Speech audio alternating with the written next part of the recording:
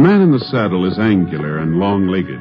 His skin is sun-dyed brown. The gun in his holster is gray steel and rainbow mother of pearl, its handle unmarked. People call them both the six-shooter.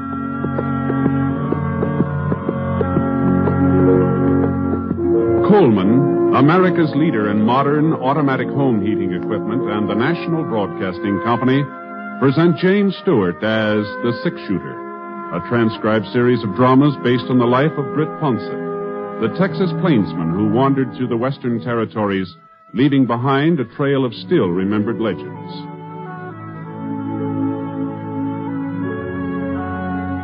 Now, in just a moment, immediately following this important announcement, you will hear Act One of The Six-Shooter. Last year, thousands of Americans who tried to get away with carelessness on the highways were killed or permanently injured in traffic accidents. And remember, accidents don't always happen to the other fellow. Unless you are meticulous in your observance of the rules of highway safety, you and your loved ones are vulnerable to the menace of traffic accidents. Every motorist should take an active role in supporting the safety movement in his or her community. Encourage driver training in your high schools. Teach your children the rules of safety on the highway. Remember, the life you save may be your own. Now, Act One of The Six-Shooter, starring James Stewart.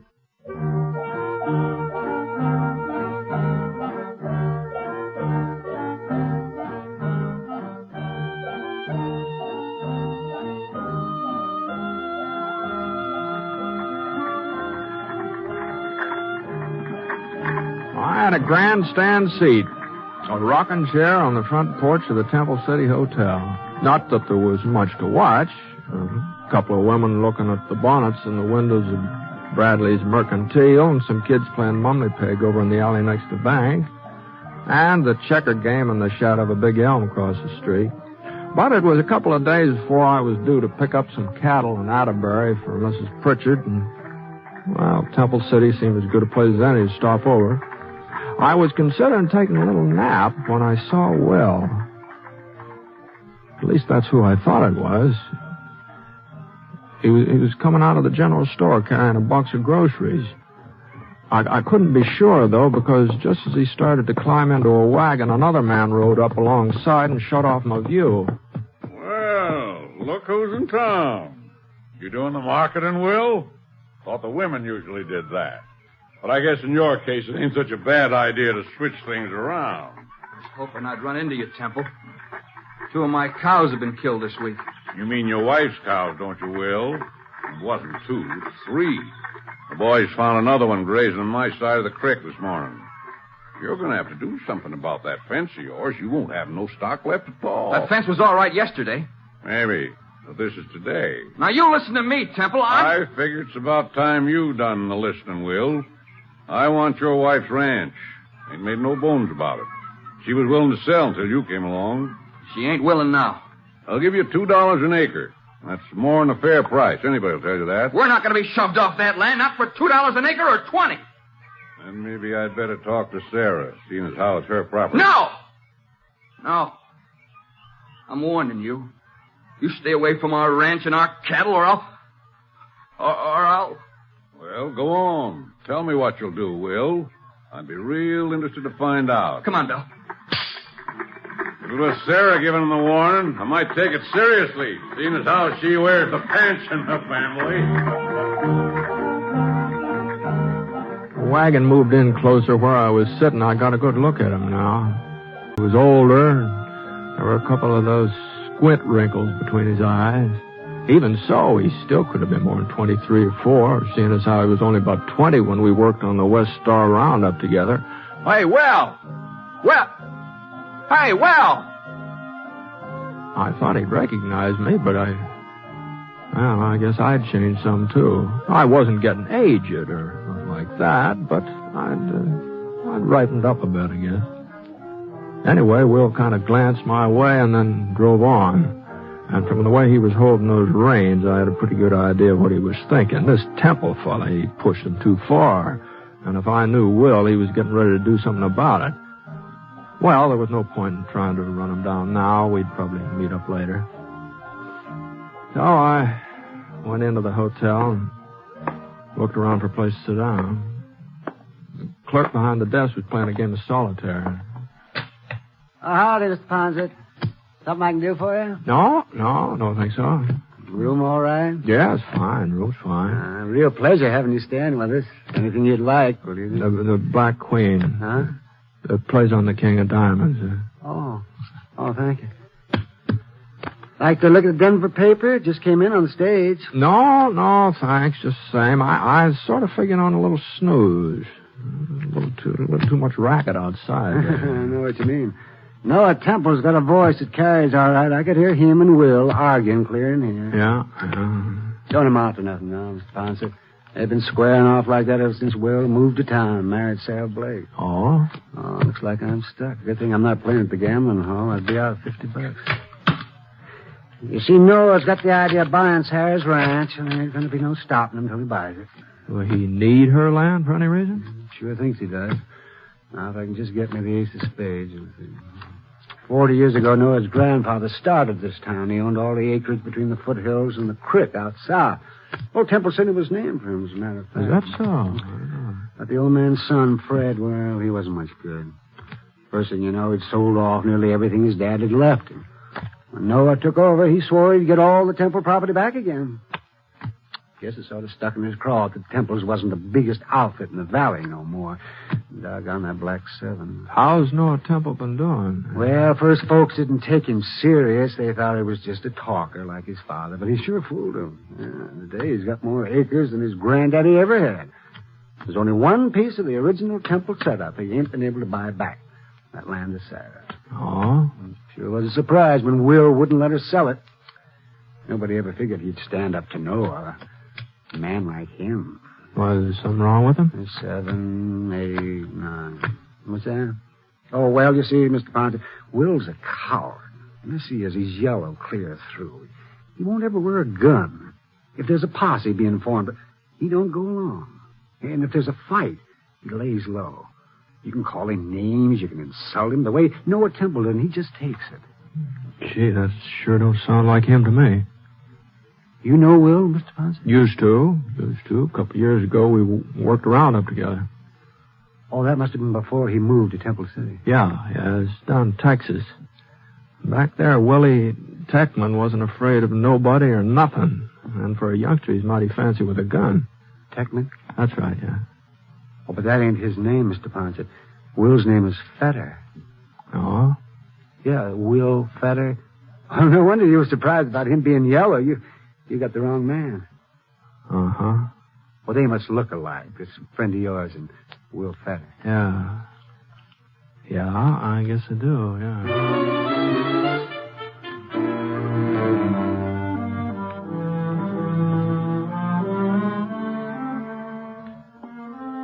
I went upstairs to my room, started to pull my boots off. You know, it's funny. I hadn't been doing anything but sit all day, and my feet hurt worse than I've been walking 20 miles. Oh.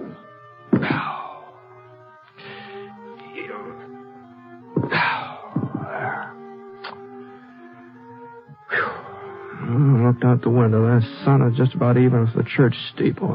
So it'd be around 3 o'clock.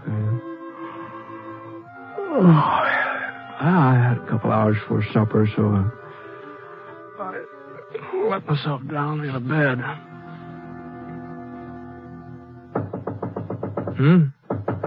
Yeah. Well, come on in. Mr. Ponset? Oh, excuse me, ma'am. I didn't know it was a lady. I'm sorry to bother you, Mr. Ponset. Oh, not at all. I wasn't exactly what you'd call busy. Won't you sit down here? Thank you. Here, wait, I'll get those boots out of your way. Mr. Ponset, I'm Will's wife. Oh, I'm pleased to meet you, ma'am. Will told me you were in town today. He saw you. And you saw him, didn't you? Yes, ma'am. At least I thought I did. Well, you can't tell anyone he's here, Mr. Ponset. Oh? You didn't come to Temple City looking for Will, did you? Will thought maybe that was the reason. We heard about what happened in Prescott last winter when you came across Bar Cleaver. Well, you heard wrong, ma'am. I didn't come across Cleaver. He came across me. And as for Will, He's made a new life here. A good life. If he has to go back to prison... Prison? Oh. Well, you knew about the bank robbery in Austin and about him breaking out before... You knew, didn't you? No, ma'am. No, I haven't been back that way since... Then you wouldn't have told the marshal? But we thought... We were sure. What have I done? No, just take it easy, ma'am. Oh, if I hadn't come to see you, nobody would have known he was Will Techman. Things have a way of coming out sooner or later. How much longer was Will supposed to serve? 2 years. Uh-huh. Well, that's not so long when you're young. We're going to have a baby, Mr. Ponset. But I almost wouldn't want to have him if he was going to grow up knowing his father'd been in prison. Why should Will have to go back? Why? Well, I guess maybe you'd better ask the judge who sentenced him, ma'am. What I mean is they say it's so a man will live a decent, respectable life when he comes out. And Will's already living a decent, respectable life. He works hard. He never makes trouble for anybody. He doesn't even wear a gun, and he promised me he never will. Was that your idea, not wearing a gun? Before we were married, he told me about the trouble in Austin and how he broke out of prison. I suppose I should have made him go back. But I was so much in love I couldn't. So I asked him to give me his word he'd never use a gun again. Never even carry one. Well, it must have been kind of hard on a fellow like Will to keep holding himself back that way. It hasn't been easy. I've heard what men like Noah Temple call him. But Will takes it. He's kept his word. This fellow Temple, the way he and Will were going at it today, it sounded like they were heading for trouble. Won't be anything serious. Will just doesn't want us to be pushed off of the ranch. You can't hold that against him. No, there's not. Then you won't tell the marshal over in Atterbury? Or anybody? Well, I don't imagine Marshal Sanders would like me mixing into his business. This is his district. I guess he can take care of it. Anyway, he has so far. But now, look here, Thank you, Mr. Ponset. Well, Thank you. Now, and thanks for Will, too. Well, wait. Well,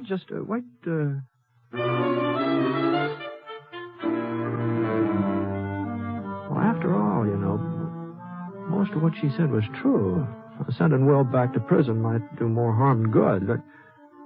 And it wasn't up to me to sit judgment on him. I was going to be leaving town in a day or so anyway, and if anything happened after that, it wouldn't be my concern. So, of course, a man does have certain duties even if he's not wearing a badge. A man who spots a wanted criminal, he's supposed to report it. And I always had before.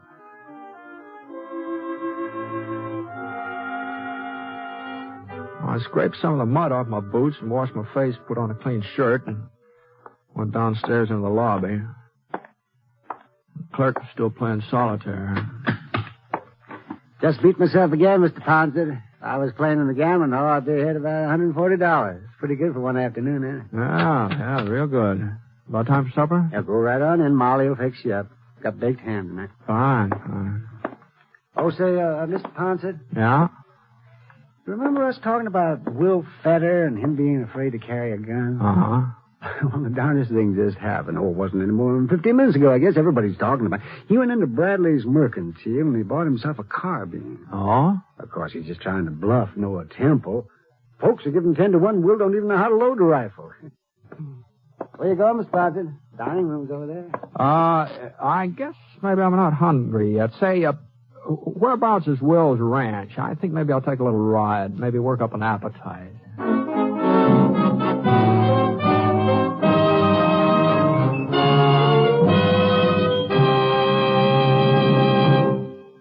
We'll return to James Stewart as the six-shooter in a moment. First, a word from Coleman, America's leader in modern automatic home heating equipment. When winter comes, does your house shrink like this? Well, I guess it's time to close off that back room. There's just no way to heat it. Don't deprive yourself of valuable living space.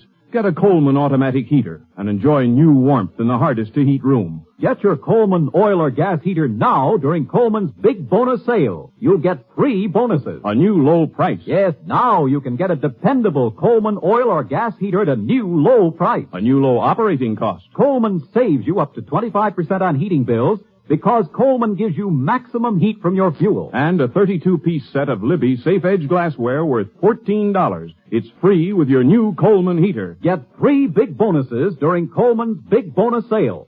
The sale is for a limited time only, so see your Coleman dealer tomorrow. Look for his name in your telephone directory. Remember, comfort costs so little with a Coleman.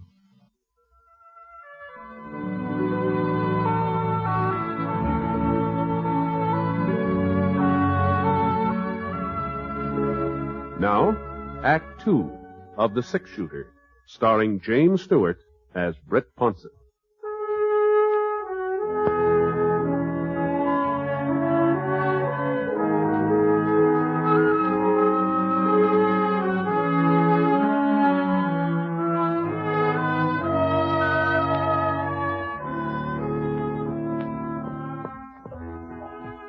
That ranch was about 2 miles south of town, and from the outside looked neat and comfortable, well kept up. The ground stretching out behind it was good grazing land, though it was worth at least $5 an acre, maybe more. I tied Scar to a cottonwood in the yard and walked up to the door.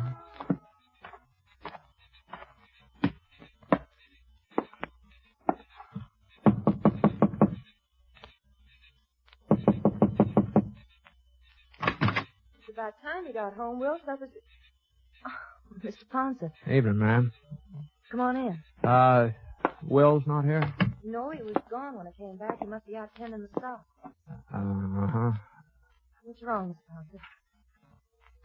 You haven't changed your mind, have you? Where's the Temple Ranch lie from here? It's all around us. On all 4 sides of our land. And Temple's ranch house, where's that? East. Due east. But what's that got to do with it? What's happened?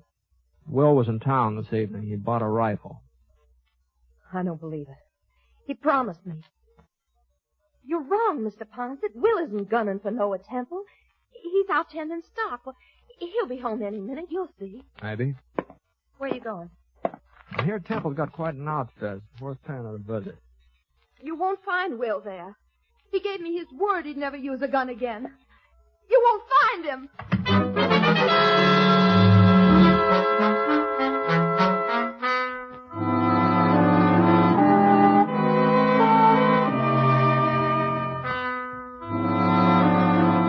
I headed due east for about a quarter of a mile, and when I came to the edge of Will's property, I saw a sorrel tethered to a fence post. Looked like Will had decided to go the rest of the way on foot, so I climbed out of the saddle and looked around. There was a big break in the fence, but the cattle hadn't made it. That barbed wire had been cut. And there were 4 heifers and a couple of steers lying just over the Temple boundary. Well, there just wasn't much question about it. They'd been shot. So I crawled through the opening and went right past a big sign that said, Temple Ranch, trespassers will be shot. I found some footprints. I figured they were Will's.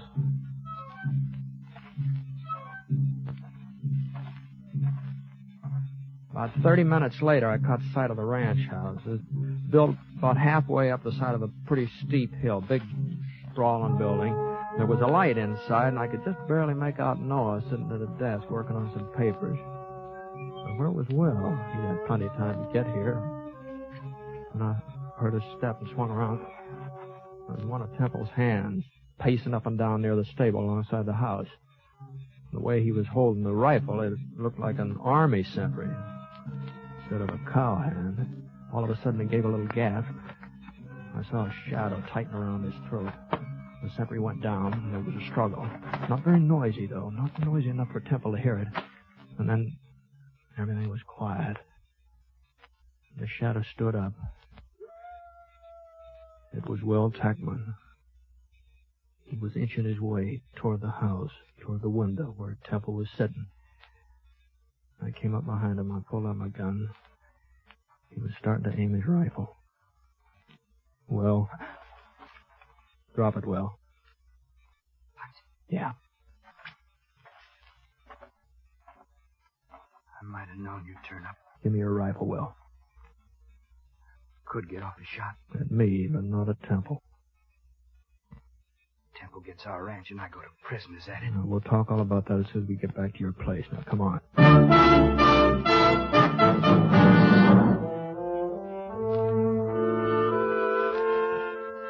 I carried Will's rifle and led the way.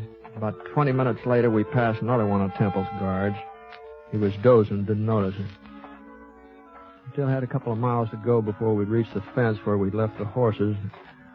Will was sort of panting for breath. All right, let's rest a minute. Okay. I thought you promised your wife you'd never take up a gun again, Will. Mr. Ponset, You see them dead heifers over by the fence? Yeah? Had a bout wipes I heard of. I found them. I had to do something.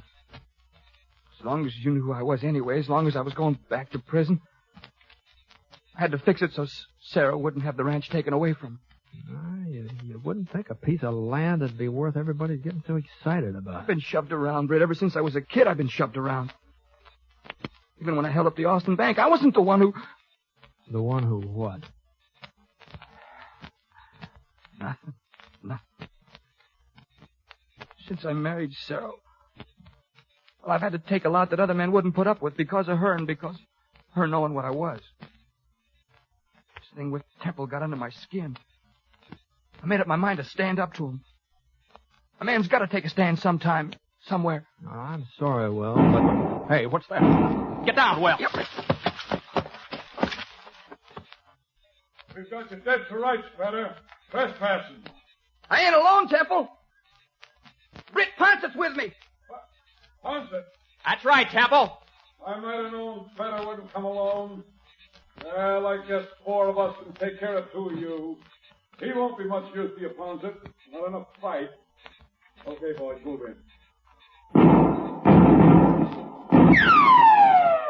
I could see one of his boys firing from behind a tree behind him. So I aimed at his arm. And the bullet hit him on the shoulder and he lurched forward. That meant only 3 of them now, but they were closer. Will still didn't say anything. He was waiting for me to make the next move. I tossed him the rifle. Thanks, Britt. He got to his knees and started across a little clearing. He was still all right when he died behind a boulder. I knew where he was heading, too. Noah Temple had been shooting from behind a clump of pines about 50 yards back. For a couple of minutes, I didn't get a chance to watch him. Temple's 2 guards were on either side of me now. One of them was more than 8-10 feet away. I saw the barrel of his carbine rise up from behind the bush. And only 1 guard left. About that time, it seemed like he'd had enough.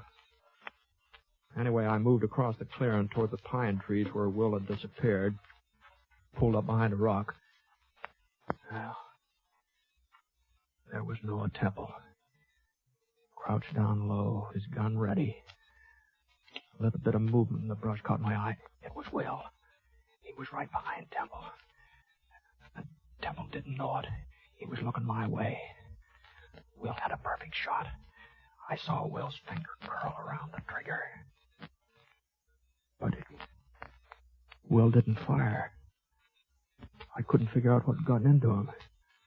He didn't fire. And then he threw his rifle to one side and let out a yell. Temple! Temple turned and got off a shot. Well, he was surprised he couldn't do much aiming.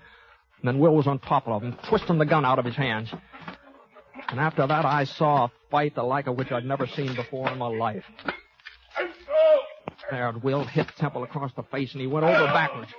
And then Temple kicked, and his foot lifted Will right off the ground. But before Temple could pick himself up, Will was right on top of him again. And Temple tried to reach for his gun, and Will brought his boot right down on Temple's hand. Temple quit reaching.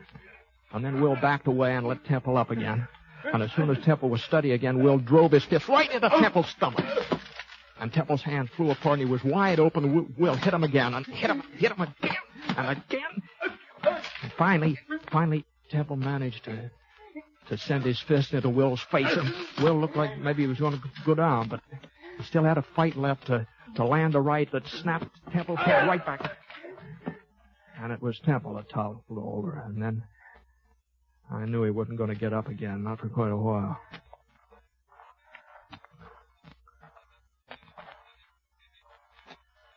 Feel better, Will? Yeah. Yeah, lots better. You had your chance to kill him. You had a perfect shot. You didn't have to fight him this way. It's the only way I could fight him, Britt. Huh? I had him in my sights. Something kept me from pulling the trigger. Maybe you'll think I'm crazy, but I kept remembering what I'd promised Sarah. That I wouldn't use the gun again. I couldn't pull that trigger, Britt. I just couldn't. Uh-huh. Well, let's see if we can't get Temple here to a doctor. You know, it looks like he needs one.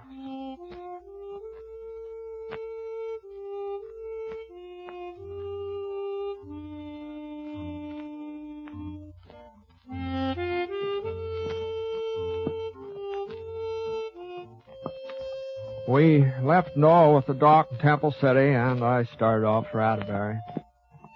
I've made up my mind to tell the marshal about Will, all about him.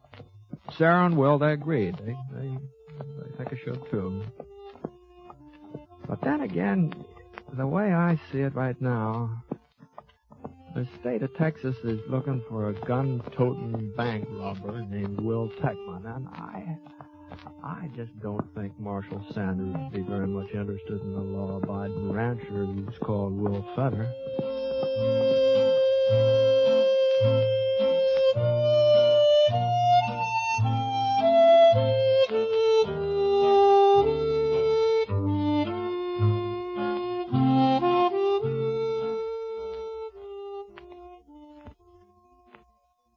I'd like to take a minute here to remind you about some of the great entertainment that's in store for you on NBC Radio. Now, for most of us, Monday evening is a time to relax, sit back, and take it easy. NBC had exactly that in mind when they designed their Monday night of entertainment. You'll want to listen to the delightful music of the Railroad Hour as they resume their fall schedule of popular operettas that have entertained for so many years. Gordon MacRae will be your host and star, and during weeks to come, you'll have many charming guest stars to add to your listening pleasure with their famous voices. And you'll want to relax to the melodies of the Firestone Orchestra and Chorus under the direction of Howard Barlow on The Voice of Firestone. Another great Monday night favorite is the Telephone Hour, with its wonderful program of music directed by Donald Voorhees. Yes, every Monday night, hear these three fine musical programs on NBC Radio.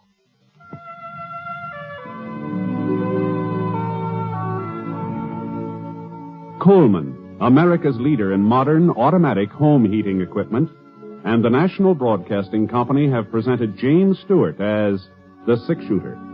Mr. Stewart may currently be seen in the Universal International picture Thunder Bay.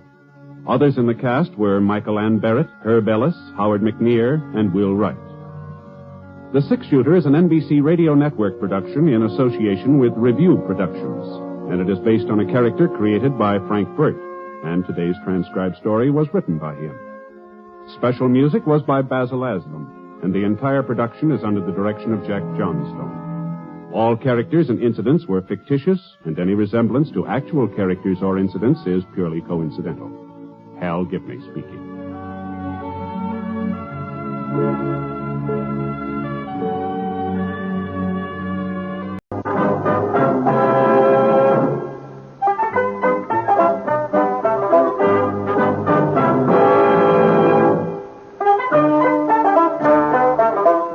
In just a moment, you'll hear James Stewart as the Six-Shooter, just one of the many great stars brought to you Sundays on NBC.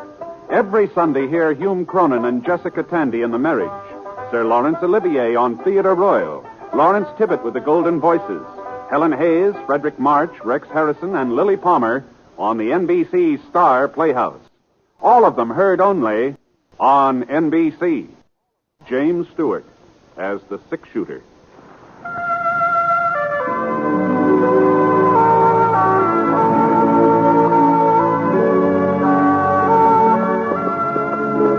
The man in the saddle is angular and long-legged. His skin is sun-dyed brown. The gun in his holster is gray steel and rainbow mother of pearl, its handle unmarked. People call them both the six-shooter.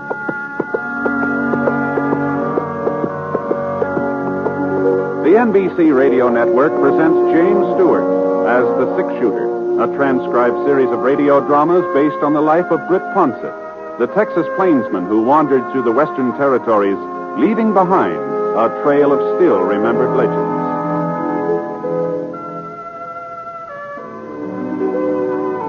Now, in just a moment, immediately following this important announcement, you'll hear Act One of the six-shooter. A lot of vacations start as a daydream and end as a daydream for lack of money. That need not happen to you. You can have extra money when you need it. Simply join the payroll savings plan for buying United States savings bonds. When your bonds mature, you'll get back $4 for every $3 you invest. And there's your extra money, your vacation, both guaranteed. Ask your employer about buying United States savings bonds through the payroll savings plan. Then join. Now, Act One of The Six-Shooter, starring James Stewart.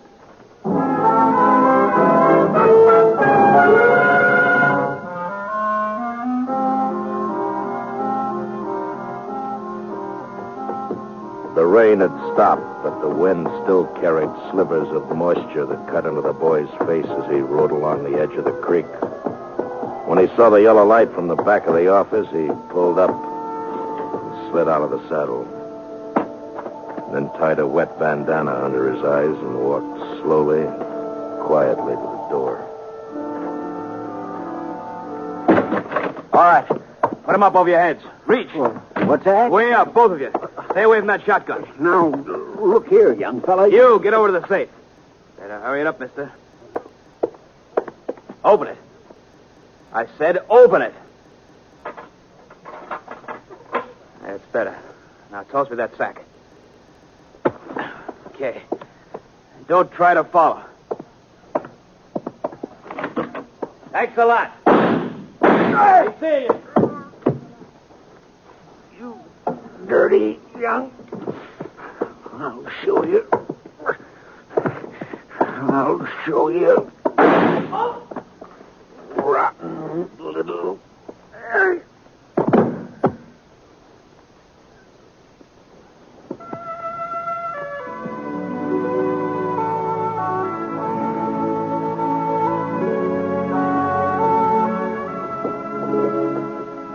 I hadn't figured on going through Clay City.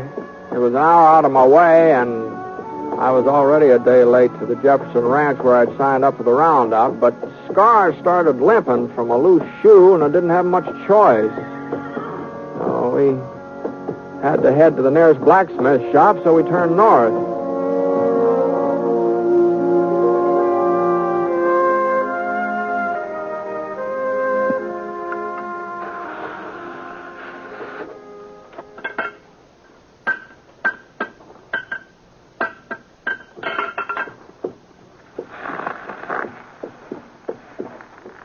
Mister. What's the trouble? Well, the horse is losing a shoe here. Let's have a look. Raise it up, fella. Come on, boy. Yeah, that's split, mister. He needs a new one. Okay, boy. Can you take care of it, you think? Sure. Bring him over here. Say, what happened to Red? Fellow used to own this shop. Oh, he went to Nevada chasing silver. I bought him out a few months ago. Is that so? You know, you don't look very much like a blacksmith. I'm stronger than I look. Heavier, too. Yes, sir. Well, what do you think I weigh, mister? Oh, I don't know. Hey, why don't you take a guess? Say 120? 30? Oh, well, not more than that, I wouldn't say. You a betting man, mister? Sometimes, yeah. All right. I say I weigh over 130. And if I don't, you get the new shoe for nothing. But if I do, you pay me double. What do you say? Well, now, you got a set of scales? Don't need no scales. What do you say, mister? Is it a bet? There don't seem to be no way of proving it, though. All you got to do is lift me up. You look like a man who can judge weight. What do you say? Okay. All right, it's a bet. All right, mister, just heist me. If you don't think I weigh more than 130, the shoe is free. Come on, heist me up. I haven't ever tried to judge a man's weight before, but here we go. Wow. Yeah. Well, I'll be doggone. Yes, sir. I'm packed solid, mister. Real solid. Oh, you're packed tighter than a steer. You must weigh 150. You see what I tell you? 158.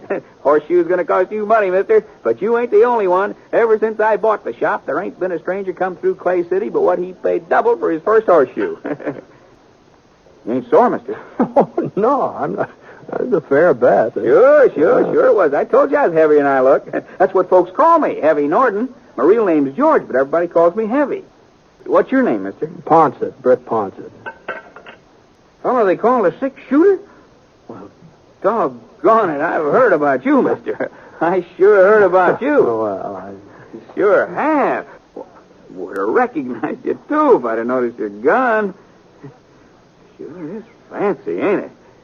Say, do you mind showing it to me? No. Here, catch it. Oh, that's real fancy. Just like Sheriff Scofield said. And you know something? He says he's seen you fire 6 shots with it while Whitey Jackson was getting off his first bullet. That time down at Eagle. Yeah, well, the sheriff kind of likes to build up a story, you know. Well, he swears it's the truth. Well, here's your gun, Mr. Poncett. Thanks. Sure. You was mighty quick in getting into Clay City. How'd you hear about it so fast? Hear about what? Why, the holdup at the Fargo station last night. Ain't that why you come? No, I was heading past town. Turned off because Scar got a loose shoe. Well, now, ain't that a coincidence? Fellow holds up the Fargo office, kills one man, maybe 2, gets away with $5,000, and 12 hours later you ride into town. You got any idea who did it? No, sir, not a single solitary one from what I hear. Like I say, the deputy agent was dead when they found him. Other fellow, Fred Wilmer, a friend of his, got shot up pretty bad. Ain't done no talking yet. Doc says maybe he never will. I see. Wow. Does Sheriff Scofield take out a posse? Nope, ain't nobody to go. Most of the men signed up for the Jefferson Roundup. Left town day before yesterday.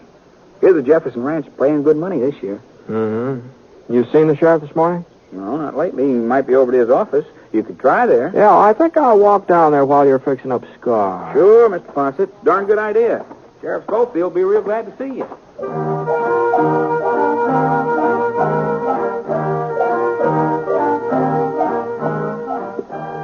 A couple of doors this side of the sheriff's office, I saw the Wells Fargo sign nailed up next to the window.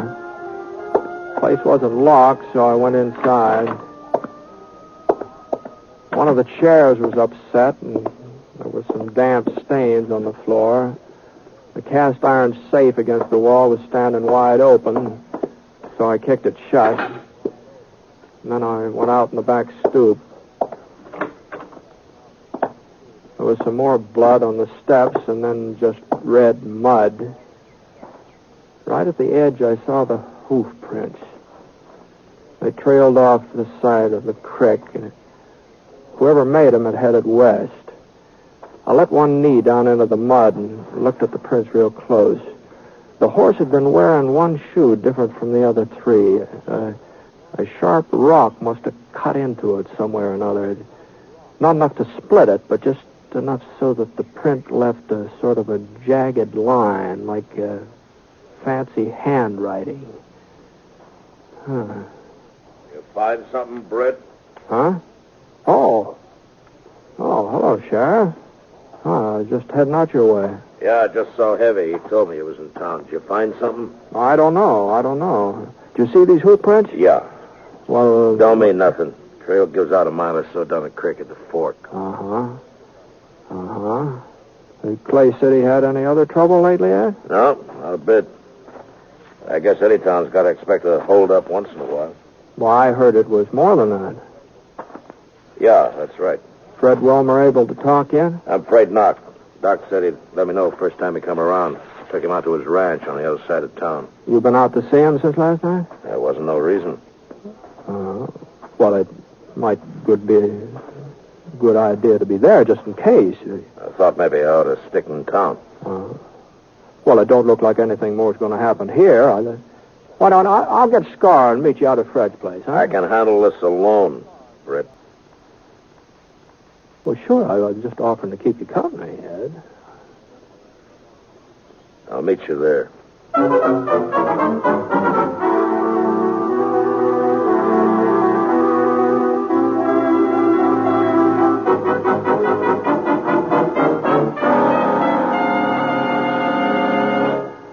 Well, he's all fixed up, Mr. Ponset. Tied him up around the side so he'd be in the shade. Well, thanks very much. Mighty fine horse you got there, too. You find Sheriff Scofield? I told him you was in town. Yeah, I found him. Figure out anything? No, not so far. You will. Sheriff's a good man. You and him together, you'll get whoever done it. Maybe. Say, you're the only blacksmith around here, aren't you, Heavy? Yeah, only one for 40 miles, yes, sir. Did you ever see a horse with a shoe that's got one jagged edge, left hind leg? A lot of shoes got jagged edges, Mr. Ponset. Yeah, I know, but now let's see here. I'll try to show you what I mean. I'm not much of an artist, but it looks something like this. Mm-hmm. It's sort of like that. Yeah. Seems to me I did see a shoe like that just the other day. Well, sure. I remember. Told me I ought to get a new one for it. Ben Scofield, that's who it was just the other day. Ben? That's right, Sheriff's kid. You know him, don't you, Mr. Poncett? Sure. Well, I haven't seen Ben for a couple of years, though. Well, sir, you wouldn't recognize him if you saw him now. That boy just sort of growed up overnight. Yeah. Yeah, I guess he has.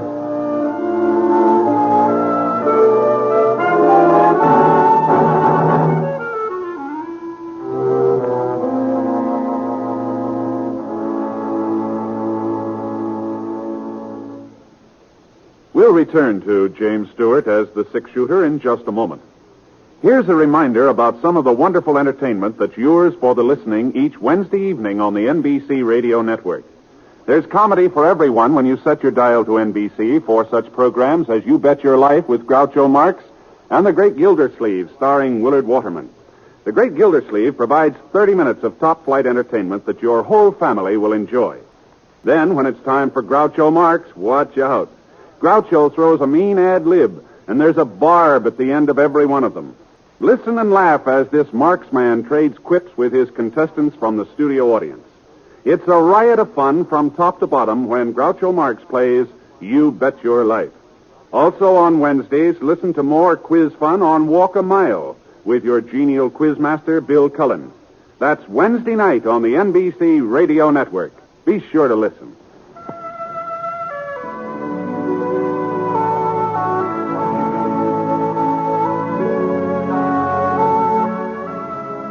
Now, Act Two of The Six-Shooter, starring James Stewart as Britt Ponset.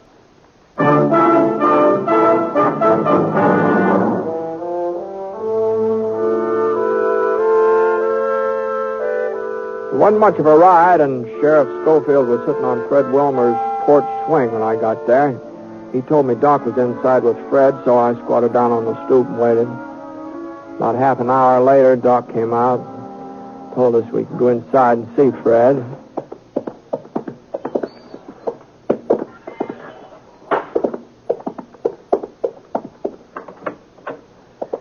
Fred was lying on a cot, breathing hard.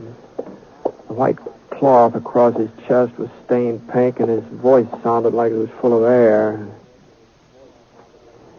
We was just sitting talking, Sam and me. Didn't hear the back door open. Must have left it unlocked. Turned around, and there he was, holding his gun on. Did you get a look at him, Fred? Sure, but it didn't do much good. Handkerchief over his face. Couldn't see nothing, just the gun. Told Sam to open the safe. Wasn't nothing else Sam could do. Sure. Took the money, walked over to the door. Yeah? Looked at us for a minute and then fired. Didn't have no reason. Hit Sam in the face, hit me in the chest, and couldn't have no reason. Now take it easy, Fred. It's just like you enjoyed shooting at us. That's how it was, like you enjoyed it. Maybe he was scared. He wasn't scared. He didn't have no reason. Thought he'd killed us both. Started down the steps. I got my hand on the shotgun and let him have it. You hit him? I don't know, maybe. He gave a yell and rode off. You go out back after him? I couldn't go nowhere, Britt. What kind of a fellow was he?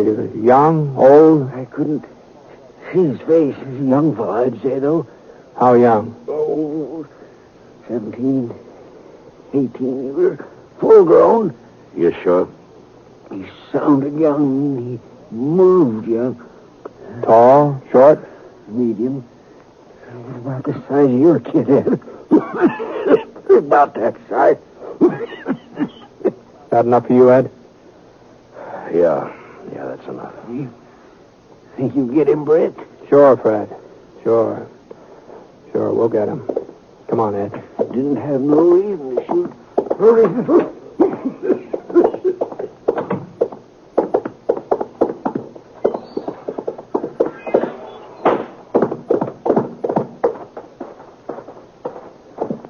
Let's go, Ed. We're wasting our time, Brett. He's got a day's head start. He'll be 40 miles from here. Not if he's shot up. Well, you go on if you want to.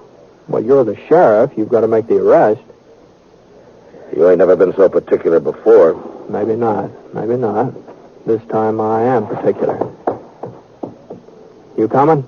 We don't even know where to start. Well, I thought along the creek. Good place as any other.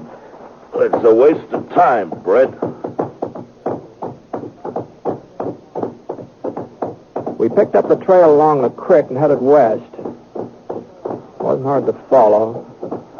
Every once in a while, we'd see a few drops of blood spattered against the bushes. About 10 minutes later, we came to the fork where Ed said the trail gave out. Scar stuck his nose down into the water, and I looked around. The trail didn't give out. It turned south. I nodded in that direction. Ed didn't say anything. He just followed. Then about 5 o'clock, we stopped to eat. Ed built a fire, and I opened up a couple of cans of beans I had in my roll. Oh, you're not hungry, Ed? It's early for supper. It's too early. Yeah. Ed, I talked to Heavy before I went out to Fred's place. I asked him who had a horse that would leave a mark like the one we've been following. So? He said that Ben did. Your son, Ben.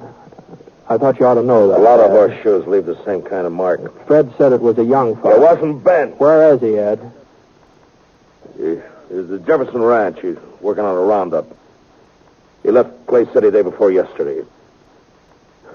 He couldn't have been Ben. There's a lot of wild youngsters in these parts, but Ben's a good boy. He couldn't be him.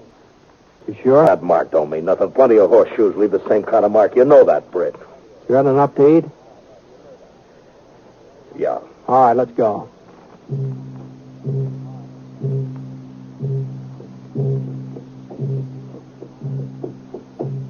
The moon came out, thin, yellow. Not real bright, but enough so we could follow the trail. For about 3 miles, there wasn't any blood sign. He must have wrapped something around the wound, wrapped it real tight, and then we found the bandage. A piece of shirt tail sopped through. For the next mile, he'd been bleeding a lot, much worse than before. He was hurt pretty bad, Ed. Yeah, looks like it. He couldn't have gone much further, could he? Hold up, Scar. Ed. Yeah? Pull up. Pull over here. Look. Over there in the gully, that cabin. Yeah. Whose is it? I used to belong to Jake Levant. He died a couple of years ago. Ain't nobody living there now. There's somebody living there. What? Out back. There's a pony. We'd better go on foot.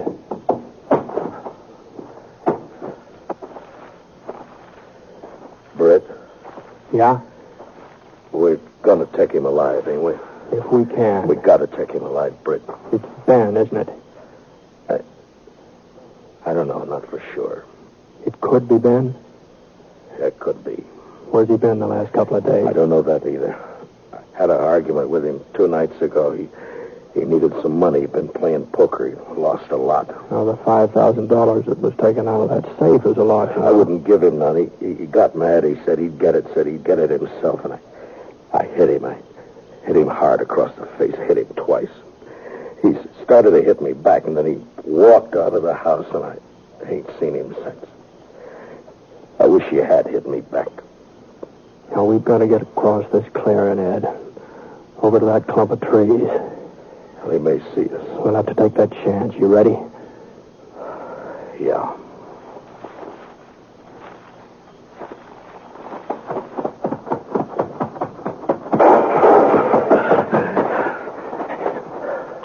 You all right? Yeah, sure. We'll stay in these trees for a couple of minutes. Okay. And then we'll rush him. It's not going to be easy to take him, Ed, now that he's spotted us. Britt, you ain't going to kill him. I'm not going to let him kill me. It ain't his fault, Britt. It's mine. You know that's not so. No, it's the truth. It's my fault. I broke him. I broke him like you break a wild horse. Tried to take all the fight out of him fast. You know what happens when you do that to a horse? He gets tame, but the fight's still there, and someday he turns wild again. He ain't really broke at all. I'm going to rush him alone, Ed. No, stay here. Sam Norton's dead. Maybe Fred Wilmer, too, by now. Killing Ben won't bring him back. He's my son, Britt. I'm sorry, Ed. No, we're going back to town. Not without him. We're going back. Now, you can outdraw me, Britt, but I'll still have time to get a shot off. I'll try to get him alive, Ed. I'll try. No, don't turn your back on me, Britt. Don't be fooled. Don't make me do it, Britt. I knew he wouldn't shoot. I wasn't being brave, but I knew he wouldn't shoot. A man like Ed Scofield just don't change overnight. You can figure a man like Ed. But I hadn't figured on what happened next. Ben! It's me, Ben! You're dead! Can you hear me, Ben? Britt Ponset's coming after you. Throw out your gun, Ben. Britt Ponset's coming. No, listen to me, Ben! I saw him go down, real slow, like his legs had buckled under him. I pushed myself past a couple of rocks and edged over toward the back door. The kid was in the kitchen. I couldn't see him, but I could hear him moving around, going from window to window, looking out, waiting for me.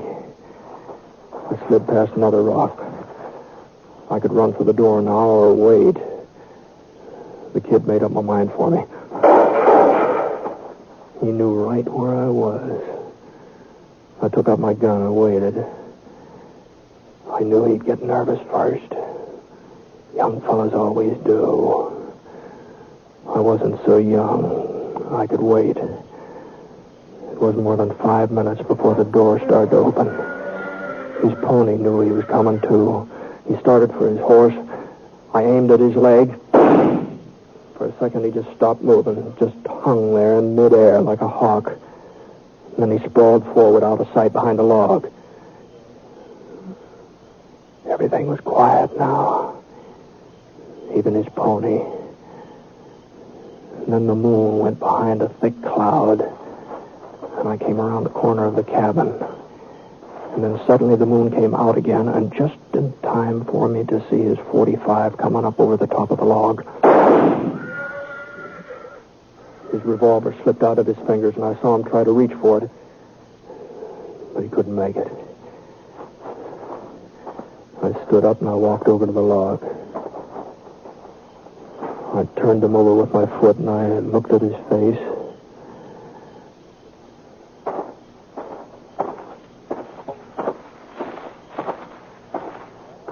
Ed? Ed? Over here. Where'd he get you? The shoulder. But I'll be all right. Is he... Did you have to...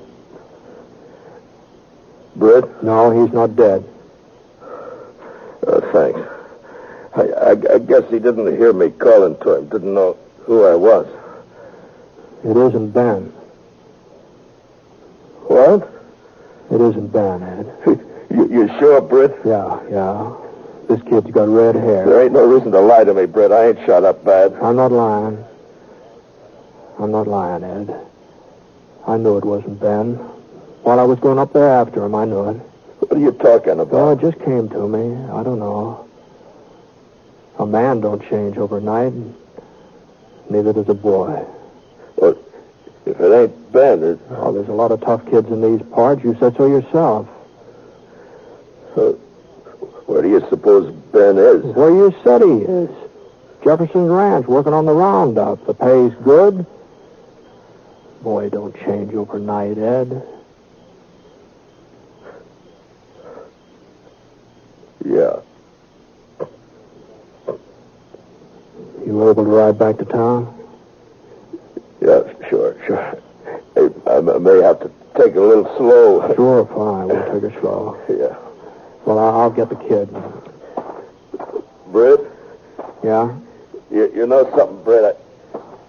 I couldn't believe it was Ben neither. Not when he shot me. I just couldn't believe it. You know that, Britt? I know. Sure, I know, Ed.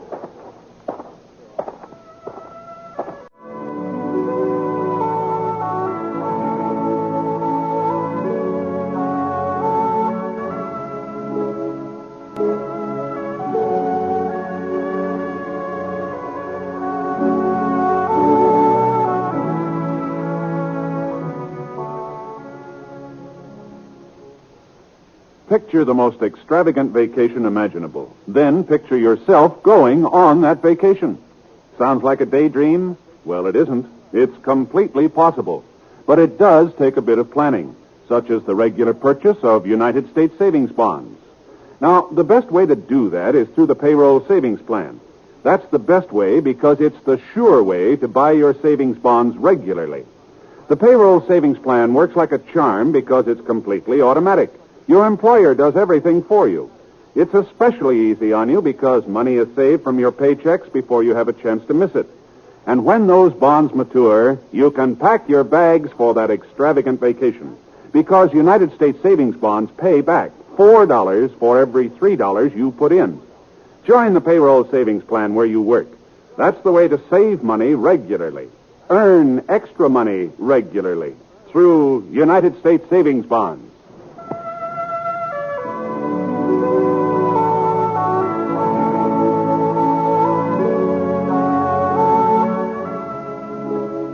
The Six Shooter is an NBC Radio Network production in association with Review Productions. It is based on a character created by Frank Burt, and the transcribed story is written by him. Mr. Stewart may currently be seen in the Universal International picture Thunder Bay.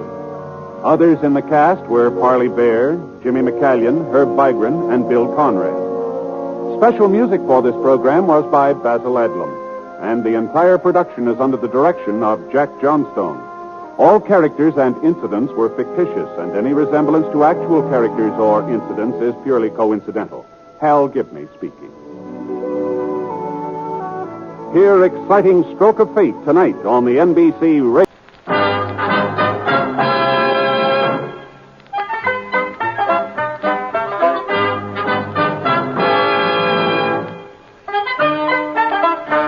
In just a moment, you'll hear James Stewart as the Six Shooter, only one of the many fine programs brought to you Sundays on NBC. Each Sunday, listen to the music of the NBC Symphony Orchestra broadcasting from Carnegie Hall. Hear the amusing adventures of Hume Cronin and Jessica Tandy in The Marriage, and tune to the NBC Star Playhouse for the nation's greatest stars. It's a lineup of wonderful programs, all of them heard only on NBC. James Stewart as the Six Shooter.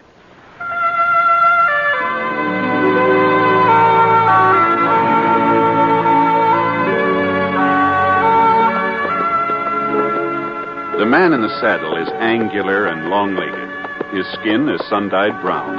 The gun in his holster is gray steel and rainbow mother of pearl. Its handle unmarked. People call them both the six-shooter. The NBC Radio Network presents James Stewart as the Six-Shooter, a transcribed series of radio dramas based on the life of Britt Ponset, the Texas plainsman who wandered through the Western Territories, leaving behind a trail of still-remembered legends. Now, in just a moment, immediately following this important announcement, you'll hear Act One of The Six-Shooter. A Christmas gift with a future. That's how everyone feels about a gift of United States savings bonds. Because when those bonds mature, they pay back $4 for every $3 invested. What's more, they can be held as long as 10 years beyond maturity and earn even further interest. Give a gift of United States savings bonds. Now, Act One of The Six-Shooter, starring James Stewart.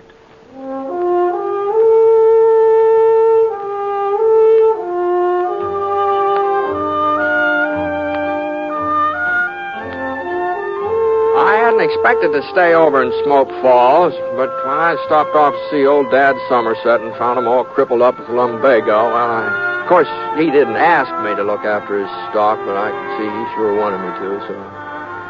Well, a couple of weeks later, he began feeling better, so I started thinking about moving on.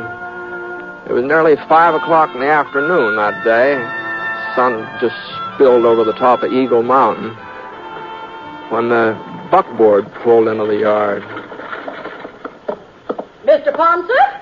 Oh, evening, ma'am. Mr. Ponset, I'm Grace Proudly. Oh, pleased to meet you, Miss Proudly. I've been meaning to come out and see how Mr. Somerset's been getting along, but I just never have a minute's free time. It's canning season, you know. Yes, ma'am. Well, Dad's feeling much better. If you'd like to talk to him, he's right in. No, just say that I asked for him. As a matter of fact, it's you I want to talk to, Mr. Ponset. Oh? You see, I'm president of the Ladies' Aid Society of Smoke Falls. Uh-huh. We're affiliated with the church and do lots of charity work, Christmas baskets and things like that, you know. All the best ladies in town are members, and we don't just take in everybody either. Well, Now, this is what I'm getting at, Mr. Poncett. Tonight's our box supper and square dance. It's an annual event.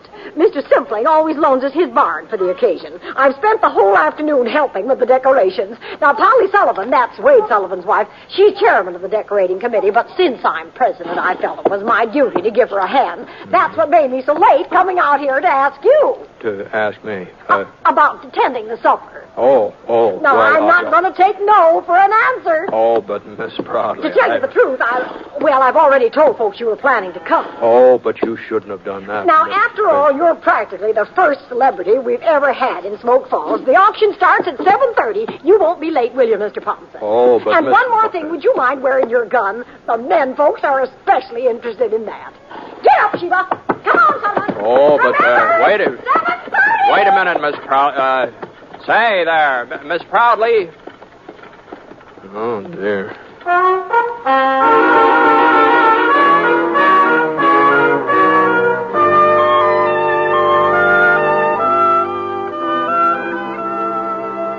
Well, after I gave Dad his supper, I washed my face and wet down my hair and started off for old man Simpling's barn.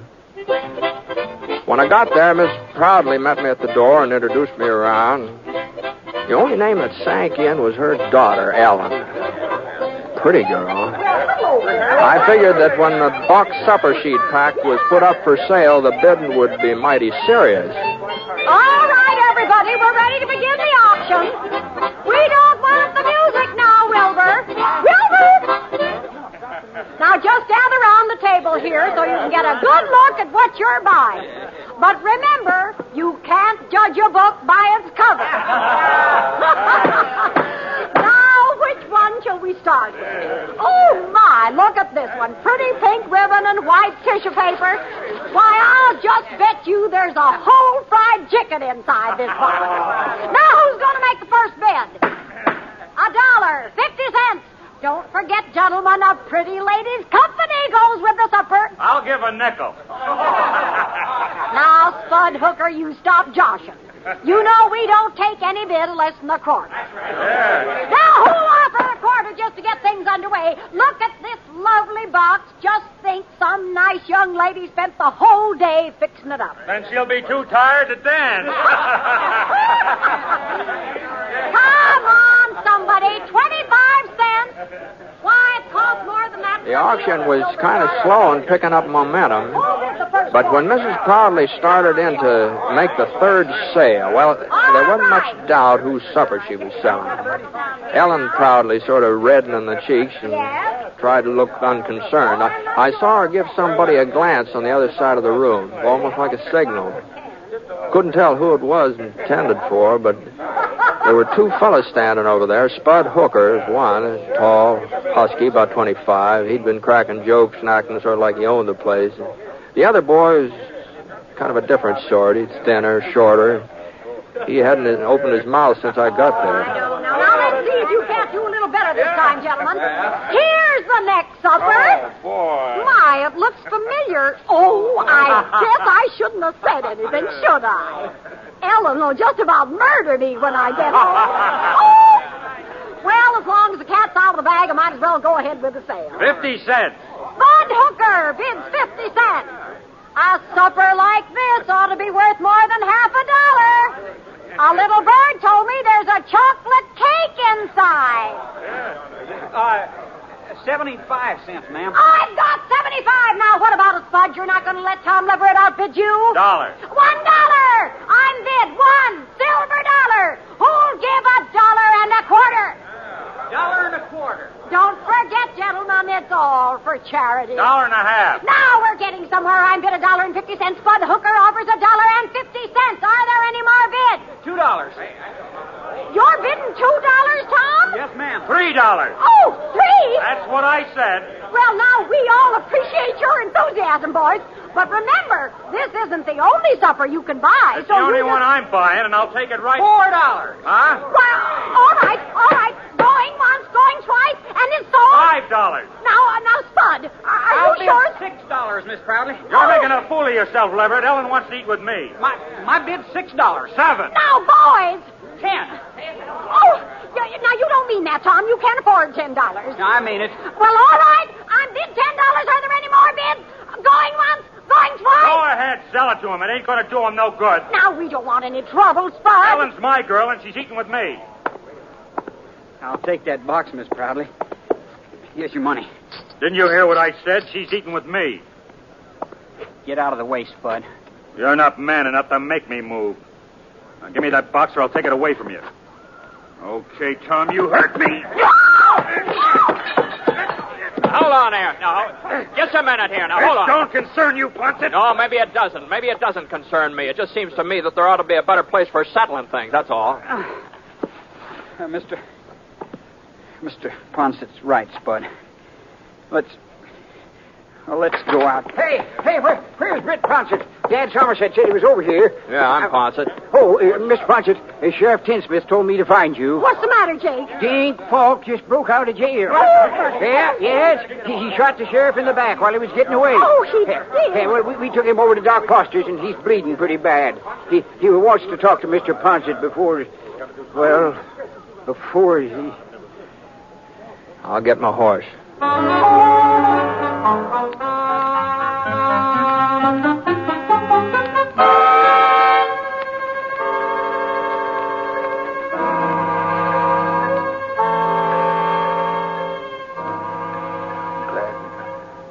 Glad you got here, Britt, before... Now, what are you talking about, Ray? You're going to be all right. The doc says you'll be back on your feet again inside of a week or so.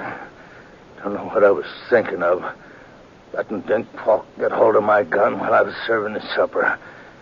Must be getting careless in my old age. Now, well, you're not the first man to have trouble with Falk. He got a pretty fancy reputation from what I hear. Yeah, that's why I had to see you, Britt.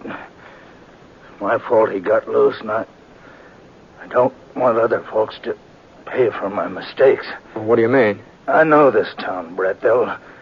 I'll get a posse together and start after Falk. Well, that's... And they'll catch him, too. But going out in a crowd like that, he'll hear him coming. Falk's a wildcat killer, Britt. When he's cornered, he won't give up. pick off 3 or 4 of the posse before they can close in. Well, not if they're careful. That's the trouble, though. Fellas here ain't cautious. They're bullheaded, but you'd know how to take him, Britt. No, I ain't saying it's your duty. You don't even live in Smoke Falls, but you could capture Falk without him having a chance to... No, I'm afraid you're giving me too much credit, Ray. If you want somebody to go along, any of the boys... Sure, I know that, I'd be mighty grateful, Brett. The folks here have been good to me. Wouldn't like to leave them thinking that because of me, because of what I did, some of them was going to... No, you better take it easy. Just I take know it easy. It's asking a lot. Falk's a good shot. A wildcat killer. It's just...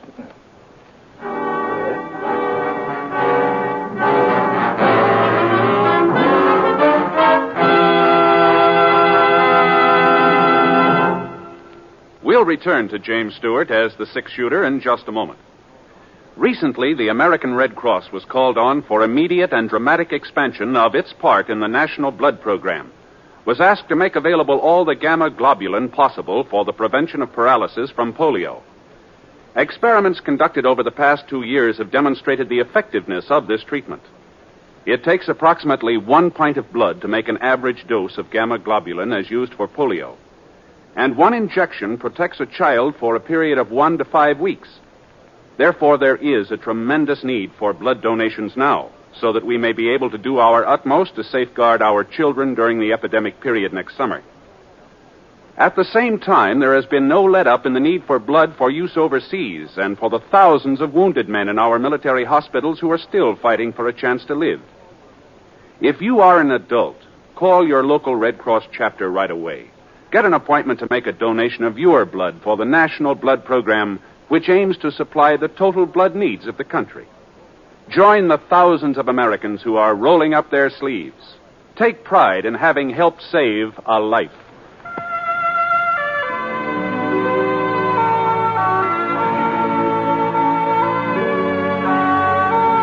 Now, Act 2 of The Six-Shooter, starring James Stewart as Britt Ponset.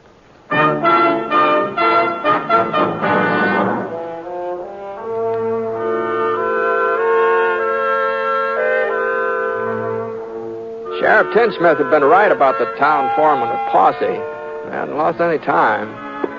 Spud Hooker was taking charge. I was kind of surprised to see that Tom Leverett was along. But I figured he and Hooker sort of joined forces for the time being. How is he, Poncett? Well, he passed out a few minutes ago. Maybe it's just as well. At least he's getting some rest. Yeah, well, we're going after Falk. The other boys are waiting behind the mercantile. Looks like you've got quite a gang. I ain't got no objections to having you go along, too. Not that we need you understand? Yeah. Well, you coming? Well, I had a little talk with the sheriff just before he lost consciousness.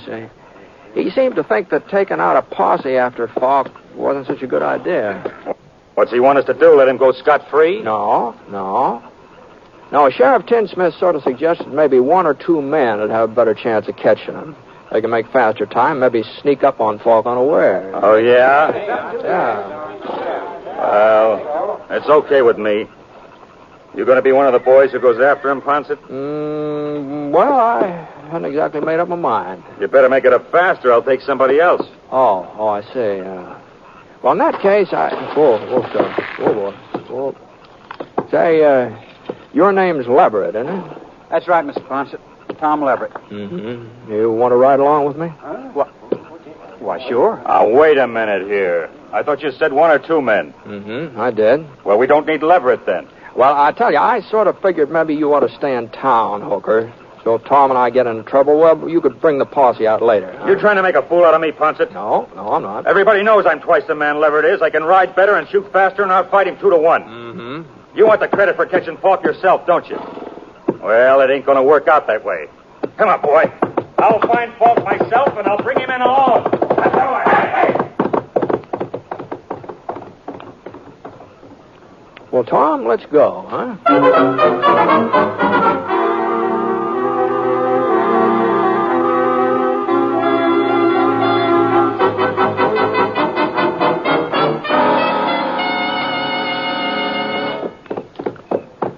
trail headed west, up toward Eagle Mountain.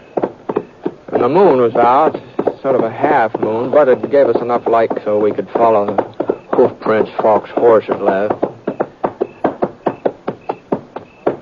Along about midnight, we spotted another trail, fresher. It couldn't have been more than a couple of minutes old.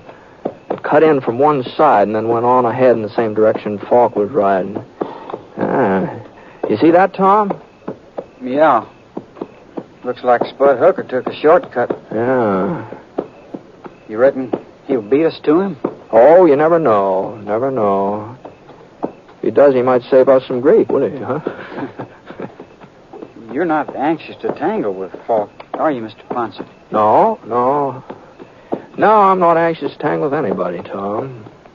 But I thought, well, you brought in other outlaws before. Oh, some. Not as many as folks think, but I've never enjoyed tangling with any of them. Why'd you pick me? Spud's right. He is twice the man I am. That's shooting, maybe. Yeah. But there's more to trailing a killer than being able to shoot. You know, lots of times it's more important for a man to know when not to shoot, you know. Oh? Yeah. Fellow's itching to pull a trigger like Spud. Well, he's apt to pull it too soon. And, hey, look at that. The moon's going down. Yeah. We might as well get some shut-eye. Whoa, boy. Oscar. You couldn't see the trail anyway. Spud won't be stopping for sleep. No, don't suppose he will. That's another reason I picked you. I kind of figured he'd want to keep pushing on all night. And, doggone it, God, along about this time, I just get tired.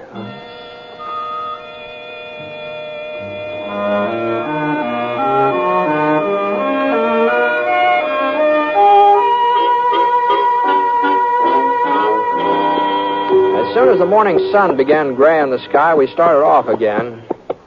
Falk's trail was winding up the side of Eagle Mountain now. It was pretty hard riding. Tom didn't complain, even though I could see he wasn't used to it. Every once in a while, he almost slid out of his saddle, but somehow he managed to hang on. About noon, we reached a little creek, and Falk's trail gave out. The other trail, the one we figured was Hooker's, it sort of milled around in all directions, then went off on a tangent. And we climbed out from our horses and got a drink of water. It tastes good, doesn't it? It sure does. You ever been out this way before, Tom? Oh, yeah. Not for the last couple of years, though. Any cabins around, place a man could hide out? Well, not that I remember. You think we're getting close to him? Well, he could have gone on using the creek to cover his trail, but he'd have to stop pretty soon.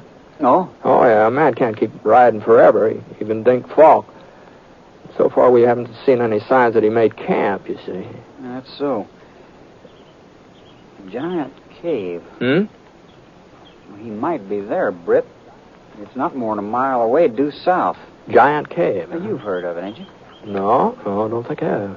Well, it'd be a perfect spot for a man to hold up. Nobody knows for certain just how far back into the mountain the cave really goes. Some scientific fellows tried to explore it last summer, but, well, their lanterns gave out before they come to the end. Well, it sounds like something we ought to see even if Falk isn't there. Come on, let's go and have a look.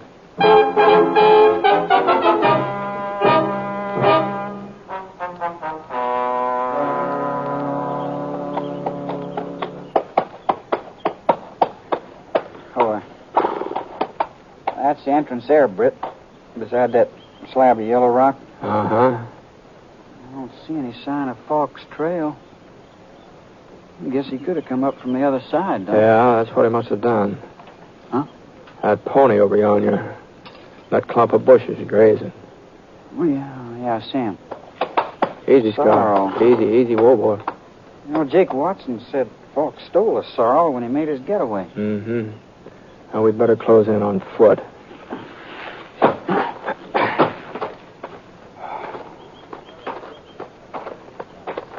We tethered our horses on a couple of spruce saplings, moved into the cave entrance. It wasn't a very big hole. We had to sort of bend over and crawl through it.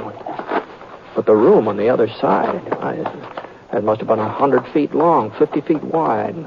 The walls were sheer rock, sort of rainbow-colored, so smooth you'd have thought somebody had been polishing them. And then the light behind us got down to a pinpoint.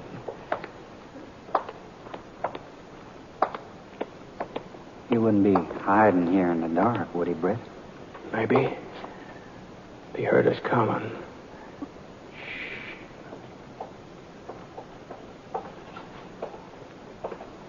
Somebody up ahead. Yeah.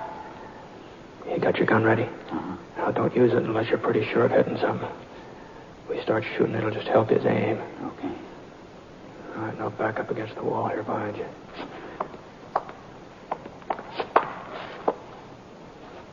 Falk! We know you're in here, Falk. You go any further, you'll get lost. You'll never find your way out. Hey, you hear me, Falk? You're wasting lead. You can't see us. We know that. You can't see me neither. We don't have to. You've got to come out sooner or later, and we'll be waiting. All right, we're going to leave you now, Falk. We're going outside and wait. Hey, where you are? You giving up? No, I ain't. And I ain't alone. What? I got somebody with me. Friend of yours, I reckon. We're coming out together. And if you try to stop me, I'll kill him. What's he talking about? He ain't lying, Britt. It's me, Spud Hooker. Spud? I caught up with him last night, but he got the draw on me. Hold your fire, Britt. He means what he says. He'll kill me if you don't hold your fire. You gotta do what he told you, Britt. You gotta. All right, Falk, come on. Start backing up towards the entrance. I don't hear you moving. Britt, please. All right, let's go, Tom.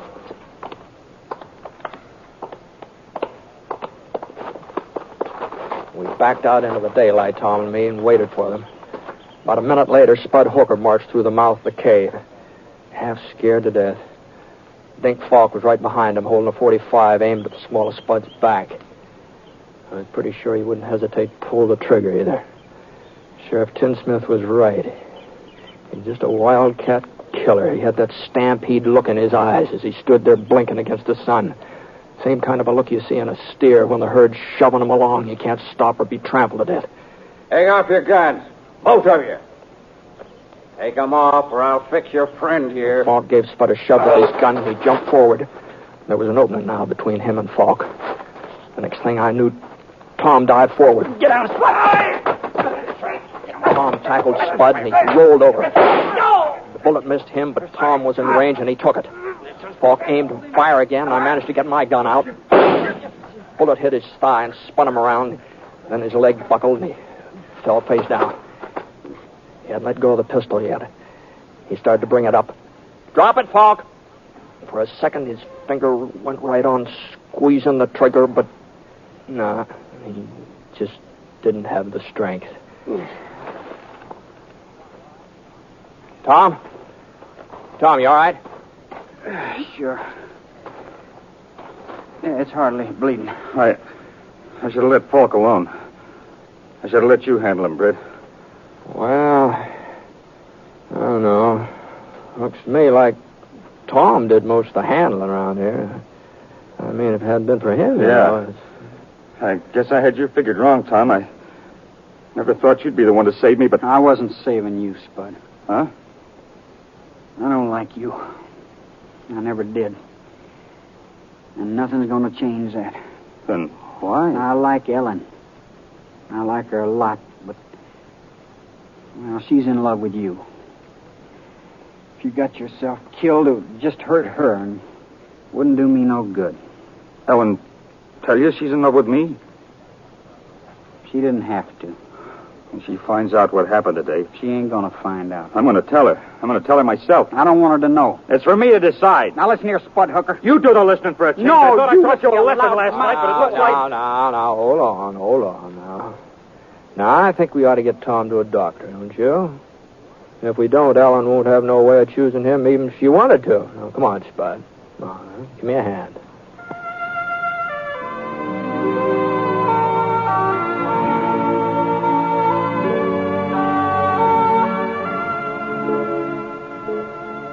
We tied Falk onto the back of his pony and started off for town. I sure didn't know what Ellen was going to do about Spud and Tom. Oh, you never know what a woman's going to do when it comes to, falling in love and marrying and all that sort of thing. But I did know one thing. That picking Tom to go along with me, that'd been a pretty good choice. Ellen probably could do a whole lot worse,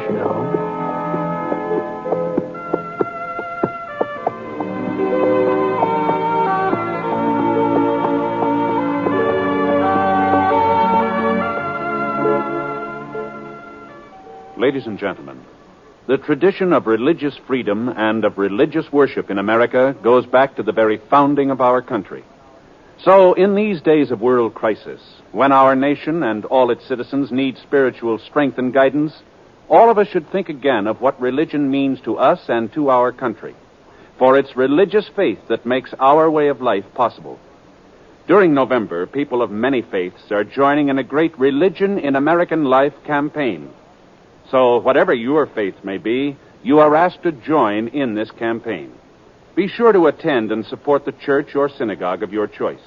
And if you have children, by all means, light their life with faith. Bring them to worship this week.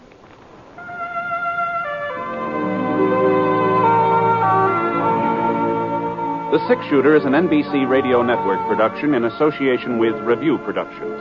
It is based on a character created by Frank Burt, and the transcribed story is written by him. Mr. Stewart may currently be seen in the Universal International picture Thunder Bay. Others in the cast were Jeanette Nolan, Frank Gerstle, Robert Griffin, Forrest Lewis, and Sam Edwards. Special music for this program was by Basil Adler, and the entire production is under the direction of Jack Johnstone. All characters and incidents were fictitious, and any resemblance to actual characters or incidents is purely coincidental. And incidentally, a great many of our friends have written in to thank us for putting the Six Shooter on the air. And a surprising number of letters have requested the name of the theme you are listening to right now, and where it might be obtained. Well, we're sorry, but it is music that has been recorded exclusively for broadcast, and is therefore not available for home use. But we are grateful nonetheless to all of you who have written. Your kind letters are always welcome. This is Hal Gidley speaking.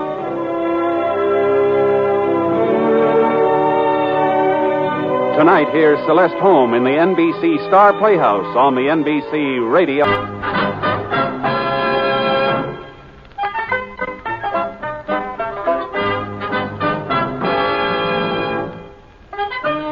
In just a moment, you will hear James Stewart as the Six Shooter, just one of the many fine programs brought to you Sundays on NBC. Later this evening, listen to the NBC Star Playhouse with two of your favorite stars.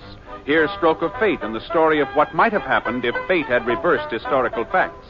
And be sure to keep tuned for the dramatic story of The Last Man Out. It's a wonderful lineup of great programs, all of them heard only on NBC. James Stewart as the Six Shooter.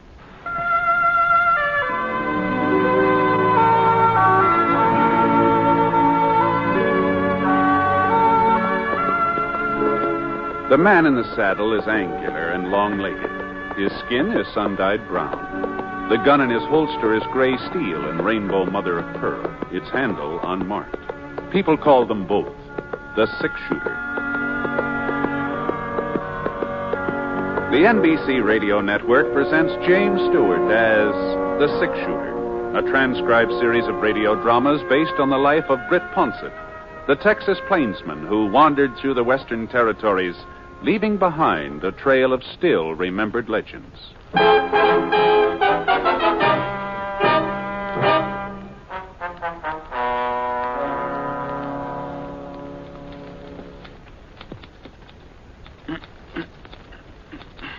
How's that, Alf? Short enough for you? I asked you if it was short enough for you. Well, give me the mirror so I can take a look. There you are. Well? Don't looked to me like you cut it at all. Oh, now, Al. Yeah, it's still there, ain't it? Hanging down the back of my neck. Well, I figured you'd want to be in style. Fellows in just the other day come from Kansas City. Said that's the way all the Easterners are having a haircut. Well, I ain't no Easterner, and I don't aim to be spending a quarter every week for a shave and a haircut, so start slicing it off. Okay. I need to get your head up. Oh, sorry, Breezy. I reckon I ain't feeling up to snuff today. Can't say as I blame you. I heard about the town meeting last night. Yeah. You, told him yet? I don't see why everybody's in such a rush all of a sudden. They waited 40 years. A couple more hours ain't gonna make no difference. You're, gonna do it today then, huh? Yeah, I'm gonna do it today. Poor old Gabe. Wonder how he'll take it. I'm sure glad it ain't me that has to break the news. Stop talking about it, Breezy, and finish my hair. Well, Gabe's a sensible man. He's not gonna hold it again you, Alf, seeing as how the whole town's agreed. Well, the whole town don't know him like I do. I was here when he first come to Yellowcrest. I don't know if it wasn't for Gabe Starbuck, there wouldn't be Howdy, mister. Oh, you're next. It'll be a couple of minutes.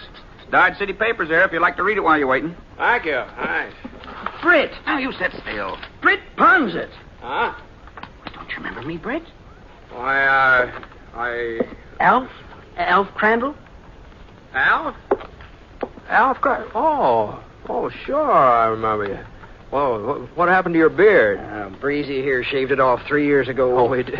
Yeah. A couple of the boys paid him to do it while I was asleep in the chair. Is that so? I ain't never forgiven you for that, Breezy. You could have growed it back, Alf. Well, it wouldn't have been the same.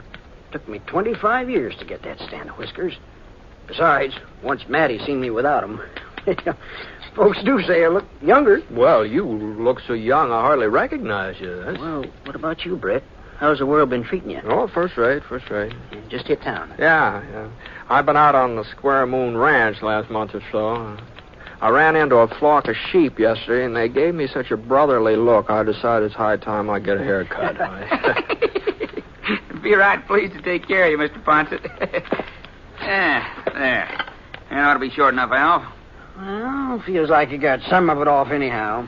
Just let me give you a little brush. All right, there you go. Oh, thanks. Sit right down, Mr. Poncett. Well, what'll it be? Shave and a haircut? Haircut'll do it. Well, you might as well have a shave, too, as long as you're here. I got the kettle on. The towels will be real hot. Why, you won't even feel the razor. No, I don't think No matter how good a man is at shaving himself, it's not the same as having a barber do it. Oh, now, you take having a horse shod. You don't do that yourself unless it's an emergency. You go to an expert. Well, sir, it seems to me a man's face ought to be as important as his horse. Yes, but it seems to me that when a fellow wants to get a... All right, Brady. You can give me a shave, too. Yes, sir, Mr. Ponset. Yes, sir. I'll just trim some of this hair off while the water's warming up. You gonna be around town for a spell, Britt? Just overnight, Alf. I'm due back to Square Moon tomorrow. Well, I'd sure like to stay and chew the fat, but I'm due over to Gabe Starbuck's office. Oh, say, how is he? Gabe. Gee, I haven't seen hide nor tail of him. Must be over 4 years. Oh, that's right. You and him used to be real good friends, didn't you? Oh, we sure did. It was Gabe Starbuck gave me my first pony. Well, as a matter of fact, he's aging, Brett. He's aging fast. Oh, I'm sorry to hear that. He's not down sick, is he? No, Gabe wouldn't let himself get down no matter how he felt. What's he up to nowadays? Same as ever. Well, you mean he's still sheriff? Yeah, he's still sheriff. At least he is today. Oh? Truth is, we had a meeting just last night. Decided the town's got to have a new sheriff. And that's what I'm going over to talk to Gabe about now. You don't want it too short, do you, Mr. Poncett? Fellows in from Kansas City the other day says back there folks ain't cutting their hair so short anymore. Well, you better trim it pretty close, Breezy. I may not be in a barbershop again for quite some time. Whatever you say. Appears to me people around here don't want to be in style. Nobody wants to get rid of old Gabe, Britt. But the town's changed. Well, we got near 700 people living here now. That many? Yeah, there's a new bank, too. Maybe you saw it. Yes, I did, yes. Not doing very good, though. Folks are afraid their money won't be safe. Oh, we haven't had any robberies, not for quite a spell. As long as Gabe's sheriff, well, there's not much he could do to stop an outlaw if one did happen to come our way. You know, old Gabe being so old and all. Yeah. Doggone it, Britt. We all realize that we owe him an awful lot. He cleaned up Yellowcrest. Made it possible for decent people to live here. Of course, that was 40 years ago. Things are a lot different now. We gotta have us a new sheriff, that's all. Mm-hmm. Does Gabe know you're planning on replacing him? No, he ain't told him yet, but can't put it off much longer. I see. It's gonna hurt him pretty bad, isn't it? Well, how would you feel if it was in your place? You give your life to a town, your whole life, and they say, we're sorry, but we gotta put you out to pasture. You're too old. Mm-hmm. Well, maybe if he was to have a deputy. Well, we talked about that. Town ain't rich enough to afford 2 salaries. Mm-hmm. Well, Gabe's got a good, sensible head on his shoulders. That's what I said, Mr. Poncett. That's just what I said. He probably won't like the idea of losing his job, not at first, but he'll see that you don't have much choice in the thing. Now, you just lean back. That's better. And be sure and tell me if this towel's too hot. Ooh. A little warm? I guess I can stand it. I'm real glad you don't think we're being too hard on Gabe, Britt. Say, that gives me an idea. Well, seeing as how you understand the predicament we're in, about Gabe, I mean, maybe you wouldn't mind sort of preparing him? No, wait, just a minute, Alf. Now, you're old friends. You said so yourself. It'll be different having the news come from you. No, it's not my concern. Here's another towel, Mr. Poncett. Now, just lean back.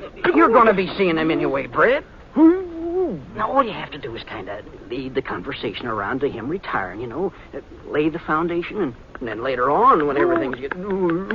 I won't do it, Al. I won't do it. Now, you're just wasting your breath. You just... How in thunder am I going to get this lather on, Mr. Poncett, if you keep moving around like that? I'm only asking you to talk to Gabe because, well, I'm apt to say the wrong thing.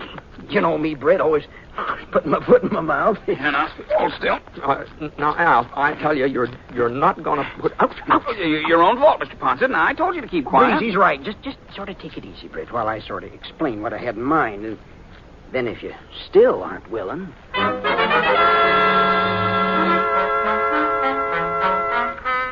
Well, between the shaving and the hot towels and Al harping at me, well, not that I agreed to tell Gabe the town was getting a new sheriff. I didn't agree to that, mind you, but all I said was that I'd sort of feel him out, see how the land was lying.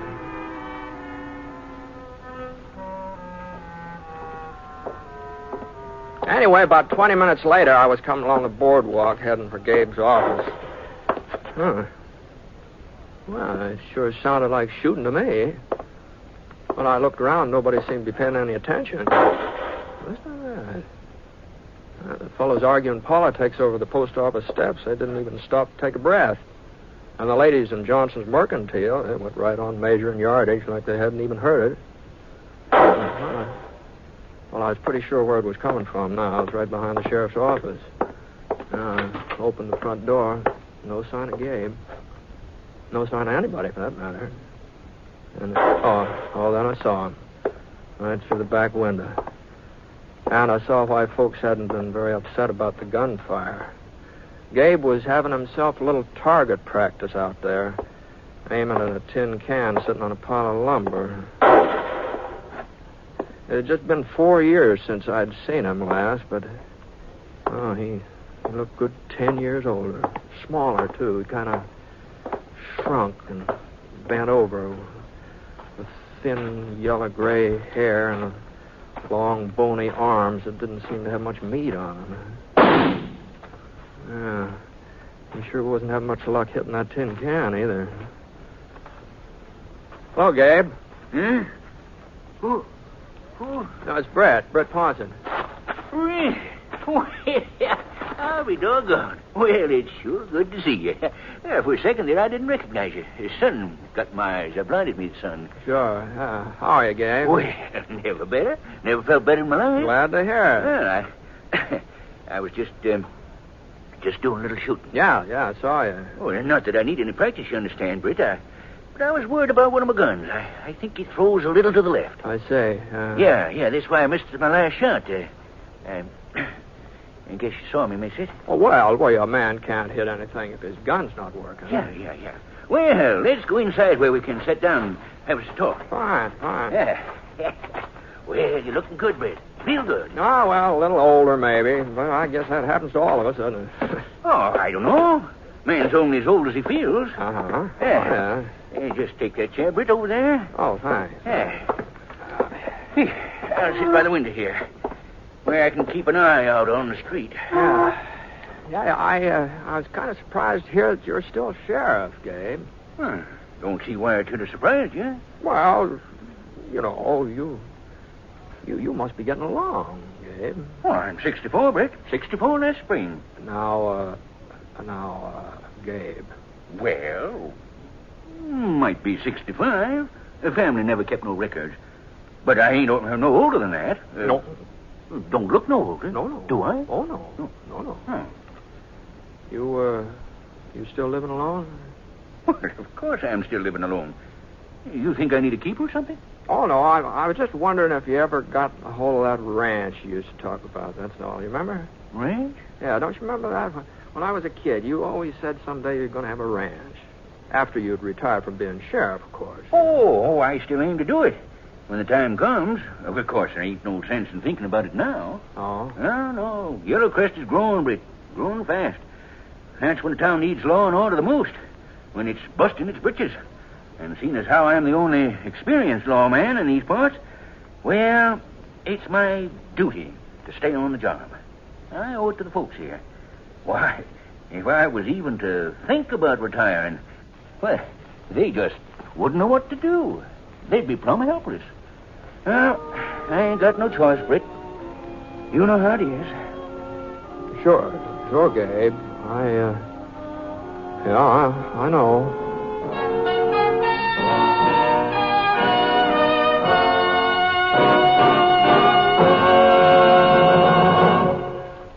We'll return to James Stewart as the six-shooter in just a moment. The winter brings extra hazards to the motorist and the pedestrian. Longer hours of darkness, poor visibility caused by snow, rain, and fog, and slippery streets call for extra caution. The National Safety Council urges that for safety, every motorist should always adjust speed to road and weather conditions. Keep the windshield clear. Never slam on your brakes if the road is wet or slippery. Pump them slowly to slow down or stop. Use tire chains on snow and ice. And keep a safe distance between your car and the one ahead. Guard against that one accident that might take your life or ruin it.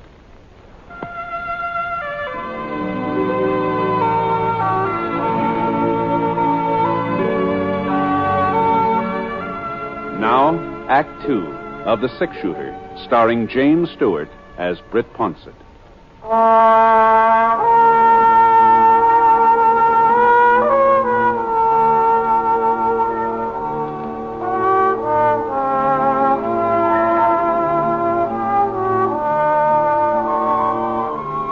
We had a long talk, Gabe and me, sitting there in the office watching the wagons creak along outside the window.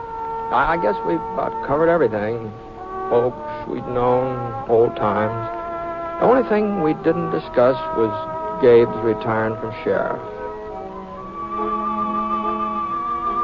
Anyhow, after I left him, I had supper and took a little stroll. Oh, it must have been about 9 o'clock when I got settled down for the night in my room in the Parker Hotel. The bed was real comfortable, a lot softer than those bunks out at Square Moon Ranch. Maybe that's why I had so much trouble dropping off to sleep. Yeah? Yeah, who is it? Alf Crandall. You asleep, Britt? Oh, no. Come on in, Al. Oh, come on in. I'll just get this lamp turned up. Here. There we are. I didn't mean to wake you. Ned Parker told me you only turned in a few minutes ago. Yeah, I'll pull up a chair. Thanks. You know, I was looking for you this evening after supper. Well, I went for a walk. Oh? You were right, Alf. Yellow Crest sure has changed. That's a fine new church going up there by the creek. Yeah. Well, what I wanted to find out, Bet, was whether you talked Lots to of new Gabe buildings over south, too. Mighty fancy houses there. Some of them look like they're going to be 2 stories high Brett. over there. Yeah? How'd he take it? Why, how did he take what? Oh, you mean Gabe? Well, who else would I mean? Well? Well, I didn't tell him, Alf. Huh? I told you I couldn't do it. I just couldn't do it. I don't blame you, Britt. I shouldn't have asked you in the first place. It was my job. I did kind of hint around once or twice, but I could see what it did to him. Just the idea of not being sheriff anymore. It's all he's got, Alf. He doesn't have a family and kids to worry about. Gabe's the sheriff of Yellowcrest, and if he ever stops being the sheriff, he won't be anything. I know, Britt. I know, but what can we... What's that? The alarm bell. Must be a fire, I reckon. There's Mark Fawcett running down the street there. He'll know. Doggone this window. Stuck tighter. There. Mark! Mark, up here, Mark! What are they ringing the bell for? Somebody robbed the bank. The bank? We're meeting over at the sheriff's office. Well, I guess it was bound to happen sooner or later, Britt. Yeah. Hand me my pants, will you? The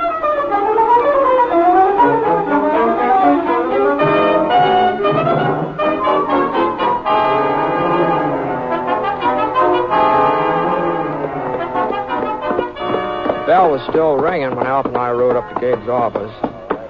Everybody in town must have heard of it by now. There were 10 or 12 men standing around the streets, others coming up from all directions. Gabe was standing right by his horse, right in the middle of things, taking charge. Well, there wasn't much doubt about it. He was still sheriff of Yellowcrest. Britt, you boys know Britt Ponset, don't you? Yeah, what happened, Gabe? Well, it was just an accident. I seen him. An accident, pure and simple. They was riding out of the alley from behind the bank, giving the horses a spur. Couldn't get a look at their faces, but the way they was riding, that made me suspicious. Uh-huh. So I thought maybe I ought to see if everything was all right at the bank. Went around to check. Back door was broke open, wide open. People scattered around inside. Jim Waterby's over there now trying to find out how much they took. Didn't try to follow them, the outlaws. Well, they was gone before I knew they was outlaws. Before I knew for certain, that is. But I seen which way they headed. East. That don't make sense, Gabe. They'd have to cross the Salt Flats if they went east. Sure they was. That's the way they went. Right toward the flats. Well, you must have been seeing things. Man to be a fool to strike out that way. 200 miles without a waterhole. Oh, I bet they turned off, went up in them hills. Well, I'm the one who seen them, ain't I? Yeah, sure. $2,500, Gabe. That's what they stole. Oh, that's so, Jim. A sack of gold and a sack of currency. 2,500 as close as I can figure it. Well, boys, let's see if we can pick up the trail. Easy, Rusty, easy. They'll determine to chase him out onto them flats. Yeah, we want to catch him, don't we? If we do, we got to use our heads, Gabe. Men smart enough to rob that bank ain't going to take a chance on dying out there in that salt. They'd go for the hills. Mark is right, Gabe. You telling me I can't believe my own eyes? Well, it was pretty dark. Maybe you got confused. Maybe it looked like they was heading east. Now, we're only wasting time arguing with him. Let's go. I'm the sheriff of Yellowcrest. I'm running this posse, ain't I? Gabe, we're riding toward the ridge. All right. Come on, Rusty. Come on. Gabe. Hey, Gabe. You can't stop him, Britt. When he gets his mind set, nobody can stop him. Guess this just proves we was right about Gabe. He ain't up to the job of being sheriff no more. Yeah, I guess you're right, sure. Okay, boys, I'll lead the way. Hey, come on, this Britt. No, you got enough man without me. Search yourself.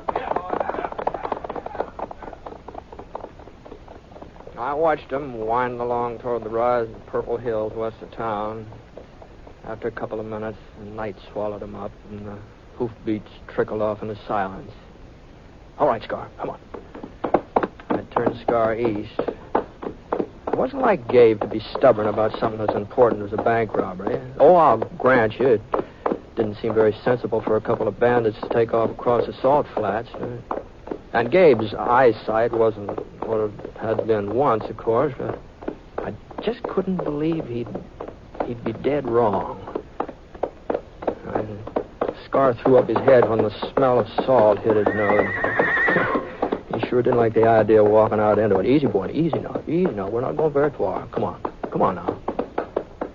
Nothing but white as far as you could see.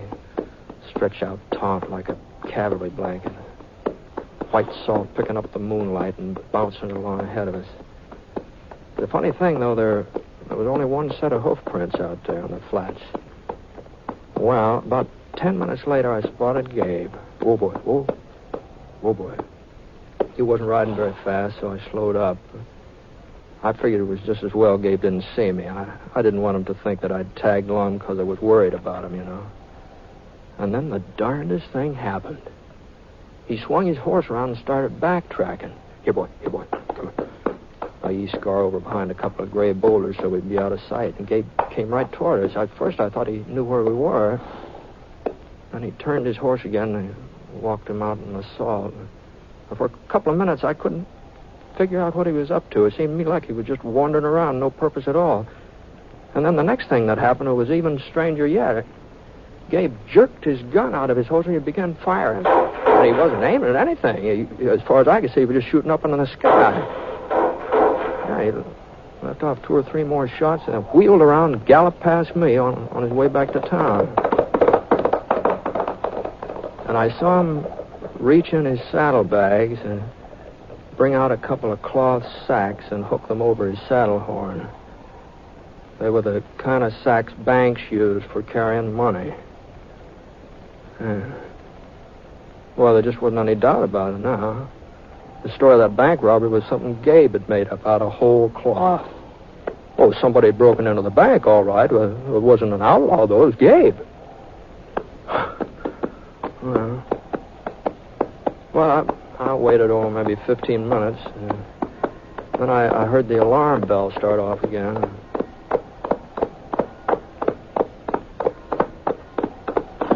The posse would pull up in front of Gabe's office. The bell must have brought him out of the hills. Gabe was handing the cloth sacks to Jim Waterby. I pulled up just in time to hear the tail end of what he was saying. I ain't sure I hit him, you understand. This gun of mine's been thrown a bit to the left lately. But when I started shooting, they dropped these here bags and went galloping off. By the time I stopped to pick up the money, I reckon that's what's in them, well, them outlaws was just plumb out of sight. Yes, sir. I figured there wasn't much need of chasing them no further. Like as not, they'll never make it cross the salt anyway. Now, you did right, Gabe. Yeah. And it looks like it's all here. Every cent. Hey, Britt, you hear what happened? Gabe caught up with the bandits, shot it out with them, and brung back what they stole. Did he? Yeah. That don't seem possible. Them having a head start and all. Well, you know Rusty when I give him his head. Well, maybe the bandits was lost. Maybe they didn't know about them flats. Yeah, I reckon they didn't. I reckon that's it. If they knew where the bank was, they'd know about that salt. That's right. What are you getting at, Mark? I don't know. There's something funny about this. There's 2 of them, you said, huh? Yeah, that's right. 2 of them against you? Well, what's so funny about that? Many's the time I shot it out with more than 2 men. Let's ride out there, boys, and have a look around. Well, whatever you say, Mark. Sure. Hold on a minute. I think maybe I can save you a trip. Huh? The fact is, I was following Gabe. Yeah, I followed him right out on the flats. What? Oh, I know you didn't see me, Gabe. I was behind you, but I could see you just plain as day. Now, Britt, you got to let me... You mean you seen the gunfight, too? Listen to me, Britt. Listen to me. Was he telling the truth, Britt? Yeah, that's right, was it? Well, I'll tell you one thing. I never saw a fight like that before, not in my whole life. Britt. What about the bandits, Britt? You get a chance to recognize them? No, I'm afraid I didn't. Didn't stick around, eh? Once Gabe started shooting? No, Well, as a matter of fact, when Gabe was through shooting, well, it was like they hadn't even been there. No. I'll be darned. Mm-hmm. That's what it was, all right. Just like they hadn't been there at all.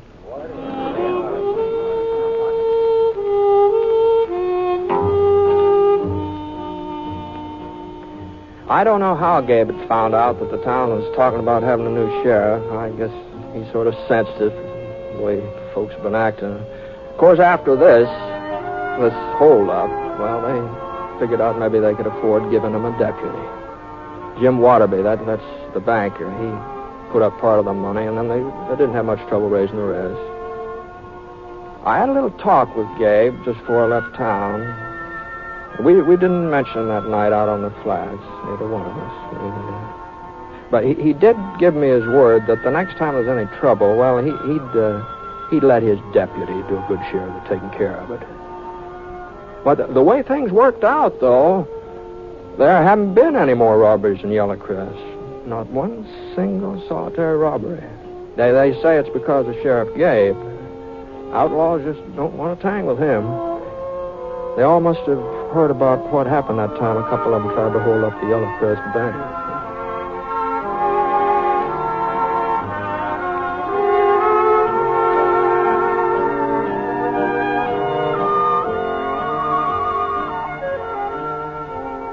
I wonder if you really know how much good you're doing every time you buy Christmas seals.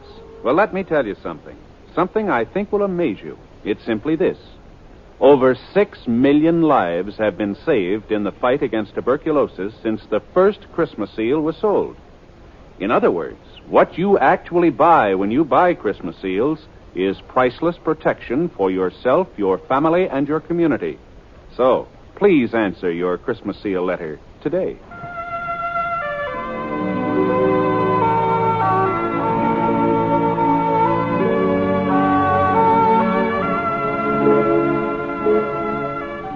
The Six Shooter is an NBC radio network production in association with Review Productions. It is based on a character created by Frank Burt, and the transcribed story is written by him.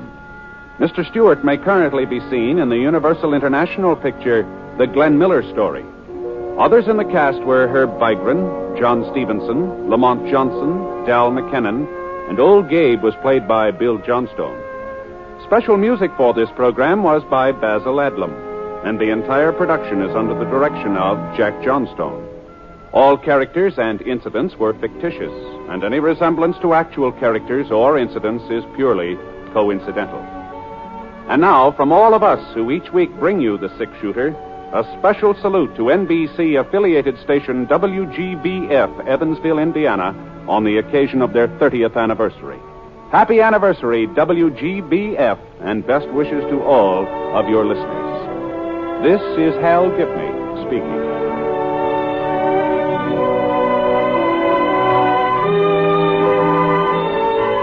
Tonight, hear Lily Palmer and Rex Harrison in the NBC Star Playhouse on the NBC Radio. Here's a last-minute Christmas shopping suggestion. Jingle bells, bells of NBC. Oh, what joy to cook and bake while listening merrily. Pots and pans, sink and stove, work goes easily. Kitchens ring with happy chimes when tuned to NBC. What will you hear in your kitchen after Christmas? Bacon sizzling, coffee perking, dishes clinking, and, if you're lucky, a new sound. NBC radio listening on that new set. The perfect gift to lighten Mother's long hours in the kitchen. Kitchens ring with happy chimes when tuned to NBC. James Stewart as the Six Shooter.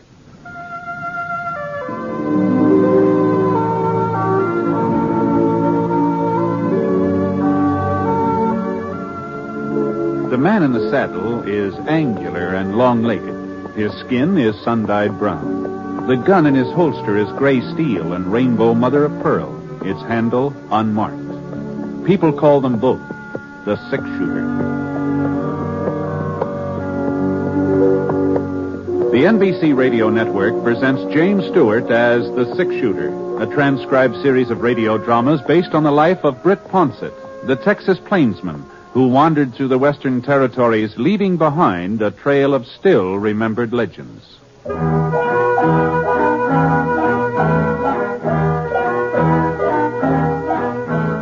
There was a nip in the air, not a freezing, biting, angry nip, but a sort of tingle that made the morning stars shimmer and swung them out of their orbits a little closer to the earth. Oh, it was a winter nip, all right, but not a hard winter.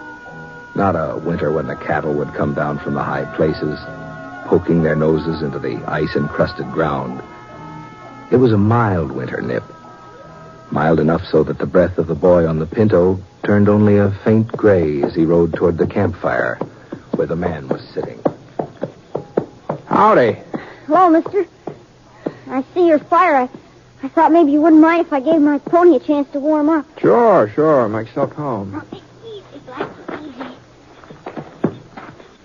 You heading for Thompson's Corners, mister? That's right. I just came from there. Oh, well, you must have been riding all night. Oh, just about. You see, I'm running away from home. Oh, that's so. Seems kind of a funny thing you'd pick this time of year to run away. So close to Christmas, I mean. hate Christmas. Oh? It's just for kids, anyhow. Well... I heard Aunt Millie say so. Christmas is for children. That's what she said. Johnny's old enough to do with all that fuss and nonsense. I heard her tell Mr. Franklin that. Oh, you don't live with your folks, huh, Johnny? No, sir. They died about 8 months ago. Oh, I see. Christmas was all right when I was with them. Of course, I was a lot younger then. Oh, yes. It just beats me the way folks take Christmas so serious. Well, I don't know. As if getting presents made any difference. As if I really cared about that knife. Well, is that what you wanted, a pocket knife? I don't want a knife. I don't want anything. I just wish there wasn't any Christmas, that's all. Uh-huh. Well, I guess you aren't the first person to feel that way. You know, it seems to me I remember reading a story once about a fellow who felt the same way about Christmas you do. Just didn't have any use for it. What happened to him? Well, I doubt if I can call it to mind after all this time, but as I recollect, now mind you, this may not be word for word, but as I recollect, the man that it was about, the one that hated Christmas, that is, well, he was a real skinflint, he was. He just as stingy as they come. His name was, let me see, Eben, something like that. Eben? Eben, yeah, I'm pretty sure that was it. Well, being so tight-fisted, this fellow Eben, he got to be the richest man in the whole territory. He owned a ranch? Oh, sure. Had 4 of them. 4 ranches and store buildings and farms and maybe a bank or 2. He was rich. I bet he had a mighty fine ranch house. No, he didn't have a ranch house. Eben wasn't the sort to spend money on a ranch house unless there was profit in it. See, he just lived alone in town, had himself a steady room at the hotel. Well, anyway, one night while Eben was sitting in his room having supper, Christmas Eve it was. Well, on this particular Christmas Eve, his only kin, a nephew, lived in the same town. He stopped by the hotel. To wish you a Merry Christmas, Uncle, and invite you to our place for dinner tomorrow. Christmas, fiddlesticks. Tolerol. I suppose you'll be closing up your livery stable for the occasion. Why, sure, Uncle Eb. And just how will the horses know it's Christmas? Answer me that. Well, if they don't know it, we will. Can I tell Sally to expect you at 3? You can expect me all you like, but I ain't coming. Not at 3 or any other time. Oh, if you're making so much money you can afford to be giving parties, maybe I ought to think about raising the rent on the livery stable. Well, now, Uncle I'll go on Eb. and get out of here before I lose my temper. All this nonsense about Christmas. Fiddlesticks. Hold it. Well, after that, Johnny, the nephew didn't stick around there. He got out of Eben's hotel room in a regular gallop. It wasn't very long before Eben had another visitor. He was a young fella, tall, lanky, not very good at speaking. He just plain ordinary cowpoke. He was the foreman of the S&M ranch. Oh, well, it took you long enough to get here. Where have you been? Selling off some of my herd without telling me about it? No, sir. That day you rode by, I was out in the range hunting strays. And a good thing I decided to check up on you, too. What's that cabin doing over by Holly Creek? And who are those people staying there? They're my family. I built the shack for them myself. I'm not going to have a bunch of nesters in my property. Tear it down. Well, one of my boys has been sick. I can't afford to rent That ain't it. my concern. It's up to you to keep your family and what you earn. So see that you get rid of that shack. Tomorrow. But tomorrow's Christmas. Oh, well. Then you'll have plenty of free time to tear it down. I'll be out the day after to make sure you've done it. Good night. Wasn't much use in arguing. Foreman knew that. So he put on his hat and shuffled out. Now Eben was alone again. At least he thought he was alone. The clock on the mantel started striking 8, and that meant it's time for him to turn in. So he put on his flannel nightshirt and reached for the kerosene lamp to set it on the stool beside the bed. And right about then, the strangest thing happened. What in tarnation? Johnny, old Eben saw a man's face looking right at him from inside that lamp. Eyes and hair and nose and mouth, whiskers, all just as plain as day. Jake! It was old Jake, Eben's partner. There wasn't any mistake about it at all. It was Jake right to a T. Well, Eben sure didn't like the idea of having Jake right in the same room with him. You see, Jake had been dead for over 7 years. Not that Eben really believed in ghosts or haunts or anything like that. He told himself he'd just imagining all this. I got to get a hold of myself. He put out his hand to turn down the wick, but all of a sudden his fingers started trembling. There was Jake again, across the room this time, standing right by the bureau. No. And when the lamp slipped out of Eben's hand, the room didn't get dark at all. Jake seemed to be surrounded by a splotch of bright yellow light, and he was wearing the same boots and breeches and leather jacket that he'd had on 7 years ago, the day he died. But as Jake came closer, Eben could see that he was wearing something else. A small leather saddle strapped across his back, and hanging down from it were 2 saddlebags stuffed so full of gold nuggets and mortgage papers and land grants that Jake could hardly drag him across the floor. You recognize me, Eben? Oh, sure, Jake. Why, sure, I'd never forget you, but what are you doing here? And why are you wearing that getup? Always thinking about land and money. Always scheming and conniving. That's why I wear it. And that's why I've come to warn you, Eben. The saddle you're fixing up for yourself is even heavier than mine. But I don't know what you mean, Jake. I ain't done no wrong. I ain't never done folks no wrong. Have you ever done them any good? Any good at all? Oh, why, sure. I've worked hard. I've saved my money. I ain't been a burden on anybody. Why, you should see our ranches, Jake. Oh, the way I've built them up. I have seen them many times. And I've seen a lot more than that, too. That's my punishment. To spend eternity traveling around, seeing mankind with its trials and tribulations, with its joys and hopes. Is that so terrible? Oh, Eben, to watch him and not be able to help him. You'll find out how terrible it is. You'll find out. There must be some way of avoiding this. You always were my friend. Jake, tell me what to do. Eben, you've got to find out for yourself. But how? Tonight, at 1 o'clock, you'll be haunted by a ghost. Another ghost? Pay him heed, Eben. Pay him some heed. Wait, Jake. Don't leave me without it. Jake. The yellow light sort of faded away, and the ghost was gone. It was just like he hadn't even been there. And then something caught the corner of Eben's eye, a little glimmer on the floor, and he bent over to pick it up. A gold nugget. Now where on earth did it... And then he remembered. Those saddlebags of Jake's, they'd been filled clear to the brim with gold nuggets.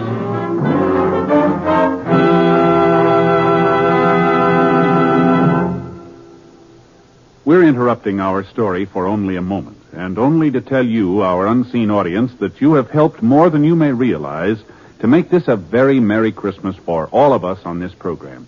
Your being with us each week, your many kind letters, have told us that all the work that goes into bringing you the 6-shooter has not been in vain, and we're grateful.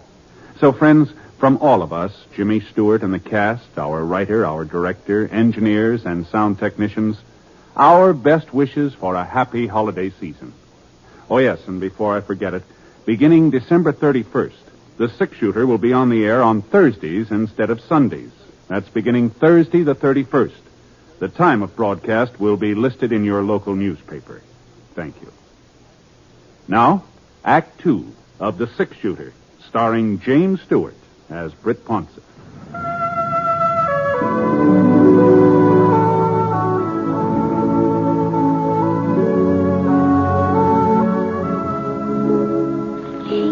A gold nugget.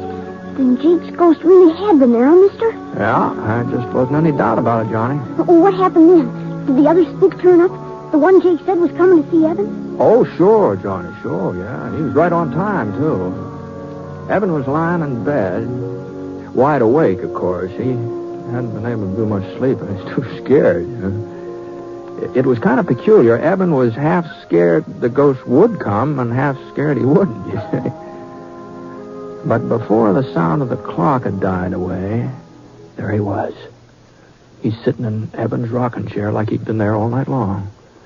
And this ghost was a young fella, maybe 18, 19, all duded up the way young bucks like to dress, fancy chaps and checkered shirt and a red bandana tied around his neck.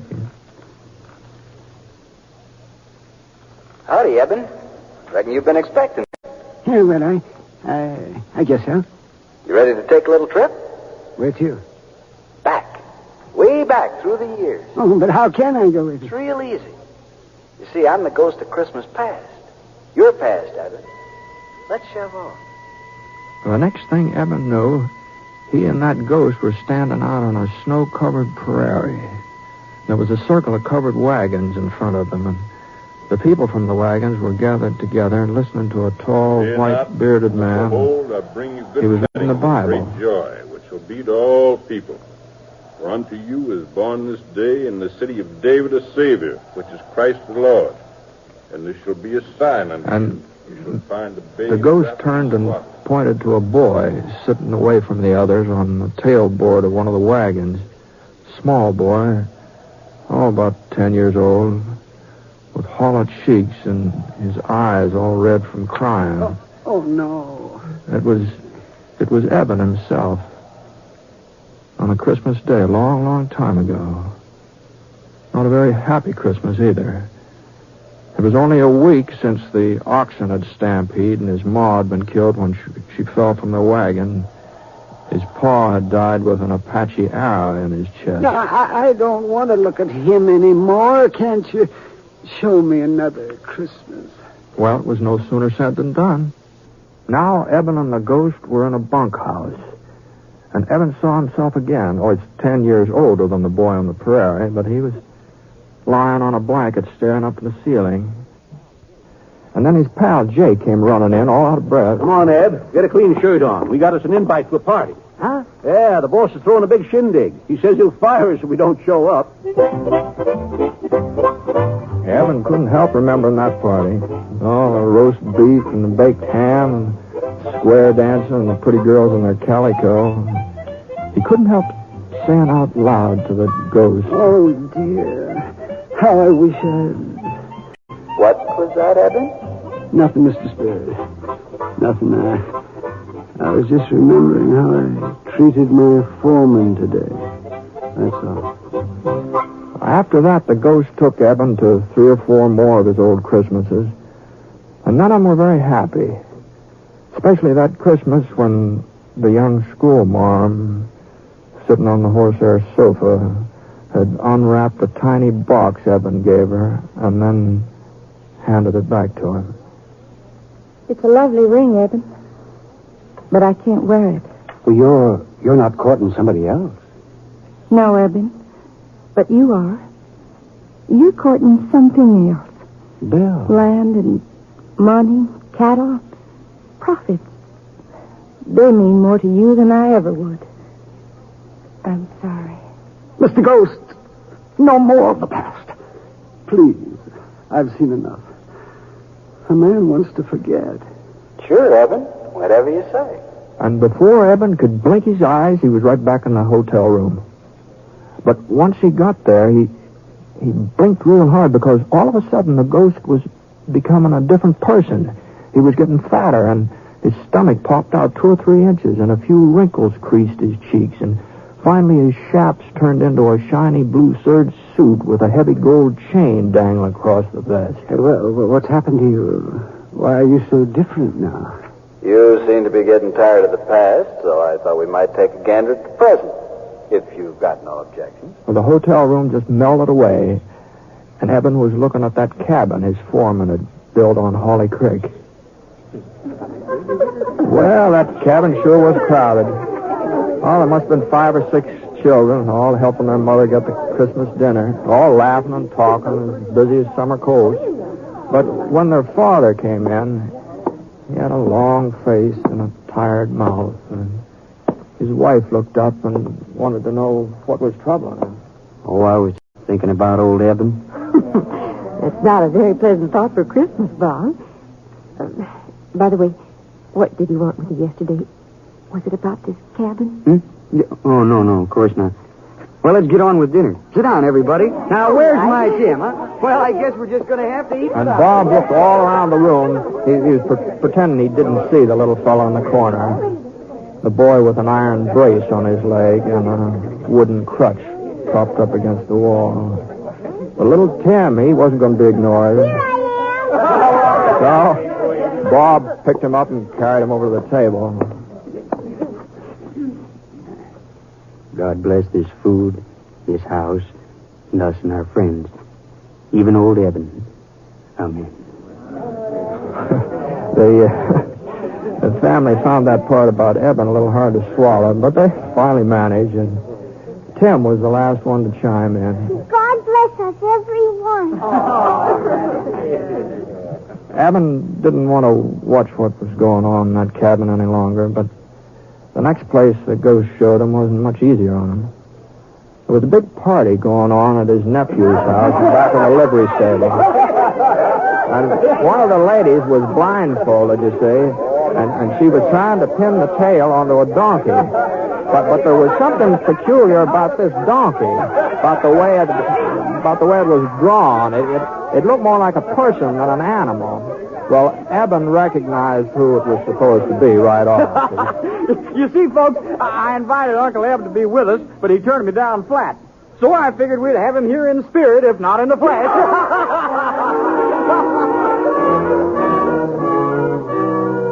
Right back in the hotel room again. That's where Eben found himself. Spirit, you showed me the past and the present. What's left to see? The future, Eben. The future. And that's how Eben came to see a Christmas of the future. A cold, brittle Christmas. And there were two men standing on a street corner, and their coat collars turned up so to keep out the snow. Oh, he's dead, all right. Dead as a doornail. Sure is a Christmas present I never expected. At least whoever handles his property won't be as hard to deal with as he was. Wonder if they'll bother giving him a funeral.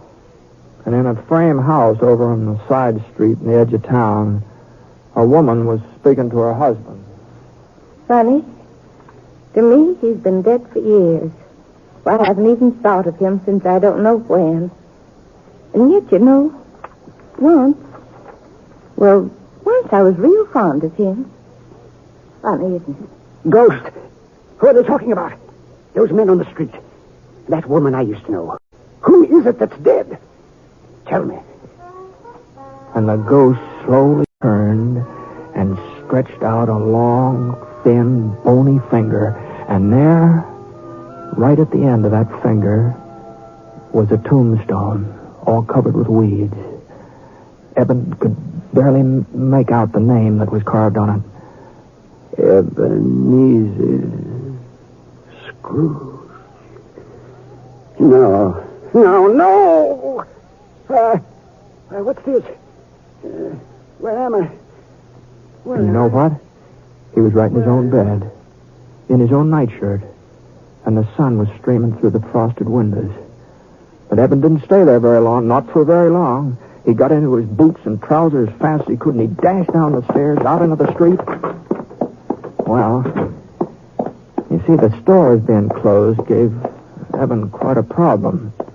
Well, he just have to make Fuzzy Wagner open the butcher shop up, that's all. Of course, Fuzzy didn't have much choice, seeing as how the shop was located in one of Eben's buildings. And when Eben told him what he wanted, a turkey and a ham, well... No.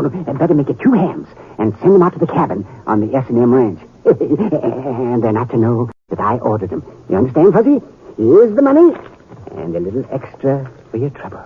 Well, before Fuzzy could get his jaw shut up again, Eben was on his way, and he headed right straight out to his nephew's house.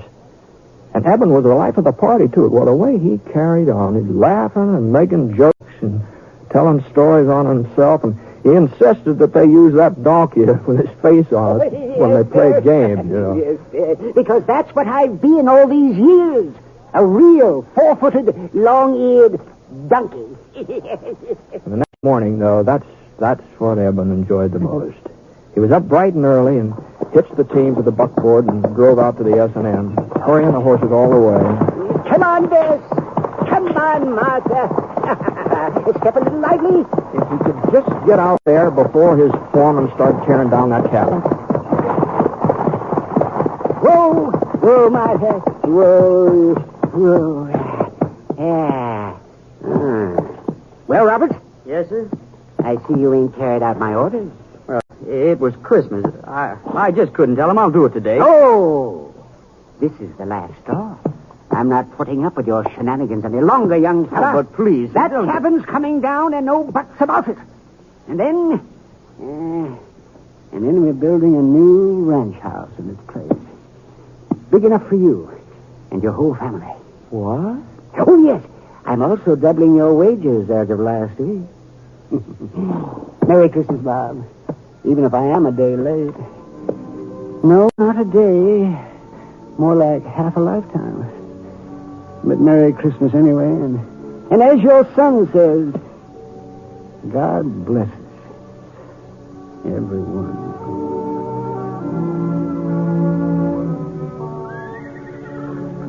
Well, that's the way things worked out, Johnny, more or less.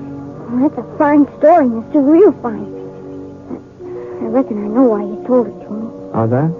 So that I understand about Christmas and how important it is to do for other people instead of just thinking about yourself.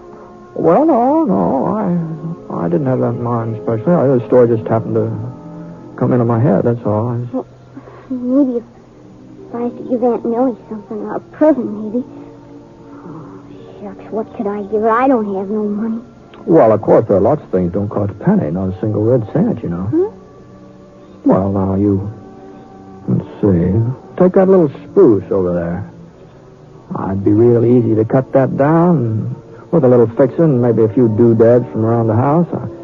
I'll bet you can make a Jim Dandy Christmas tree out of that. I suppose so, but what's good's a tree without something to put under it? Oh, yeah, I see what you mean.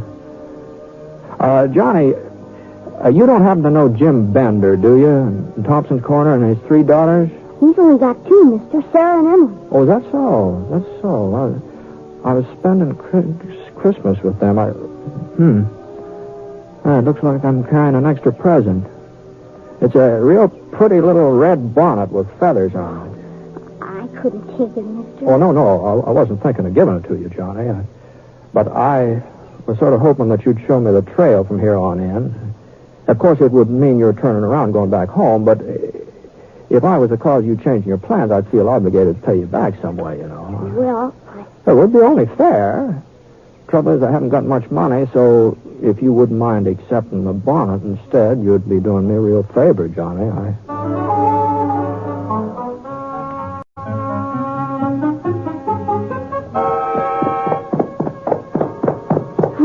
There's Aunt Millie out in the yard.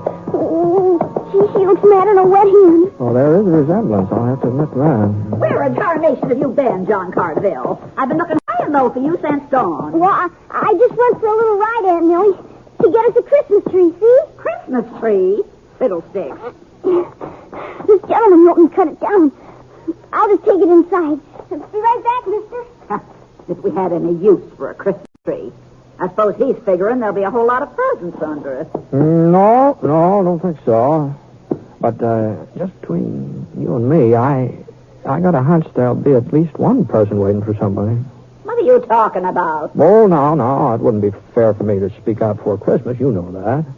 You don't mean he's got something for me. No. You mustn't get too curious so early.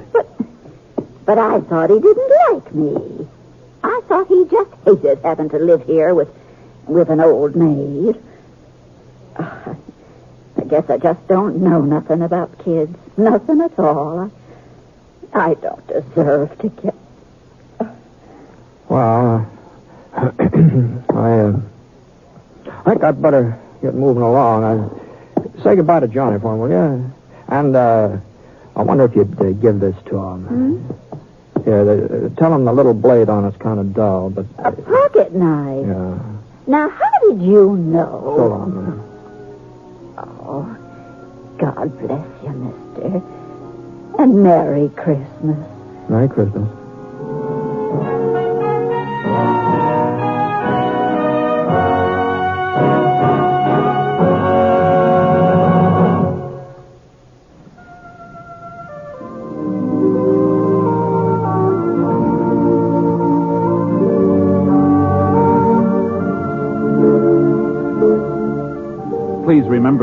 beginning December 31st. The six-shooter will be on Thursdays instead of Sundays. We hope you'll join us in our new time.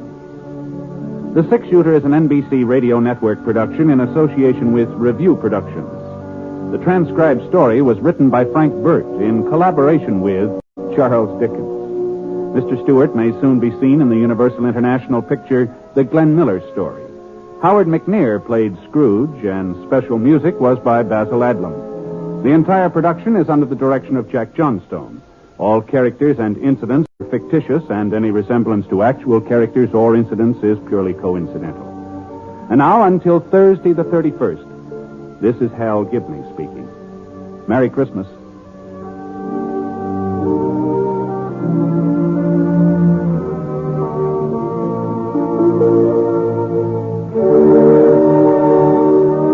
Tonight, hear Rex Harrison and Anna Lee in the NBC Star Playhouse on the NBC.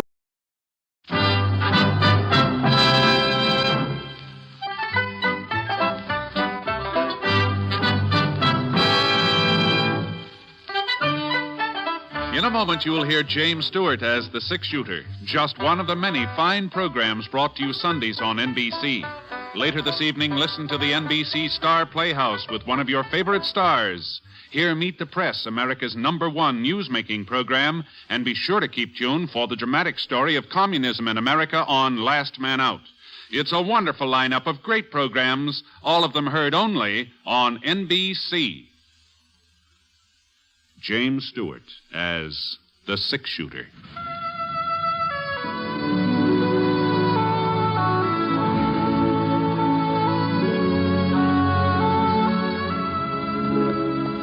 The man in the saddle is angular and long-legged. His skin is sun-dyed brown. The gun in his holster is gray steel and rainbow mother-of-pearl. Its handle unmarked. People call them both the six-shooter.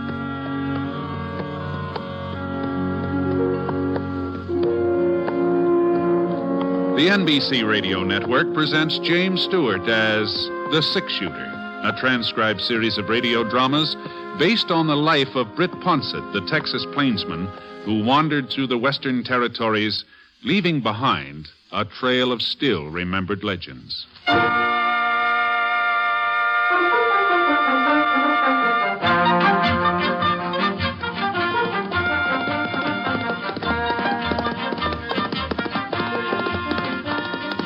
It must have been about 4 o'clock in the afternoon when I rode out of the Saucer Mountains and hit the flat, and Scar stretched his legs and went into a high lope. He seemed real anxious to get across the 8 miles of prairie between the hills and Clay City. Oh, easy, boy. Easy now. Hey, what's your rush? I don't know. Maybe he was hungry, and maybe he was thirsty, or maybe... Oh, no. No, it couldn't be that. Why, it was over 6 months since our last visit at Clay City. Scar couldn't still be remembering the filly from the livery stable, not after all that time, no. Besides, horses don't have memories, at least not as good as... Now, you just slow down, boy. Now, quit. Well, wasn't anything I could do except just keep a tight rein on him, I guess. Something sure was spurring Scar along. Whatever it was important. At least it was to him. Well, we'd covered about half the distance to town when I noticed a couple of dark specks, maybe a mile or so ahead of us.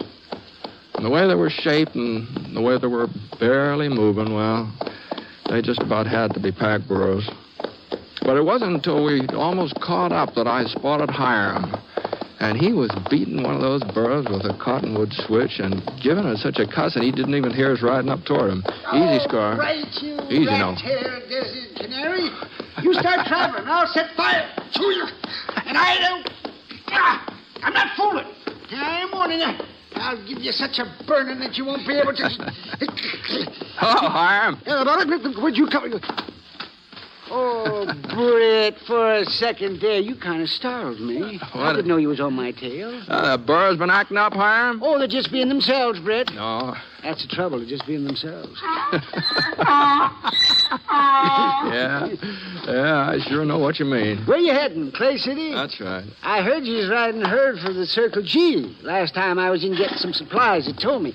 You going to town on business? No, the ranch gave me a day off, tomorrow being 4th of July. 4th of July? Well, I'll be cussed. 4th of July. I've been out in the hills so long I lost all track of time. I didn't even know what month it was. Not for certain. So you're going to do a little celebrating, huh? Well, I just thought Yeah, come to think of it, I got me something to celebrate, too. And it's more than just Independence Day, Britt. It's a darn sight more. Is that so? Oh, yes. If these critters don't stop balking, it'll be Christmas before we ever get to Clay City. All right, Pierre, come on, start moving. Come on. Yeah, that's it. Now, you two, Yvette, both of you, come on.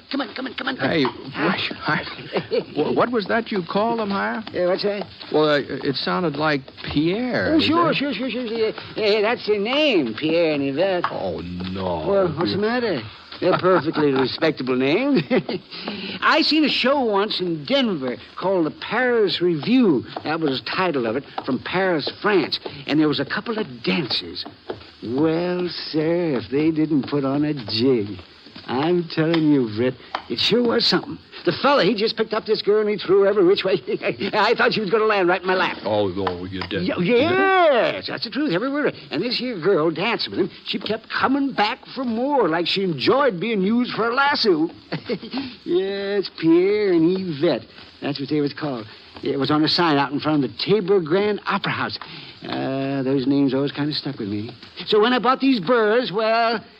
You know bears, they ain't very particular about what you call them. No.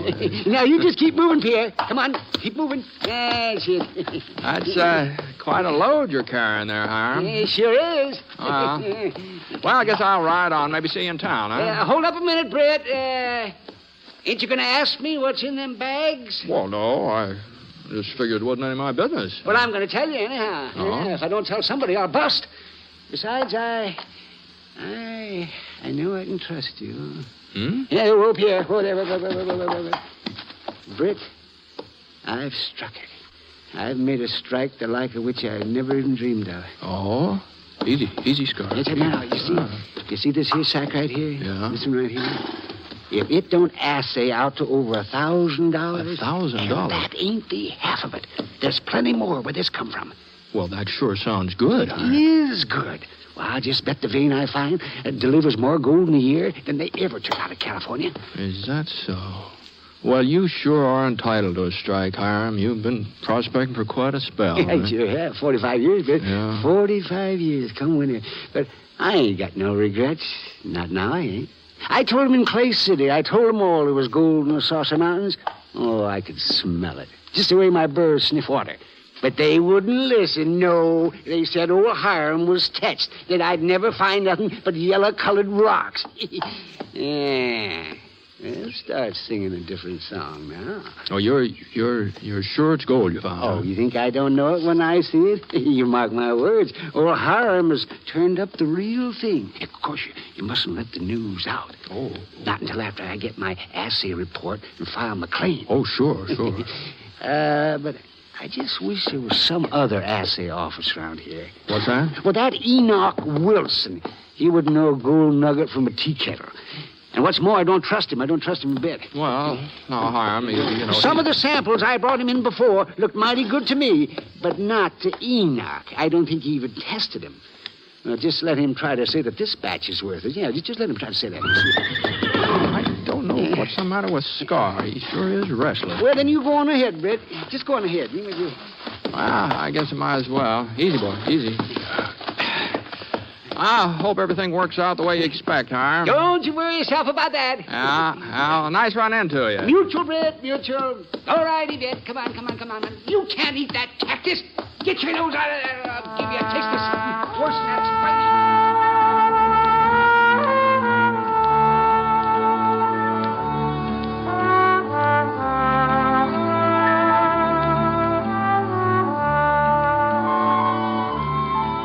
The sun was just going down when we got to Clay City.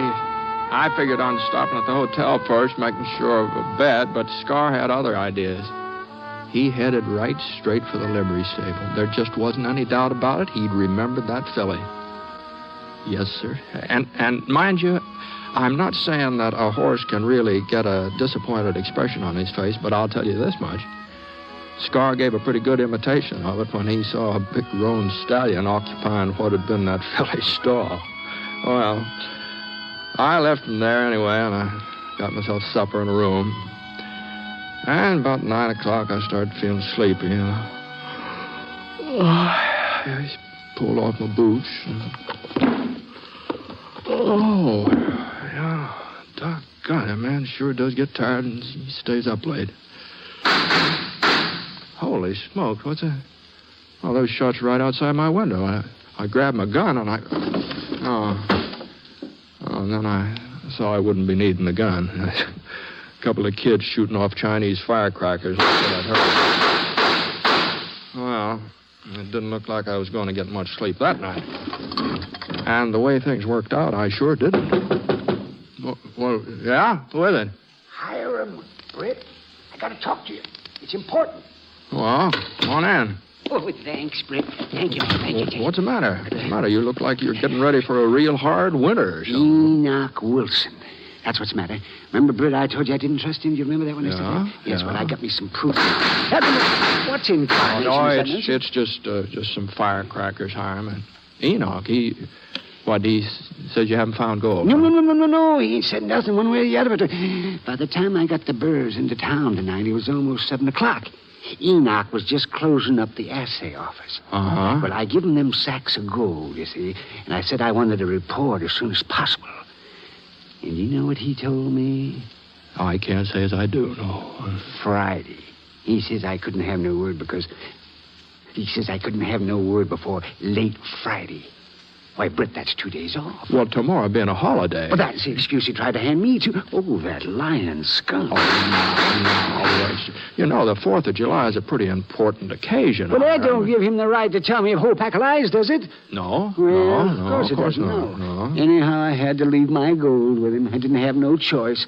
So I got me a bowl of Irish beef stew over at the O'Brien's Cafe, and then I went back to see about the burros. And that's when I noticed the light in Enoch's office. Oh? Yeah, so naturally, I was kind of suspicious, so I snuck up and I peeked through the window. You know what I saw, Britt? I haven't the faintest idea. He was sitting at the desk, Enoch himself, getting ready to do some assaying. And if those weren't my 3 sacks of gold in front of him, I'll trade you a whole hog for a slice of bacon. That's what I'll do. Well, supposing Enoch was testing your ore, that doesn't prove anything. Don't you see, Britt? He's fixing to take my ore for himself. And once he makes up his mind how valuable it is, he'll do a little substituting. And I'll wind up with 3 bags of rocks when I come in to see him on Friday. Oh, now. Probably aims to find out where I got it, too. Oh, yes. File the claim himself. No, now that doesn't sound very then likely. Then why did he say it'd be Friday before he'd know anything? Why did he tell me that if he was planning to work tonight? Well, if you're so upset about it, you should have just come right straight out and asked him. I'm going to ask you, Britt. That's just what I'm going to do. I'm going to ask him. But I want you there when I confront him. Me? Enoch's already lied to me once today. But if you're with me, if he sees you're my friend, maybe he'll think twice before he tries anything funny. Huh? Maybe I'll get a decent assay for a change. Well, I'm afraid I don't understand where I come in this Enoch thing. knows you, don't he? Knows that you're the 6-shooter? Well, we've met up a couple of times. Yes, well, come on then. But let's get over there while we can catch him red-handed. Wait a minute. Now, hold on. Britt, you know how much this strike means to me. You ain't going to let anybody swindle me out of it. No. Well, then hurry up. We ain't got all night. All right. Just give me a chance to tuck in my shirt tail.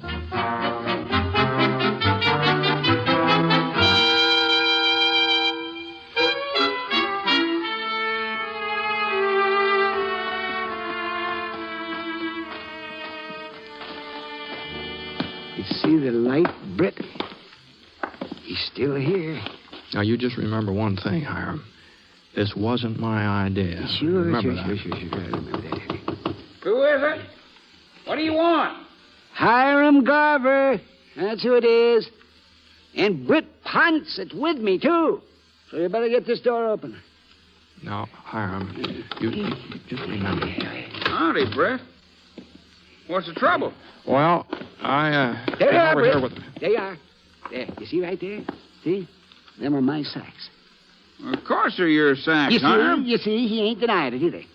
Hiram, are you going loco or something? I'll do the asking, Enoch. You'll do the answering from now on. And you better not lie in front of Britt Ponset either. Huh? I thought you said you wasn't going to be able to assay this whore before Friday. What if I did? It appears like you changed your mind, don't it? Well, Britt wants to know the reason. Well, it was just that you were kind of anxious, that's all. And your stuff did look a little more promising than usual. What'd I tell you, Britt? Yeah, what'd I tell you? Yeah, he knew it was good. I said it looked promising, Hiram. Promising enough so you try to cheat me out of it, eh? Well, you're not getting away with it, Enoch. The six-shooter here will see to that. Now, just hold on. Hiram Grover, I ought to throw you right out of my office. If I was trying to cheat you, would I have sent word for you to stop in tomorrow morning before the parade and get your assay report? You sent word? You just asked Mike O'Brien. I was over at his cafe looking for you. You'd already left, though. I told him if he saw you to give him the message. You told Mike? Well, Hiram? Well, doggone it, Britt, how was I to know? You think he might have stumbled into something, Enoch? Real strike? Well, I ain't positive yet, Britt, but some of the samples are mighty encouraging. A couple more tests. Evening, gentlemen. Who are you? Don't turn around. Just grab for some air. All three of you. Well, no, you Come just on, wait a minute. Do a little stretching before we... That's better. It was real considerate of you to stay open tonight, mister. Saved us the trouble of breaking in. All right, Thad. Let's start loading up.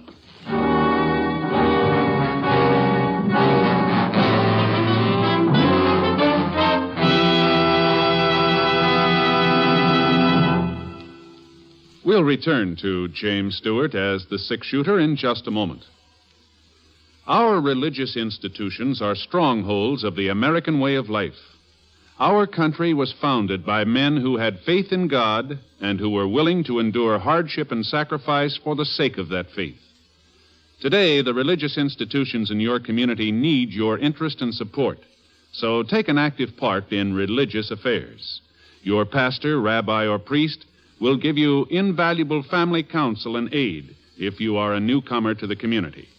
To face the problems of the future, America must be morally strong. And that moral strength comes through worship and faith. Go to church this week and take someone with you.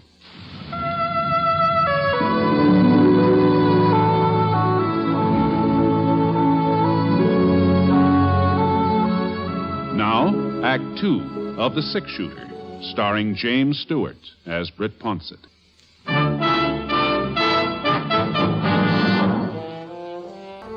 There were two of them, young fellas, both wearing Levi's and leather jackets, both carrying .45s. They're about the same build, same color, and look enough like to be brothers. They hadn't bothered covering their faces. That meant that they weren't worrying about being recognized. Probably didn't come from Clay City. The tall one gave most of the orders. Who's running this office? Will somebody speak up? I do the assaying. That's more like it. And you'd be the fellow who'd know how to open this safe. Well, there ain't really nothing worth... Cut out the stalling, mister. Get over here. Move. Oh, okay. Enoch saw he didn't have much choice. So he bent down in front of the cast iron safe. He started fiddling with the dial. The other outlaw, the short one, he was standing beside the desk. He reached out his free hand. He picked up one of Hiram's ore sacks. Here's something, Len. Feels pretty heavy, too. You let that alone, mister. All right, take it easy, That there ore belongs to me. You ain't got no right to it. Guess you don't hear so good. I told you to take it easy. You think you can bully me just because you're holding a .45? No, Hiram. Yeah, you've got another thing coming, young fella. I spent most of my life hunting that gold, and you ain't gonna walk in here and swipe it. You just let it be, or The next thing I knew, Hiram gave a leap forward. I tried to stop him, but it was too late. For a second, he just kept on moving. A step or two. Then his legs buckled, and he grabbed the edge of the desk. But his fingers couldn't hold the grip. Both the outlaws were staring at Hiram. They weren't watching me. Get down, Enoch. My bullet hit the short one in the arm. The gun flew halfway across the office. And the other one spun around and knocked over the kerosene lamp. I got off a second shot.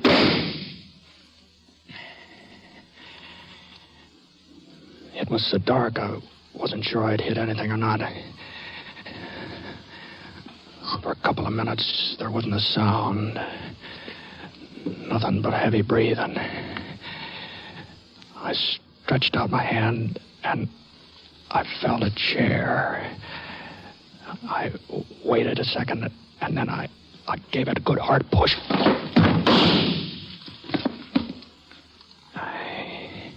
He sure had good ears. The bullet splintered into the chair before it even toppled over. But the flash of his gun showed me where he was. Crouched right behind the safe, out of range. I edged over to the right. If I could just get past the window without him seeing me. I made a dot and fired. Enoch lit up another lamp. The boy that was shot in the arm, he hadn't passed out. He was just lying there, staring at me. Looking even younger than he had when he first came into the office. The other fella, he'd taken a bullet in the shoulder, and he was bleeding pretty bad. But Hiram, he was worse off than either of them. He was flat on his back, gasping for breath. There was a big red splotch on his chest, and his mouth was covered with sort of a pink foam like. It's a good thing Doc Nibble's house was in the next block.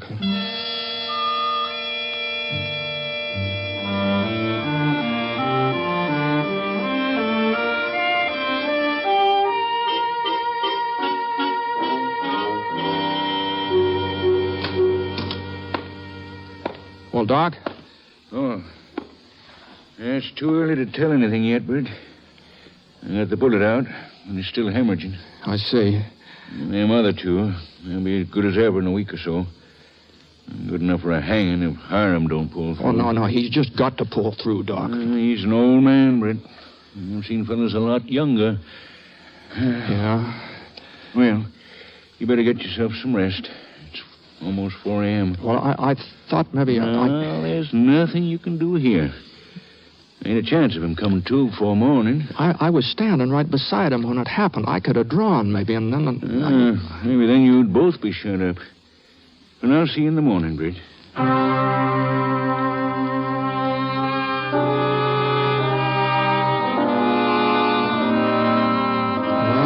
went back to the hotel, but I just couldn't sleep. About 6:30, I gave up trying. I figured it was too soon to find out how Hiram was doing, so I went for a little walk around town. I wasn't very hungry, but as long as Mike's Cafe was open, I thought I just might as well stop in for a cup of coffee. And I was just going through the door when Enoch Wilson came up running. Britt. Yeah? Good morning, Enoch. I was hoping I'd run into you. Stopped by the hotel, but they said you was out. Yeah, I was sort of looking the town over. I just left Hiram. Oh, well, he's not... No. It sure don't look good. Oh? Doc Nibble says he's got a good, strong constitution for a man his age. He'd have a pretty fair chance. But Hiram just don't seem to have any fight left in him. He ain't even trying to live. Well, has he come to? Yeah, about an hour ago. I happened to be there. You see, I went back to the office after that gunfight last night and finished up Hiram's assay. Oh? Well, I thought maybe if it turned out to be something good, well, I wanted Hiram to know about it before he... Oh, yeah. Well, that was mighty thoughtful of you, Enoch. Yeah, and it is good, Britt. A real strike. Well, didn't you tell Hiram? Oh, sure. But it didn't seem to make no difference to him. He just nodded and sort of dozed off like he didn't even care. Is that so? And Doc don't understand it neither. You'd think, if anything, it'd make him want to live. Knowing he found gold sure turned the trick. Yeah, you sure would. Maybe he figures I'm lying to him because he's so bad off. Uh-huh. Well, I guess it could be that. Yeah. So we thought, Doc and me, we thought, maybe if he was to hear it from you, well... Oh, sure, Enoch. I'll go right over there, sure.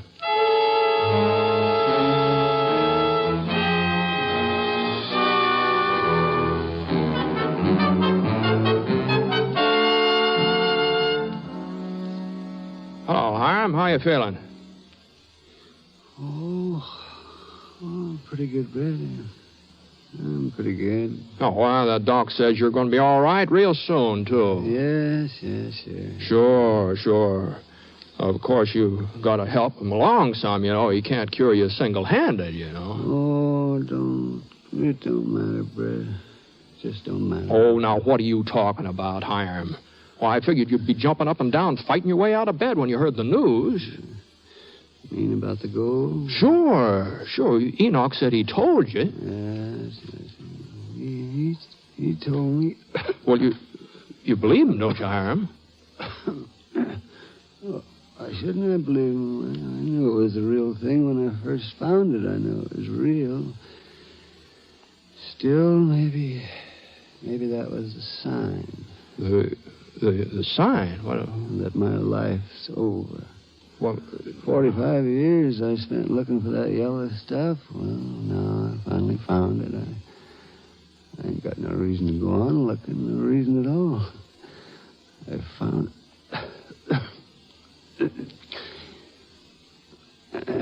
I'm awful tired, Britt. I'm awful tired. Well, you're going to be a rich man, Hiram. Well, I wasn't hunting gold because it's making me rich, Britt. Or maybe when I was younger that was the reason.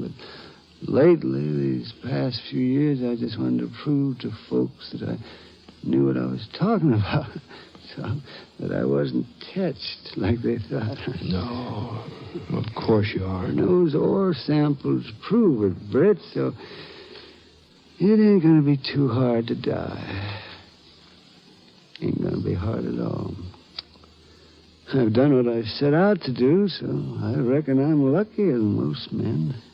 Well, that's one way of looking at it, I guess. Yeah, it just goes to show you things work out for the best, Britt. For the best. Yeah.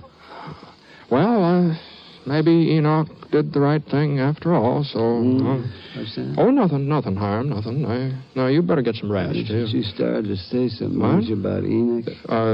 Did I? Yes, finish it up, Britt. What was that you were going to say? What I was going to say. Well, no, you're a pretty sick man, Hiram. I wouldn't want to get you all upset. Upset? What are you driving at, Britt? Well, you're weak and feeble, and it wasn't my idea, of course. Well, you don't mean that Enoch was lying to me, that ore wasn't full of gold? Now, I didn't say that. I know Enoch Wilson couldn't be trusted, so it ain't true about my strike. Now, so they figured I was going to die, didn't they? Then they'd all have the laugh on me. Well, I ain't going to be that obliging. I'll get well if it kills me. And I'll find gold, too, right out there in those mountains where I always said I'd find it. Oh, they think they're going to soft-soap me into kicking the bucket, don't they? Oh, they do. Well, Britt, you just tell them different. I'd be glad to, Hiram. I sure would be glad to.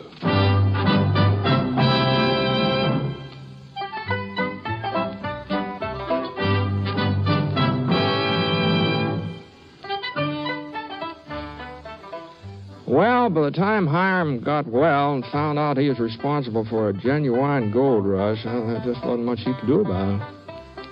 And the way the money poured in, faster than Hiram could spend it, no matter how hard he tried.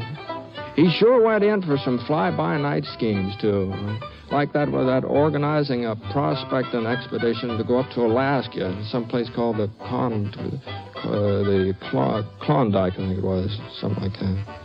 Everybody knew he'd never find gold up in a place like that because they're all expecting him to come back any day now. Admit that it was just a wild goose chase. But he hasn't shown up last time I was through Clay City. Folks are beginning to wonder what's keeping him.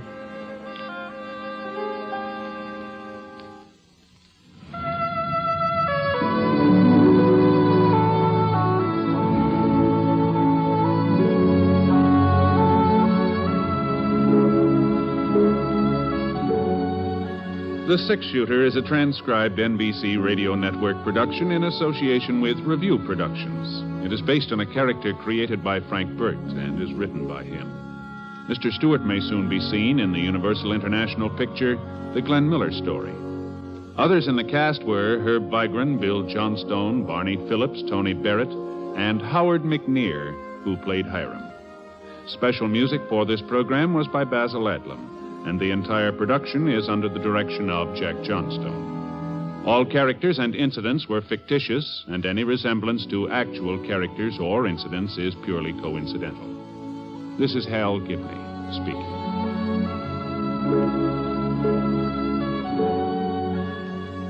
This is the NBC Radio Network.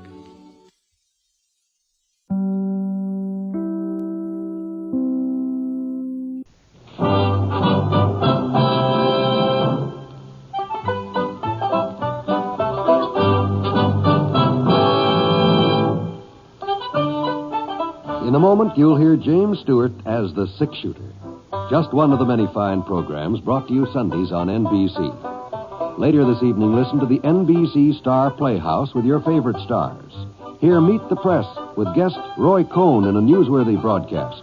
And be sure to keep tuned for the dramatic story of communism in America on Last Man Out. It's a wonderful lineup of great programs, all of them heard only on NBC. James Stewart as the Six Shooter.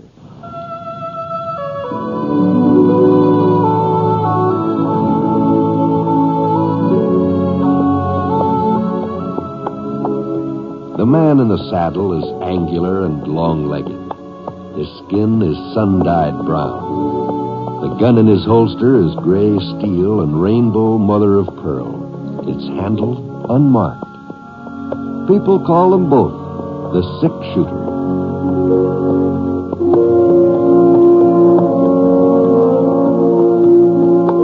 The NBC Radio Network presents James Stewart as the Six Shooter, a transcribed series of radio dramas based on the life of Britt Ponset, the Texas plainsman who wandered through the Western Territories, leaving behind a trail of still-remembered legends.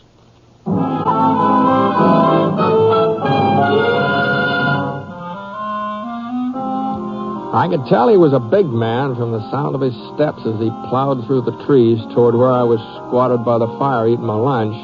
Finally came into sight.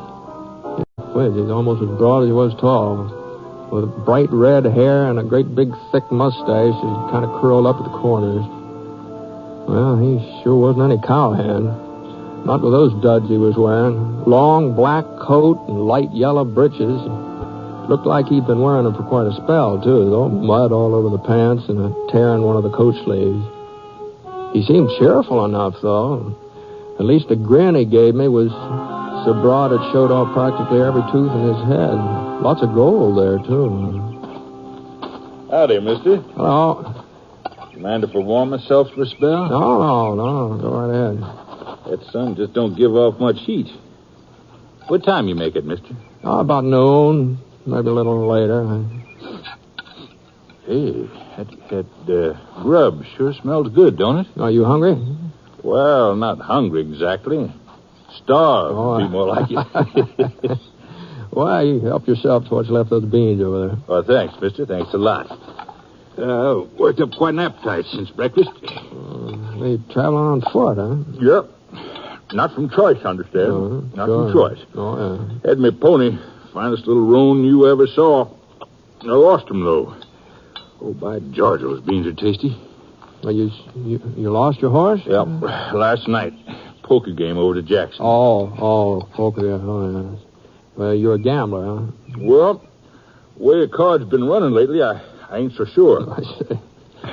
But if I had to go broke somewheres, I guess Jackson was as good a place as any. At least it's within walking distance of Clover Fork. Well, that's quite a walk. Well, I know it. I ain't got much further to go, though, have I? About 15 miles, I think. Well, I reckon I'll make it somehow. You acquainted with Clover Fork, mister? Some. I've been working on a ranch not very far from there. Usually get into town every week or so. That's where I'm headed now. Well, then, maybe you can tell me where I'll find my family. My wife and son, that is. Their name's Proctor. What? Proctor? Well, they're still living in Clover Fork, ain't they? That's where they'd moved to last time I heard. Janet Proctor, that's my wife. Boy's called Ted after his grandfather. You know him, mister? Yeah. Yeah, I know Ted. Oh, I'll bet he's a whopper by now. Why, he must be, well, let's see, he's going on 12 years old. He's a good-sized boy, all right. And what about Janet, mister? She's still pretty? She used to be pretty as a picture when she was a girl. Yeah, well, as a matter of fact, Mrs. Proctor's dead. What? Yes, she's, it was over a year ago now, pneumonia. Janet? Dead? Yes, I'm very sorry, Proctor. Gee, it's funny they didn't let you know about her. I reckon they tried. I ain't an easy man to reach. I keep moving around. Yeah, well, to tell you the truth, I didn't realize that Ted's father was still alive. I sort of got the impression that you were dead. Poor Janet. She sure never had much of a life. It was my fault. My fault more than anybody's, I guess. But I just couldn't do no different. I tried to settle down, get a steady job. It didn't work out. Some men aren't meant to stay put. Yeah? Now, it wasn't that I really left her, you understand. At first, he used to come back whenever I had a winning streak and I got some money ahead. And as time went on, I kept staying away longer and longer until, well, it's been 7-8 years now. She wasn't living in Clover Fork when I last saw her. She told me she was fixing to move there. I thought sure I'd be around this part of the country before now, but, hell, there always seemed to be another card game to keep me away. Mm-hmm. Well, Ted's all right, you said, huh? Yeah, oh, yes, he's fine last time I saw him. Who's looking after him now? Well, your wife's sister. He's been living with her the last year. Amy? Why, she's just a girl. Oh, she must be getting on to 30. 30? Well, ain't she married yet? No, there's talk, though. Fred Baker, a real nice fella. He owns a ranch right outside of town. Well, how's Amy managing? She don't have no money. Well, I guess you didn't know it, but your wife had built up a pretty nice little dressmaking trade, and Amy took it over. Woman folks say she's real handy with a needle. Oh. Ted does his part, too. Odd jobs after school, things like that. Oh, you'll be real proud of that boy. Yeah, sure. Well, I guess I'd better be moving along. Well, I'll just clean this kettle out with some sand here. I'd like to offer you a ride into town, but my horse is losing a shoe. I don't think you could carry both of us. Oh, that's all right, mister. That's all right. Yeah, thanks for the grub. Oh, don't mention it. Say, well, doggone it. I don't know your name, do I? Oh, it's Ponset. Not Britt Ponset. That's right. Well, I always figured I'd be meeting up with you someday, the way the both of us keep moving around. I'm real pleased to meet you, Mr. Poncett. Oh, my first name's Gus. Oh, hey, Gus. Before you shove off, I was wondering if you'd mind doing me a little favor. Hmm? As long as you'll be getting into Clover Fork ahead of me, would you stop off and tell Amy and the boy that I'm coming to see him for a day or so? I think maybe they kind of deserve a warning. Sure, I'd be glad to, Gus.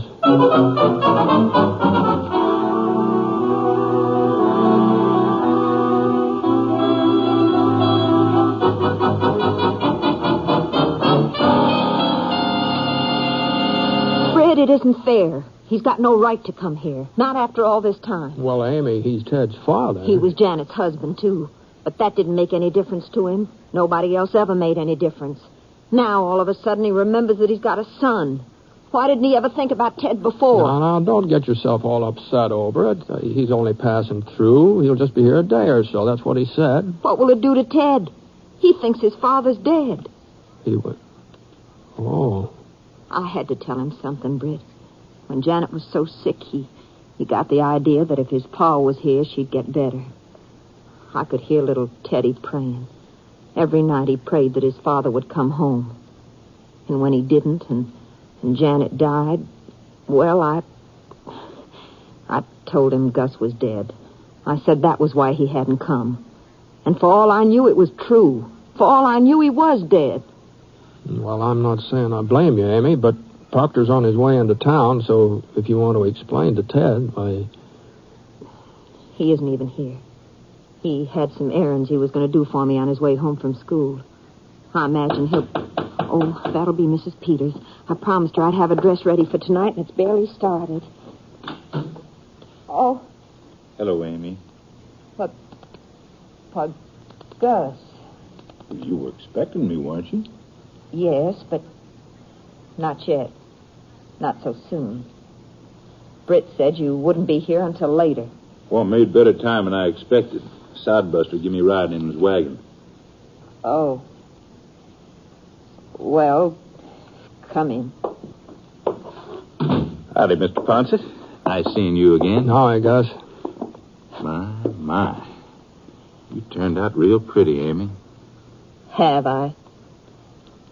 Well, I think maybe I'd better be getting on. There's no reason for you to go, Britt. No, I have to get me a room for the night, and you and Gus have things to talk over. We don't have anything to talk about. Now, Amy, I know how you must feel. You don't know how I feel. You couldn't know. It wasn't pneumonia that killed Janet. When you left that last time and didn't come back. When she didn't even hear from you. That's what killed her. Well, I couldn't help myself, Amy. It wasn't that I didn't love Janet, but... Oh, go away, please. Leave us alone. Ted believes that you're dead. It's better that way. He believes I'm dead. Oh, don't make him go through the same thing Janet did. Always wondering where you are, always worrying about you. Let him go on believing you're dead. Amy, you shouldn't have... I won't, Aunt Amy. I got the black thread you wanted and a piece of silk material, but... Hello, Teddy. You remember Mr. Ponset? Oh, sure. Hi, Ted. Just fine, Mr. Ponset. Ted, this is... I reckon your aunt's forgotten my name, son. Can't say as I blame her, seeing as how we just met up. It's, Parker. George Parker. I stopped by because I used to be a friend of your pa's.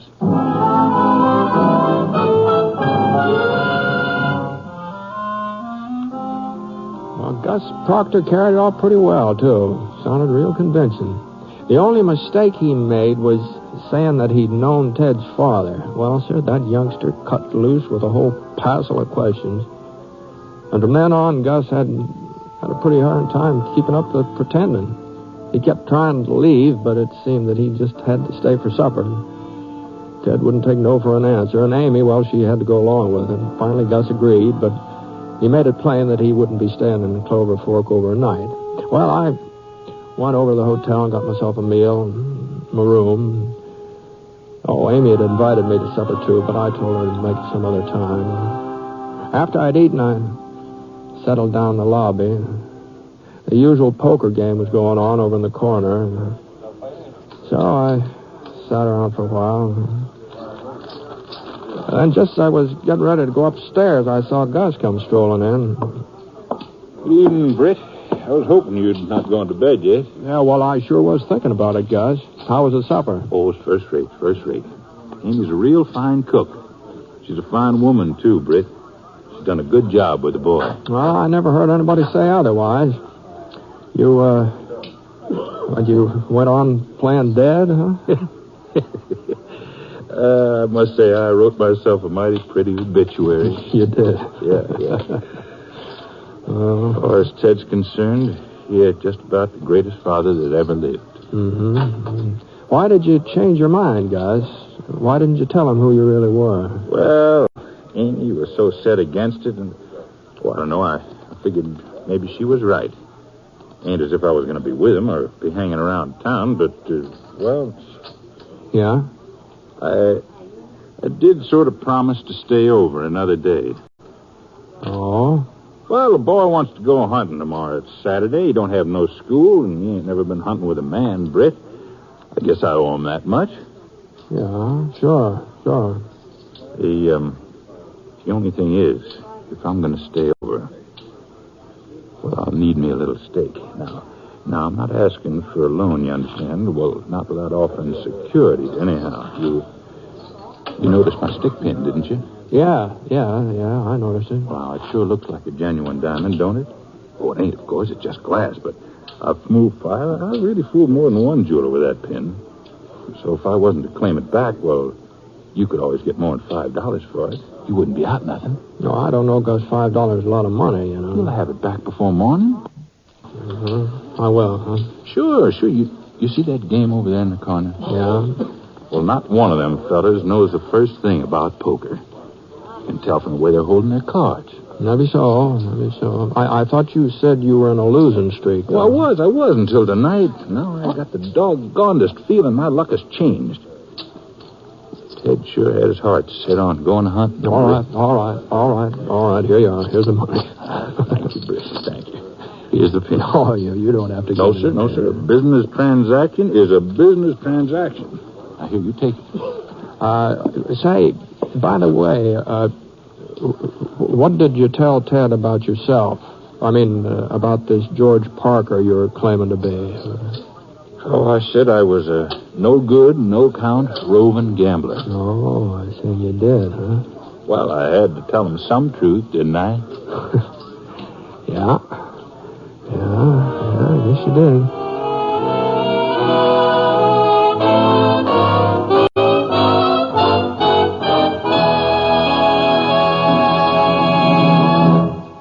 We'll return to James Stewart as the six-shooter in just a moment. But I'd like to pass on a word of thanks to you, our audience. Thanks from Jimmy Stewart, from our writer, Frank Burt, the entire technical crew, and our director, Jack Johnstone, for the warm, friendly letters we receive from you every week. It makes us feel that you are somehow sharing the pleasure that is ours in bringing you the six-shooter. We only wish it were possible to answer them all individually, for we appreciate hearing from you more than you may realize.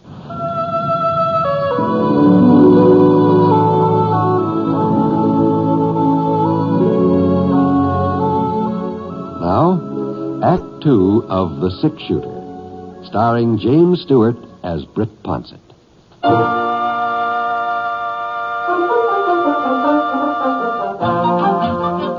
Well, Gus paid me back first thing next day. And he had a whole lot more than $5 in his pocket, too. Plenty of silver and a roll of bills. I guess his luck had changed, all right. He was all fixed up to go hunting when I saw him, wearing some new breeches and a flannel shirt, carrying a couple of first-class rifles under his arm.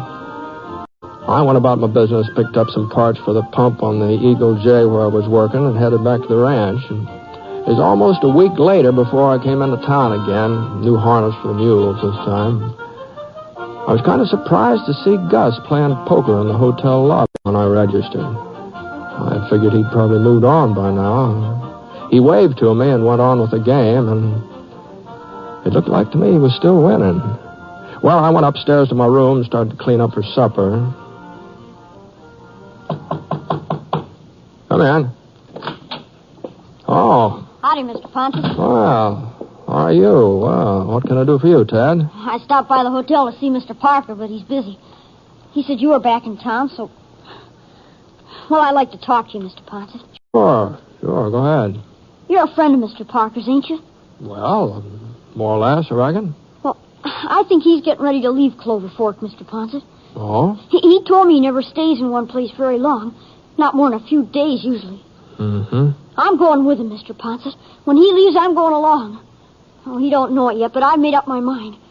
I ain't never had so much fun in my whole life as I have since he's come to town. We've been hunting and fishing, and he even let me play hooky from school day before yesterday, so we could hire some horses and take us a ride out in the country. Oh, only don't you tell Aunt Amy. All right, okay. He must like me, don't you think? Well, it sure looks like it, doesn't it? He says he ain't got no family of his own. Well, I bet he gets lonesome. I bet he'd like having somebody with him. Well... He's just got to take me along. If he don't, I'll go anyway. I'll run away and I'll follow him, and I'll find him, too. Now, just hold on. Oh, it ain't that I don't appreciate what Aunt Amy's done for me, but I'm grown up now. I don't need a woman fussing and making me behave. I want to be like Mr. Parker. I want to move around and see lots of places the way he does. And I'll learn to be a gambler. I've watched him. I already know how to play poker. Some. Oh? Uh-huh. Well, most anybody can learn how to play it. Is learning how to win that's a mite more difficult. Well, he never loses, Mr. Ponset. There ain't nobody who can beat George Parker. Is that so? He's just about the finest man I ever met. Maybe not as fine as my pa was, but he was a friend of my pa, so Pa must have thought good of him, too. Uh-huh. I've been able to ask him about letting me go with him. I'm scared he'll turn me down. Of course, it wouldn't make no difference if he did. Like I said, I'll go anyhow. But, well, would you ask him for me? I mean, would you tell him what I've decided? Well, don't you think maybe you ought to talk this thing over with your Aunt Amy? Oh, that'd be just a waste of time. I know what she'd say, but it wouldn't make no difference. All right, Ted. I'll ask Mr. Parker. I'll tell him what you decided.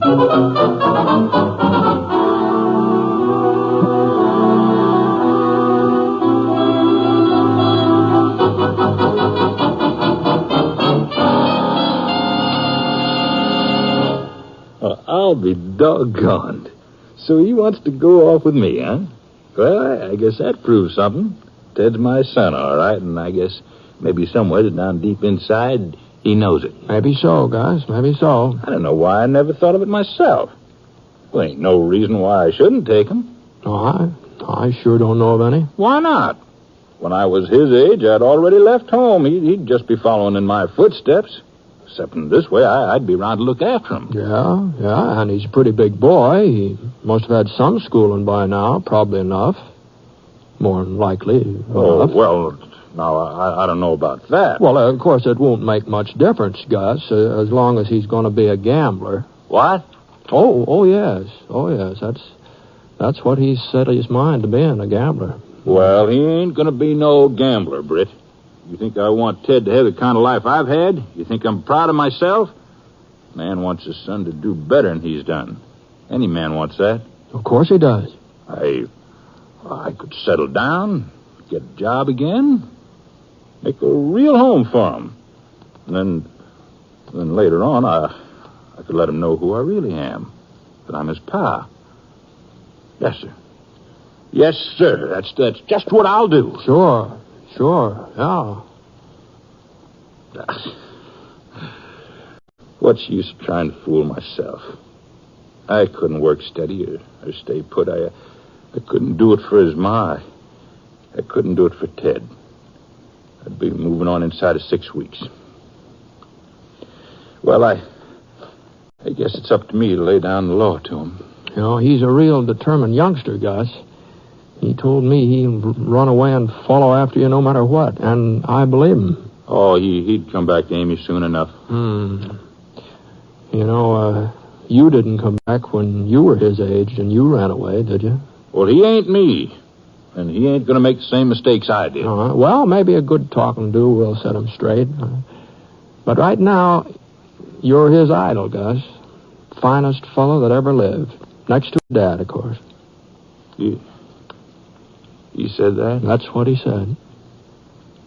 Britt, I can't be nobody's idol.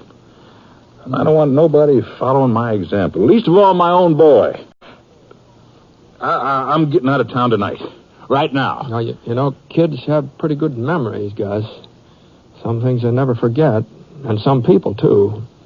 Even after you're gone, he'll still want to be like you. No, he won't. Not if I... Hey, look, it's still early yet. I'll have time for a couple of hands of poker before I go. You don't play, do you, Britt? No, not very much. Sometimes I kind of enjoy watching.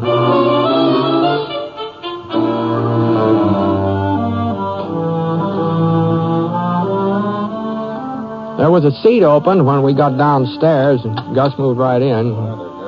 Boys sure were anxious to have him play, especially Bart Finch. Seems he'd lost quite a bit during the last week, and he wanted a chance of getting some of it back.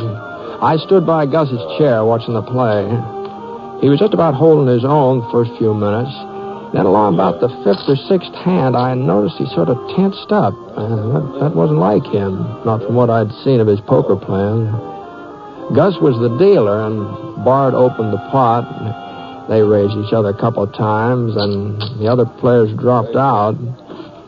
Then it came to a draw. Bart tossed in 2 cards, and one of them kind of hit on edge and almost flopped over. I couldn't see what it was, though, not from where I was standing. Gus dealt Bart 2 fresh cards and drew 2 himself. And then everybody seemed to get kind of quiet. Bart made a $10 bet, and Gus raised him to 25. Bart came right back with another raise, and Gus upped it again. And, that pot got to be about, $300, I think. Well, finally Bart called. All right, Parker. What do you got? Well, let's see. Looks to me like about 2 pair. Huh. Well, that just don't happen to beat a full house. Well, it might. It might. Hmm? You see, Finch, I got 2 pair of jacks. What? There you are. 4 jacks. Keep away from them chips, Parker. Well, what's the matter? You're not cheating me out of this hand. You're talking crazy, Finch. Listen to me, boys. I threw in 2 discards. One of them was a jack. There's only 4 jacks in the deck. Oh, he's all mixed up. That must have been the last hand. Well, they're the discards. There's supposed to be 4 of them. 2 from me, 2 from him. There, now, what did I tell you, boys? Only 3. He dealt himself my jack. That's how he's been winning all week, too. That's how he got our money. Well, you ain't going to cheat anybody else, Parker. Now, hold on. Now, take it easy, Finch. You stay out of this, Poncett. You put that gun away. I mean it, You Bart. ain't going to stand up for a crooked gambler, Britt. Now I'm fixing it so he won't ever... Oh! Now, rest of you sit tight. If there's going to be any more gunplay around here, somebody's going to get hurt. Except for you, Parker. You better get out of town and fast. And you better think twice before you come back, too. Don't worry, Poncett. I won't be coming back.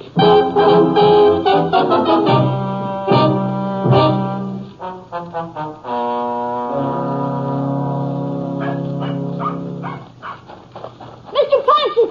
Mr. Poncett! Oh, hello, Tad. I've been looking all over for you. It ain't true, is it? What they say about Mr. Parker? He didn't cheat at poker. He couldn't have. No, I'm afraid that's how it looked. I don't believe it. I won't. He isn't that kind of man. He just isn't. They Well, even say that you told him to leave Clover Fork and not to come back. that's right. Honest, Mr. Poncett? That's what I told him, Ted. You mean it really happened, what I heard? It happened all right. It's true. To think I wanted to go with him. I wanted to be like him. I must have been loco. Why, a man who cheats at cards, he's lower than a snake even. Well, maybe Mr. Parker had a reason for what he did. There couldn't be no reason. Not for something like that. I wish I'd never heard of him. And I don't think he was a friend of my pa's either. I don't think he ever knew Pa at all. Pa wouldn't have had nothing to do with a skunk like him. No, I don't know about that, Ted. Well, I do. Uh-huh. Look, maybe you ought to head for home. Your Aunt Amy will be worrying about you, don't you think? Yeah, you bet. You know, Mr. Poncett, I ain't ever gonna leave her. Oh, someday you will. But not for a while yet. Not for a while yet, Ted.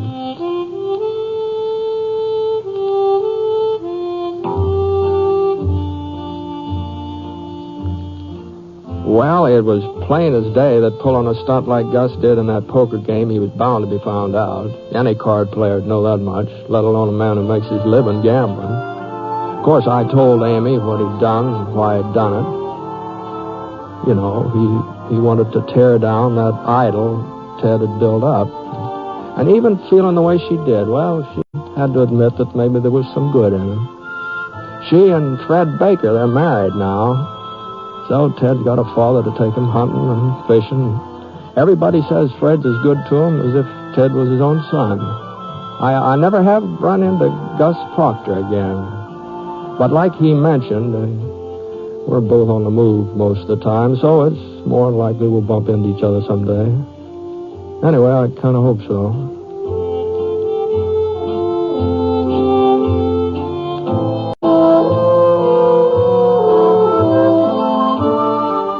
The The Six Shooter is a transcribed NBC Radio Network production in association with Review Productions. It is based on a character created by Frank Burt and is written by him. Mr. Stewart may currently be seen in the Universal International picture, The Glenn Miller Story.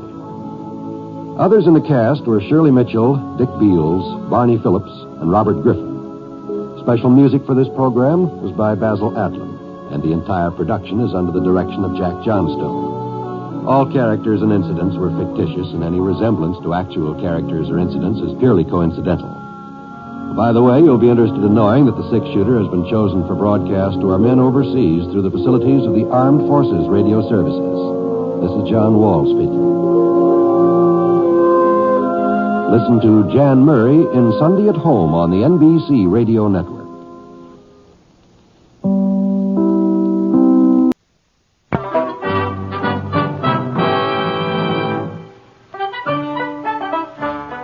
In a moment, you'll hear James Stewart as the Six Shooter, just one of the many fine programs brought to you Sundays on NBC. Later this evening, listen to the NBC Star Playhouse with one of your favorite stars. Hear Meet the Press, America's #1 newsmaking program. And be sure to keep tuned for the dramatic story of communism in America on Last Man Out. A wonderful lineup of great programs, all of them heard only on NBC. James Stewart as the Six Shooter.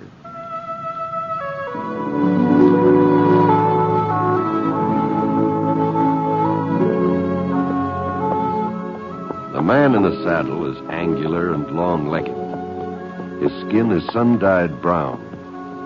The gun in his holster is gray steel and rainbow mother of pearl, its handle unmarked. People call them both the Six Shooter. The NBC Radio Network presents James Stewart as the Six Shooter, a transcribed series of radio dramas based on the life of Britt Ponset, the Texas plainsman who wandered through the Western Territories, leaving behind a trail of still-remembered legends.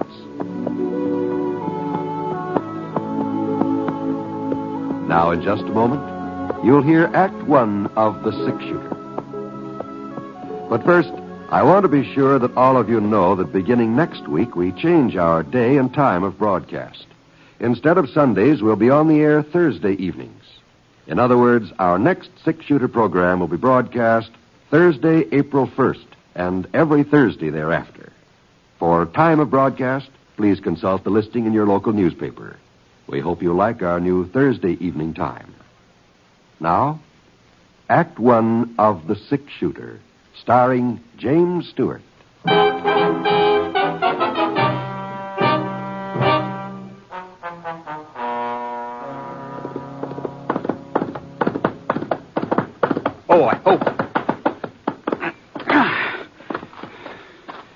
Wes? Wes! What are you hollering about, Jim Cassidy? I'm looking for Wes, Miss Singer. You know where I can find him? Lockwood, maybe. No, ma'am. He ain't in town this morning. I just come from there.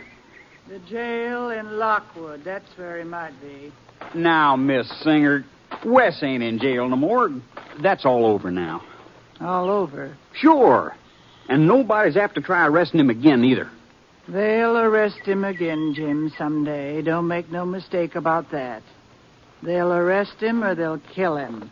We all gotta go sooner or later, Granny. Oh, Wes, But if I was as close to my time as you are to yours, I wouldn't be talking about killing and dying so much.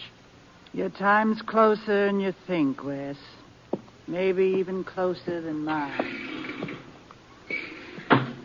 Doggone it, Wes. She told me you wasn't even to home.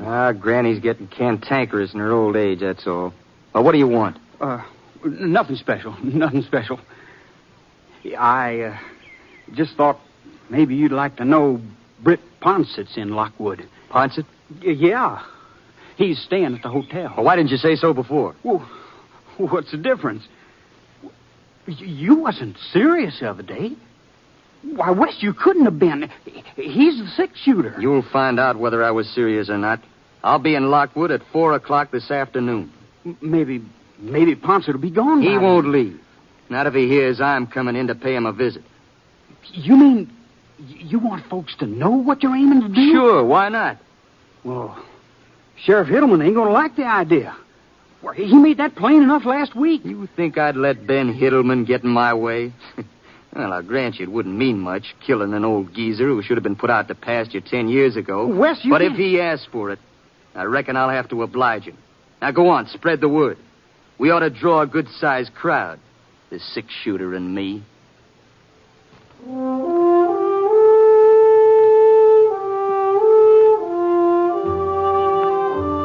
Well, as soon as we'd finished fencing in the last couple of 1,000 acres on the Tip-Top Ranch, old man Jeffers sent me into Lockwood to get some signs printed up. He wanted everybody to know that he owned the biggest spread in this part of the state, and he figured posting these signs every quarter of a mile or so would do the trick. Of course, the wording had to be just right. He wrote it all down so I wouldn't forget it. Tip-Top Ranch, property of Rex Jeffers. Keep out. This means you. Trespassers will be shot at sight. If you ain't able to read this notice, keep out anyway. Rex Jeffers means what he says. Signed, Rex Jeffers. It's Thursday night when I got into town, and the office of the Lockwood Clarion was closed. But first thing Friday morning, I headed over to give Pete Drum the order. Pete was the owner of the Clarion. What in thunder is Rex thinking of, Britt? Folks all know where the Tip-Top starts in and where it leaves off.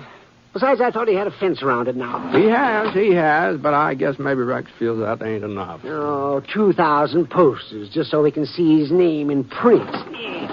All right, I'll do him. But it'll cost him $15. That's my price. $15? Can't be done for a cent less. Paper's expensive, Britt. Well, how soon do you figure you can get at it, Pete? Oh, I don't know. Got me a few more of these auction handbills and all. Then I suppose I can shift over to your order.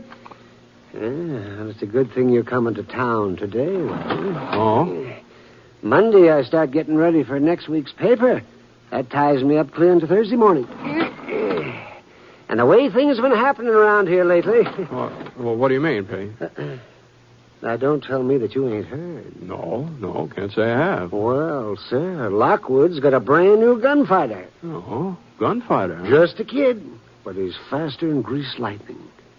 The first thing you know, Wes Singer will be just about as well known as Sam Bass or Bill Longley or any of the rest of them dead eyes. Wes Singer? 2 killings in less than a month. That's what he's got to his credit so far. Mm-hmm. Wyatt Barker. He was the first. Wyatt and Wes got into some kind of a mix-up over to Charlie Jensen's place. Well, sir, Wes beat him to the draw and pumped 4 shots into Wyatt's body before it even hit the floor. You don't say. And afterwards, he just stood around there and he waited for Sheriff Hittleman to take him in for questioning. Why, he acted like he didn't have a worry in the world. And as things worked out, he was right. There wasn't nothing the sheriff could charge him with, seeing as how Wyatt was already drawing his gun when Wes cut loose. Mm-hmm. Oh, guess that's enough of them handbills now. Yeah. Now, what happened to that paper you gave me, Britt? How's that? Well, you know the wording on it for your postage? Oh, here it is. Right here. Yeah, thank you. Let's see. I suppose Rex Jeffers wants his name in the biggest type I've got. Yeah, I reckon he'd like to have it stand out good and plain. Oh, yes, he would. Well, I guess this'll have to do. It was big enough for Lincoln's assassination. It ought to be big enough for Rex. Anyhow, like I was saying, folks just didn't know what to make of Wes Singer and the way he'd killed Wyatt Barker. They wasn't sure whether it was one of those times when a young fella just sort of flies off the handle and then settles down again afterwards. Or if Wes would take up gunslinging for a whole career. About 10 days later, they found out. Oh? It was on a Wednesday when he come riding down Main Street again. And we was all kind of curious to see how he'd behave, so some of us sort of moseyed over to Charlie Johnson's place when he went inside.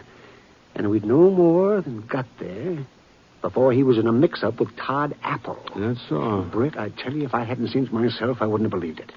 Wes outdrew Todd by almost a full second. Now, you got to give the devil his due. Wes Singer is a fast man with a 6-shooter. And I ought to know. I've seen the best. I've seen that gun of yours in action, Brett. Well, that was some time ago. Oh, you're still walking around on your hind legs? That's a pretty good sign you ain't completely out of practice. Well, what about the sheriff? Didn't he arrest young Singer after the second shooting? Oh, sure. He arrested him.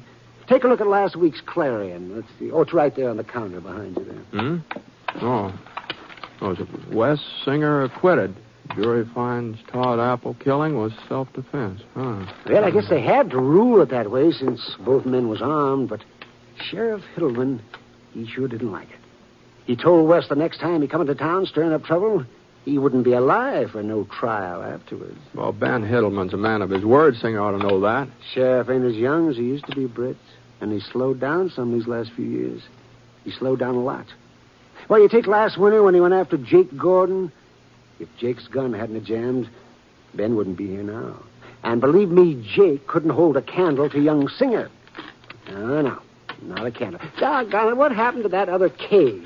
I was sure I had two of them. Speaking of the sheriff, I think maybe I'll wander over and see how he's getting along. His office still around the corner here? Yeah, same place as always. I'll drop back and see you later, please. Okay, Britt. But you take it easy. Well, Lockwood never had been what you might call a real peaceful town. They'd had their share of gunfighters and shootings, no doubt about that. But Ben Hillman, he'd managed to keep things pretty well under control, so I figured he'd find some way of handling this West Singer. As I turned the corner, I got a little glimpse of Ben through the side window of his office. He was putting on his hat, getting ready to go out somewhere. George Pete was right. Ben had aged. Even more than I expected.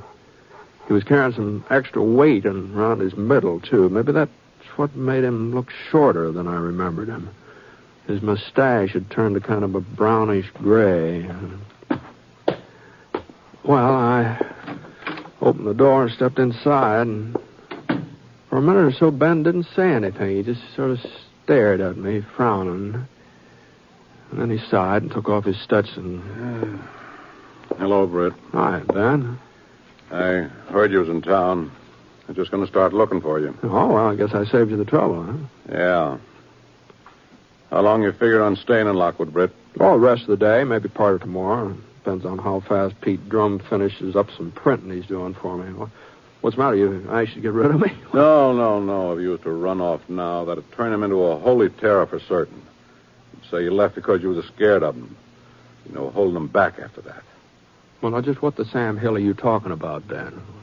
You ever hear of a fellow called Wes Singer? Lives out east of town? Yeah. Pete was just telling me about him. Well, it seems he's spoiling for a gunfight with you. With me? Yes. Why, I never laid eyes on the man in my life. Well, he knows you, at least by reputation. Oh. He got to shooting off his mouth the other day, telling some of his pals how he could out-trigger any man in the state. One of the boys who was listening brung up your name, said he'd bet you could teach Wes a few things about slapping leather. I see. Of course, Wes had to back up his bragging. He told him if he was ever to come around Lockwood, he'd show him who was the best shot. He'd show everybody. Oh, well, I imagine that's just so much talk. At the time, maybe. But you're in town now. And if Wes don't do something about it, well, he ain't going to look like much. Besides, you're kind of a tempting target, Britt. Well, what are you talking about, Ben? You're the six-shooter, aren't you?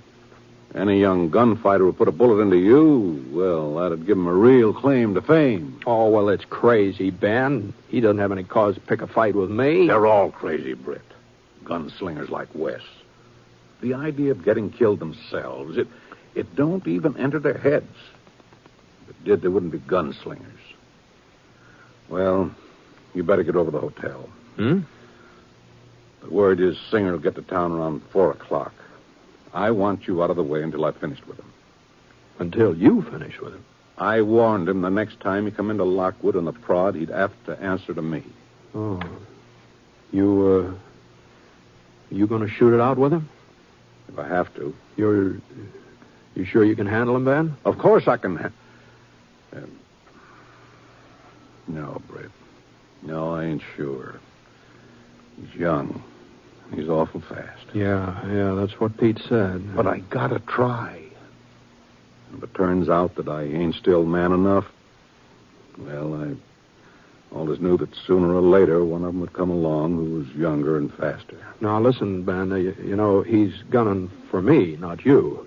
That ain't the point, Britt. I'm the one who laid down the law. Told him what I'd do if he ever tried to pull off another shooting spree. Sure, I know. So it's my job to stop him. Oh, you might be a better match for Wes. I don't deny that. And if he should get past me, not that he will, you understand, but if he should, well, then... Yeah? But I just couldn't step back and let you take him on first. Why, folks would never pay no heed to me afterward. They'd say I'd talked big to Wes, but it was your gun he'd listen to. You see my point, don't you? Yeah. Yeah, I see your point, Ben.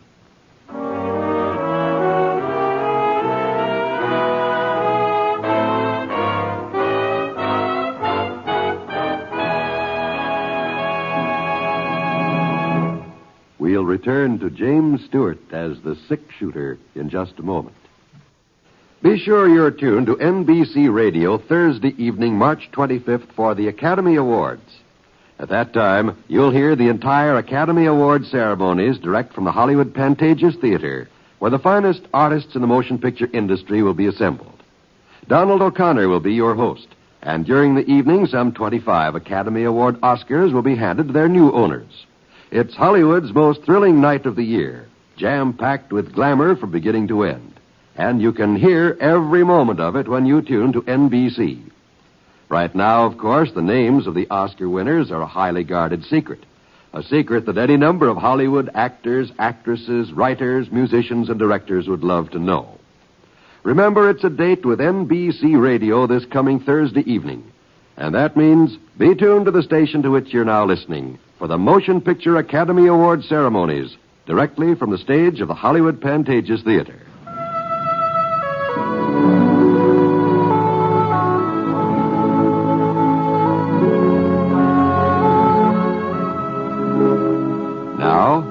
Act 2 of The Six Shooter, starring James Stewart as Britt Ponset.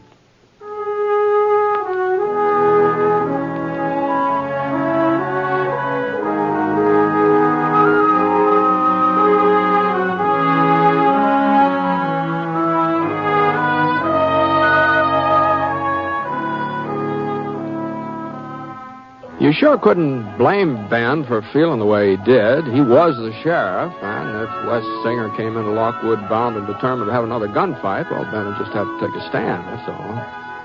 And I sure didn't like the idea. A young fella I'd never even met up with was gunning for me, and somebody else was going to try to hold him off. No, that just didn't... Not that I was anxious to get mixed up with him or anything, but I just... Well... Anyway, as long as Ben had made up his mind, there wasn't much I could do about it one way or the other, at least for the time being. So I moseyed over to the hotel. The clerk stopped me as I was passing the desk. He pointed to a woman sitting on the other end of the lobby. He said she'd been waiting for me to come in. Elderly lady, white hair, wrinkled yellow face with a blue straw bonnet tied under her chin. Ma'am, Yes? my name's Poncett, ma'am. Britt Ponset. Oh. Would you mind sitting down here, Mr. Ponset? Sure.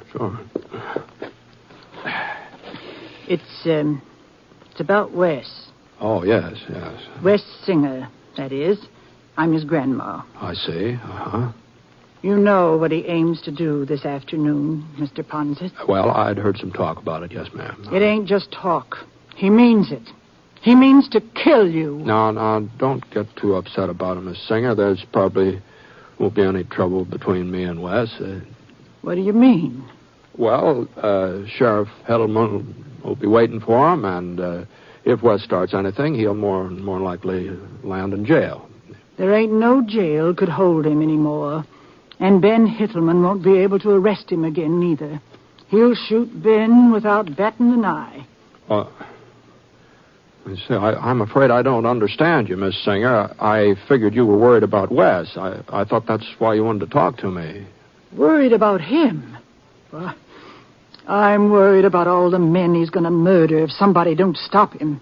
Men like Wyatt Barker and Todd Apple. Ben Hittleman, he'll be next. Uh-huh. Well, just what is it you want from me, Mrs. Singer? I want you to kill Wes. I want you to shoot him down like you'd shoot down a mad dog. You're the 6-shooter. You're the only one who'd have a chance against him. Well, now, Sheriff Hittleman's the law in this town, Mrs. Singer. It ain't up to me. Law? What kind of law is it that turned Wes loose after his other killings? He ain't fit to live, Mr. Poncett.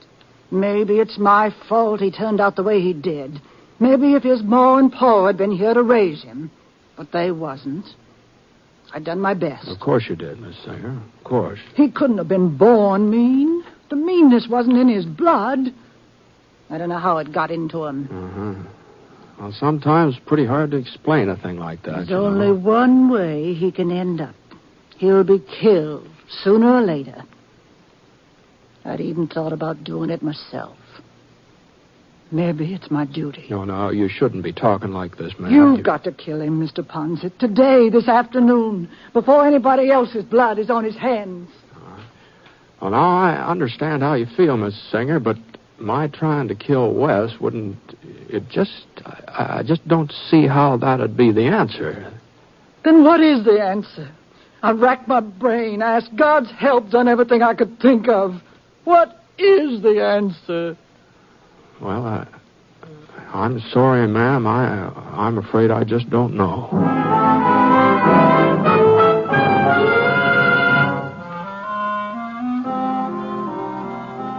It was about 3 o'clock in the afternoon when Mrs. Singer left the hotel.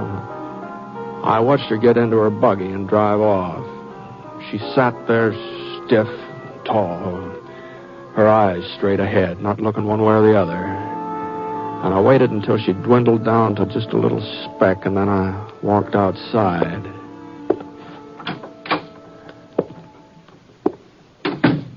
There was a kind of a stillness in the air, like on a hot summer day just before a thunderstorm. Town was practically deserted. Nobody was in the stores, nobody on the street. Nobody but Ben Hittleman. Britt, I told you to keep out of sight. Yeah, I know, Ben. Now, you get back to the hotel before it's too late. I'm not waiting in the hotel, Ben. What? No, I made up my mind. I've decided to take a little ride this afternoon. A ride? What are you talking about? Well, I thought maybe I'd head over that way, toward those hills over there. And run right into West Singer? Well, I suppose we might meet up if he's coming in that direction. You know darn well he's coming from that direction. I told you he lives east of town. Now that I think of it, I guess you did, yeah. Well, I'll be seeing you. Now, you listen to me, Britt. Now, I have listened to you, and I see your point, Ben. If there's a gunfight here in Lockwood, or if it looks like there's going to be one, well, it's up to you to do something about it. Well, ain't that what I've been telling you? Sure, yeah. But on the other hand, whatever happens outside of town, beyond the city limits, that is, well, I don't see that that's any of your business. Officially, no, but... Well? Britt, I won't let you do it. I know what'll happen between you and Singer. If you do get the draw on him, you'll hold off. You won't kill him. But if he gets the draw on you... So long, Ben. Britt!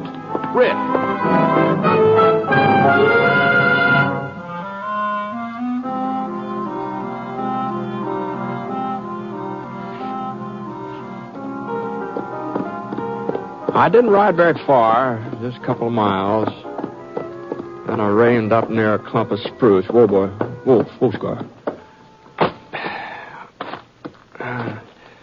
Scar wandered around nibbling at some tufts of dried up grass. I settled down in the shade to wait. About 10 minutes later, I saw him coming toward me. Not hurrying, just plodding along, slow, easy like. Of course, I couldn't be sure that this was young Singer, but it seemed more than likely that it was him. And when he got close enough so I could see his face, well, there wasn't much doubt about it. He was young, all right. Appeared to be younger than his years, just a kid. Not a bad-looking boy, either. But there was something about his eyes and the way they kept darting from side to side like an animal on the prowl. But when he saw me, he reined up and slid out of the saddle. Howdy. You right out here from Lockwood, mister? That's right. I hear Britt Ponset's in town. Is that a fact? He was in town. Was? I might have known he'd run out on me. You got any idea which way he headed? Yeah. I'm Britt Ponset. What? That's right. There's something I can do for you? For a second, his eyes stopped moving and just stood there as if he didn't quite know what to do. But it didn't take him long to make up his mind. His right hand whipped down toward his holster so fast that it was all I could do to get hold of the shotgun before he finished his draw.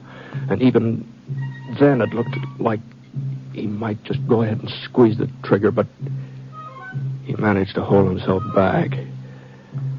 We weren't more than about 8 feet apart, just staring at each other. His revolver aimed right at my face, and the shotgun I'd borrowed from Pete Drum pointing straight at his belly. What are you trying to pull, mister? How's that? That shotgun. What's the matter with your six-shooter? Nothing. Nothing at all. All right, go ahead. You've been telling everybody around town you're going to kill me. All right, go ahead. You couldn't miss me. Go on, you couldn't miss me, not at this range. Sure, but... But I'd still be able to let go with a blast, too, you know. Is that what you're worried about, Wes? And I guess it'd tear a pretty big hole through you. I ain't afraid. You think I'm a coward, don't you? I'll tell you one thing, I think. You know, you never faced up to the fact that you might get killed in one of these gunfights of yours. As long as you got off the first shot, you figured the worst the other fella could do was just to nick you, if he was lucky. All right. Now, you can get off the first shot now. But if you do, I don't need to be able to aim this shotgun. I just couldn't help hitting you. You're loco, Poncett. We'd both be dead. Yeah. Well? You can't expect a man to commit suicide. All right, I'm waiting, Singer. You know there's no way to... You know I don't dare... That's right.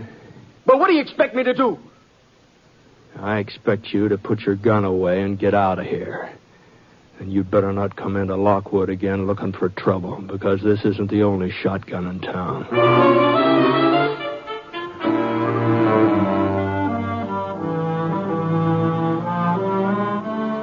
Well, after a minute or so, he turned and he climbed on his horse. And I don't know for sure what happened to him after that. I heard that he moved on farther west and finally got into a gunfight with somebody who outdrew him. I guess it was bound to happen, of course. I just don't understand what gets into a fellow like him.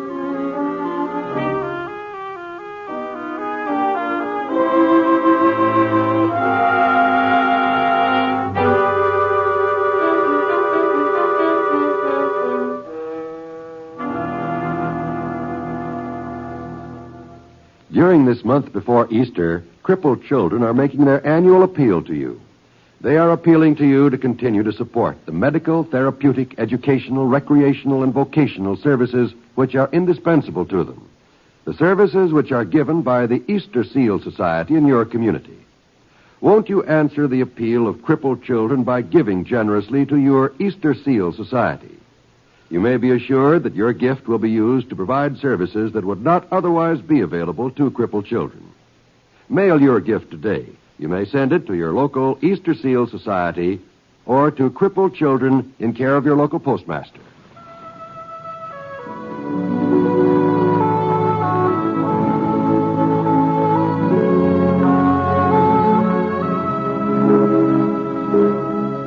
The Six Shooter is a transcribed NBC Radio Network production in association with Review Productions. It is based on a character created by Frank Burt and is written by him.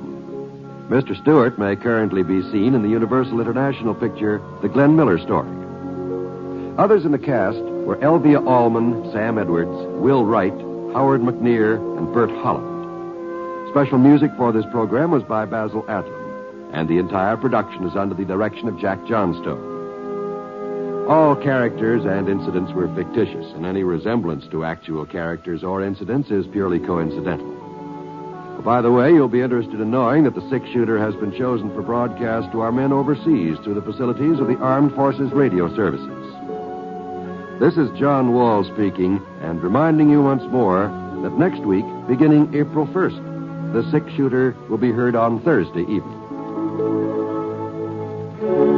Listen to Jan Murray in Sunday at Home on the NBC Radio Network.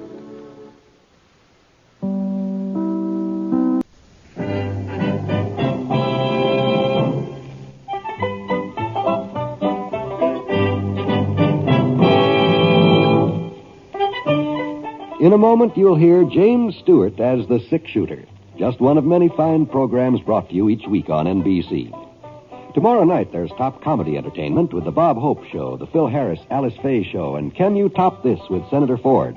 Bob Hope delivers rapid-fire comedy routines, while Phil Harris and Alice Faye bring both mirth and music. It's a great Friday night lineup of comedy programs, all of them heard only on NBC. James Stewart as the six-shooter.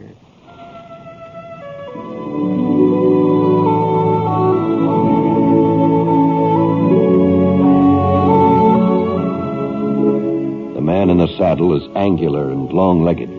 His skin is sun-dyed brown. The gun in his holster is gray steel and rainbow mother of pearl, its handle unmarked. People call them both the six-shooter.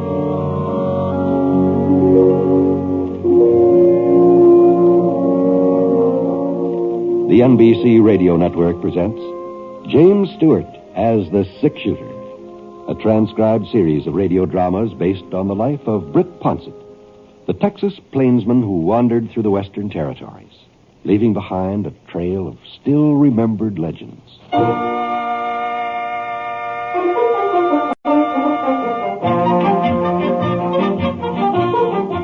This was my first trip into Powder Creek for 3 months, I suppose.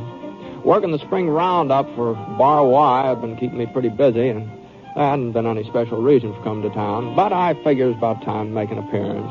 Scar's saddle was showing a lot of wear and tear, and, well, my own outfit didn't exactly look like it had just arrived fresh from the mail order house. Pants were getting a little thin around the seat, and there was a pretty big hole in the sleeve of my jacket. I'd tried to patch it up, but I hadn't done a very good job.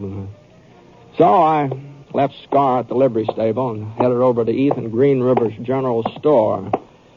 I aimed to get another jacket, a new pair of breeches, shirt or two, and I'd probably be able to find out what's been going on in the town while I was at it. Ethan usually managed to keep up on the latest Powder Creek happenings. Well, the store hadn't changed much. Everything seemed to be about the same. And Ethan, he hadn't changed much either. He must be almost 65 by now. He sure didn't look that old, though. Standing there by the pickle barrel, munching on a great big fat juicy dill. Howdy, Ethan. Well. I've been wondering when you was going to honor us with your presence, Britt. That's so. Yes, sir. I was remarking about you just this morning. Told Miss Bennett when she come in to get some yardage for a new dress. I said to Miss Bennett, about time for the six-shooter to be coming into town. He's sort of overdue, I said. Overdue? What are you talking about, Ethan? Well, there's milk for you, for one thing. Letter. Somebody in Topeka, Kansas, from the looks of the envelope. Oh, it must be from Aunt Emma. She lives in Topeka. Oh, she does, eh? Well, here you are, Britt. Thanks. According to the postal rules, I should have sent it back when you didn't show up, but I figured I could stretch your point. Well, ain't you going to read it? Oh, sure. Oh, my.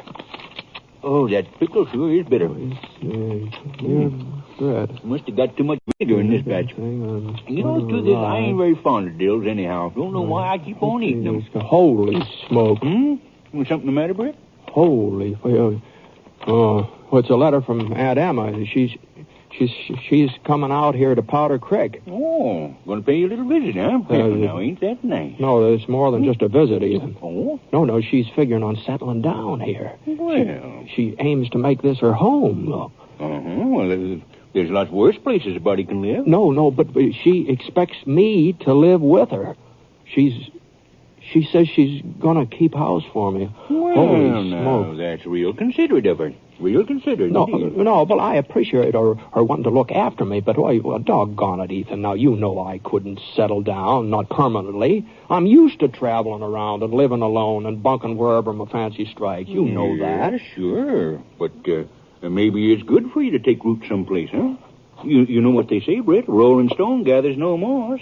Living alone does have its disadvantages. Oh, well, now, you're a fine one to talk. Well. I haven't noticed you making any effort to acquire a family. Oh, now, look here. I'm a lot older than you are. Too old to change my ways. But you're still a young buck. You ought to be sort of pliable like. Yes, sir, I think you ought to take your hand up on this here offer. You don't think anything of the kind, You Ethan. do. No, you do not. You're just trying to get my goat, that's all. Not at all. I know you. I'll just write Aunt Emma tonight, and I'll thank her for what she wants to do for me. But I'll just explain. I'll just explain to her and tell her. I kind of doubt that a letter would reach her in time to hit her off, Britt. What? Yeah, that one she sent you has been here for several weeks now. Oh, yeah, well, I guess I'll just send her a telegram then. That line out of Powder Creek is still working, isn't it? Oh, yeah. Ain't been a single breakdown lately, not since them Apaches headed south back into their own territory. Yeah, well, that's what I'll do then. I'll just telegraph her. Well, I kind of doubt that a telegram would do much good either. Huh? Seeing as how your Aunt Emma's already in Powder Creek. Yeah, well, I'll send her one anyway. What? Yes, sir. She got here a week ago last Tuesday. Come in on a Saturday. Brung a whole load of furniture, too. Well, now, hold on, Ethan. No, you're not serious. You're joking about no, I'm not. Just you take a stroll over to the old Mac Dennis house. You know, on the corner behind the bank? Yeah. Yes, sir. Your aunt rented the place right after she arrived. Must be all moved in by now. Well, I just don't know what to say. I understand she's got your room all fixed up waiting for you. My room? Well, that's what she's here for, ain't it? To look after you. Well, I don't need any looking after. Well, maybe not, but it appears your Aunt Emma's got other ideas. Seems to be a real understanding lady, though. Says it's all right for you to keep Sky if your heart's set on it. To keep Sky? What? Well, she probably don't care much for horses herself, you see. Now, you just listen to me, Ethan Green River. I'm not going to live here on that, I never asked Aunt Emma to go. She shouldn't take it upon herself with the old Mac Dennis house, you said. Yeah, that's the one. Ain't very fancy, but from here on, it's going to be home sweet home, hey, Britt? Yeah, I'll just see about that.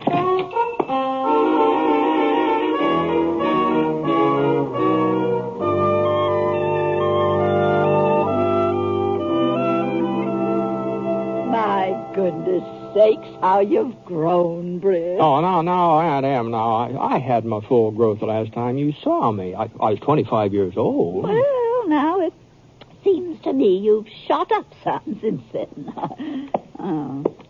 Not much flesh on you, though.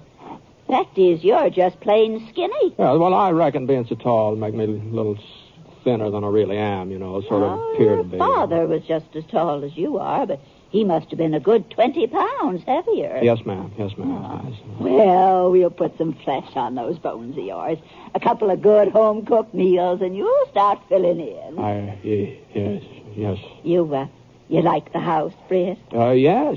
It seems real comfortable. Well, I haven't quite finished unpacking yet, and some of the big pieces have got to be moved. I was waiting for you to give me a hand. Yes, I'll be glad to, Aunt Em. Your room's right over there if you want to take a look at it. Oh, well... Go on, Britt, go on. Oh, you needn't be afraid I fixed it up real frilly or anything like that. Oh, no, I wasn't worried about that. Well? It looks fine. It's just fine. Just take a good feel of that bed.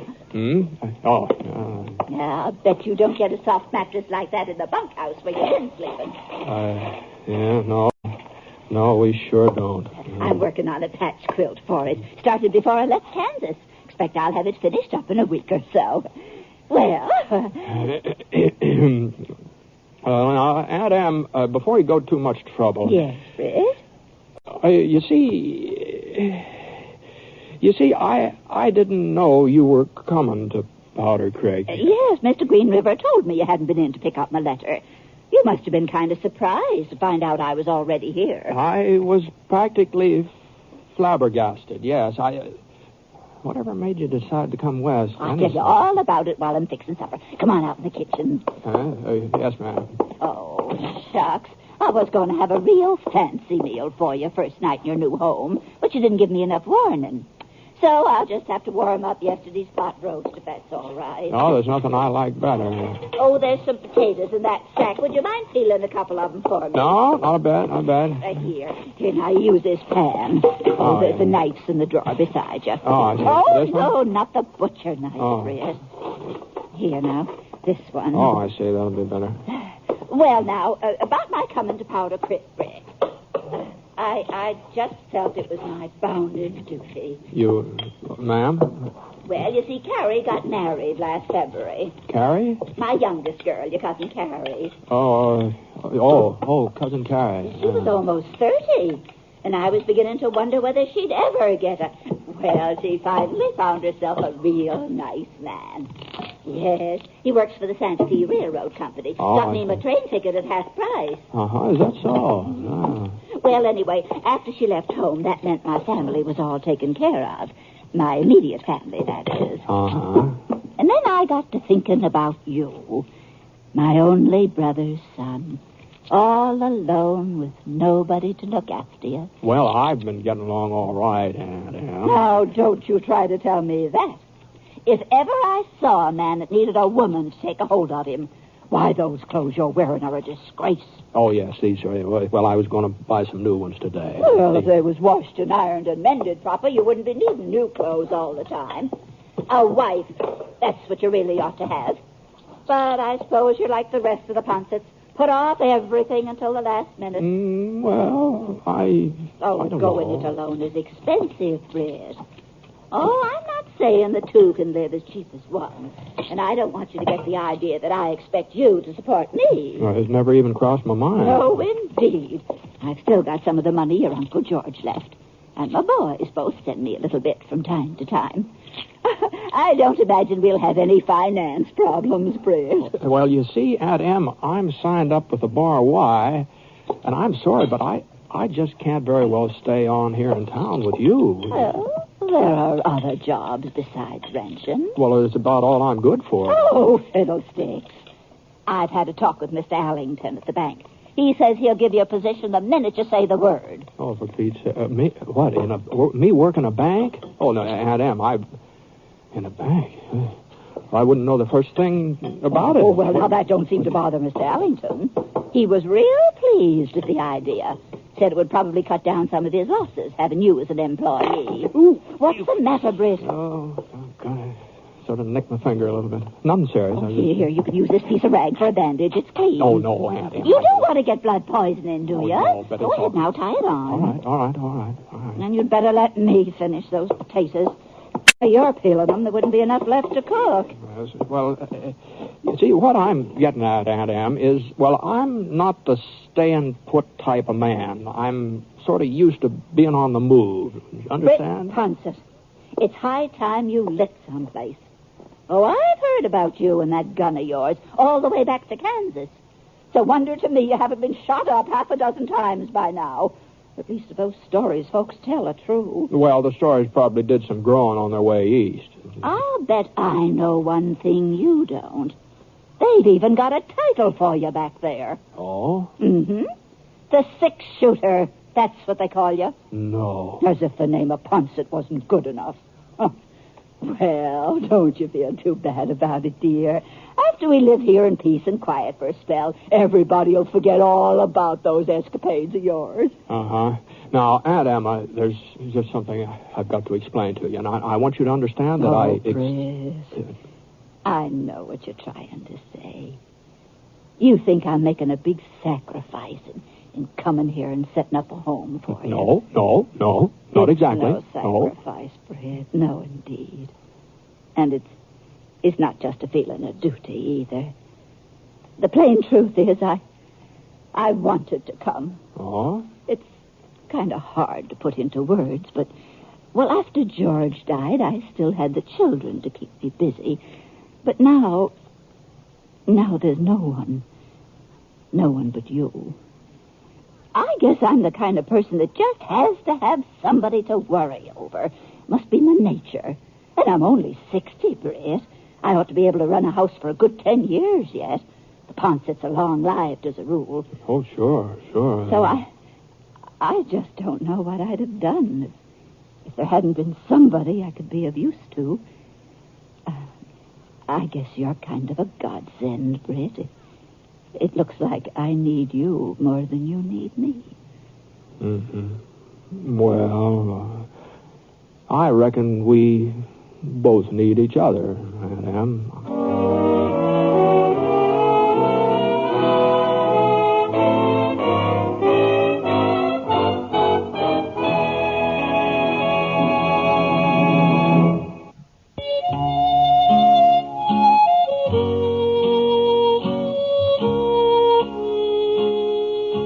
Well, I made out about as well as could be expected that first night I stayed with Aunt Emma. I wasn't exactly what you'd call comfortable. The bed was too darn soft, for one thing. And it wasn't easy getting used to having another person around all the time. Leastways, it wasn't easy getting used to Aunt Emma. I knew she had my best interest. Britt Ponset, you eat the rest of those turnips. They're good for you. And, before I forget it, don't you think you ought to see about getting a haircut? It's hanging way down the back of your neck. And whenever she asked me to do something, well, I sure didn't have any right to object. They were things that had to be done. And a sack of flour, a spool of number 60 white thread, and some empty fruit jars. I think I'll put up some of that rhubarb out in the garden. Looks real nice to me. And as for the advice she gave me, well, it was probably good advice. It was well worth listening to. I just don't see why you can't try working at the bank, Britt. If you don't take to it, you can always quit. I'm not saying that you have to keep on with it for the rest of your life. Well, after a week, I knew that I couldn't go on much farther. And when Dan Porterfield came in, I told him I'd be back to the ranch by the end of the month. But I sure didn't know how I was going to manage it. I just couldn't leave Aunt Em, not without hurting her. She just needed somebody like me to fuss over her. And there wasn't anyone else who seemed to fit the bill. At least nobody I could think of right offhand. Yeah, here's the last of it, Britt. Coffee, salt, bacon, cook material. That's all in it. Yeah, that's all, Ethan. I'll say one thing. You sure surprised me, Britt. I don't see why. Well, I do. I figured you wouldn't stay on with your aunt not more than 2-3 days at the very outside. But by Jiminy, it's over a week now, ain't it? Oh, no, it hasn't been a week, but it couldn't be that long. By George, it is a week, isn't it? Well, the time sure does fly when a man's contented and satisfied, you know? Huh? Ethan, I'm going to let you in on a little secret. You remember the other day when you first told me Aunt Emma was in town? Sure. Well, now, the truth of the matter is I was kind of upset. I didn't exactly welcome the idea. It ain't no secret, Britt. I guess I know how I'd feel was I in your place. Well, that's just it, Ethan. I never realized what I've been missing all these years. What are you talking about? I want to tell you that I wouldn't give up living with Aunt Em for all the gold in California. In the first place, she's the finest cook that ever lived. Why, her hot biscuits alone is enough to make your mouth water, and that isn't the half of it. She takes care of all my clothes. I can put on a clean pair of socks every day if I have a mind to do it. No. A clean pair every single day if I want to. But the best part of it is that I'm not lonely anymore. Gosh, it sure is nice to have somebody to talk to and to play casino with in the evenings. Huh? Of course, I know none of this sounds appealing to you, Ethan, but gosh, I sure hope I never have to go back to living alone. Well, see you later. Huh? Oh, yeah. I'll be seeing you, Britt.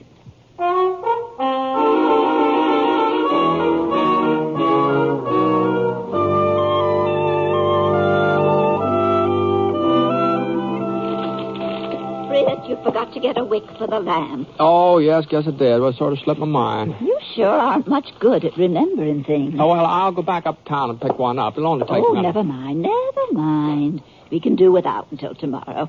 Better get your hands washed, son. Supper will be ready in a little bit. Yes, ma'am.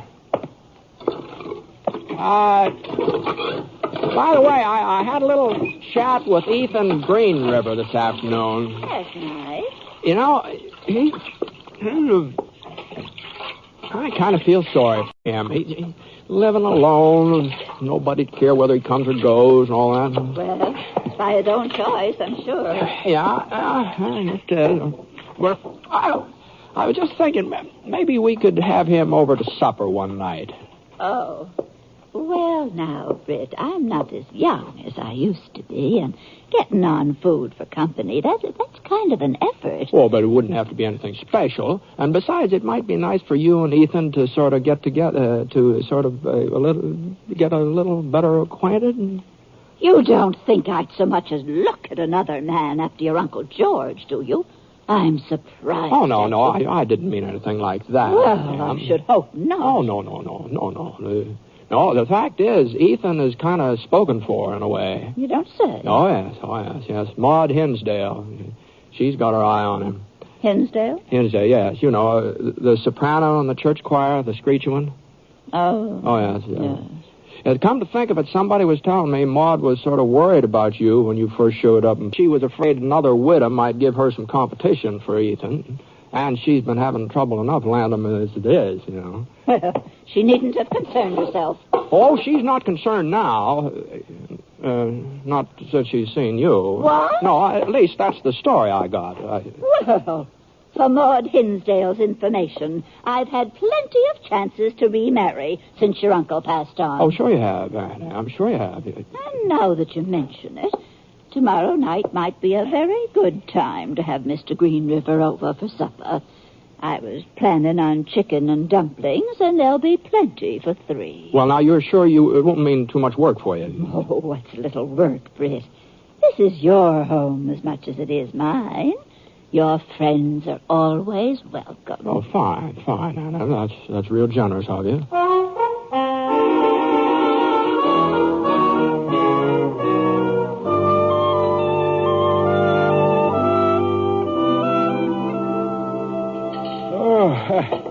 I won't be able to eat again for a month of Sundays, Miss Bancroft.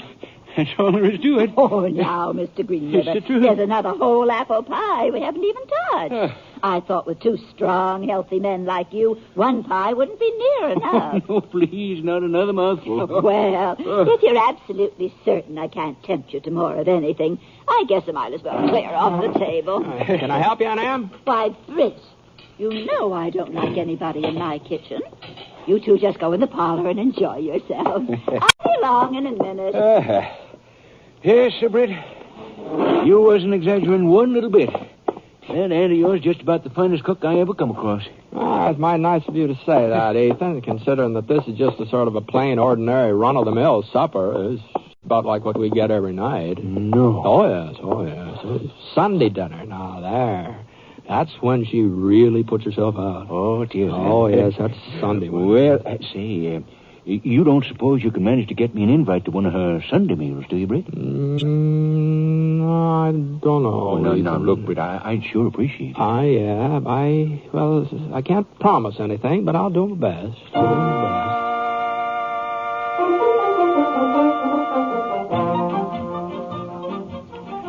Well, for the next 10 days or so, Ethan was practically a steady boarder at Aunt Emma's. And he sure did put it away, too. Aunt Emma didn't seem to mind. She said she liked to see a man enjoy his food, and Ethan more than obliged her. I tried to leave them alone as often as I could, but as far as I could tell, their friendship just didn't seem to be progressing past the dining room table.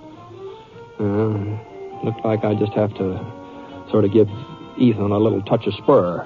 So, one evening after spare ribs and sauerkraut, while Aunt Em was out in the kitchen doing the dishes... Oh, you gotta let my belt out another notch. That's all there is to it. Ethan? Yeah? There's something I've been meaning to ask you. Go right ahead, Britt. Well, now, you know I'm Aunt Emma's only relative. Uh-huh. In Powder Creek, that is. Yeah. She's sort of my responsibility. Mm-hmm. Mm-hmm. Well, what I'm getting at is your intentions. My what? Your intentions about Emma. I see what you're driving at now, Britt. Well, you don't have anything to worry about. I don't? No. I won't deny I'm real fond of Emma, and it's more than just a cooking, too. Under other circumstances, well, I might even consider asking her to marry me. Other circumstances? Yeah, well, you told me how you'd feel if anything happened to upset this little home you've got here, and I'd be the last man in the world to cause you any misery, Britt.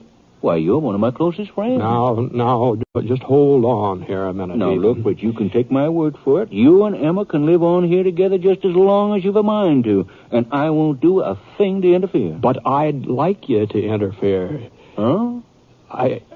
If you want to marry Aunt Emma and she wants to marry you, you'd be doing me a favor. No, Britt. I just won't let you make such a sacrifice. A sacrifice? Yes, that's just what it is, a sacrifice. All right, Ethan. You can believe whatever you like, but I've made up my mind. I'm not staying here in Powder Creek. I'm heading back to the Bar Y the first thing in the morning, and after I'm gone, Aunt Em will be all alone here, all alone, unless you plan to do something about it.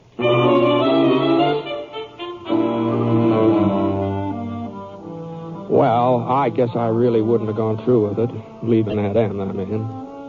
But I was pretty sure that Ethan really liked her. And all he needed was a little prod. Well, a big prod. Anyhow, I got Scar out of the barn and rode around for an hour or so. But when I came back to the house, Ethan's buggy was gone. Maybe he hadn't proposed at all, or maybe she turned him down. Well, only one way to find out, and that's go inside. What happened to you, Britt? Oh, well, I just wanted to give Scar a chance to stretch his legs. Oh. I thought maybe you were giving Ethan a chance to propose to me. He asked you to marry him? That was the general idea. I see. You turned him down, huh? Is that what you thought I'd do? Well, I was afraid you... I figured you'd be worried about what would happen to me. That was all. I'm not the least bit worried about what'll happen to you, Britt Ponset. What? Why, I've known since the first week you moved in here that it just wouldn't work out. It's clear as day that you and that horse of yours aren't going to be happy unless you're roving around somewhere, bedding down without a roof over your head. Oh, I saw those blankets of yours on the floor. I know how you've been sleeping. Well, Yes. It appears to me that there are some men who take to being looked after and cared for, and there are some who just don't. Huh. That's why I agreed to marry Ethan. You accepted him? Of course I did. He's the kind of man who'll take to being looked after. Well, I hope you're right, Aunt Em. I sure hope you're right.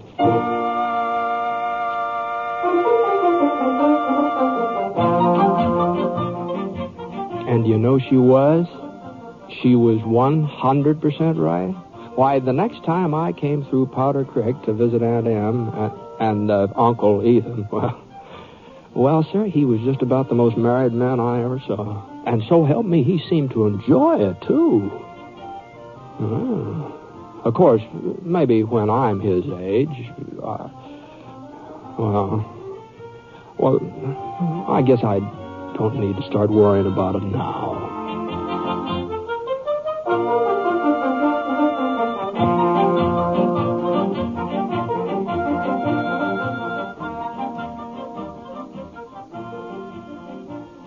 The Six Shooter is a transcribed NBC Radio Network production in association with Review Productions. It is based on a character created by Frank Burt and is written by him. Mr. Stewart may currently be seen in the Universal International picture The Glenn Miller Story. Others in the cast were Eleanor Audley and William Johnstone. Special music for this program was by Basil Adlam, and the entire production is under the direction of Jack Johnstone. All characters and incidents were fictitious, and any resemblance to actual characters or incidents is purely coincidental. By the way, you'll be interested in knowing that the Six Shooter has been chosen for broadcast to our men overseas. through the facilities of the Armed Forces Radio Services. This is John Wall speaking.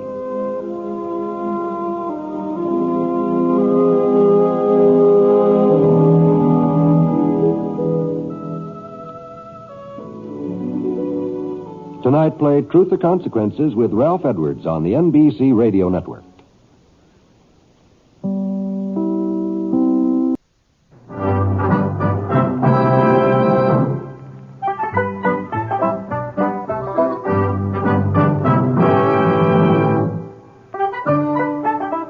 In a moment, you'll hear James Stewart as the Six Shooter. Just one of many fine programs brought to you each week on NBC. Tomorrow night, there's top comedy entertainment with the Bob Hope Show, the Phil Harris Alice Faye Show, and Can You Top This with Senator Ford. Bob Hope delivers rapid-fire comedy routines, while Phil Harris and Alice Faye bring both mirth and music. It's a great Friday night lineup of comedy programs, all of them heard only on NBC.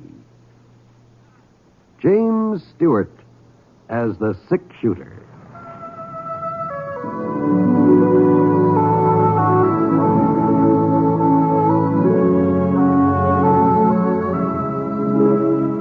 The man in the saddle is angular and long-legged. His skin is sun-dyed brown. The gun in his holster is gray steel and rainbow mother of pearl. Its handle unmarked. People call them both the Six Shooter.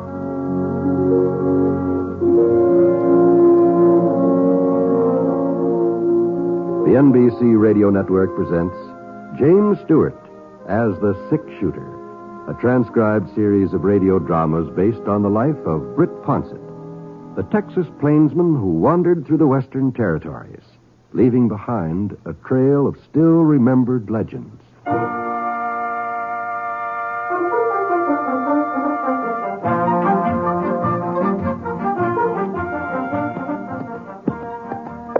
We weren't exactly lost, Scar and me. Well, not completely, anyhow. I had a sort of a general idea of our whereabouts, but I must have taken a wrong turn back at Glen Forks, where we'd have reached Minton by now. The trouble was I'd never covered the southern part of the state before. So for the last half hour, I sort of kept my eyes peeled for a ranch where I could get my bearings. Hadn't spotted any signs of civilization, though.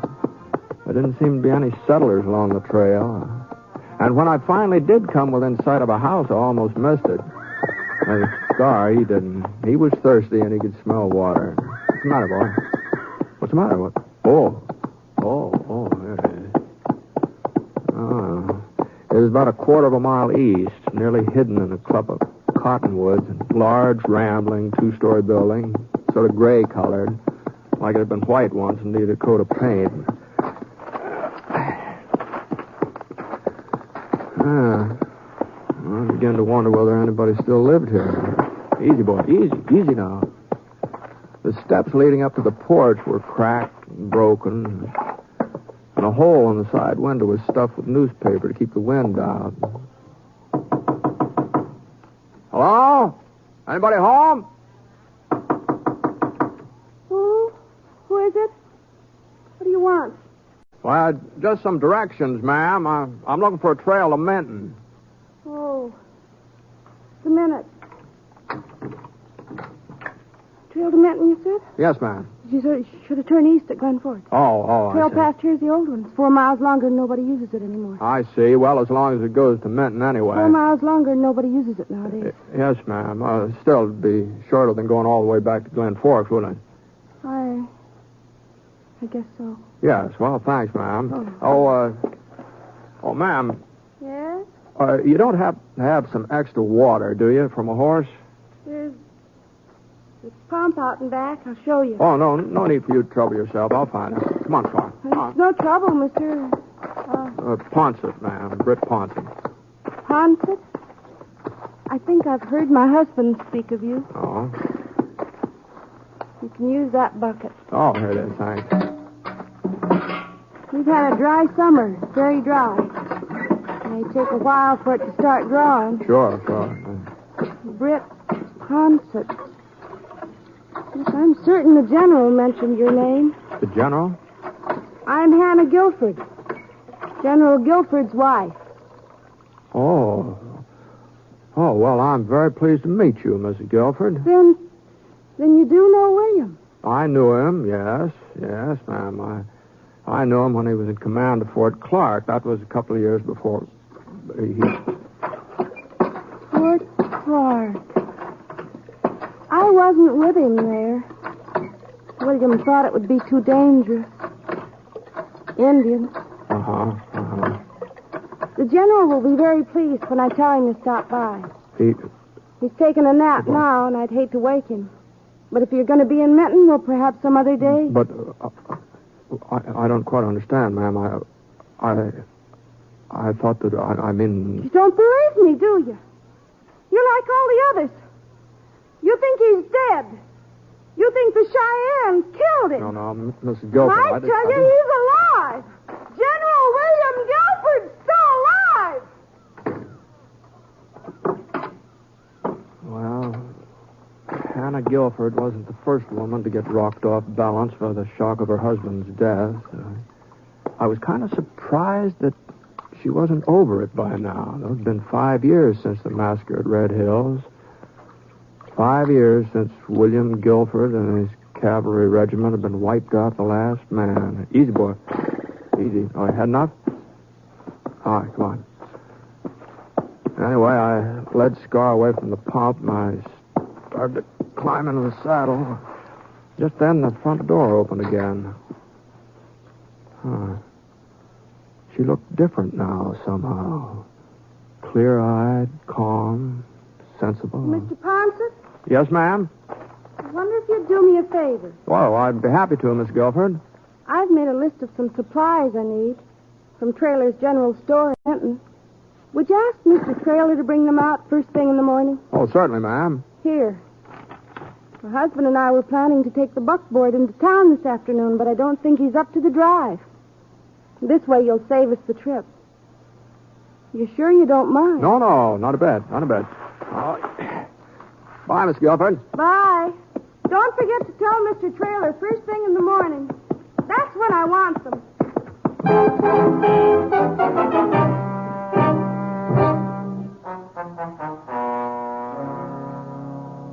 She's not getting this stuff first thing in the morning or any other time. No? I can't go on supporting Hannah Guilford for the rest of her life, Mr. Ponset. You can see that. Sure. I know the general was a hero, give his life fighting for the rest of us, but there's a limit.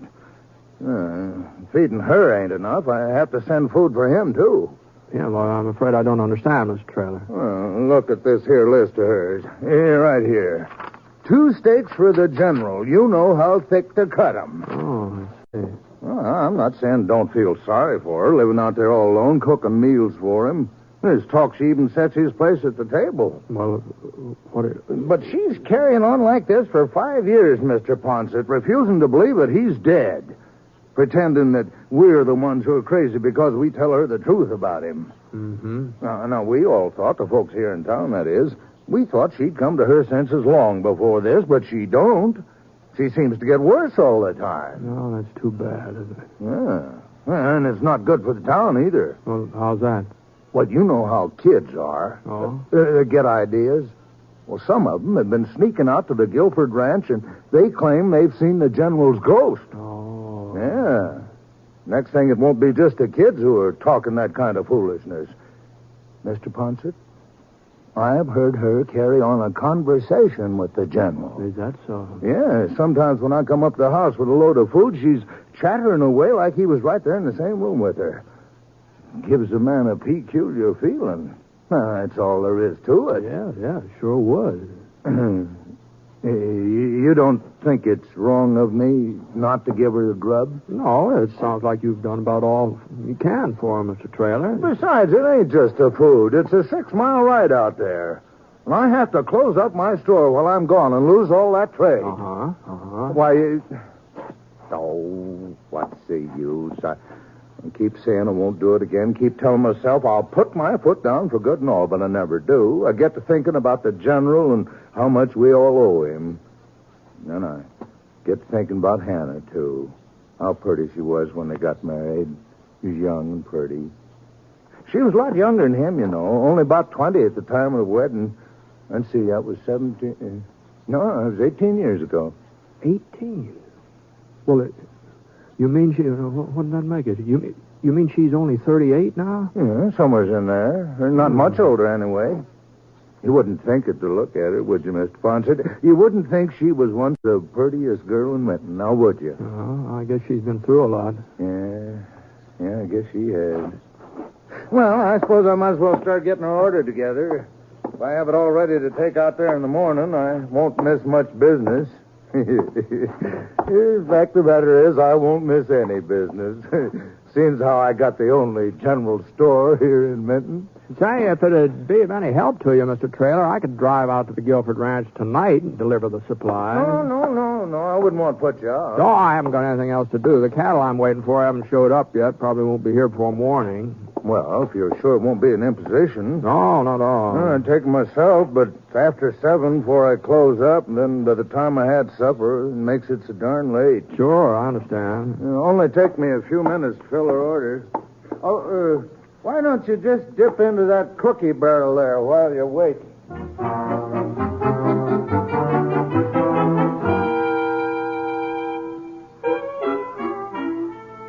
I left Scar at the livery stable, and Trailer loaded the grub for Mrs. Guilford into the buckboard, and I started off for the ranch. Come on, get up. Come on, get up.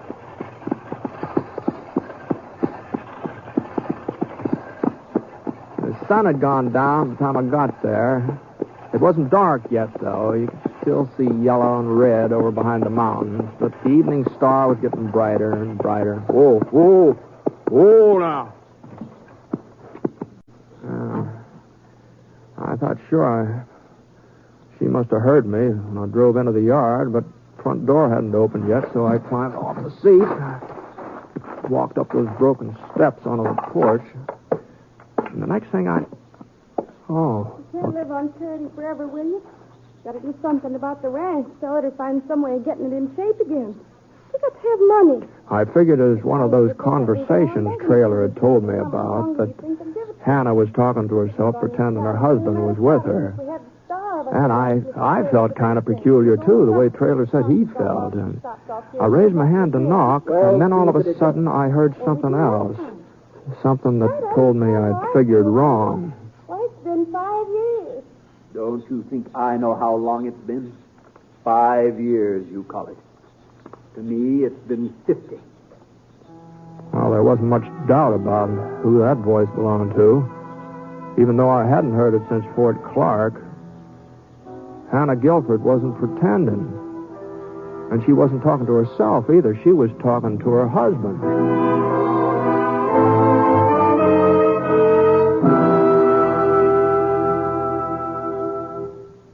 We'll return to James Stewart as the six-shooter in just a moment. It is the busy folks, particularly, who should listen to this bit of advice from the American Cancer Society. Regular physical examinations are important in the fight against cancer. Medical science today can cure many cancers if treatment is started soon enough. In other words, to cure cancer, it has to be discovered in its early stages. Regular physical examinations are one of the best ways in the world of detecting the condition in time. Another way is by knowing cancer's 7 danger signals. If you'd like a free list of them, plus a lot of other life-saving information, write today to the American Cancer Society in care of your local postmaster. Providing information to fight cancer is part of the American Cancer Society's job. Other vital parts of its job are to provide research, education, and service to cancer patients. You can help in the fight to beat cancer. This is Cancer Control Month by proclamation of Congress. To help, please send a contribution now to Cancer in care of your local postmaster.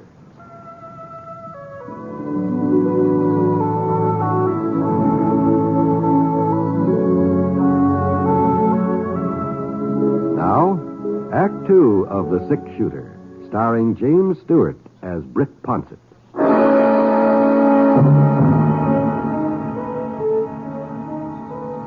Well, for a minute or so, I just stood there on the Guilford porch listening. Like everybody else, I thought General Guilford was dead, that he'd been killed by the Cheyennes when his regiment was wiped out. Why, there was even a monument to him in the cemetery in Minton. I'd seen it that afternoon. There's a road past there. You know as well as I do, Hannah, we can't sell the ranch and we can't move away. If we were foolish enough to try that, Well, whatever the explanation was, it didn't need to concern me, and I turned and started for the buckboard. Right then, one of those cracked porch steps decided to give way. Oh, God. Well, I managed to keep my balance, but I'd made enough racket to drown out half a dozen conversations. Mr. Poncett. Evening, ma'am. What do you want? Why did you come back? Well, I brought the things you ordered from town. I thought I'd save Mr. Trailer a trip. Oh, I told the General you were here this afternoon. I was just talking about you, as a matter of fact. Yes, ma'am, I know. You know. I heard you, and the General. Oh. Here, I'll help you get this stuff unloaded. Never mind. What? Don't bother with it now, Mr. Poncett. Just come into the house, please. Now, look, Mrs. Guilford, I didn't mean to be eavesdropping. Doesn't here. matter. Somebody was bound to discover the truth. I thought it would happen before this. I almost hoped it would. This way, Mr. Poncett. Yes, ma'am. I followed Hannah Guilford through the front door. The General was sitting on the horsehair sofa. He hadn't aged at all since I last saw him. Funny, the years had speeded up on his wife, but they'd stopped dead still for him. And when he saw me, he got to his feet and he slipped on an army blouse. And even though the cloth had been patched and mended a dozen times, the jacket was still neatly pressed. It still looked military. Hello, Britt. General? He heard us talking, William. He heard your voice, too. I see. Why did it have to be you, Britt? Well, I don't quite understand. Anybody else? People would say it was their imagination, that they'd heard a ghost. But they'd never say that Britt Ponset was imagining things. They'd believe you if you told them I was still alive. Oh, you never know what people are going to believe, General. What difference does it make now, William? Somebody was sure to find out sooner or later. Be quiet, Hannah. I want to think. There's nothing to think about. We have to face the truth, that's all. We? I'll stand by you. Always have, haven't I? Yes, my dear, yes. You've been very loyal. But I'm the one they'll court-martial. Not you. Not both of us. Court-martial? The Army doesn't look very favorably on desertion, Britt. Oh? It was an accident, of course. It wasn't intentional. It shouldn't have happened, I know, but my being there wouldn't have made any difference. They'd have all been killed anyway, and me along with them. I see. You weren't at the massacre then? No. I hadn't been feeling well for several days. I didn't know what it was, and the Army doctor with us hadn't been able to help me, so I was riding for Browning when it happened. Yeah? If I had expected the Indians to attack, if I had had any idea there were so many of them, I would never have left my men. The scouts told us only 700 or 800. They said the Cheyennes were breaking camp, preparing to withdraw. If I had known there were so many, I would never have left. Yes, but I... How do you think I felt when that corporal caught up with me? The only man who escaped the slaughter. How do you think I felt when he told me what had happened and then died in my arms? Yes, well, maybe if he hadn't died, he'd been able to get help. I went back to them, back to my men. I saw what had happened with my own eyes. It was horrible. Mutilation. Awful. They were my responsibility, but it wasn't my fault. It wouldn't have made any difference if I had been there. But you should have explained it to the Army. I was going to. I wanted to be sure that Hannah understood first. That she was prepared for the shock when the news came out. Then by the time I got there, it was too late. Too late? They were saying I was a hero, that I had died with my men. And if I had gone to the Army, if I had told them my story, I wasn't sure they'd believe me. They might think I had deserted in the face of enemy fire. There was no one to back me up. No one. I couldn't go to the Army. It was too late. I couldn't go to them. So you just stayed on here hiding? You don't know what I've gone through. Oh, I've had my punishment worse than any court-martial could give me. Living in darkness for 5 years, never seeing another person but Hannah, never talking to anybody else. 5 years without smelling fleas or feeling rain or having a cavalry horse under me. But your wife kept claiming you were alive. You knew that, didn't you? Of course I knew it. It was part of my plan. We had to have food enough for both of us. Clothes, me. That was the way Hannah could get them. I see. Tell everybody I'm alive, I said. Tell them I'm here with you. They'll only think you're crazy. Even if they should see me, if they should stumble onto the truth, they'll never believe it. My wife is a good actress, isn't she, Britt? But no longer, not anymore, William. What do you mean, my dear? You said yourself folks will believe Mr. Poncett. I said they would believe him. Would? Turn up the lamp, Hannah. My eyes aren't as good as they once were, Britt. I guess eyes need lots of daylight. Well, please, don't go yet. What's that gun for, General? A man changes a lot in 5 years. Some men do. 5 years ago, if I had been forced to go back to the army, take my medicine, I'd have been able to do it. But now I can't, Britt. As miserable as I am here, as terrible as this life is, I won't give it up. Put it away, William. Put the gun away. If you fire, if you shoot Mr. Poncett, I'll know that you've lied to me all these years. It was your fault, the massacre. I'll know that you really are a coward. Go into the other room, Hannah. This does not concern you. Not concern me? I loved you, William. Even after you came back, after what happened, I still loved you. Now I know, tonight I know, I don't love you any longer. Any more than you love me. Hannah. Look at me, William. Look at my face, my hair. These 5 years have done that to me. You've done it to me. You mustn't upset yourself, Hannah. Another year or two, we'll be able to leave Minton, live somewhere else. People won't recognize me then. People will always recognize you. Why do you think you haven't aged? Why do you think you look just the same? It's so people will always be able to tell who you are and you'll never feel safe. That's your punishment, William Guilford. I'm leaving now, General. No, Britt, you're not. Go ahead! Kill him! What's one more life to you? What's one more life to a man who left a whole regiment of soldiers to die? Your husband's not going to kill anybody, Mrs. Guilford. He said he changed in the last 5 years. Well, I think he has changed.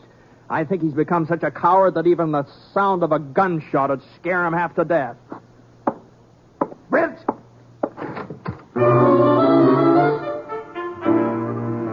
I wasn't being particularly brave walking out in the General like that.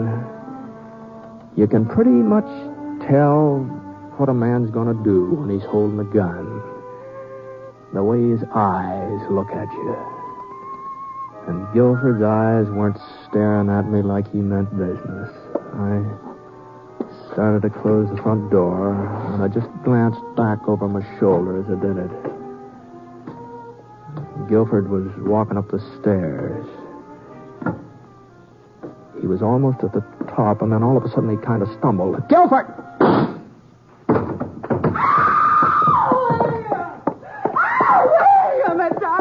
Mr. Ponset, get a doctor quick. I'm afraid it's too late for that. No, it can't be. Better let me put him on the sofa here. William.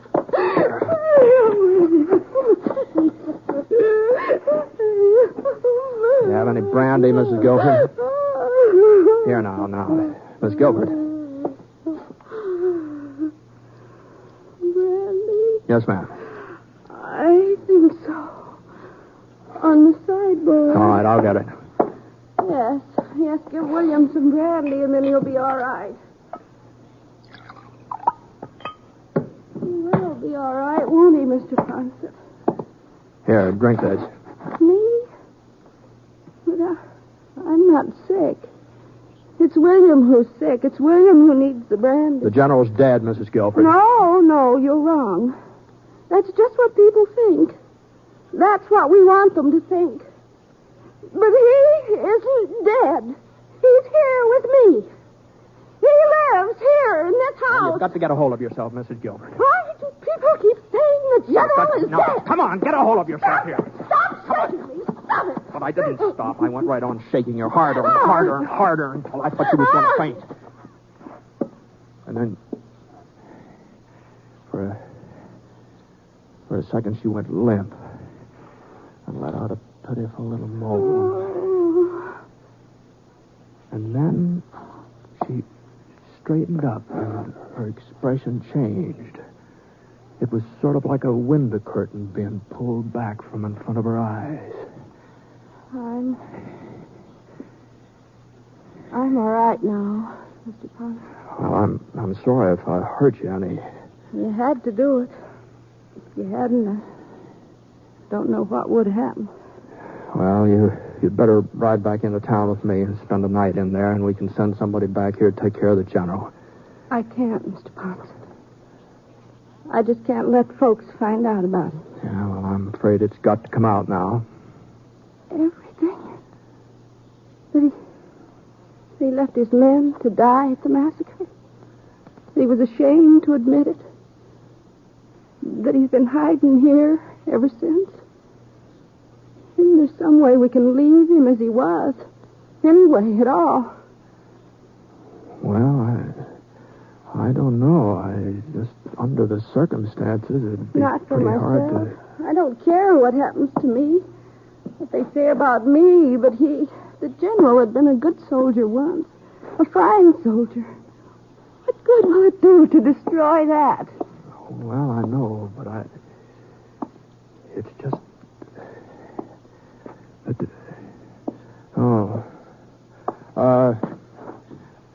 Here, you'd better be careful there, Miss Guilford. What? Well, that table with the lamp on it, you almost knocked it over there. And if the lamp should get broken, this whole place would probably go up in smoke before we could do anything about it. It wouldn't matter. The ranch doesn't mean anything to me. Not now. I could never live here again anyway. Yes, well, all the same, we have to be careful. Fire's very dangerous. Yes, it is. Fire. Now, what are you doing? Now, put that lamp down. Fire. Come on. Better hurry up and get out of here. Come on.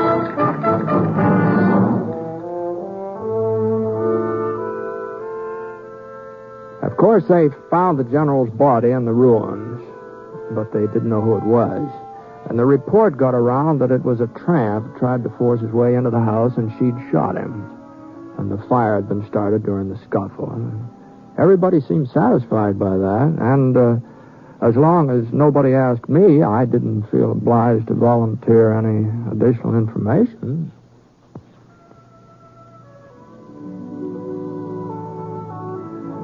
The next time I came back to Menton, by George, I could hardly recognize Hannah Guilford. She was working in Traylor's general store.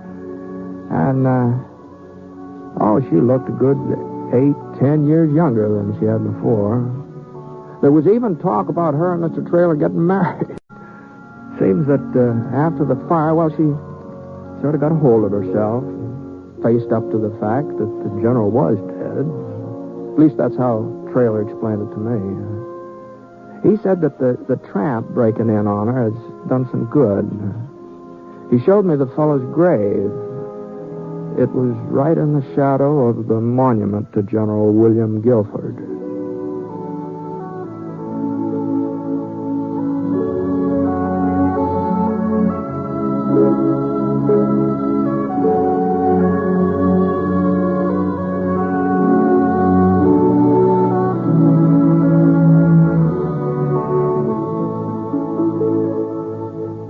Shooter is a transcribed NBC Radio Network production in association with Review Productions. It is based on a character created by Frank Burke and is written by him. Mr. Stewart may currently be seen in the Universal International picture, The Glenn Miller Story. Others in the cast were Virginia Gregg, Parley Bear, and Robert Griffin. Special music for this program was by Basil Adlam, and the entire production is under the direction of Jack Johnstone. All characters and incidents were fictitious, and any resemblance to actual characters or incidents is purely coincidental. Oh, by the way, you'll be interested in knowing that the six-shooter has been chosen for broadcast to our men overseas through the facilities of the Armed Forces Radio Services. This is John Wall speaking. Tonight, play Truth or Consequences with Ralph Edwards on the NBC Radio Network.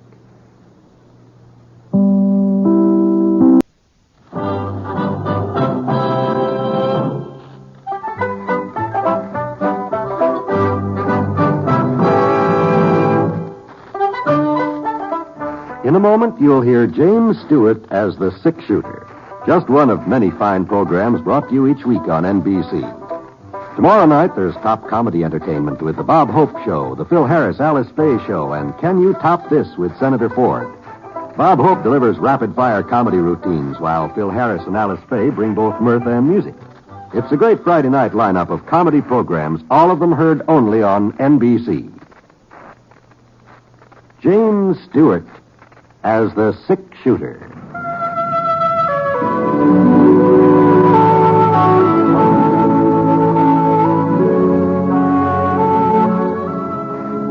The man in the saddle is angular and long-legged. His skin is sun-dyed brown. The gun in his holster is gray steel and rainbow mother of pearl. Its handle unmarked.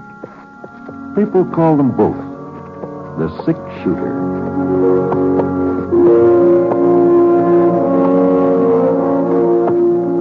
The NBC Radio Network presents James Stewart as the six-shooter, a transcribed series of radio dramas based on the life of Britt Ponset, the Texas plainsman who wandered through the Western Territories, leaving behind a trail of still remembered legends.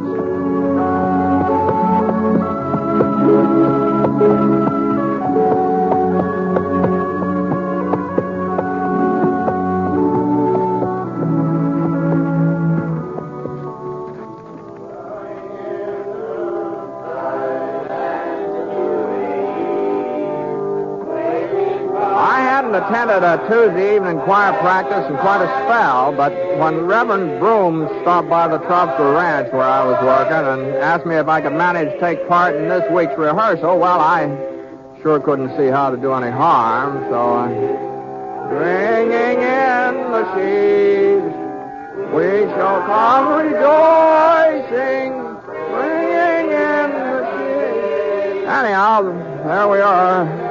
About 10 of us all gathered around at John Farley's General Store, it was. You see, the town of Easter Creek didn't have a regular church building yet.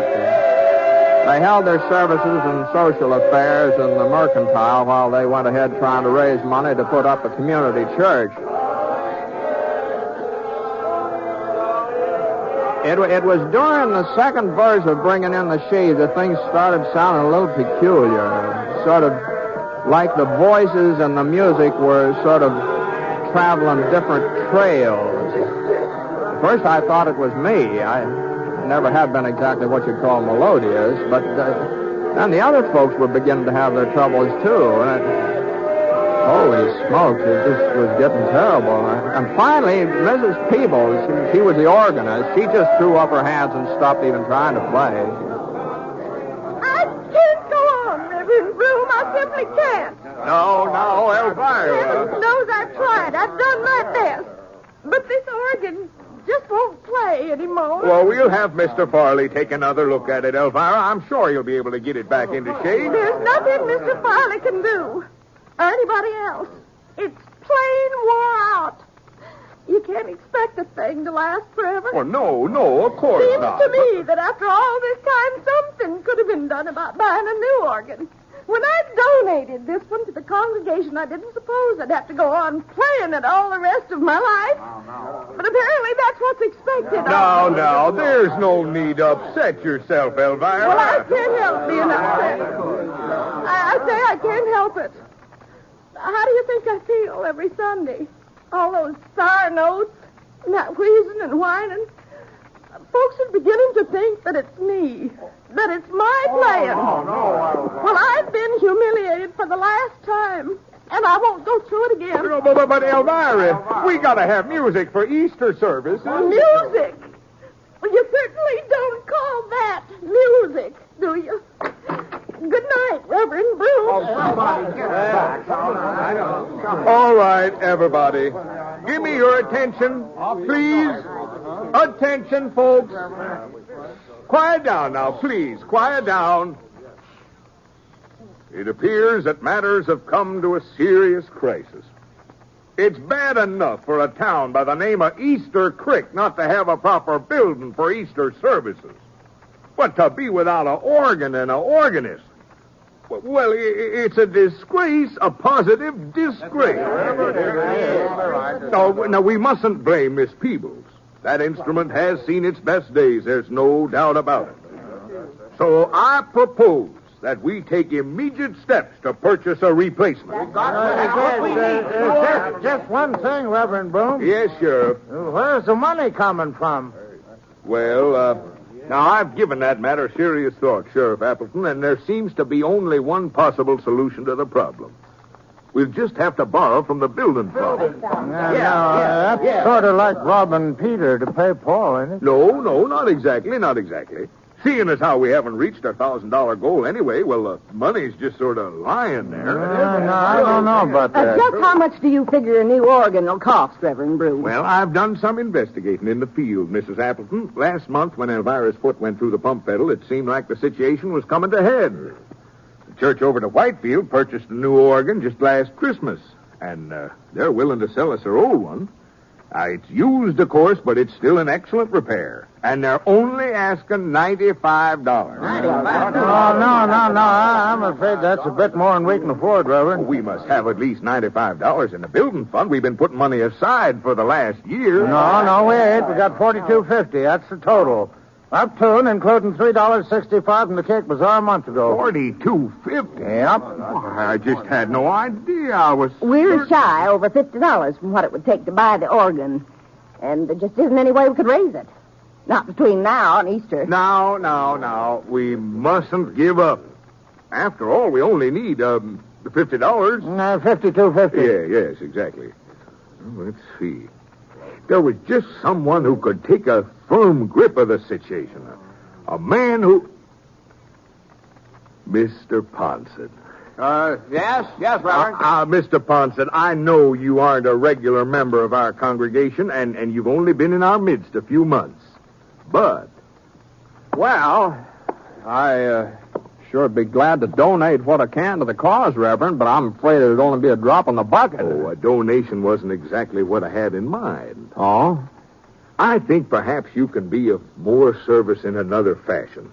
Ladies and gentlemen, I propose that we appoint Britt Ponset, a committee of one, to take charge of the organ raising. Now, hold on a minute here, Reverend Broom.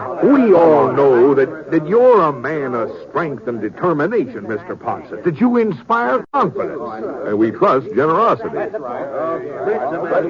Well, now, I'd sure like to oblige you folks, but what you're asking is just out of the question, that's all. You wouldn't turn us down in our hour of need. Oh, no, I'm not turning you down exactly. What I mean is, it just couldn't be done. Why, you've been a whole year raising $42.50, and now you're talking about raising over $50 in just a few days. Well, we've been going at it the wrong way, Mr. Poncett. What? I'm sure your approach will be 100% more effective. My approach? Why, certainly. And just to show you how easy it'll be, we'll start things off by taking up a collection right now. Sheriff Appleton, will you pass the hat? But, all right, everybody. Dig down deep. It's a wonderful thing Mr. Ponset's doing in taking over this fundraising campaign. But I never said a word. And here's our chance to let him know how much we appreciate it. Reverend.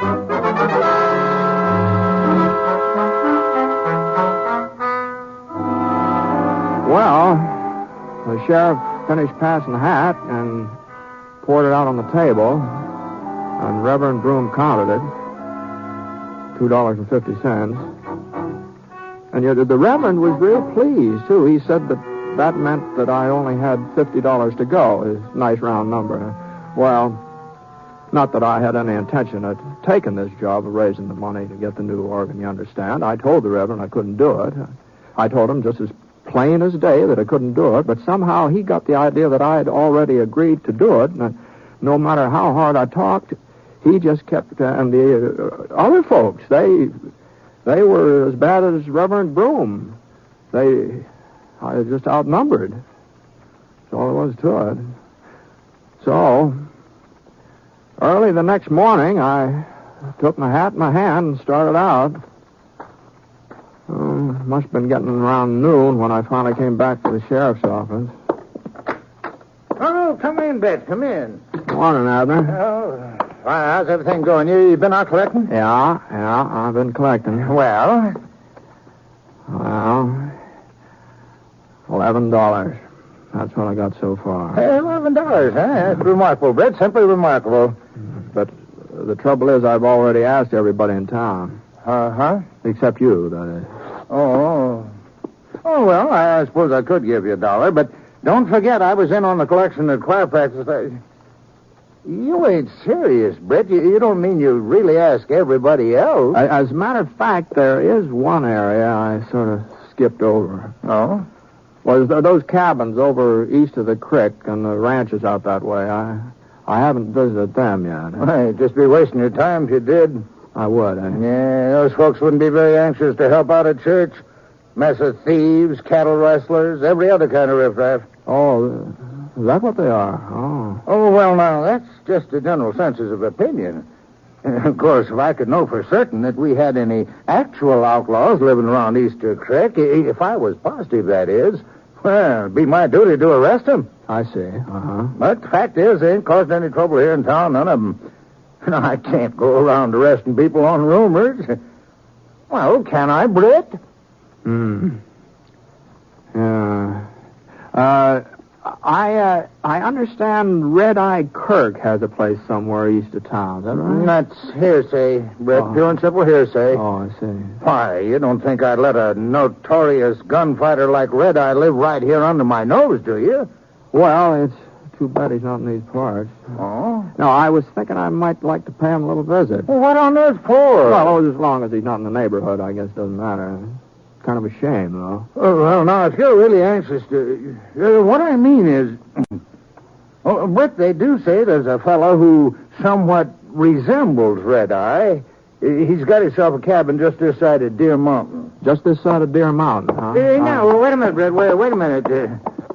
What in Sunday do you want to get mixed up with Red Eye Kirk for? What's he got to do with raising money for a new organ?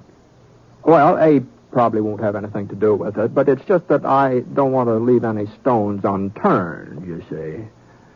So long, Abner.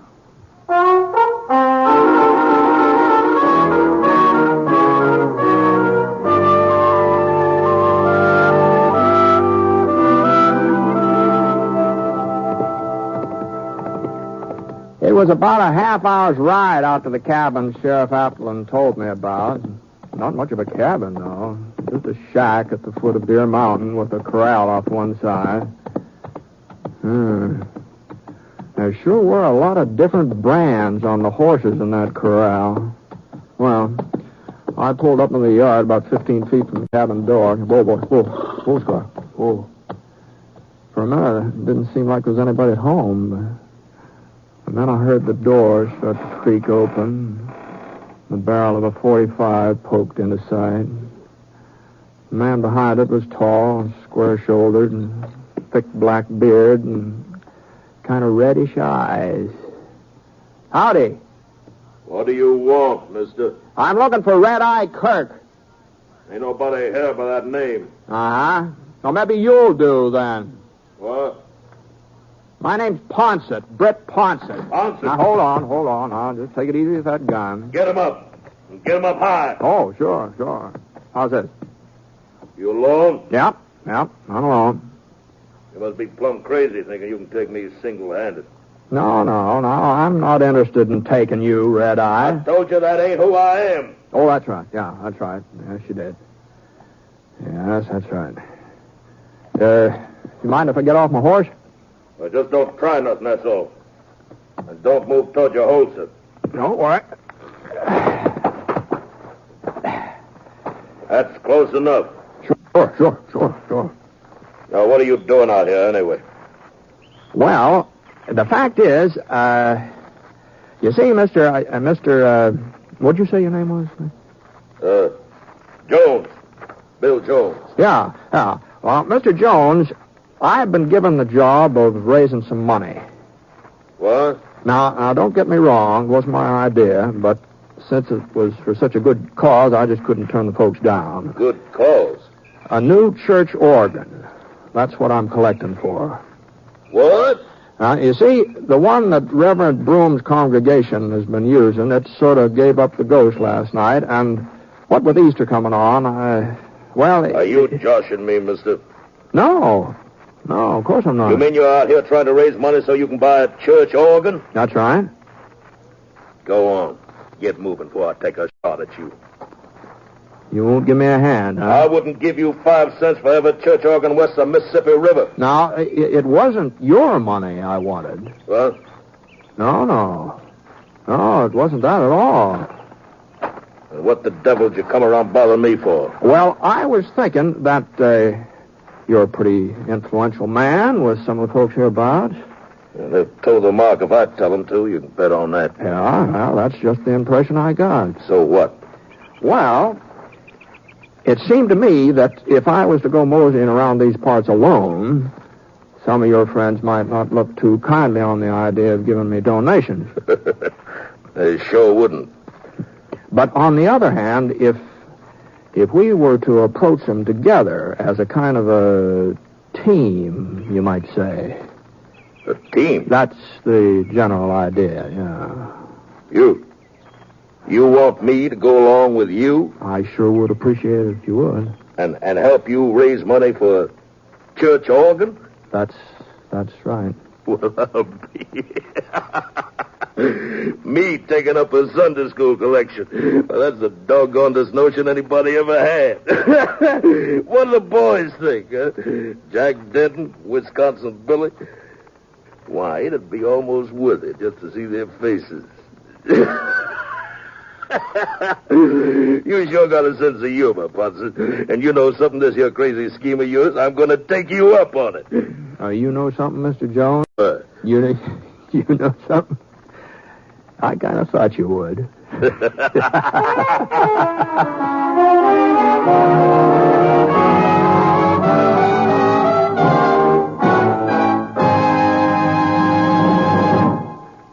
You are listening to The Six-Shooter, starring James Stewart as Britt Ponset, the Texas plainsman whose name has become a legend throughout the great Southwest.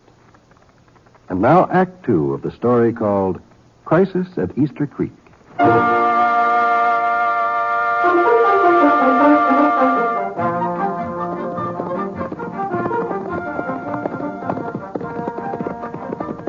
Well, the first place we came to was a farmhouse about a quarter of a mile south of Red Eye's cabin. At least it had been a farmhouse once. There sure wasn't any crops growing in the vicinity now. The porch sagged off at a slant, and the windows were stuffed full of papers and rags. Even the front door looked like it was about to slide off its hinges. The place really looked deserted, but Red Eye gave me the nod, and we pulled up and dismounted. Old Red Eye, he had a great big grin as white as a full moon spread all over his face. Been there ever since we started off. Hey, Denton! Get out here, Denton! It's me, Red Eye. Well, I guess you know who I was anyway, didn't you? Well, I had a pretty good idea. Howdy, Red Eye. What can I do for you? Denton, this here's Britt Ponset. Poncett. Howdy, Denton. Now, don't you worry, Red Eye. Even if he did get the draw on you, he ain't turning you over to no sheriff. Oh, put your gun away, Denton. Huh? Use your eyes. Poncet ain't covered me, is he? Then, what are you doing riding along with him? Oh, we got us a little project. Now, you explain it to him, Poncet. Well, the fact is we're collecting money to buy a new organ for Reverend Broom. What? That's right, Jack. Oh. Sounds to me like you said money for a new organ. I must be getting loco. I sure ain't going to argue that with you, Denton. Well, come on. Come on, fork over. You mean you're serious, Red Eye? Of course I'm serious. Then he must be holding a gun on you. I ain't got all day, Denton. How much we need, Britt? Well, let's see. 12 from 50, $38. Well, you heard him. Denton? Sure, Red Eye, sure. Now, just let me look in my purse here. Oh, yeah, two $20 gold pieces. How's that? Well, I didn't mean that you had to contribute the whole thing. Just keep the change. Just keep the change. Oh, well, thanks a lot. My pleasure entirely. Was there anything else, Red Eye? No, I guess that'll do it for now. Let's go, Poncett. Yeah, sure. Easy, boy. I'm glad you boys stopped by. Anytime I can, well, you know where to find me. We'll stop at Mike Morgan's place next. That's just down the road. Well, that's mighty considerate of you, Red Eye, but we don't need to make another stop. What? Well, what are you talking about? Well, $38, that's all we needed, you see. Oh. See, the organ's all paid for now. Well, there must be something else the Reverend needs money for, ain't it?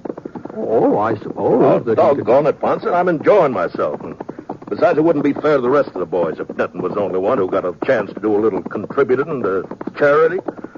Least we can do is stop at Mike Morgan's, seeing as how we're so close. I said, well, whatever you say. Whatever you say, Red Eye. Well, we made about 8 more stops before evening, and I must say that all of Red Eye's friends are mighty generous. Why, I even had to turn down the offer of a couple of cows for the cause, seeing as how there was some doubt as to the legal owner of the stock in question.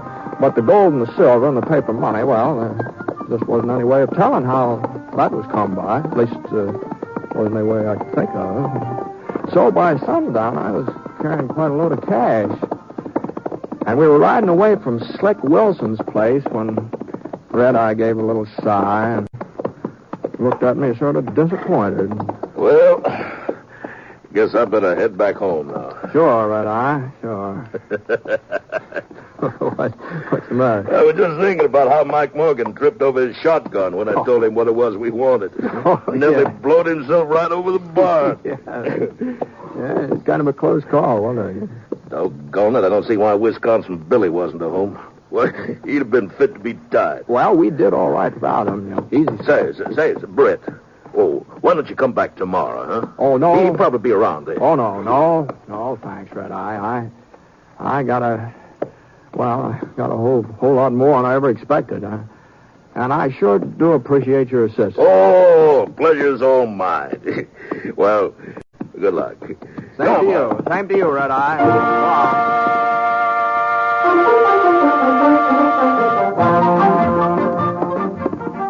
It was about an hour's ride back to town, but before I'd gone more than halfway, I got the feeling there was somebody following me.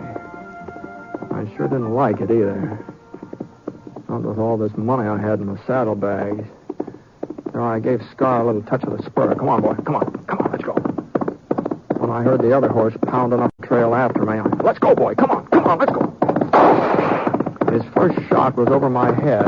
There wasn't any point in trying to outrun him, Scar being as tired as he was. So I slid out of the saddle and I rolled over behind a rock. He was still coming, so I eased my gun out of the holster and inched up to get a look at him. He was a big fella, holding his revolver loose in his hand like he didn't figure on using it. Well, I didn't figure on letting him rob me either. I waited until he was about even with the rock where I was hiding. Then I stood up. Drop it! Drop it! Okay, take it easy, Poncett. Why, you know who I am, huh? Red Eye told me you was heading this way. I've been trying to catch up with you for the last 15 minutes. You mean Red Eye sent you after me? I'll say he did. Well, I'll be darned. I thought I had him figured different. Now, I suppose he told you about the money, too. Sure. Here's mine. My share. Catch. What? Your share? For the church organ. Name's Wisconsin Billy. I was out when you come by to collect this afternoon. Oh. Then I wanted to make certain you got my donation. Oh, Oh, I see. Now, do you mind handing me my gun? You guy? No, not a bit. Here you are. Thanks. Well, so long, Poncett. Well, yes, so long there.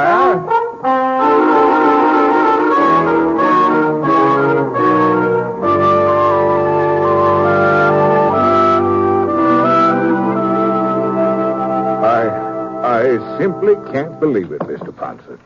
There must be over $1,000 here. Just about, Reverend, just about. Enough for the organ, enough to build a church, too. Yeah? Well... Mr. Poncett. Yeah? Now, you mustn't think me ungrateful, but I'm afraid we can't accept this money. What? Well, you see, Sheriff Appleton told me where you got it. He did, huh? Now, mind you, I don't have any objections myself. I think when help is offered, it should be accepted, irregardless of the source. But some of my people, they aren't quite so broad-minded. And the idea of permitting Red Eye Kirk and those other outlaws to donate to our fund, well... Now, just hold on a minute, Reverend Brome. Now, just hold on. Now, when I was talking to Sheriff Appleton earlier today, he claimed that there weren't any outlaws in the vicinity of Easter Creek. Well, we don't like to admit that our town is a haven. Why, the sheriff said that if there were any bandits around here, it was his duty to arrest them. Of course, that would mean getting a posse together. It'd probably mean a lot of shooting and killing. Well, Mr. Poncett, everybody knows it. I mean, it's common knowledge. And as for Red Eye Kirk ever having anything to do with that money I raised, well, you could be mistaken, Reverend. But you were seen riding along. Well, it looked like Red Eye. Didn't Sheriff Appleton ever tell you about the fellow that lives out near Deer Mountain who's supposed to be the spitting image of Red Eye Kirk? Didn't he ever tell you about that? Now, Mr. Poncett. No, even if some of those fellows on the other side of the creek are sort of outside the law. Now, I'm not saying they are, mind you, but even so, accusing them of being criminals, it might stir up a whole lot of trouble. That's true, of course. And besides, Sheriff Appleton says they're law-abiding citizens, and he's your duly elected sheriff. He sure ought to know. Well, night, Reverend. I'll see you in church.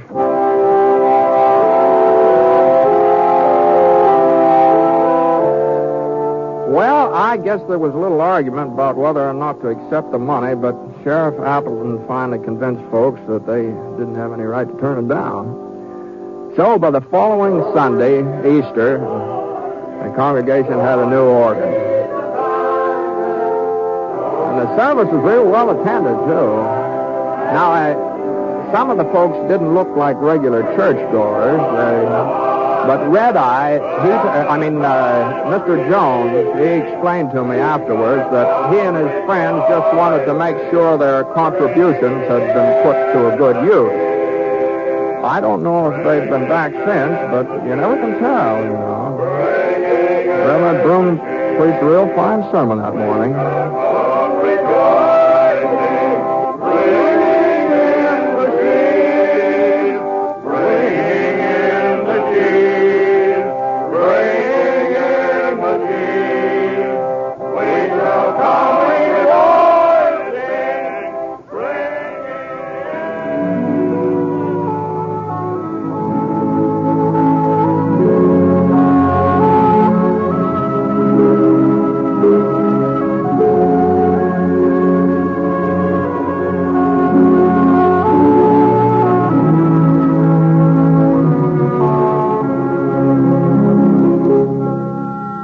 Six-Shooter is a transcribed NBC Radio Network production in association with Review Productions. It is based on a character created by Frank Burt and is written by him.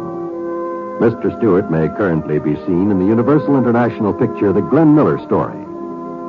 Others in the cast were Virginia Gregg, Marvin Miller, Ted DeCorsia, Robert Griffin, and Red Eye Kirk.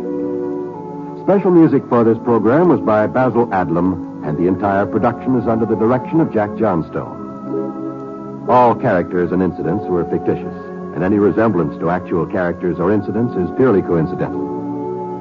Oh, by the way, you'll be interested in knowing that the Six-Shooter has been chosen for broadcast to our men overseas through the facilities of the Armed Forces Radio Services. This is John Wall speaking.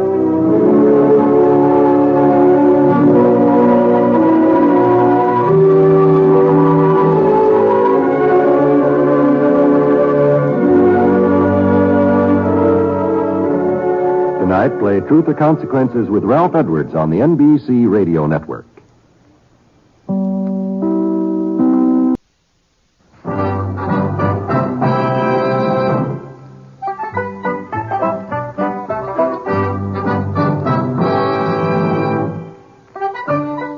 In a moment, you'll hear James Stewart as the Six Shooter. Just one of many fine programs brought to you each week on NBC. Tomorrow night, there's top comedy entertainment with the Bob Hope Show, the Phil Harris, Alice Faye Show, and Can You Top This with Senator Ford.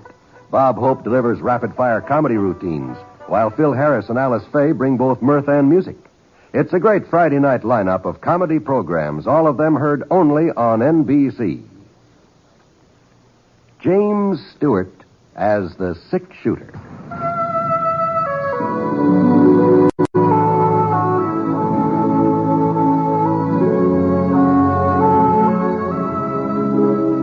The man in the saddle is angular and long-legged.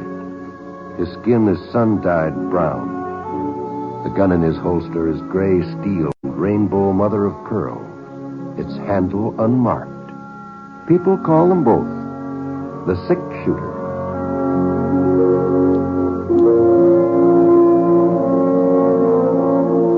The NBC Radio Network presents James Stewart as the Six Shooter, a transcribed series of radio dramas based on the life of Britt Ponset, the Texas plainsman who wandered through the Western Territories, leaving behind a trail of still remembered legends.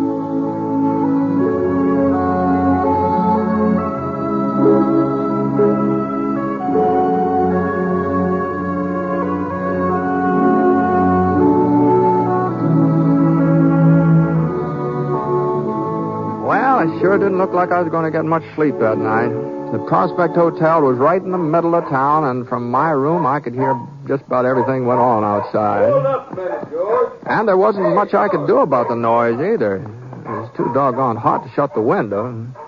The sun had been down for a couple hours, but there wasn't any breeze, and my room being on the second floor, well, the heat just seemed to sort of hang there. Whew. Boy. Yeah. Along about 10 o'clock, I finally managed to doze off. I wasn't exactly sound asleep, you understand. It was just sort of in between, you might say. What the Sam Hill is... For a second, I thought maybe I'd dreamt that shot. And then I heard somebody come running out of the front door of the hotel and jump on a horse. And by the time I got across the room to the window, whoever it was had ridden out of sight. Well, I pulled on my pants. I headed downstairs.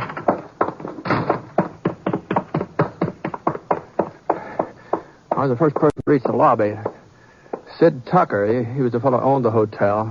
Sid was standing behind the registration desk, hanging on with both hands. Hey, what happened, Sid? He opened his mouth to give me an answer, but the words just didn't come out. And he started to teeter a little bit from side to side, and then he toppled over. When I got around behind the desk where he was lying, I saw the pink stain across the front of his shirt. It was getting redder every second. Anything wrong here? I thought I heard a shot. Britt? Well, it's Sid Tucker. You better get Doc Prince, quick. Well, sure. Oh, yeah, and get the sheriff, too, if you can find him, will you?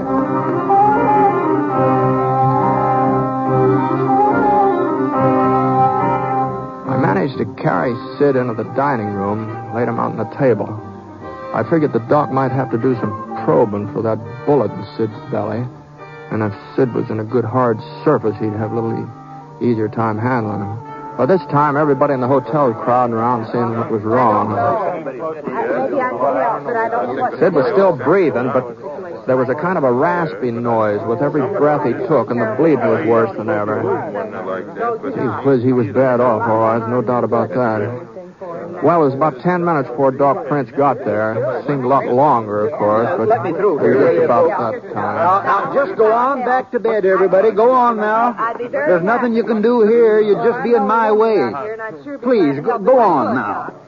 You stick around, Britt, if you don't mind. What? Well, I might need somebody to help hold him down. Oh, sure. Sid's going to be all right, ain't it, Doc? Well, I haven't even had a chance to examine him yet. Oh, now, come on, folks. Outside, please, outside. I'll let you know what his prospects are as soon as I find out myself.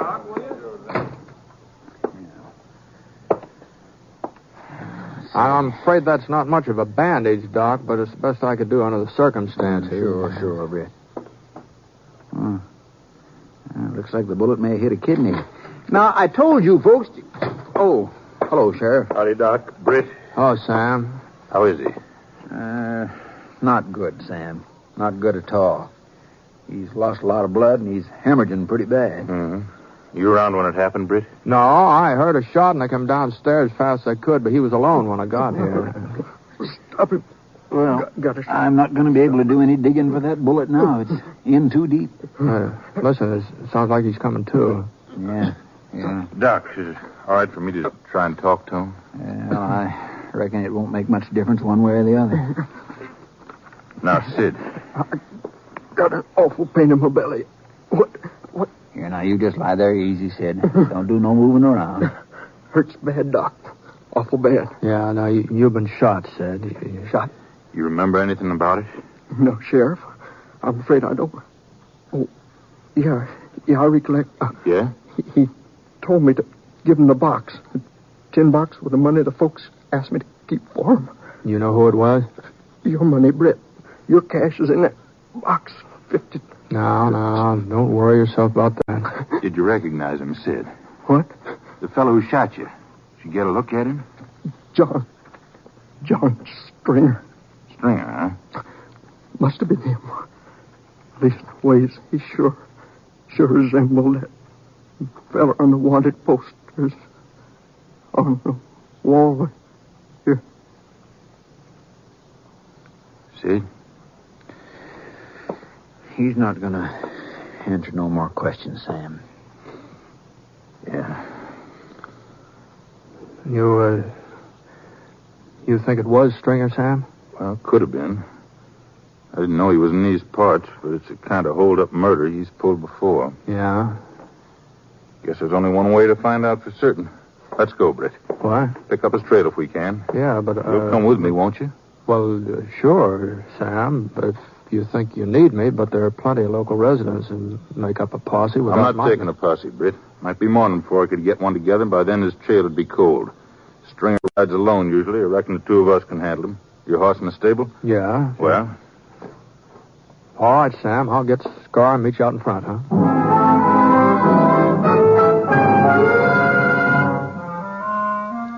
I'd heard about Johnny Stringer.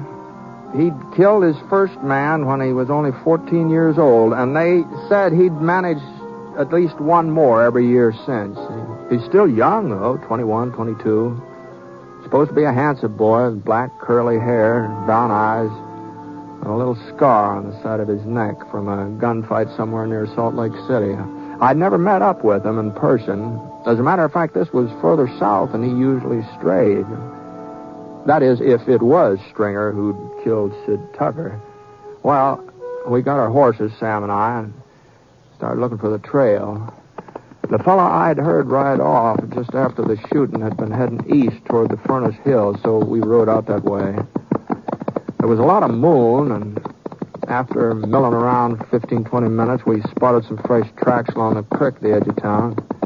Of course, we still had no reason to be certain if this was the right trail. Hold on a minute, Sam. Whoa, Scar, whoa. What's the matter, Britt? Who? Look, over there beside that cactus. What's that look like to you? I don't see any... Oh, yeah. Easy, boy. Easy. That's the tin box Sid was talking about? Yeah, the kid must have shot the lock open. Empty, huh? Yeah. Probably got tired carrying it. Mm-hmm. Hotel should have had a safe. Been telling Sid Tucker that for years. Yeah, well, this box always served the same purpose. Up till now. Yeah, up till now.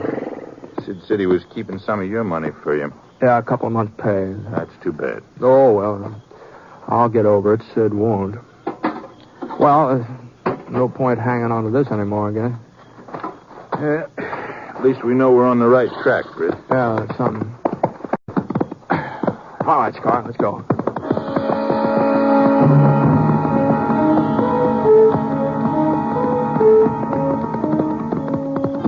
Well, he had an hour's head start, maybe more.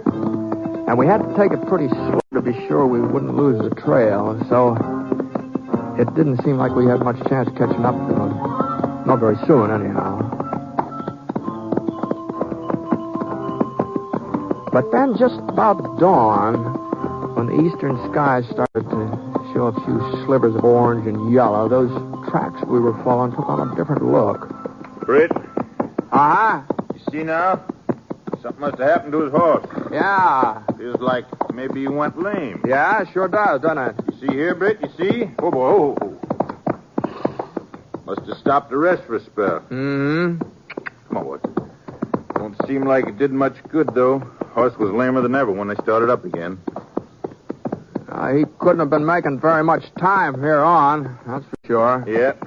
Better keep our eyes open. Might be running into him any minute.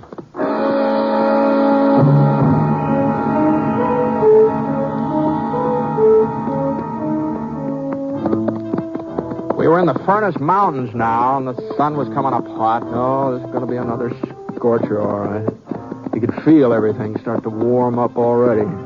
The trail we were following showed more and more signs that the horse was in pretty bad shape. And the places where he'd stopped to rest were getting closer and closer together until finally we saw the fellow on the saddle had just given up trying to ride and started moving out ahead on foot. Oh. Easy, Scar. Easy.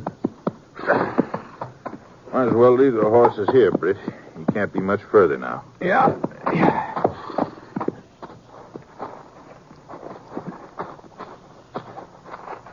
Sam. Hmm?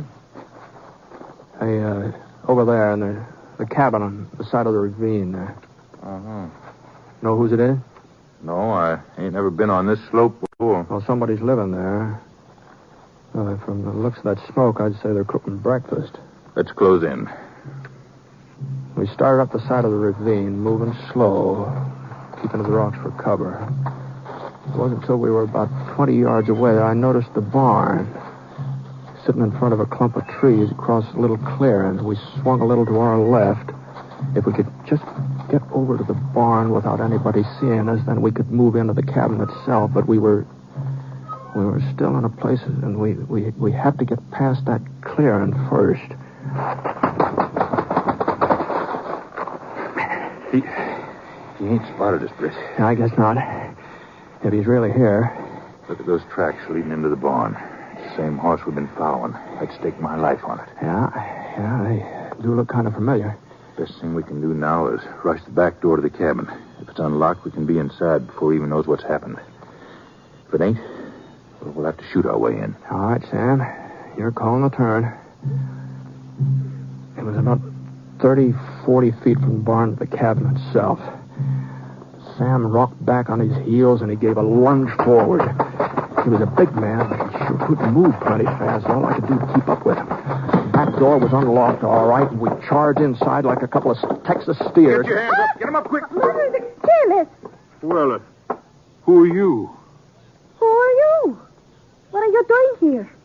Why'd you break in like this? Well, now, we don't mean any trouble, miss. Then why did you come? Well... You think to rob me, no? Well, I have nothing to steal. You have picked the wrong cabin, senor. Yeah. Sort of looks like maybe we have.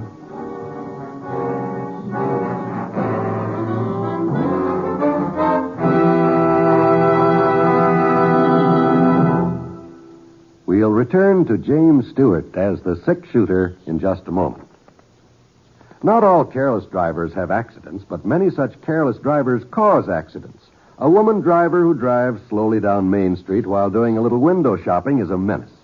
So is the man who insists on telling the people in the back seat of his car about his poker game last week. It's no wonder that ordinarily cautious drivers start to lose their tempers and take dangerous chances to pass these careless drivers. When an accident results, the person who caused the accident probably won't even be touched. So the National Safety Council says if you want to window shop, get out and walk. If you are too busy describing one of your sterling feats to pay any attention to traffic, get out and walk. The driver's license you have does not give you the right to endanger the lives of your passengers or other human beings. Driving can be dangerous. Keep your mind on what you're doing, or walk.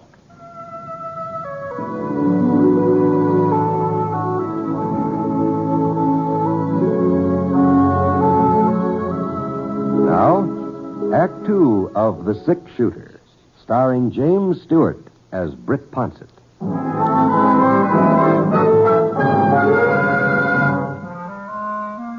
Well, she was a real pretty girl. About 20, jet black hair and black eyes that sort of flashed sparks when she talked. At least they were flashing sparks at us for a while. But finally we managed to get her quieted down. We explained that we weren't trying to rob her. We were just looking for an outlaw who was somewhere in these parts. No. I have seen no one. You're sure about that? See, there has been nobody. Last night, last week, nobody. You live here all alone? This cabin belonged to my father, Alfredo Mendez. He's dead now. 6 months. I live alone. It must be kind of lonely, a young girl like you. I'm busy. I take care of cows. I plant seeds. There will be food for winter. Yeah. Well, I think I'll take a look around outside. The barn, maybe. Well, you look there. I tell you, there's no one. Yeah, that's what you told us. Want me to go with you, Sam? No. You might check the rest of the cabin, though, Britt. Sure. You think I lie? You think I would protect this bandito you tell me about? I am Maria Gonzalez Mendez. I do not lie. All right. Now, don't get excited, Maria. If he should be in this neighborhood and you didn't know about it, well, it'd be for your own good if we turned him up, wouldn't it? Wouldn't it? See, I guess so. But your friend, he does not trust me. Well, Sam's a sheriff. He can't afford to take chances. You mind showing me the rest of the place here? If you like. This is the main room. You call it the parlor. Uh-huh. Here is where I sleep. What's that door over there? The bedroom of my father. Oh. It is still as it was when he... Yeah. You're satisfied? I'm satisfied Stringer isn't in the cabin, Maria. You're like your friend. You do not trust me either. Why would I hide this man if he's what you say he is? I sure don't know. He killed someone last night? That's right. You did not see him do it? No, but the man he shot, well, he recognized Stringer. Stringer? It is a funny name. Yeah? I never heard of him. Well, he's pretty well known. This isn't his only killing by a whole lot. Has nothing to do with me. He's not in here, Sam. Yeah. Well, he's not in the barn either. But his horse is. What? No, senor, no. It is my horse, the one you saw. I suppose you've been riding him all night, huh? I do not know what you mean. Well, somebody's sure been giving him a workout. They even rode him after he went lame, too. Now, why don't you start telling us the truth for a change? How about it? It does not matter. He has gone. I get to him another pony and he rides away. Long before you get here, he is gone. Well, now I'll be... You will never catch him now.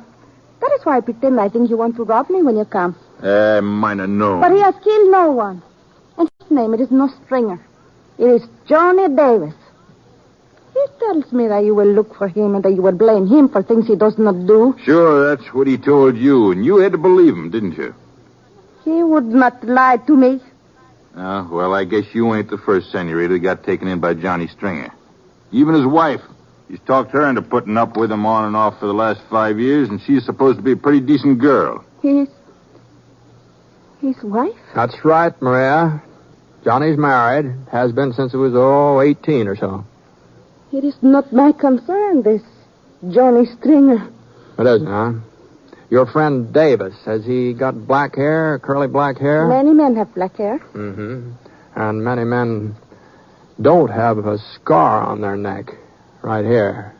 A scar? We're just wasting time, Britt. We got a trail to pick up. Yeah. Wait. You lied to me about this scar.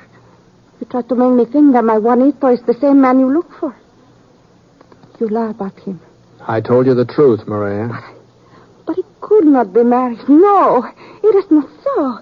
He's promised to marry me. How long has Stringer been staying here? No, senor. He's not Stringer. His name is Davis. Johnny Davis. How long has he been here? 2 weeks. He stays in my father's room 2 weeks. I find him with a bullet in his leg. He's hurt. I make him well. He says he loves me. Yeah. He goes yesterday to arrange for the wedding. He couldn't marry you, Maria. If he did, it wouldn't be a real marriage. No, senor, no. He says he loves me. It is so. I feel it in my heart. If he does not have love for me, I would know. Britt. Yeah? He's got a fresh horse. We'd better get moving. Yeah, sure. Come on. Here is no horse, senor. What? The man with his car, he has no horse. Where is he, Maria? You try to fool me that he's married, that he has a wife. You make this up to fool me. Where is he? The barn. But I already... The loft of the barn, that is where he hides, the loft. Now, I have told you the truth. You must... Yeah? You must tell me the truth about Johnny.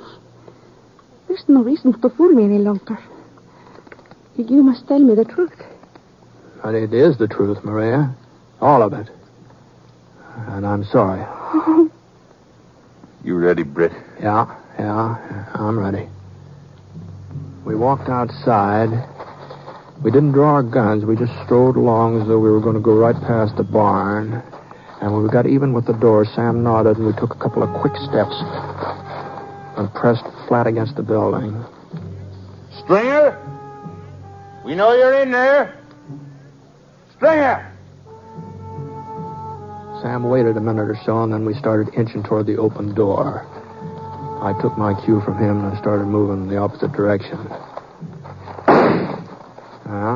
He was up there all right. And he was in a good position to cover that door, too, if either one of us so much as got near it. We ain't in no hurry, Stringer. We can wait. You wait a long time, mister. Sam? Yeah. Is there any other way of getting inside? Round the back, maybe? There's a window, but it's too small to crawl through. Isn't that he's using up a lot of bullets? Trouble is, we don't know how many loads he's carrying. Yeah. Guess we'll just have to try smoking him out. Ain't no breeze. Ought to be safe enough. What about the horse? He's just inside the door. He ain't tied up or nothing. He'll come out before it gets too bad. Okay. I'll go around and back. I managed to get to the rear of the barn by hugging the sides of the building and keep out of range. Every once in a while, I could hear Stringer get off another shot. But he was still aiming towards Sam, trying to make sure that we didn't rush him.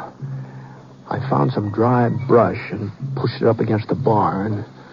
And then I broke through the window with the butt of my gun. And that told Stringer where I was, and he sure didn't like it. I flattened down, and I stayed that way until I got a handful of brush burning. And then I raised up a couple of inches and then threw it inside. I didn't know whether it would catch or not. So I stayed there where I was so I could be sure. Yeah, I must have been lucky. It had hit some rags and papers. Anyway, a good steady stream of smoke was pouring out the broken window, and Stringer would have to start moving out pretty soon. He wasn't doing any shooting, so I made my way around the front again. The smoke was starting to come out the door, and the whole inside of the barn was filled up with it. Hey, look at that. You never know about a horse during a fire. Some of them would just stand right in the middle of it and not make a move to save themselves. But there was only one direction Maria's pony could head, and that was outside, so he finally put his nose down. He came galloping past. About a minute later, Stringer followed his example. He was holding a bandana over his mouth with one hand, and the other hand was stuck up in the air. We were both covering him, Sam and me, but it didn't look like we had anything to worry about. And then I saw a flicker of metal behind that bandana. But before I could do anything about it... What is it? She ran in front of us and threw herself in his arms. I figured you wouldn't let me down, honey. He pulled her tight against him, and the bandana fell away from the revolver he was holding. All right, gents, drop him. I said drop him, unless you want to shoot her in the back. Johnny. Drop him, I said. And I ain't going to wait much longer. Okay, Stringer. You too, mister. Now, honey, just stay close to me. We're getting out of here. Will you take me, Johnny? What's the difference? You take me to get married like you promised?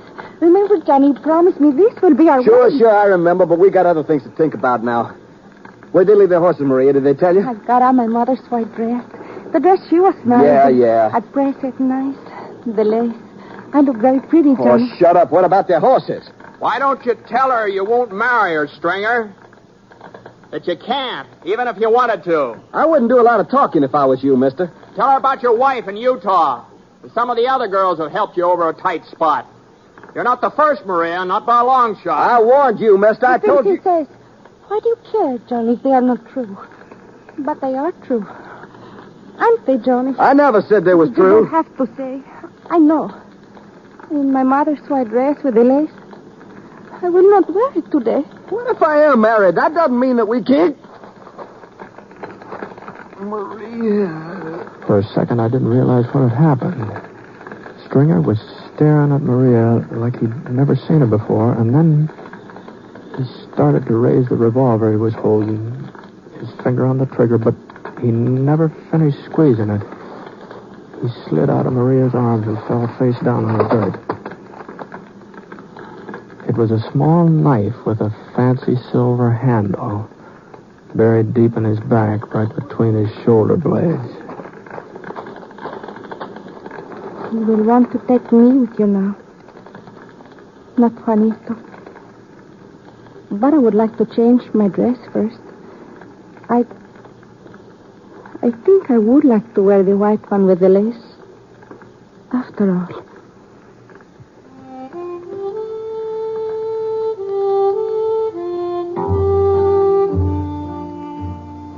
Well, we waited around till we sure the fire was out, and then we took Maria back to Prospect. I don't know whether what she'd done was murder or not. Stringer was holding a gun on us. Maybe she saved our lives. And he sure had it coming to him. There wasn't much doubt about that. I gave Judge Ricker a statement, and then I left Prospect. I guess if there was a trial, Maria must have come out of it all right. At least I hope so.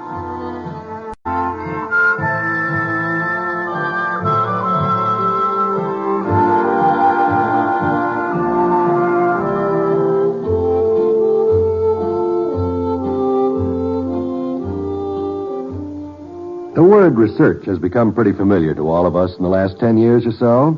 But have you ever stopped to think what research, especially medical research, means to you personally?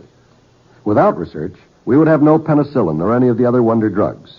Research is also the most important weapon in the fight against mental illness. And mental illness today afflicts more than 9 million people.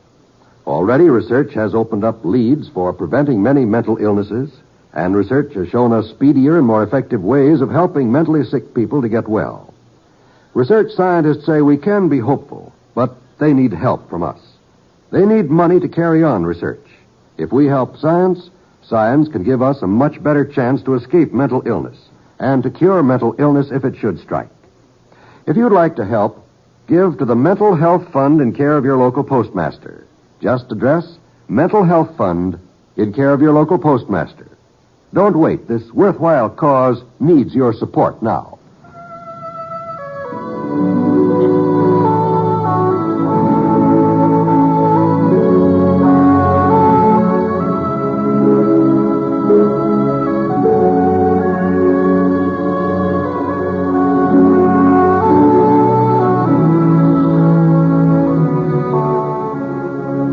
The Six Shooter is a transcribed NBC Radio Network production in association with Review Productions. It is based on a character created by Frank Burt and is written by him.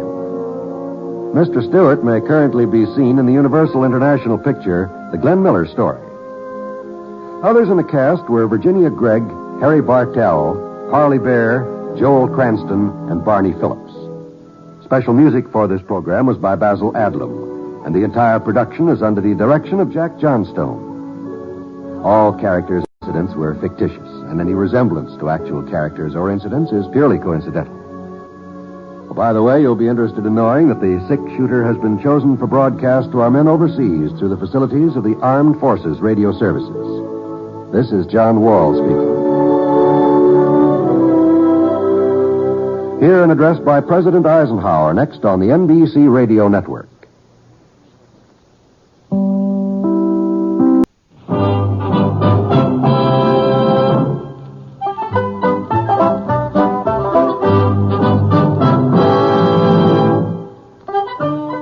In a moment, you'll hear James Stewart as the six-shooter. Just one of many fine programs brought to you each week on NBC. Tomorrow night, there's top comedy entertainment with the Bob Hope Show, the Phil Harris, Alice Faye Show, and Can You Top This with Senator Ford. Bob Hope delivers rapid-fire comedy routines, while Phil Harris and Alice Faye bring both mirth and music. It's a great Friday night lineup of comedy programs, all of them heard only on NBC.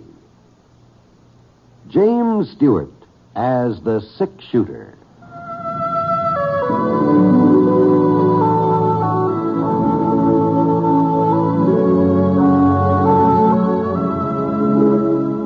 The man in the saddle is angular and long-legged. His skin is sun-dyed brown. The gun in his holster is gray steel and rainbow mother of pearl. Its handle unmarked. People call them both the six-shooter.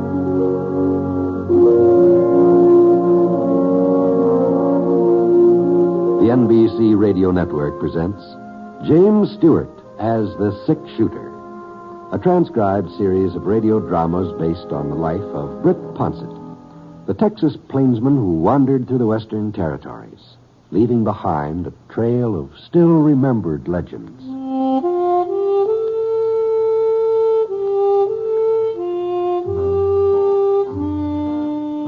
I'd known the Harcourt brothers a good many years.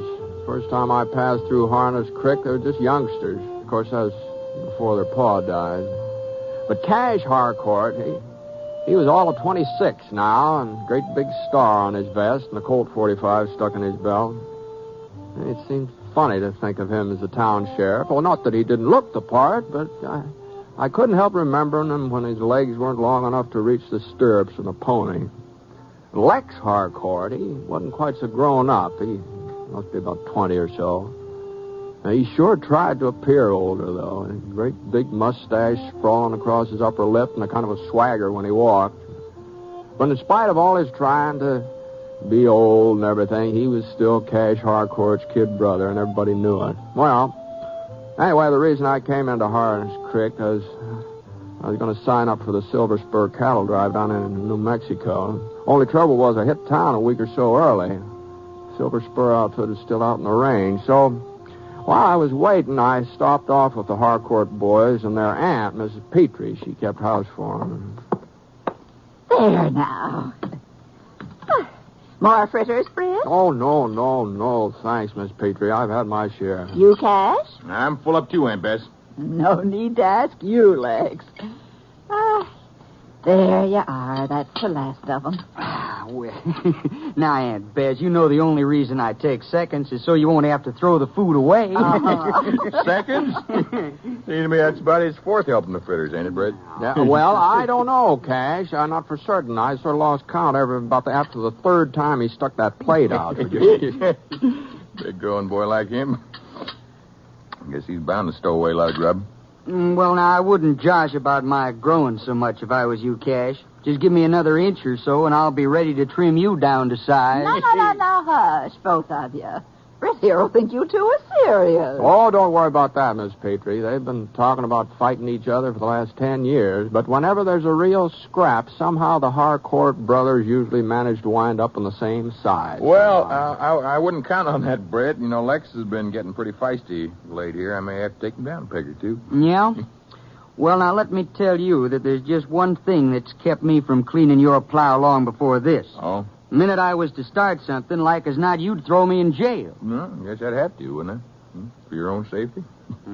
Well, if I was ever to slug you back, you just might not be around afterwards. Tell about it. Well, now, if that's you what just stop this foolishness. Get out of my kitchen, all three of you. Okay, Aunt Bess. The idea of brothers talking like that. Well, go along now. Go along, or I'll show you who's the real boss of this family. You know, Britt, I wouldn't be surprised if you could. I don't doubt it for a minute, Kate. Not for a minute. And you too, Lex. There ain't another mouthful of food left to eat. All right, Aunt Bess. I'd be real pleased to help you with those dishes, Miss Petrie. Oh, you think I want some man breaking up my fancy china? No, thank you. You just wait there in the sitting room with the boys, and I'll join you just as soon as I give these things a lick and a promise.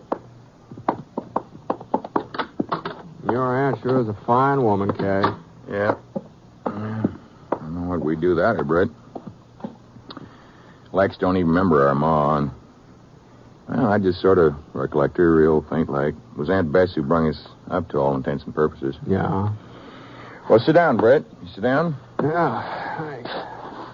Well, what are you so fidgety for, Lex? If you're going calling on Hannah Joseph again tonight, no cause to act sheepish about it. I ain't going calling. Cash. Yeah? Well, Britt and me was talking this afternoon, and he says, well, he thinks that maybe I can sign up for the Silver Spur Drive. Is that so?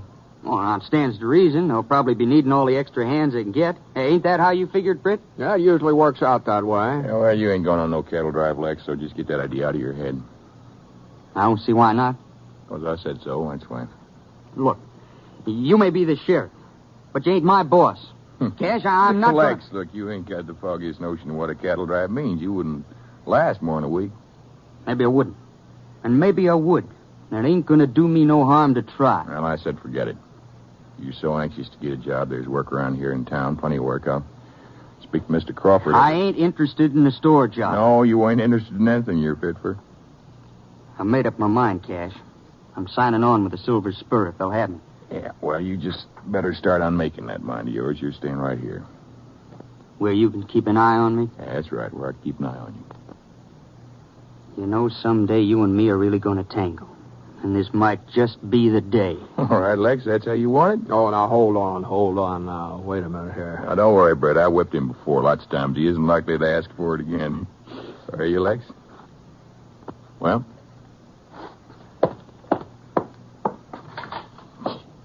Yeah, a little fresh air would do him good, cool him off. Mm-hmm. Maybe so. I don't see what got into you, Brett. Encouraging him in this cattle drive nonsense. Oh, I didn't exactly encourage him. He asked me if the Silver Spur would take him. I said I thought maybe they would. Well, you should have told him different. Well, I'm not in the habit of lying, Cash. No. I'm sorry, Brett. I didn't mean that. Well, why are you so dead set against him taking out on his own? I ain't set against it, Brett. Not really. It's just that, Lex is young, might wild, never had a paw to keep a tight rein on him. Needs somebody around to see that he don't get into trouble. No? Another year or two when he's married, maybe, and he's got somebody else to worry after. Well, things will be different then. He'll be different. But right now... You think I'm riding him too hard, Brett? Well, he's your brother. You'd be the best judge of that. Yeah. Oh.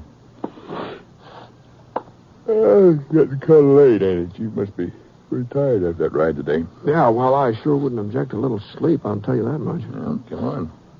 I'll show you where you bed down.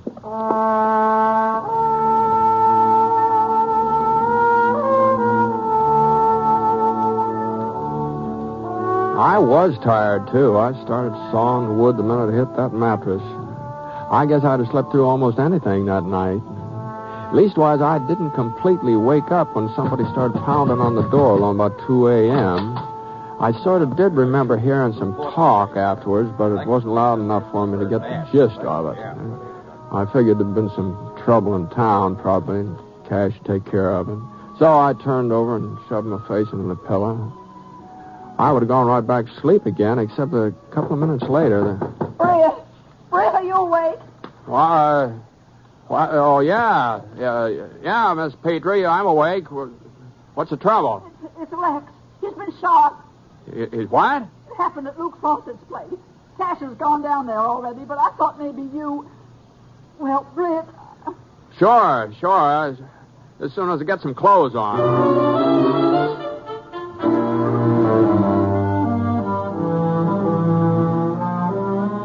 As I came around the corner, I saw a little crowd in front of Fawcett's gambling hall. 5 or 6 men standing together, not saying anything, just waiting.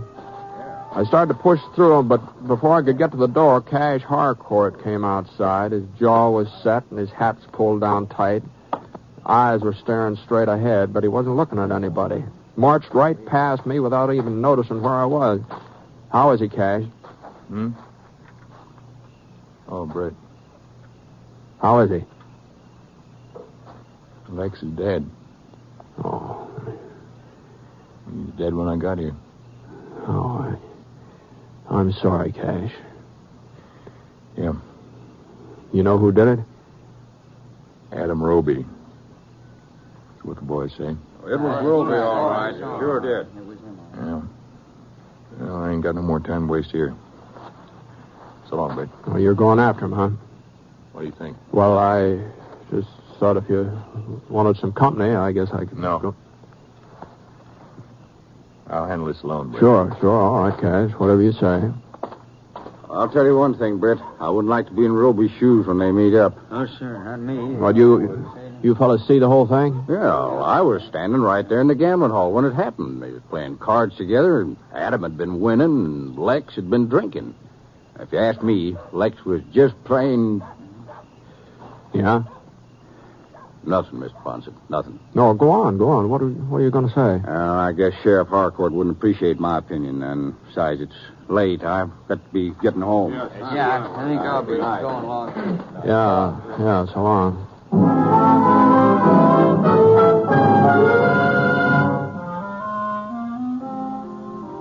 Well, I went on into the gambling hall. Old Mr. Hendricks, he was the undertaker in Harness Creek. He'd already arrived. He'd taken charge. So it looked like it was up to me to go back to the house and break the news to Mrs. Petrie. I sure wasn't looking forward to that. But, well, she sort of read it in my face without me even having to tell her. He's gone, ain't he? Yes, ma'am. Now, if there's anything I can do, Mrs. Petrie... No, there's nothing, Britt. Thank you.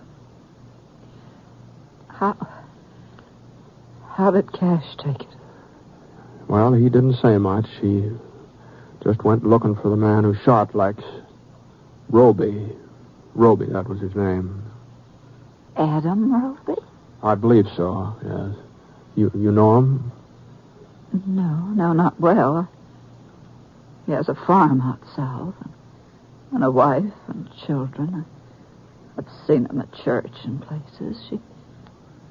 She appeared a real nice woman. Well, I guess she isn't to blame for... I don't blame her, Britt. I don't even blame... Well, the truth is I've been worried about Lex for a long time. Cash had been holding him down too much, trying to make him toe the line too much.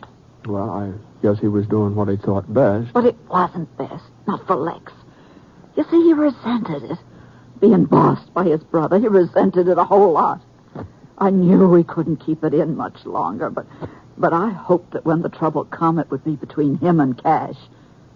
Cash thought the world of Lex, and no matter what happened, he wouldn't have done anything to hurt him. Oh, no, of course not. Oh, there must be somebody coming to offer sympathy. News sure gets around in a small town. It ain't even daylight yet. Oh, here, I'll get it. Yes, ma'am? I'm Mrs. Roby. Oh. Adam's wife. I've come about Adam. Well, the sheriff isn't here right now, Mrs. Roby. He's out looking for my husband, ain't he? Yes, ma'am. Well, that's what I figured. I didn't want to see Sheriff Harcourt. I wanted to talk to you. You're Britt Ponset, ain't you? The six-shooter? Yes, I'm Britt Ponset. May I? Well, I just don't know, Mrs. Roby. You see that? Yeah? Let her come in. Mrs. Petrie. Oh, I'm so sorry. I'm so terrible sorry. Sure. Won't you sit down? Thank you. Mr. Poncett, I don't know how to say this, but... If you'd like to talk to Britt alone... No, it's best that you hear it, too. Mr. Poncett, Adam come home right after the killing to get some things together. Well, he told me it wasn't his fault. He swore that it wasn't. He says Lex was spoiling for a fight that Lex drew first. Adam ain't never been a man for shooting, Mr. Poncett. I believe what he said. Well, I guess that's natural enough. Oh, he's hiding out now. Sheriff won't be able to find him. Oh, I wouldn't count on that, Mrs. Roby. Sooner or later... Well, that's just it. Adam doesn't want to hide out. He wants to give himself up. Oh? He says he'll give himself up to you. To me? He wants you to promise that you'll turn him over to the district marshal at Standish Falls. Well, I just don't know what you're driving at, Miss Roby. What? Adam's afraid that if Sheriff Harcourt finds him, the sheriff will... Adam's afraid he won't get a trial. That's all he's asking, a fair trial. Oh, I'm sorry, Miss Roby. This isn't any of my affair. Oh, Mr. Ponset, please. No, I'm sorry. Well, thanks anyway. Britt. Yes, ma'am? I'd like you to see that Adam Roby got to the marshal at Standish Falls. You what? With Cash feeling the way he does now, he might do something he'll regret for the rest of his life. Oh, it's bad enough, Britt, what happened tonight. I wouldn't want anything worse. Now, Miss Petrie, I'm certain that Cash wouldn't do anything. Lex was the only person on the face of this earth that Cash cared about, and he'll blame himself for what happened. Blame himself for not being there. And he'll just have to take it out on somebody. I'm not standing up for Adam Roby, Britt. I'm not even thinking about him. I'm just thinking about Cash. Well, even so, I'm sure I don't see where my place is Britt, in this thing. A little while ago, you asked me if there was something you could do. Yes, ma'am. Well, Mr. Ponset, just give me your promise that Adam will get to Standish Falls, and I'll tell you where you can find him. All right, Miss Roby. I'll give you my promise.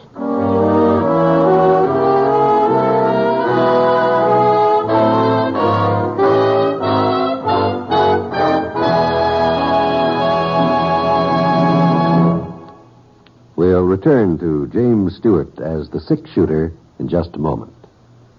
But first, well, I just want to say thanks to you, our listeners, for the many kind letters you write to us each week. It kind of makes us, all of us, feel that our efforts in bringing you the six-shooter are genuinely appreciated, and we're grateful. Thanks. And now, Act 2 of the story called Revenge at Harness Creek.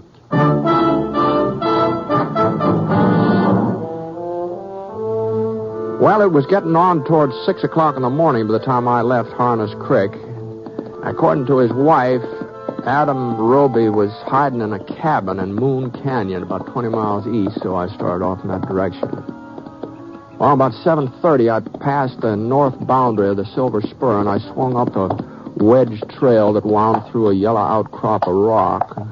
It wasn't more than 10 minutes later when I spotted somebody ahead, a man riding down the trail toward me. I pulled up in the shade of some evergreen, waited. Whoa. The fellow finally came within recognizing distance. Cash Harcourt. Yeah, no doubt about it. From the looks of that bay mare of his, he'd been riding pretty hard. The horse's flanks were covered with sweat, and her head was down, swinging side to side with every step she took. Cash hadn't seen me yet, but when he did, he gave a start, and his .45 came out fast. Hey, it's me, Cash. Britt. Oh. Take it easy with that thing. Devil are you doing out here? Told you I didn't want no help. Yeah, you did. Well, going back to town then. I can handle Roby alone. Nobody said you couldn't. Then stop following me. Now, from the looks of the things, I'd say we were moving in opposite directions, I think. Just running down some tracks here. They stopped a mile or so up ahead. Couldn't be Roby. Mm-hmm. Well, I don't think I'll turn around just yet. That is, if you haven't got any objections. I got objections. Is that so? Leave them to me, Britt. Now, as long as you're certain he didn't come this way, I don't see what difference it makes if I ride on a little further. I'm the sheriff, Britt. You ain't got no business interfering with the way I carry out the law. That's right. As long as you do carry out the law. You talking about? Roby's wife is scared that you won't bring him in for a trial if you find him. Huh? And she asked me to turn him over to the marshal at Standish Falls. Now, I didn't want to get mixed up in this, Cash, and I told her so right straight out. But it's what your aunt wanted, too. Aunt Bess? That's right. I couldn't very well turn her down after what happened last night. Aunt Bess thinks that I'd kill Roby. She thinks you're upset, that's all. Well, ain't I got a right to be upset? Sure you have. So, you want to take Roby over to Marshal Griffiths, eh? Yeah, well, I haven't found him yet. Mm-hmm. Suppose his wife told you where to look. I got a right to ask you, Britt. He's a wanted man. Are you asking, Cash? Guess it don't matter. All I care about is seeing that he's arrested, brought to justice. That's all I'm trying to do. Yeah, well, I guess between us, we stand a pretty good chance of finding him. Yeah. Well, good night.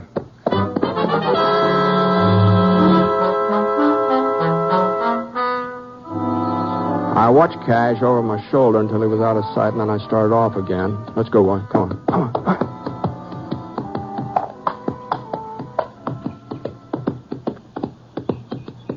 About 6 miles later, I passed a waterfall that Mrs. Roby had said was a landmark. I turned Scar into a little box canyon to the left of the falls. A couple of miles further, I came to the shack. Whoa, Scar. Whoa.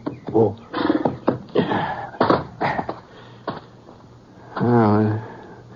it was easy enough to see how Cash had missed it. Unless you knew there was a cabin in the canyon, it didn't stand a chance of finding it. I walked out into the open, but I stopped a good 20 yards before I got in rifle range. Roby? Roby, it's Poncett, Roby. Britt Ponset. You alone? Yeah, I'm alone. My wife tell you where to find me? That's right. And you're taking me to Standish Falls? If that's how you want it. Yeah, that's how I want it. Where's Sheriff Harcourt? He's riding toward town, last I saw him. Okay, Poncett. I'll be right out. About a minute later, he came toward me leading a sorrel pony, and he'd had it tethered behind the cabin. A little man, sort of grayish, with deep-set eyes and a kind of tired sag to his mouth. He was holding a Winchester carbine under one arm. He looked around anxious-like, as if he wasn't certain I was telling the truth, and then he seemed to satisfy himself, and he shoved the carbine into the saddle scabbard, and he climbed onto the pony. We'll take the south trail and cut around Harness Creek. Whatever you say. Let's go. Mr. Poncett. Yeah? I want you to know that, well, the shooting wasn't my fault. Lex was on the prod. He forced me into it. Now, that's for a jury to decide, Roby. Sure, but I reckon you believe my story or you wouldn't be doing this. I believe you're entitled to a trial, that's all. As far as I can tell, so's everybody else. Sheriff Harcourt included. You didn't tell him where I was? I didn't tell him. Come on, let's move along. Yeah. We rode out of the canyon and turned south just beyond the falls. For the next hour or so, we didn't do any more talking. There just didn't seem to be much to talk about. And then we started down from the crest to the ridge, and I saw a flat stretch of land out ahead. We still had about a mile of rough mountain trail before we hit that level ground. Roby was about 8 feet behind me, and as I edged Scar around a big boulder, he was out of sight for a couple of seconds. Right, get down behind some, Roby. Hurry up. I slid off Scar, and I flattened myself against the ground. I hunched over a couple of feet to my left, and I got a glimpse of Roby. He was crouched behind a slice of orange granite, and it didn't look like he got hit. I got up onto my haunches, and I ran over toward him. You all right? Yeah, I guess so. I thought you didn't tell Harcourt where I was. I didn't. And how'd he find us? Maybe this isn't Harcourt. Now, who else could it be? I pushed up a couple of inches, and I saw him. He was standing on a ledge, right out in the clear, silhouetted against a great big white cloud. The sun was behind him, and I didn't have to look at his face to know who it was. Cash! Cash, what's the matter with you? Keep out of the way, Britt. We can hold him off. Just give me a chance to get my car back. You stay where you are. Huh? Thought you was on my side. I might have known. You and him are friends. We're friends. You're going to let him kill me, huh? Nobody's going to kill you, Roby. Now, you just sit tight. Cash! Cash, I'm coming out! This ain't your affair, Britt. I told you that. It's my affair now. But I'm not using my gun, so if you're set on killing somebody, here's your chance. I ain't got no grudge with you. It's Roby I'm after. That's why I followed you. That's why I've been waiting here. If you're after him, you're after me. I gave my word he'd get to Standish Falls. Britt, you're forcing me to shoot you down. That's right. That's just what I'm doing. Ought to be a pretty easy target, Cash. Come on. What are you waiting for? Think I'm afraid, don't you? You ought to be.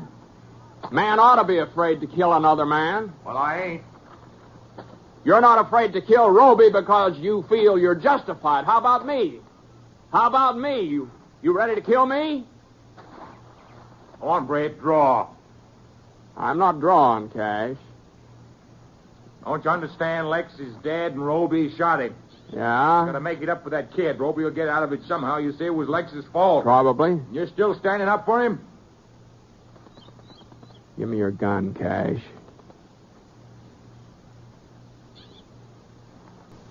Why can't I kill you, Britt?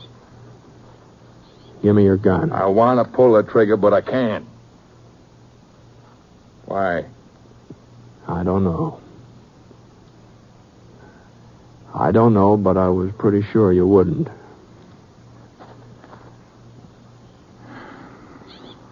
Well, looks like I ain't got much choice. Here, take it. You want to ride along with us? Make sure I get him to the marshal? No, head back to town. All right, suit yourself. Roby! Roby! Yeah? Now bring the horses up here. We're going to Standish Falls.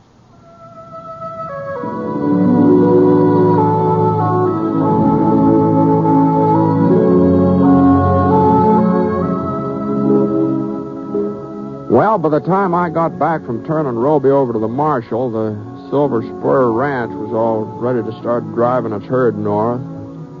I moved out with him, so I wasn't around for the trial. Haven't heard how it came out, but I suppose one of these days the news will catch up with me.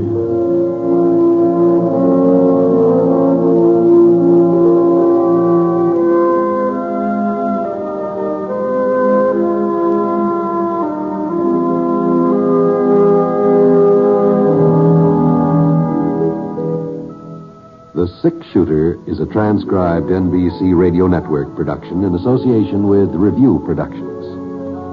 It is based on a character created by Frank Burt and is written by him. Mr. Stewart may currently be seen in the Universal International picture The Glenn Miller Story. Others in the cast were Virginia Gregg, Eleanor Audley, Lamont Johnson, Forrest Lewis, and Bert Holland. Special music for this program was by Basil Adlam, and the entire production is under the direction of Jack Johnstone. All characters and incidents were fictitious, and any resemblance to actual characters or incidents is purely coincidental. Oh, by the way, you'll be interested in knowing that the Six-Shooter has been chosen for broadcast to our men overseas through the facilities of the Armed Forces Radio Services. This is John Wall speaking.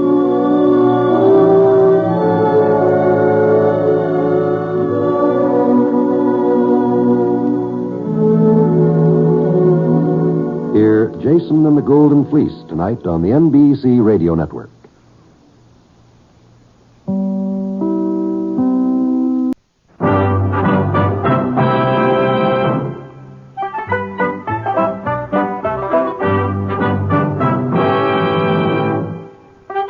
In a moment, you'll hear James Stewart as the six-shooter, just one of the many fine programs brought to you each week on NBC. Tomorrow night, there's top comedy entertainment with The Bob Hope Show, The Phil Harris Alice Faye Show, and Can You Top This with Senator Ford. Bob Hope delivers rapid-fire comedy routines, while Phil Harris and Alice Faye bring both mirth and music. It's a great Friday night lineup of comedy programs, all of them heard only on NBC. James Stewart as the six-shooter.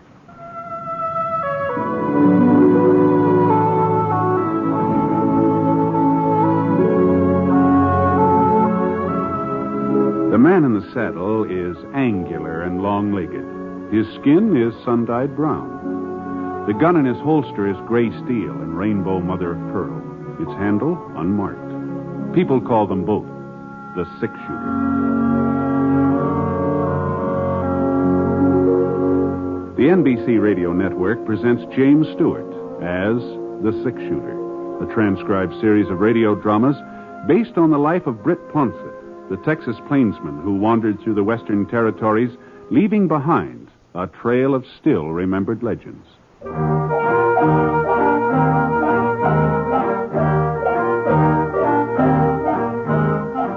It was Friday morning when I got to Smoke Falls on my first trip to town in about 3 months. But Dad Foster needed a little extra money for feed, so he asked me to drive about a dozen of his heifers in and sell them at Saturday's auction. Well, I turned the cattle over to Brad McLean. He was the auctioneer. And then, seeing as about noontime, I wandered into Windy Night's Cafe. Windy's food's real good, too. It's corned beef and cabbage, boiled potatoes, rice pudding for dessert. Real tasty. There was only one drawback to eating there. Windy. And then Ned Burt. He's a marshal now, Britt. But I guess you knew that, didn't you? Well, as a matter of fact, I didn't. Oh, sure. He was elected last July. 102 votes was cast. 102. Well, that's the biggest election we've ever had in this town. The biggest in this part of the state, for all I know. Well, yes, huh? Well, unless you count Fort Lyons. And over there, they ain't very particular who they let vote. Why, I hear tell there was a drummer passing through the town last election day, and they just drug him right off to the polls. Don't say. Yeah, I'll just bet you, if there was to be an honest census, we'd show up with a good 20 more people in Fort Lyons. Let me show. Well, it sure was a fine meal, Wendy. Now, where do you think you're going, Britt? You ain't let me tell you about Marshal Burke finding Seth Quincy's body. Huh? Well, what did you think I was leading up to? Well, I didn't exactly know. Yeah, a week ago last Monday. That's when it happened. Oh. The reason I remember so plain is, along about 10 o'clock in the morning, it started to thunder, and I said to Mrs. Coombs, I run into her coming down Main Street. I said, Miss Coombs, I said, don't let that thunder fool you. It ain't going to rain the first week in September. No, sir. I lived around here for 17 years, and it ain't never rained after the 25th of August. That's what I said. Yeah. Well, now, what about Mr. Quincy? Well, I was coming to that, Brett. Can't you give a body a minute? Oh, sure, Wendy. Now, where was I? Oh, yes. Well, he was lying on the floor of his parlor when Marshal Burke come in. They say the place looked like he'd put up quite a fight, too. Broken furniture and glassware all over the place. I see. A slug in his chest, that's what killed him. Shooting must have been around 11 o'clock that morning. That's so. Yeah, leastwise, that's when Mrs. Henderson said she heard what sounded like a shot. You know the Hendersons, Britt. Live right over in the road there, just down the road a bit from Seth Quincy's ranch, you know? Yeah, sure, I know. Clyde Henderson. He's that short, red-haired fellow who marries Sarah Watkins. I said I knew him, Wendy.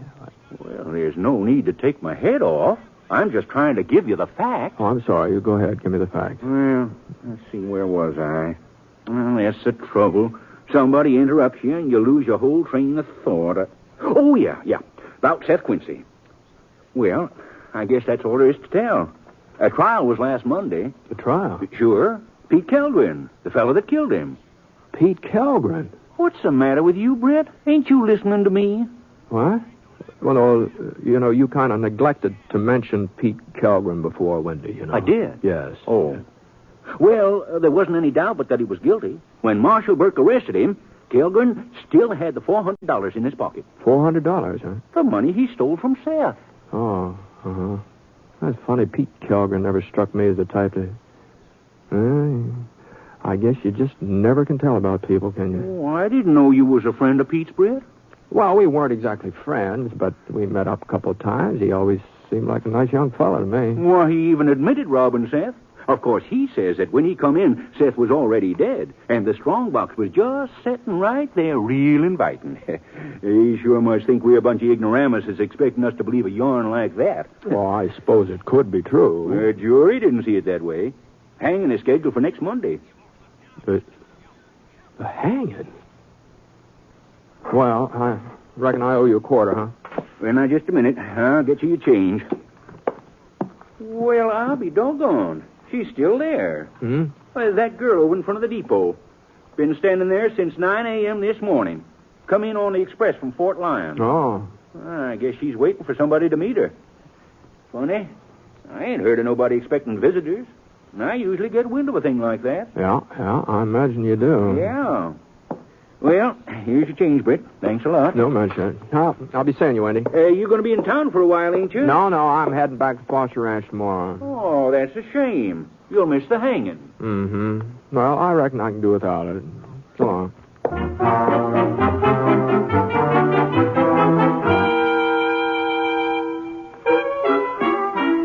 I couldn't help noticing the girl waiting on the station platform.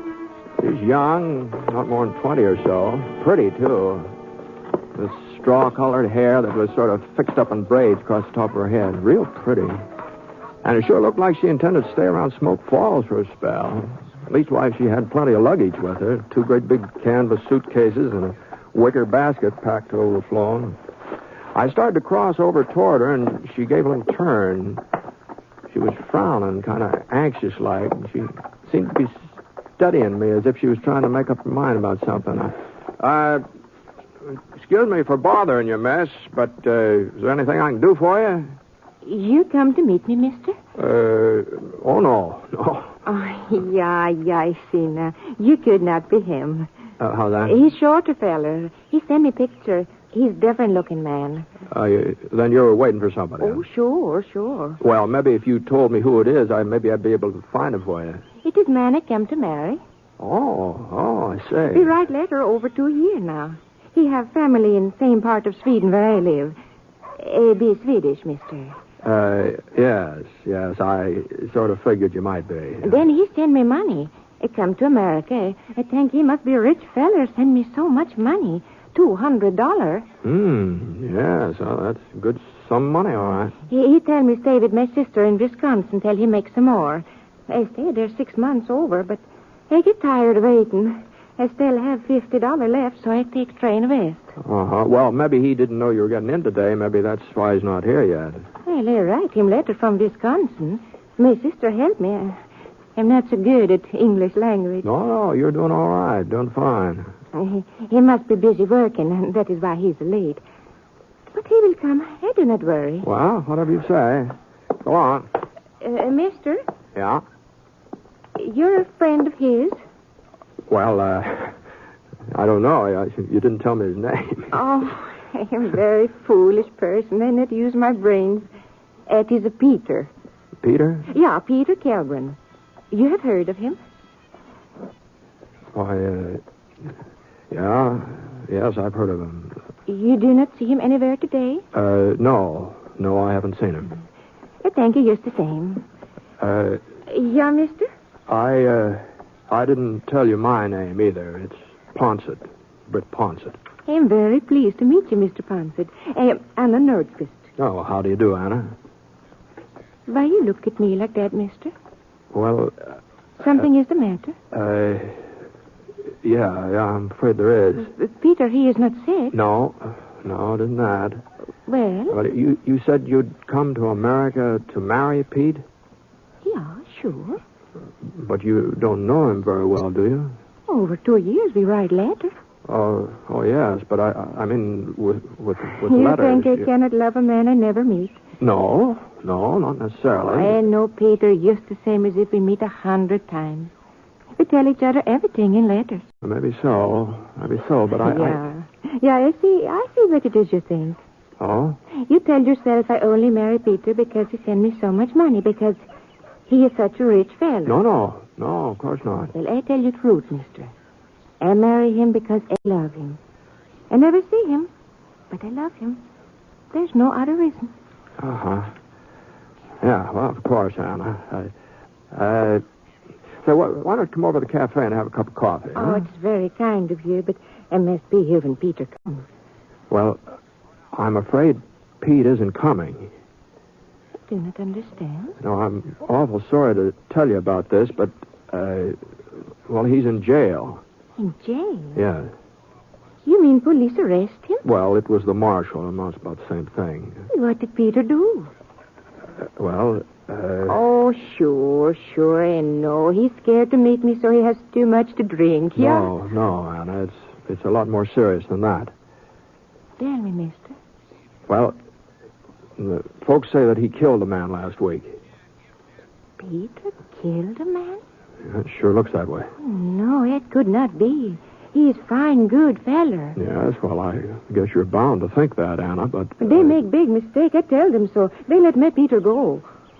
Where is Jay? No, I wouldn't do Please, that. mister, where is Jay? Well, it's just around the corner there, but I don't think Thank you very much. No, here, let me give you a hand with those I things. can manage. I can carry suitcase. Ever confirm I'm plenty strong. Now, listen, Anna, I'm afraid the marshal Goodbye, will... mister. You come to wedding, yeah? Oh, sure. Well, good luck.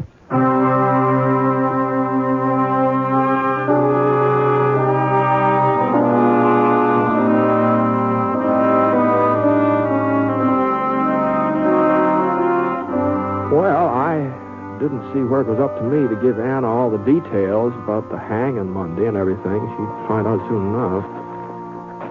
Sure was a tough break, though, after coming all this distance and marrying a man she'd never seen. Well, I strolled around town for an hour or so, and then I headed over to George Billings' house where I'd left my things. I was planning to spend the night with George and his wife, Ellen. They offered me the use of the spare room.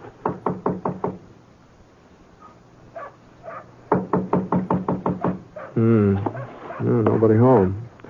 Well, I picked up the flower pot on the top porch step, and I found a key under it, and there's a note from Ella, too. It said for me to go inside and make myself comfortable.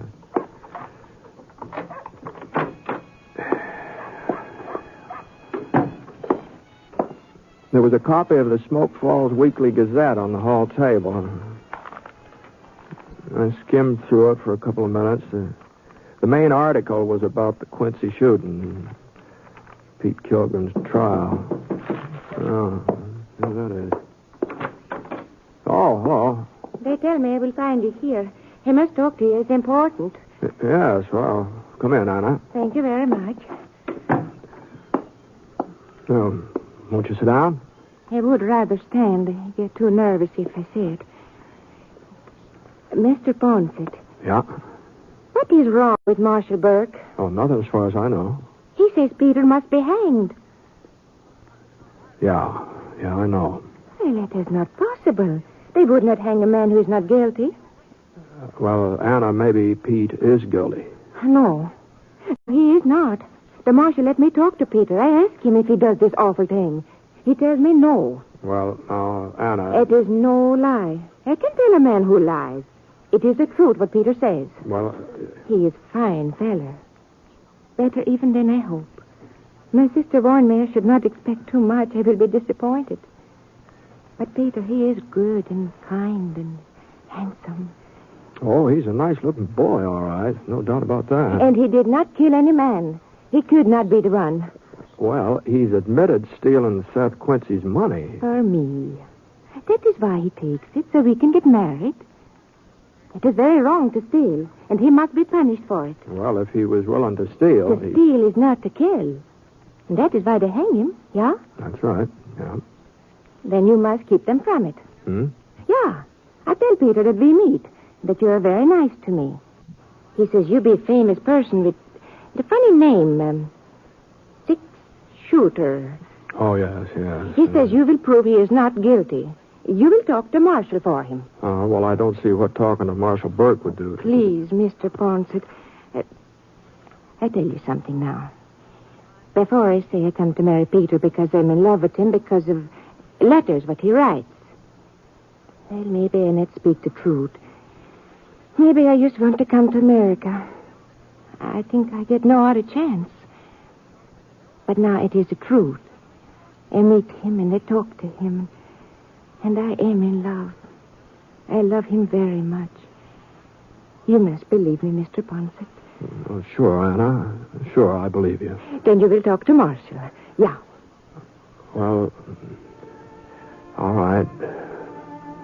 All right, I'll talk to him.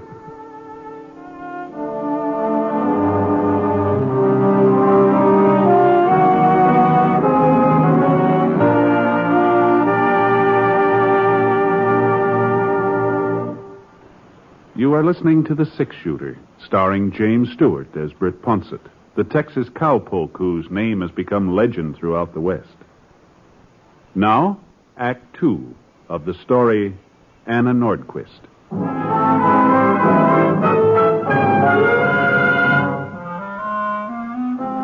I left Anna at the hotel, and I went over to see Ned Burke. His office was in the front part of the jail where they were keeping Pete Kilgren. Ned had only been marshaled for a few months, but he'd had a couple of years' deputy experience, so he knew the job. And he was sort of a man that usually made a good marshal, too. He's quiet, not looking for trouble, but able to take care of it when the time came. I sure felt terrible, Britt, when she came in here and told me who she was and what she wanted. Yeah. I let her talk to Kilgren. Figured it was the least I could do. Just seemed to make things worse, though. He convinced her that he was innocent and I was out to get him. Well, no, nobody's going to believe that, Ned. That girl might believe it. Guess I wouldn't blame her if she did. That Kilgren's a pretty smooth talker. Yeah. Ned. Yeah, Brett? There couldn't be any doubt about it, could there? I mean, as I understand it, Pete says that Quincy was already dead when he got there. Well, sure he does. And that he took the money because, well, it was just so darn tempting. It don't stand to reason that somebody'd murder Seth and then go off without breaking into a strong box. Now, does it, Britt? No, I guess it doesn't. Besides, Sarah Henderson seen Pete riding away from Seth's house not 5 minutes after she heard a shot. Mm-hmm. What, you arrest him the same day? Well, I came into town right after I found Seth's body. Sarah had sent for me. She had a feeling something was wrong. Kilgren was at Bud Winkler's place. That's where I found him. Mm-hmm. Do you still have the gun on him? No, he claimed he didn't own a .45. That's what the slug in Seth's chest was, .45. I see. And of course, Pete had plenty of time to get rid of the gun, and there are plenty of places between Seth's ranch and town where he could have ditched it. Mm-hmm. Well, that's true enough. Did anybody ever remember seeing Pete with a .45? Mm-hmm. Not that I know of. Now, wait a minute, Britt. You ain't taking Pete's side in this thing, are you? Well, I'm not taking anybody's side, Ned. I'm just curious, that's all. This was a cold-blooded killing. You going out to Seth's place, you'll see. He was an old man, but he sure put up a darn good fight for his life. And from the looks of things, he went on fighting after he was shot. Mm-hmm. You know, I just might take you up on that invitation, Ned. Yeah, about going out to Seth's place. I'll see you later.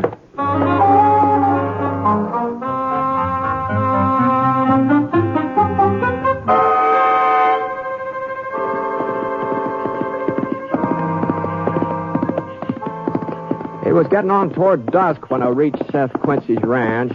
Whoa, boy. Whoa, Scar. Whoa. I walked up the front steps and tried the door. It wasn't locked. Seth had lived alone. It didn't look like anybody had in to straighten things up since the murder. Boy, there sure had been a whale of a fight in the parlor there. A couple of broken chairs and some stains on the sofa and pieces of a lamp that had been smashed against the fireplace. Strong box didn't seem to be there. I figured they probably needed that for the evidence. Well, I poked around for about half an hour, and then I headed back to town. The moon was starting to come up as we hit a bend in the trail, and the doggonest thing happened. Now, Scar was usually as sure-footed as a mountain goat, and not a bit skittish either, but when a bat came winging out of some cottonwoods, I darn near sailed right out of the saddle. What the Sam Hill is going? Whoa! Oh, Scar! Come on now. Come on. What? And that's when I saw it. It was buried under a pile of leaves in a little gully. The first thing that caught my eye was the moonlight glinting off a piece of metal. Easy, Scark, easy. Of course, it could have been almost anything, a broken spur or part of a farm tool, anything. But even before I pulled it out from underneath the leaves and the dirt, I knew it was a gun.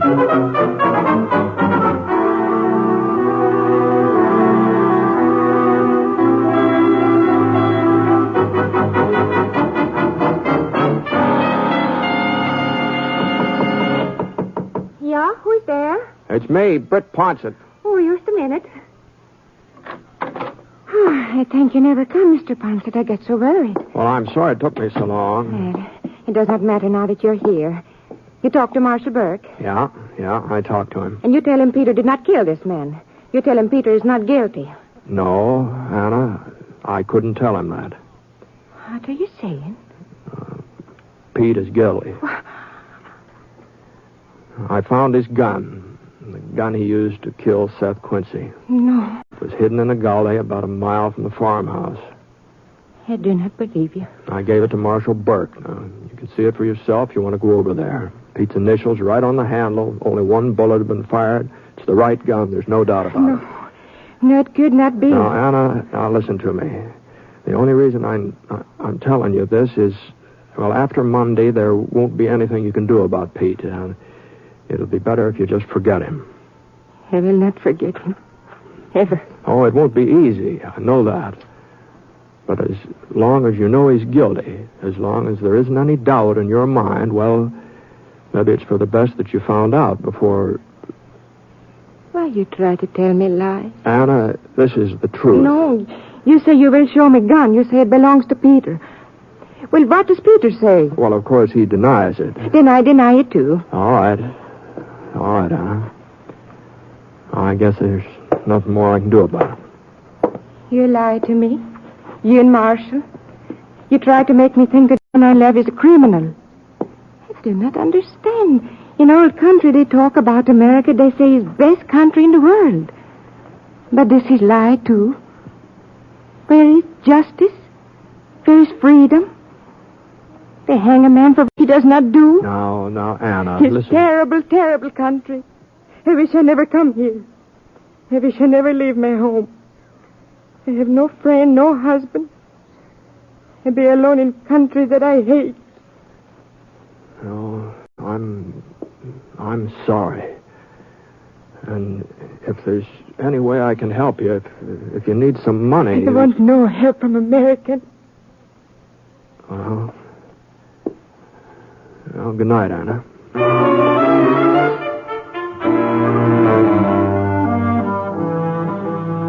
The light was still on in the marshal's office, so I stopped off and I asked Ned if I could go and have a little talk with Pete. He didn't seem to think it'd do much good, and to tell you the truth, I didn't think so either, but, well, I couldn't see it'd do any harm to try, so... Pete was a tall, stringy man, about 25 or so, tow-headed with a yellow mustache, kind of a pointed chin. All right, Britt, I'll leave you here. When you want out, just give me a yell. Thanks, Ned.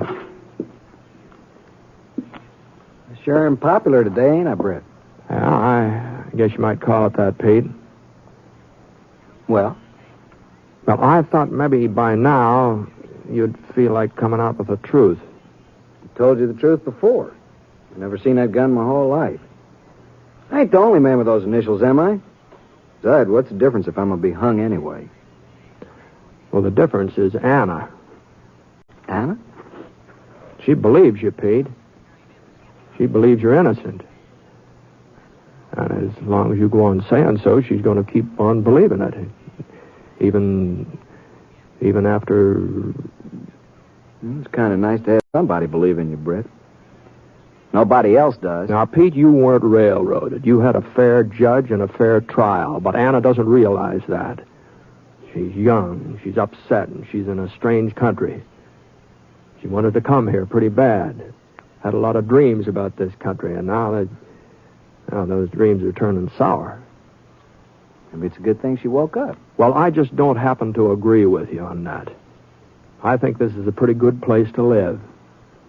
But Anna won't find that out, not if she goes on feeling this way. Well, what do you expect me to do? Confess to murdering Seth Quincy just so Anna can appreciate the good old USA? If you ask me, this country ain't so hot anyway. Mm-hmm. Well, there are a lot of folks who'd put up pretty good argument about that. Your own father is one of them. You're just wasting your breath. Yeah, I guess I am. Any man who'd kill Seth Quincy in cold blood the way you did. It wasn't cold blood. I didn't even... Go on, Pete. All right, but I ain't telling you this because of... Well, I don't even know why I'm telling you. I needed money for Anna so we could get married. I wanted to make a good showing like I told her in the letters I wrote her. Everybody said Seth had plenty of cash, that he wouldn't put none of it in the bank because he'd had a fight with Mr. Putnam, and he kept it all in that strong box. I thought he'd gone to town. I never figured he'd come back and catch me while I was robbing him. I tried to hold him off with my gun, but he just kept coming. I had to fire. Even then, he didn't stop. Not until... Well... Pete. What do you want now?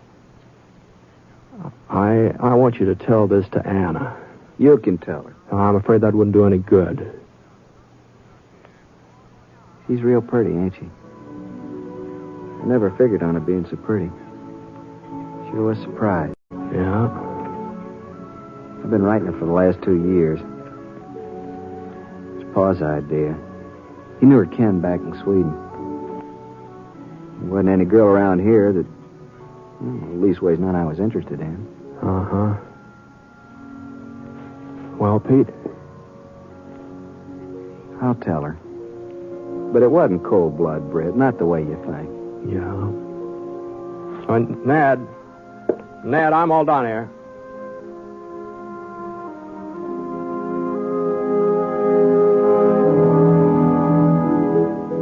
Well, Pete finally explained things to Anna, and I guess she saw what had happened in kind of a different light, maybe. Anyway, she stayed on in Smoke Falls, and last time I was through there, she was working over in Windy Nights Cafe. She changed some, too. The way she wore her hair, the way she dressed. But she was still just pretty as a picture, huh, George? And you know something? Windy had changed. He wasn't talking so much. Folks said that was Ann's doing, that she'd asked him to simmer down a bit. Well, sir, if she was able to get Windy to stop talking even for a couple of minutes, if she had that much influence on him, well, you never know, do you?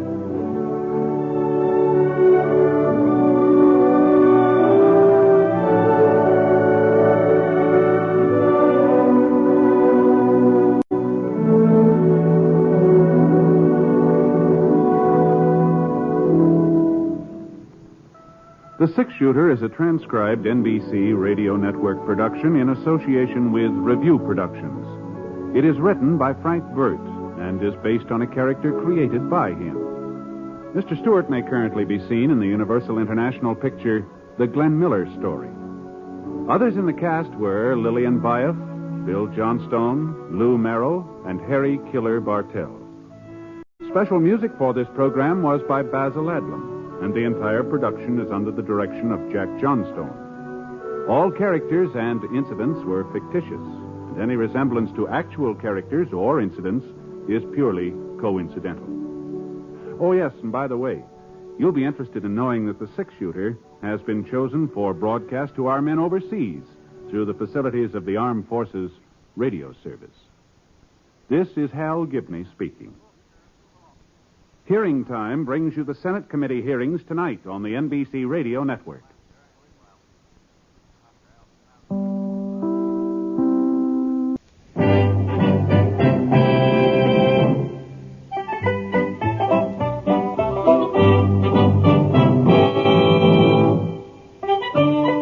In a moment, you'll hear James Stewart as the Six-Shooter, just one of the many fine programs brought to you each week on NBC.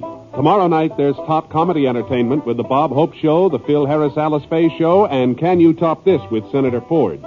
Bob Hope delivers rapid-fire comedy routines, while Phil Harris and Alice Faye bring you both mirth and music. It's a great Friday night lineup of comedy programs, all of them heard only on NBC. James Stewart as the six-shooter.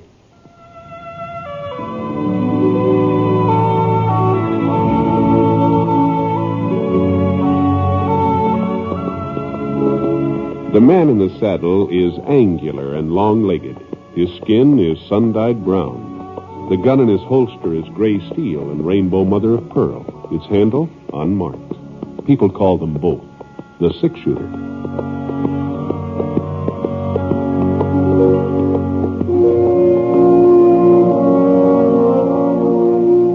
The NBC Radio Network presents James Stewart as the six-shooter, a transcribed series of radio dramas based on the life of Britt Ponset, the Texas plainsman who wandered through the western territories, leaving behind a trail of still-remembered legends.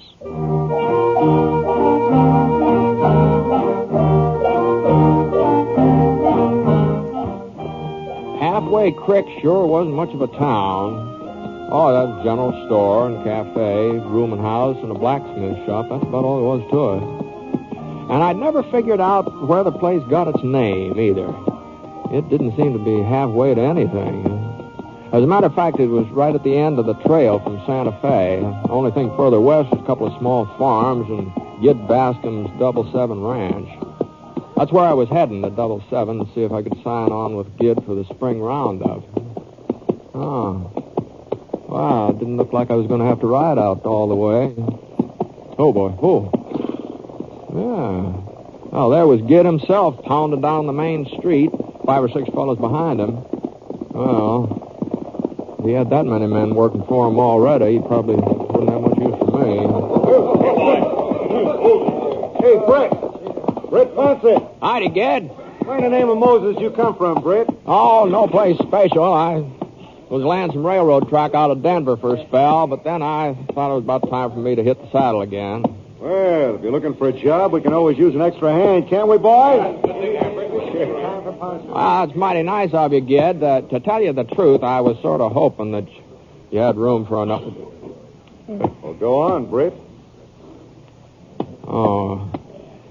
I guess you've got enough help here without me. Well, my outfit's been growing since you were through here last.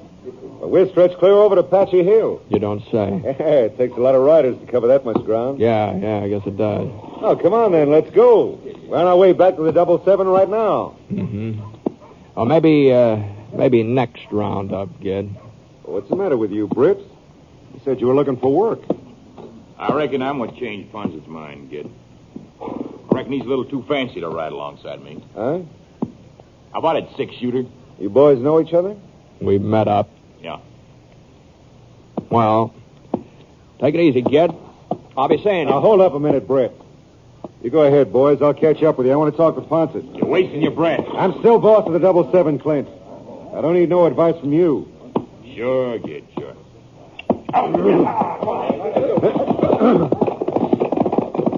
Better cup of coffee, Britt. Oh, thanks. I guess I could use one. Yeah. Christian ain't the best cook in the world. You can usually get his coffee down without it gagging you. Christy still run the cafe, huh? Sure.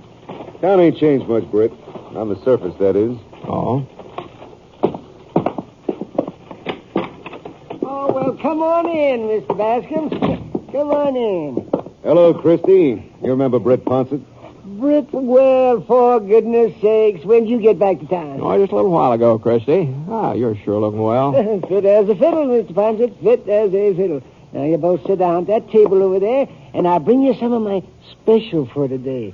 Beef stew. I made it fresh this morning. No, thanks, Christy. We just come in for some coffee. Why, it's after 4 o'clock. It's practically time for supper. No, coffee will do the trick for now.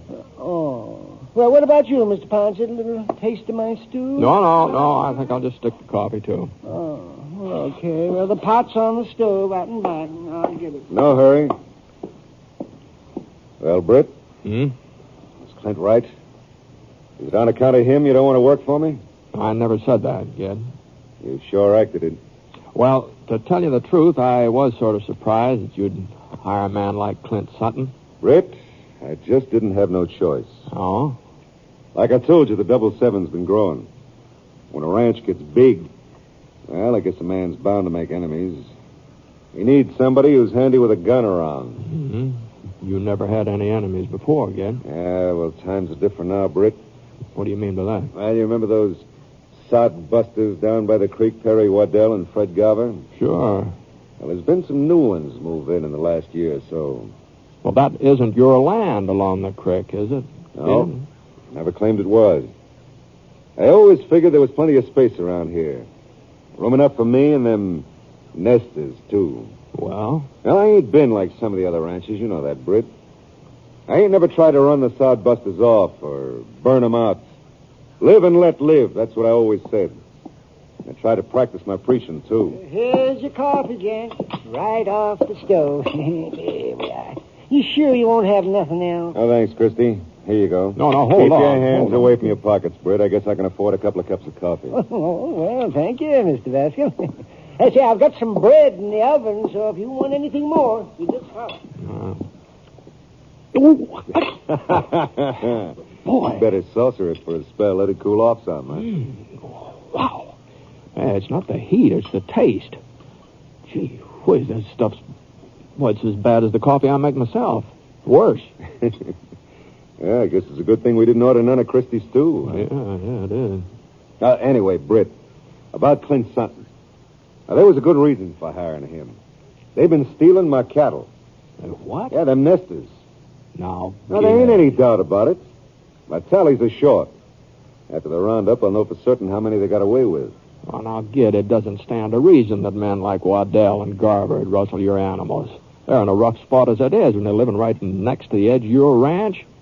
Well, they must know that you could shove them off of there if you took a mind to it. I guess they know that all right. Anyway, one of them tried to shoot me. Were you sure of that? No, I didn't see who it was, not for certain. But there ain't been any strangers around Halfway Creek lately, so... Sutton's a stranger. I hired him after the shooting. I had to have somebody, Britt. My own boys ain't very fast with a gun. They ain't had much experience lately. Now, Gid, you're just asking for trouble bringing Clint Sutton in here. Britt, the trouble's already started, and I didn't start it. They did. Of course, if I had known you were coming into town, I wouldn't have taken Clint on. Well, if what you wanted was a gun, I'm not the man for you. I reckon Clint is. Well, that's the way you feel, Britt. That's the way I feel. Maybe you'll change your mind after things quiet down. Or maybe there won't be a serious mix-up now that them sod busters know that I mean business. I wouldn't count on that, Gid. Well, thanks for the coffee.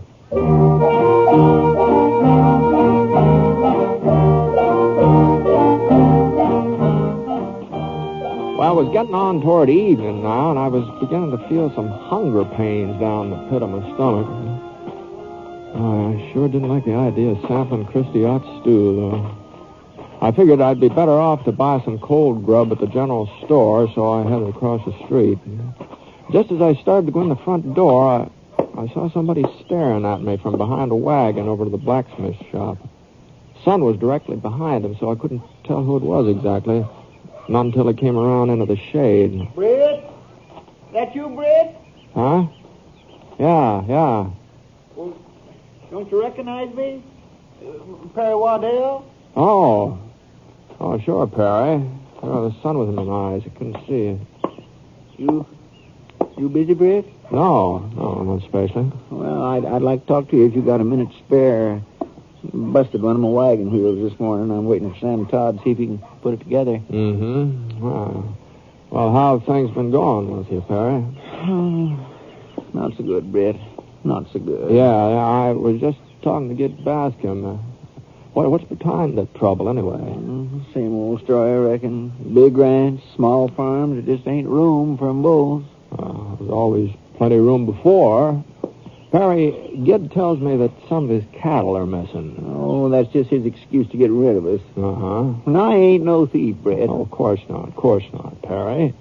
But I understand that there've been some new families moving in. Is that right? Any farmer who'd steal from Gid's herd, he'd be plumb loco. He'd just be asking for Gid to burn him out. Yeah, that's true enough. I suppose Gid told you somebody took a shot at him, too, and said it was one of us. He mentioned something about it, yeah. He just needed a reason for bringing that Clint Sutton in here. Clint's a killer, pure and simple. Ain't bad enough that Gid wants our land. He's got to hire a gunfighter to take it away from us. Well, Gid never objected to your farms before, Perry. There was always plenty of other land waiting for him. Now he's pushed his ranch clear to Apache Hill. He can't go no farther in that direction, so he's got to spread east. And we're in his way. It just somehow doesn't sound like Gid. He sure seems sincere when I talk to him. Now, I'm almost certain he believes somebody's been rustling his cattle. Britt, I swear to you that I never so much as laid a hand on any of his stock. Well, that's none of my concern, Perry. I'm leaving town anyway. Oh, you can't leave, Britt. You've got to stay here. I what? You're the only man who can stand up to Bascom. And Sutton. Oh, now hold on, Perry. Oh, we couldn't pay you much, but we'd all chip in and give you what we can. I told Gid I'm not a hired gun. I'm going to tell you the same thing. Britt, my farm's all I've got in this world. I spent 21 years trying to build it up into something that'd mean a decent living for my wife and kids. Nobody's going to take it away from me now. Well, I understand that. Hey, look at that. Looks like somebody's in a rush, huh? It's Ruth Lovett. Oh? Oh, he's homesteading the place right next to mine. Ruth, what's your hurry? I gotta see you, Perry. Sure? Yeah, but it's real important. Well, I was just going into the store anyway, so I'll see you later. No need for you to rush off, Britt. Ruth, this here's Britt Ponset. You can speak your mind in front of him. Six-shooter? That's right. Real pleased to meet you, Mr. Poncett. Howdy. Now, what's all the fuss about, Ruth? They're gonna burn us out tonight, Perry. You sure? Yeah, one of Gid's own men told me. Well, I was just talking to Gid just a little while ago, Rube. He never had any intention then. Well, maybe he's changed his mind since then, Mr. Poncett, or maybe he didn't feel like advertising what he's up to. Now, Perry, we got to get together, all us farmers. Oh, sure, Ruth, sure. We'll hold them off. Hold them off? Why, we wouldn't have a chance against a man like Clint Sutton. Well, we got to do something. We got to fight back. Yeah, we'll fight back, all right, but on their own ground. What do you mean? Well, they'll be riding toward our farms tonight, Gid and all his boys. There won't be a soul over at the 777. Yeah? We'll show Gid Bascom he ain't going to have everything his way. We'll burn him out while he's burning us. Oh, Rube. Now, I sure don't see what you'll accomplish by that, Rube. Gid'll think twice before he tries to shove somebody else around. That's what we'll accomplish. Maybe so, but it won't save your farm. Well, what else can we do? Well, you might try talking to Gid, see if you can find out what's eating. Talk's a waste of time. Oh, I don't know, Ruth. Maybe he'll listen to reason. Has he ever listened to us before? Well... Besides, what about Clint Sutton? Who's going to reason with that gun of his? Yeah, I kind of forgot about Clint. Britt? Now, Perry... Britt, talking to Gid is your idea. Yeah, I know it is. I know, but Oh, doggone it, Perry. All right, I'll see if I can head him off. Now, you and Ruth go back to your farm. Stay put, huh? Okay, Mr. Poncett. You don't know how much this means to us, Britt. Yeah, I see. Got it. Maybe someday I'll learn to keep my doggone ideas to myself.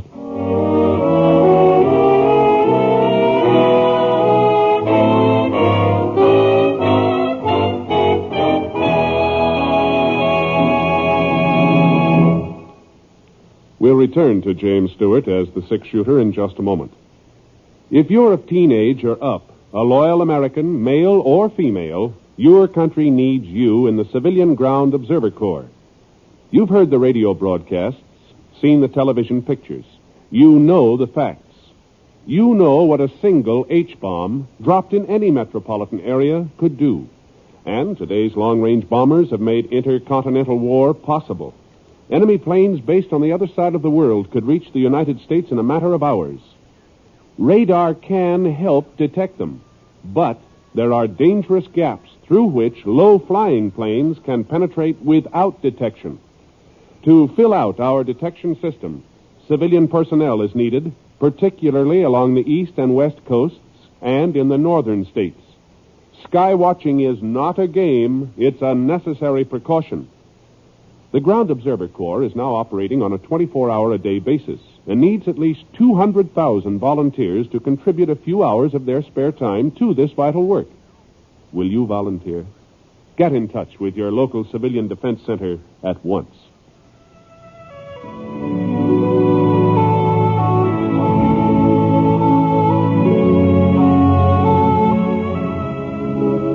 Now, Act 2 of The Six-Shooter, starring James Stewart as Britt Ponset.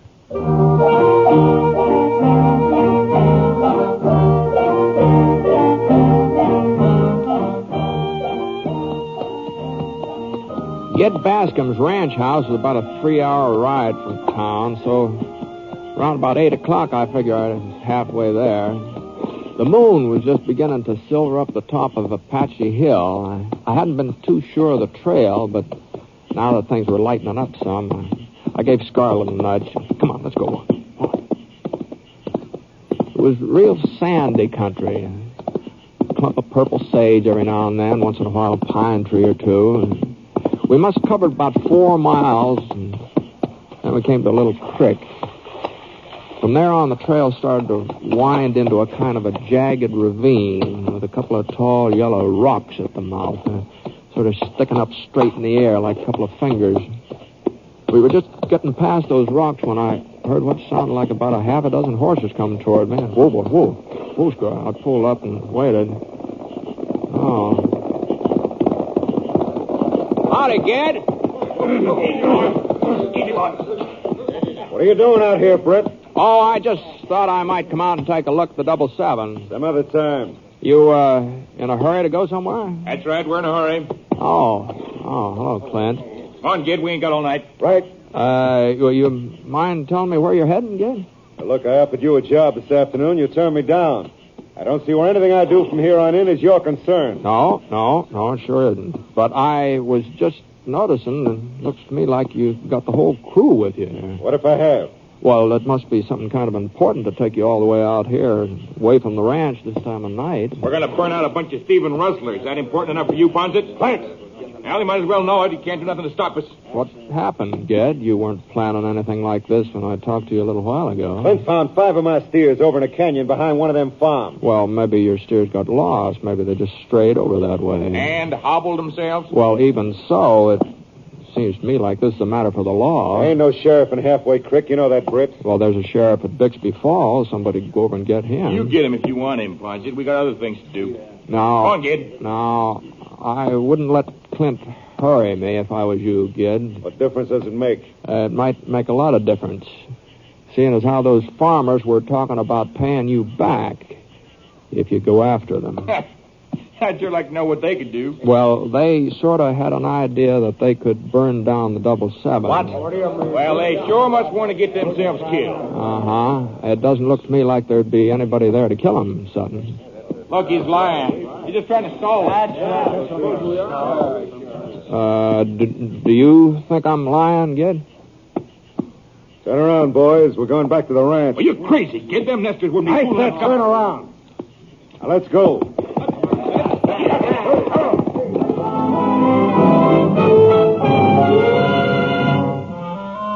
Well, I watched them for a minute or two, moving along through the ravine, heading back to the 777.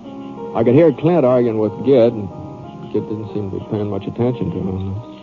Then I swung Scar around toward Halfway Creek. Must have been about 30 minutes later when we came down to a narrow stretch of trail that twisted down the side of the cliff. Easy, boy. Easy. The moon was sliding under a thick milk-white cloud, and the rocks and the trees started fading into night shadows. For a minute or so, everything got real still. Even the crickets.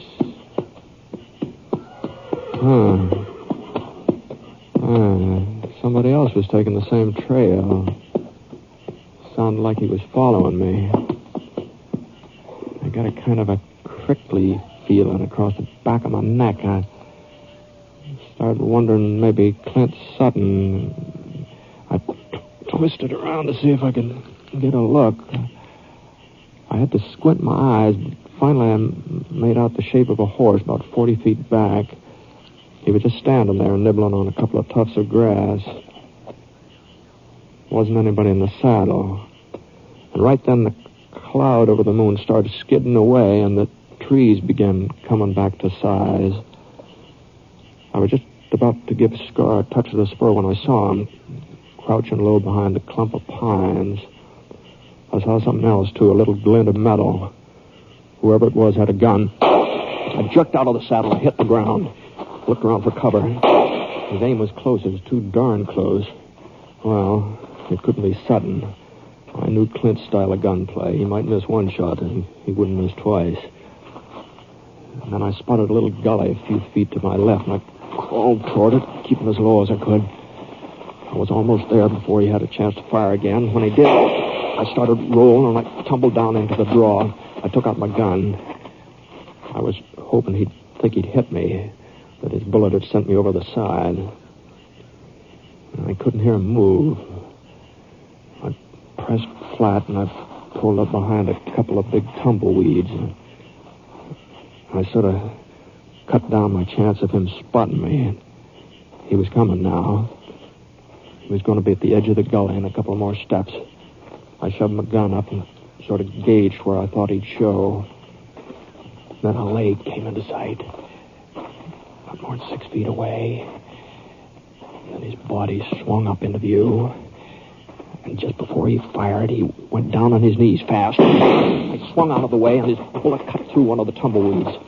I gave it a shove, and the wind sort of caught it. He fired again. But he wasn't firing at me now. He was firing at the weed. And he had to rise up into sight to get aim. My bullet slapped him on the shoulder, and for a minute he sort of hung in midair and teetering on the edge of the draw. And then he pitched forward and toppled down beside me. And I turned him over. I got a look at his face. What? Well, what the thunder are you trying to do, Ruth? You should have been able to recognize me. It wasn't as dark as all that. I recognized you, Poncett. What? You shouldn't have meddled in this. Gid would have burned us out if it hadn't been for you stopping him. Well, you wanted him to burn you out? It's going to happen anyway, ain't it? Sooner or later. Well, not if Gid isn't forced into it. Big ranchers don't need no forcing. What are you talking about? I don't understand you, Ruth. It was your farm he was going to burn. You're talking like that you hoped it would happen. I think I care about that farm. I had me a farm once down in Texas. Real good soil, brown, soft, rich, plenty of water, too. A man could grow anything on that land. Well, what happened to it? Well, there was a ranch. Bigger than Gid's outfit, even. But it wasn't big enough. Not big enough to suit the fellow owned it. He kept stretching out, crawling down from the hills, moving his fences closer and closer till one day they was right up against my property. He offered to buy me out. He offered me good money, but it was my farm. I didn't want to sell no matter what he was willing to pay me. Here, come on. I'll pull out your shirt, too. I'll try and see if I can get that bleeding to stop. Yeah. You think you'll be able to ride? I don't know. Give me a couple of minutes. Oh, sure. Well, go on now. You were telling me about your farm down in Texas. Ain't much more to tell. I wouldn't sell it. Nancy, she was my wife. She told me I was wrong. I'd have to give in, but I didn't listen to her. I should have listened and burned us out. I see. I wasn't there when it happened. I was in town. Nancy, she tried to stop him. They killed her. Oh, I'm sorry, Lovett. They killed her and left her there in the house while they burned it. Couldn't even give her a decent burial. There was... No, take it easy, Ruth. Don't matter what becomes of me, Poncett, not anymore. After Nancy... Well, afterwards I come up here to New Mexico. Figured maybe I could start over. Maybe things would be different, but there wasn't no different. There's always a ranch and a fellow like Gid Bascom to shove you around. I watched him spreading out clear to Apache Hills, and then when he couldn't go no further in that direction, I knowed he'd be coming my way. Well, I wasn't just going to sit around and wait for him like I'd done before. So you stole Gid's cattle? Is that what you're saying? Didn't have nothing to lose. I was going to be burned out anyways. I even took a shot at him, but I ain't much good with a gun. I guess I kind of showed that tonight. Well, it wasn't Gid who burned you out down in Texas, Rube. Luke was a rancher, just like Gid.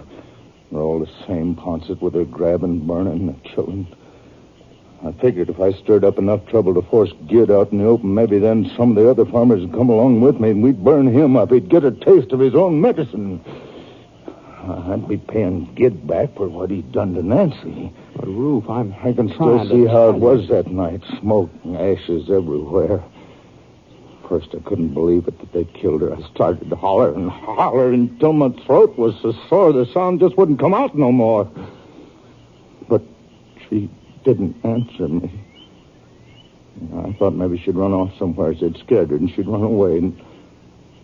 And I saw her. Over behind a pile of smoking timbers. Her clothes was all burned out. That's what he'd done. That's what Gid had done. That wasn't Gid Bascom. Now, get a hold of yourself. I've got to make it up for Nancy. I got to burn the 777. And you're coming to town with me. Town? Come on now.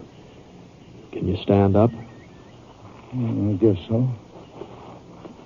Who are you? No, you come along. Now, here, let me give you a hand. Well, what about Luke Harper? Luke Harper? You ain't been listening to me. I told you I got to get even with Harper for killing my wife. That's what I was going to do tonight. Burn down his ranch. Now, I told you. I know, yeah. Now, you told me. But you just better forget about that for now. Well, I couldn't forget. No, not ever. Come on, Rube. Come on, you and me are going to town. Huh? Here, I'll help you on your horse here. Come on. Thanks, mister. Thanks a lot. You've been real kind. Ooh. Funny. There's something wrong with my shoulder. Somebody shot me. Did Luke Harper do that, mister? Maybe he did, Rube. In a way. Maybe he did.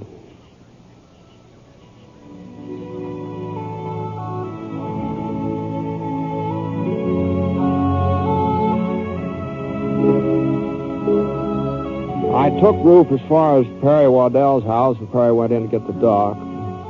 It looked like Roof was going to be all right. At least it looked like he'd get over that wound in the shoulder. But whether he'd really ever get well again, I guess even the doctor couldn't tell that. The next morning, Gid Bascom rode into town, found out what had happened. He said he was willing to forget about the stolen cattle and the other trouble Roof had caused him. And he said he'd get rid of Clint Sutton, too. He didn't come right out and admit it, but I've got a hunch he was kind of sorry that he'd hired Sutton in the first place. It just goes to show you there's differences in ranchers like anything else.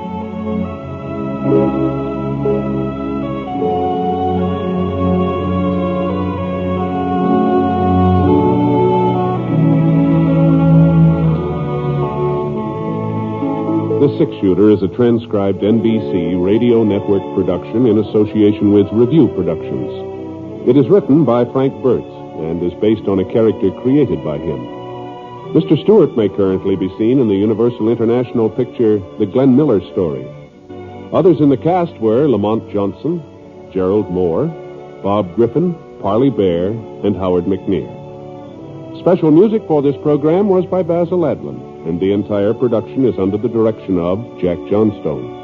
All characters and incidents were fictitious, and any resemblance to actual characters or incidents is purely coincidental.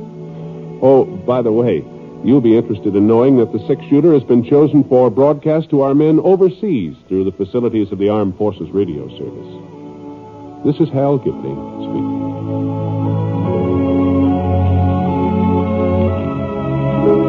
Hearing Time brings you highlights from the Senate committee hearings tonight on the NBC Radio Network.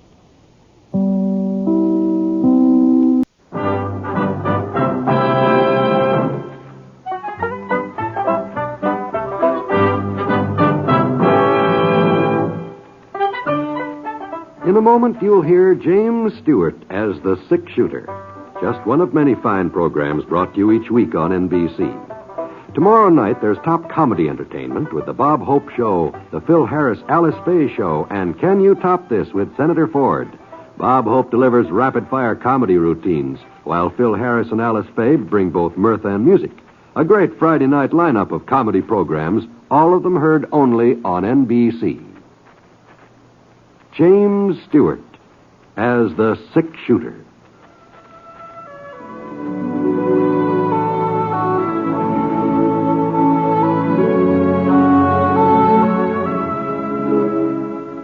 The man in the saddle is angular and long-legged.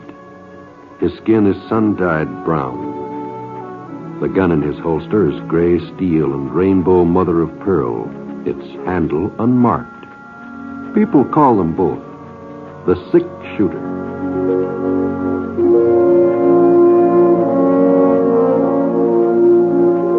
The NBC Radio Network presents James Stewart as the six-shooter, a transcribed series of radio dramas based on the life of Britt Ponset, the Texas plainsman who wandered through the Western Territories, leaving behind a trail of still-remembered legends.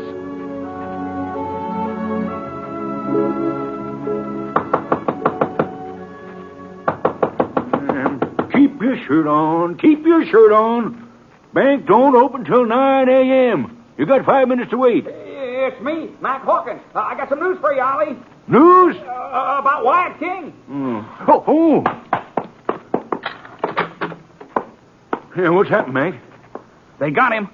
No. Yeah. Sheriff Hemphill's bringing him into town now. The posse come by my ranch about half hour ago. I took right off so as I could spread the word. Well, I just can't believe it. That's right, they got him. Spud Hemphill capturing the Wyoming kid? Yeah. Oh, not that Spud ain't been a good sheriff, but, nobody's ever been able to lay a hand on Wyatt King before. Well, the sheriff didn't exactly capture him, Ollie. Well, I thought you said the sheriff's bringing him in, and that's true enough, but the way I understand it, the posse just sort of stumbled onto the kid. What? Yeah, that's what they say. He was laying in a grove of sycamores over by Tenderfoot Creek. Dead, huh? No, but he'd been shot up some, a bullet in his belly. Must have been hit at close range. He was still out cold when they went past my place. Well, Spud say who shot him and left him laying there? Well, they just don't seem to know, Ollie. Well, he was in mighty good health when he rode out of here yesterday, carting off $2,500 from my bank vault here. And your money was still on him. No need for you to worry about it. Good morning, Mr. Owen. I'm sorry I'm late. Matilda had one of her dizzy spells this morning, and I had to wait until Doc McIntyre got there. Jonas, you hear about Wyatt King? Wyatt King? The fella who held me up yesterday. Oh, why, I thought they called him something else, some kind of kid. That's right. The Wyoming kid. Yeah. Well, his real name is Wyatt King. Oh. Don't you ever read them reward notices down to the post office? Well, I just don't remember names very good, I guess. What about Mr. King? Well, he's been captured. You don't say? Yes, the sheriff found him down at Tenderfoot Creek. He was all shot up. My. And the darndest thing is, nobody knows who shot him. Well, what's so peculiar about that? Well, in the first place, the fellow who done it, he'd stand to collect a mighty nice reward. All them holdups King's pulled, well, there must be at least $5,000 offered for him, dead or alive. My, that sure is a lot of money. Well, I better get over to my desk and start working on the account. Ollie, that ain't the only strange thing about this here business. What are you driving? Well, I told you the kid'd been shot at close range. That means somebody met up with him, face to face. He wasn't dry gulched or nothing like that. Yeah, I see what you mean. And it would take a mighty big man to stand up to Wyatt King and a mighty fast man to outdraw him. Yeah. He was supposed to be lightning gunfighter. There's about 10 graves that'll testify to that. Sure ain't nobody around here. Well, leastways, I can't think of anybody. Can you, man? No, can't. Not a single solitary soul. I've been racking my brain ever since I heard what had happened.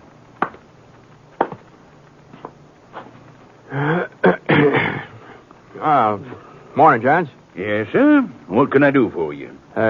You the banker? That's right, Mr. Name's Ponset, Britt Ponset. Well, I'm pleased to meet you, Mr. Poncett. I'm Oliver Rowan. Howdy. I got a little check here. I was wondering if you... Did you say Britt Ponset? That's right. Well, I'll be doggone. What's the matter, man? Why, he's a six-shooter, Ollie.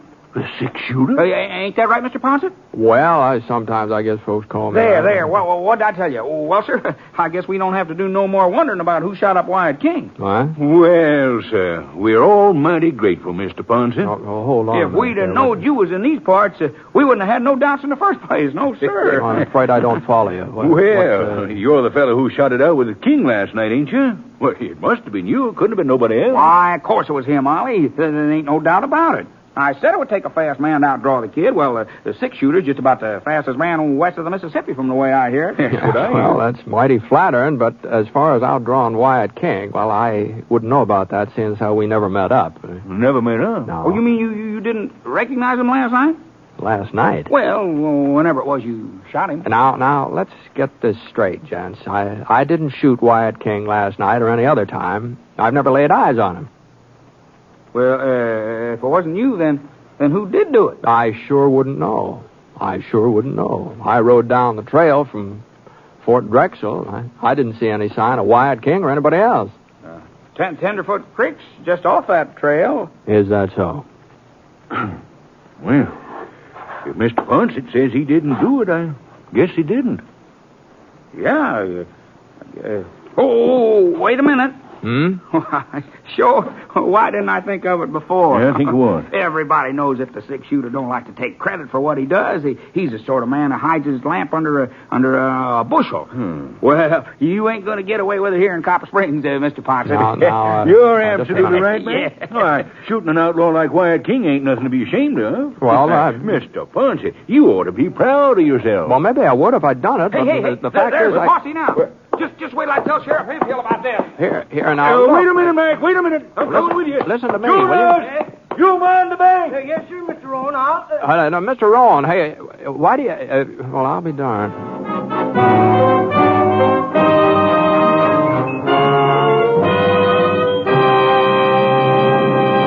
Well, I never saw anything like it.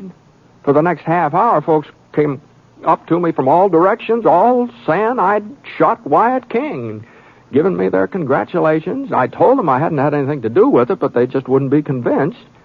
And I didn't see how I could straighten them out on it. It did make me feel kind of funny, though, all this hullabaloo over a misunderstanding. And then when the mayor said something about letting the kids out of school for a day in my honor, well, I just had to find some way of putting a stop to it, so I headed over to the jail, introduced myself to Sheriff Hampton. Sir, it's a privilege to meet you, Mr. Poncett. A real privilege. Yeah, it's a privilege, yes. Oh, not that I wouldn't have caught up with King myself sooner or later, but you kind of speeded up the operation. Yes. Now, that's what I wanted to talk to you about, Sheriff. Oh, now, don't you worry about the reward. I'll see that you get it. No, yes, sir. I'm not interested in any reward. Well, yeah, everybody says you're the generous type. I heard that. Well, I'm not that generous, Sheriff. Now, I reckon I'd take the reward if I was entitled to it. Oh, now, Mr. Poncett. Sheriff, you've got to listen to me now. I didn't shoot Wyatt King. I heard you've been trying to ease out of taking the credit. I'm not trying to do anything except tell you the truth. Now, you ask King when he comes to. You'll find out. Oh, he came to a little while ago, Mr. Poncett. Right after Doc McIntyre got through patching him up. He's practically as good as new now. Well, go on. Ask him if I had anything to do with shooting him. Well, why should I ask him again? Again? Well, sure. As soon as he was able to talk, I questioned him. Well? He says you made a lucky draw, Mr. Poncett. Of course, that's just an alibi. Now, wait a minute here. Now, you mean to say that Wyatt King claims I shot him? Huh? Well, you're the six-shooter, ain't you? Well, that's who he says done it. I just couldn't believe my ears. I never laid eyes on this Wyoming kid my whole life. Though I'd heard plenty about him, of course. All his escapades. He had quite a reputation. Well, Sheriff Hemphill wasn't even easier to convince than the rest of the folks had been. So finally I asked him if he'd mind letting me talk to King. The fellow who'd shot him must have resembled me in some way. At least that's what I figured. And I was certain that once we met head on, the King would see that he'd been wrong. Well, Wyatt? Huh? This the man who shot you? Why do you have to keep going over that, Sheriff? I told you who'd done it. Yeah, but Mr. Ponset here kind of disagrees with you. I sure do. Oh?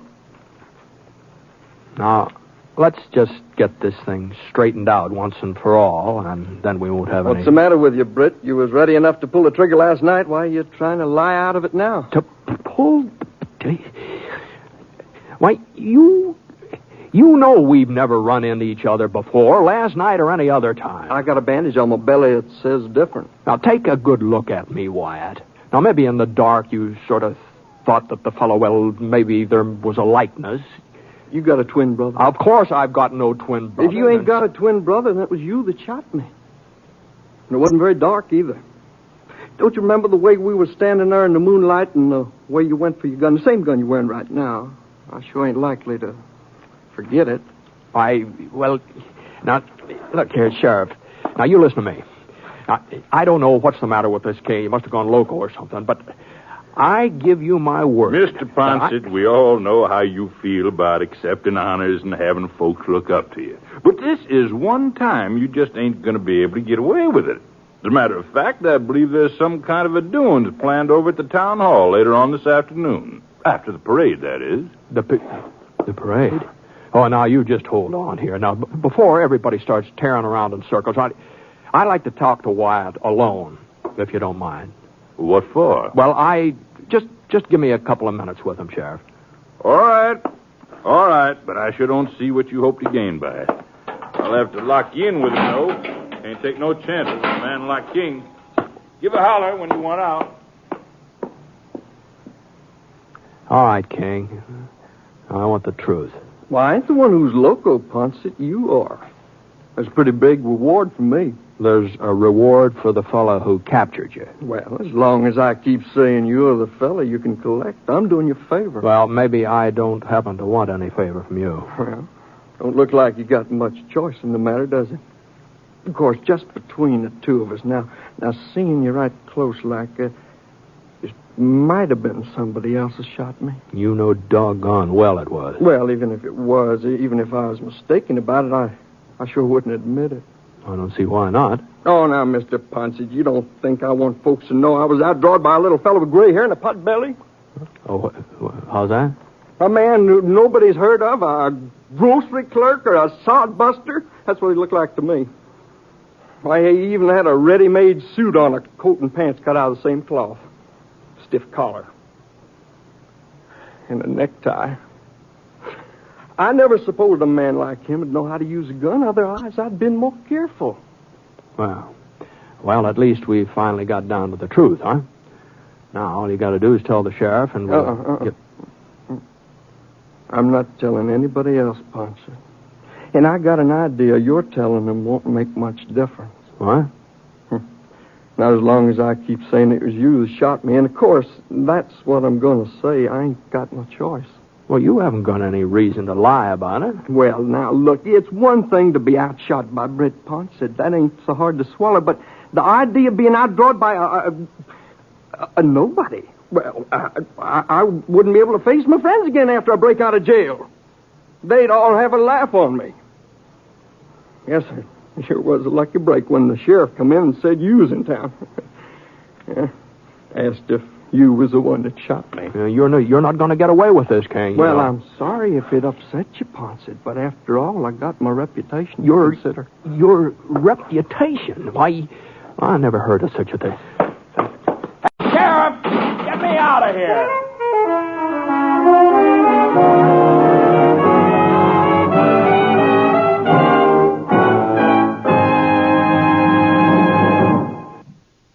We'll return to James Stewart as the six-shooter in just a moment.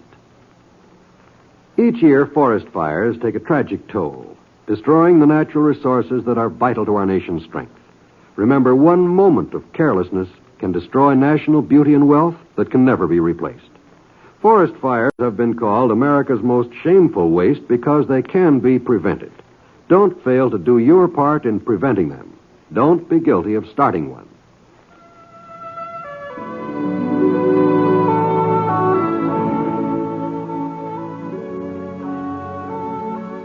Now, Act Two of The Six-Shooter, starring James Stewart as Britt Ponset.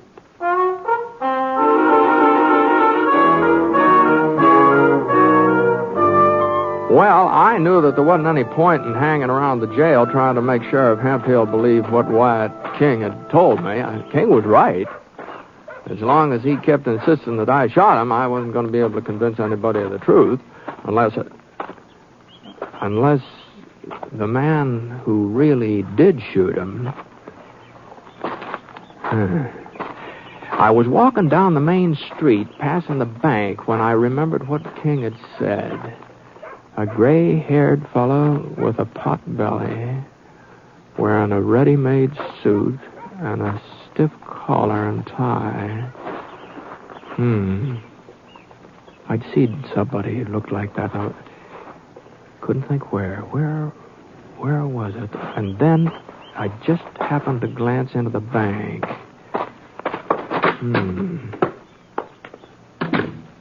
Yes, sir. What can I do? Oh, what? You're Mr. Poncett, ain't you? That's right. My, you sure stirred up a lot of talk, Mr. Poncett. The whole town. Yeah, I know. Mr. Rowan just stepped out for a couple of minutes, but if there's anything I can do... You're the teller, aren't you? Yes, sir. Uh-huh. Been with the bank for 26 years now. You don't say. The name's Jonas Pilgrim, Mr. Poncett. Well, pleased to meet you, Mr. Pilgrim. Of course, if you're in a hurry for something, maybe I could find Mr. Rowan. No. As a matter of fact, it was you I wanted to talk to. Me? Yes. You see, I've just come from a session with Wyatt King over at the jail. Oh? And, he told me about the shooting last night. Uh-huh. Well, that's real interesting, Mr. Poncett. Well, I've got some statements to get out now, so if you don't mind, And King told me about the man who did it. Oh, see. Mm-hmm. It's a funny thing, Mr. Pilgrim. The description he gave me sure fits you right down to that tie you're wearing. And to come to think of it, you're just about the only person in town that does fit. I don't know what you mean, sir. Well, you don't, huh? You don't. Well, it was nice talking to you. Mr. Poncett. Yeah? You won't mention this to anybody else. Well, I don't see what difference it makes as long as it wasn't you he was talking about. Well, it might be kind of embarrassing. Just what do you mean?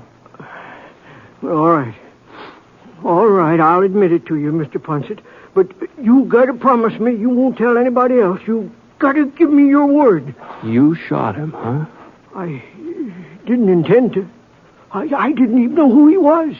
You see, I wasn't here when he held up the bank. Oh? I was on my way back to town from Widow Tolliver's ranch. I'd rid out to tell her that her account was overdrawn again. Uh-huh. And this fella, he come at me out of the dark. Told me he wanted my horse. I didn't even stop to think. I just grabbed my gun and let fire. I never should have done it, Mr. Poncett. I don't know what got into me. You're sorry you shot a man like Wyatt King? No, not exactly, but it's kind of hard to explain. The fact is, I'm married, Mr. Poncett. And Matilda, that's my wife, Matilda's kind of particular about some things. She's real particular about me. That's why I gotta wear this doggone collar. Just cuts my neck so I can hardly stand it sometimes. Is that so? Yeah. Shame. I sure feel sorry for you, Jonas, but I don't see what that's got any connection with... Well, now, Mr. Poncett, if don't you see, if Matilda knew, if I so much as carried a gun, well, she'd just have a conniption fit. And if she was to find out that I used to be, kind of experienced at gunplay, why, she'd just raise the roof. I don't think that she'd ever let me get out of her sight after that. You see, I never told her that when I was younger I used to be sort of quick on the trigger. I'll be doggone. Well, I take it your talents haven't exactly deserted you, huh? Well, sir, that was the doggonest thing. I wouldn't even had that dang revolver with me, except that Widow Tolliver had given me some money to deposit, and she was real worried about my getting it into town. All right, you see. It was old Smith Tolliver's gun. She insisted on loaning it to me. I see. When this Wyatt King jumped up at me, well, I guess some of my old instincts must have come through. Leastways, the next thing I knew, he was laying there in the dirt, not moving. Yeah, I'll be darned. Now, mind you, I wasn't a gunfighter in my younger days. But I did kind of manage to shoot my way out of a few scrapes. I guess I don't look much like it now, do I? Well, a man's liable to do a certain amount of aging, I expect. Sometimes I think I've done more than my share. Well, anyway, I suppose you can see now why I don't want folks to know what happened last night about me and Wyatt King. Yeah, I guess you've got a point, Jonas. But I can't go on taking the credit for what you did. Well, Mr. Poncett, you give me your word on it. No, I didn't do any such thing. Well, you sure did. Why, I wouldn't have been telling all this if I didn't.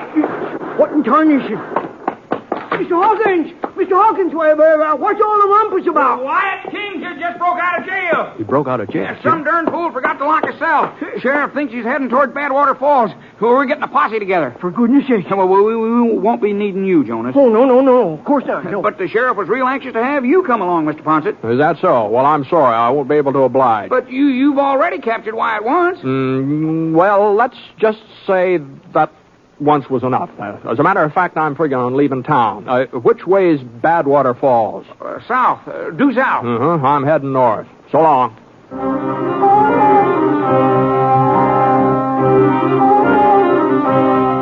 Well, inside of 5 minutes, the whole town of Copper Springs had ridden off in a southerly direction. The male population, that is. I guess Jonas and I were about the only two men that hadn't joined up with the sheriff's posse.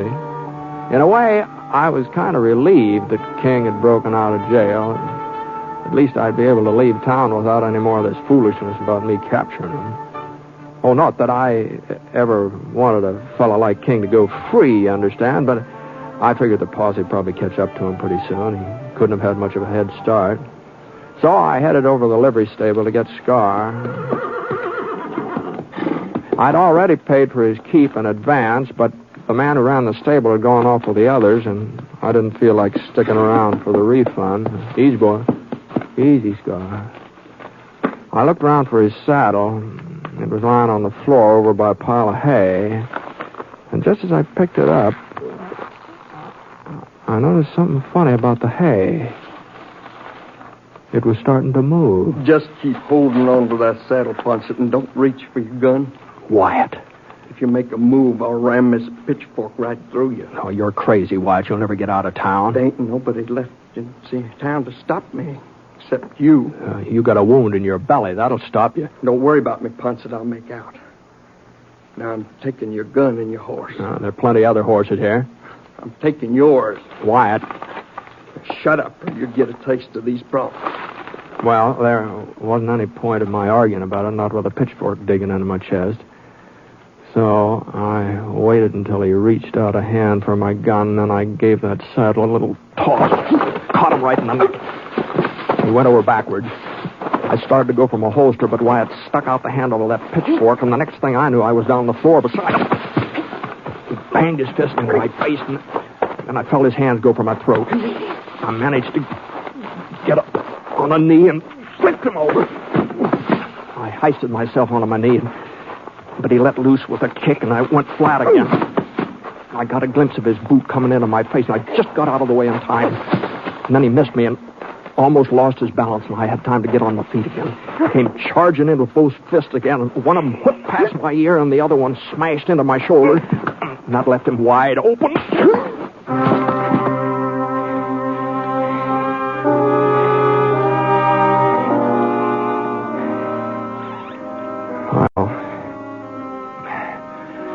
I just couldn't leave him lying there on the floor unconscious.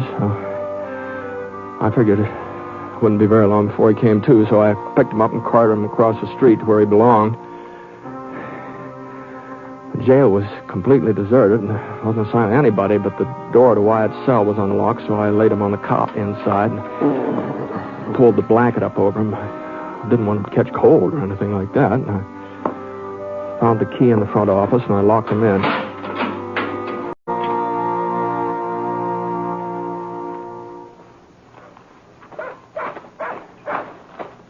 Hey, Jonas.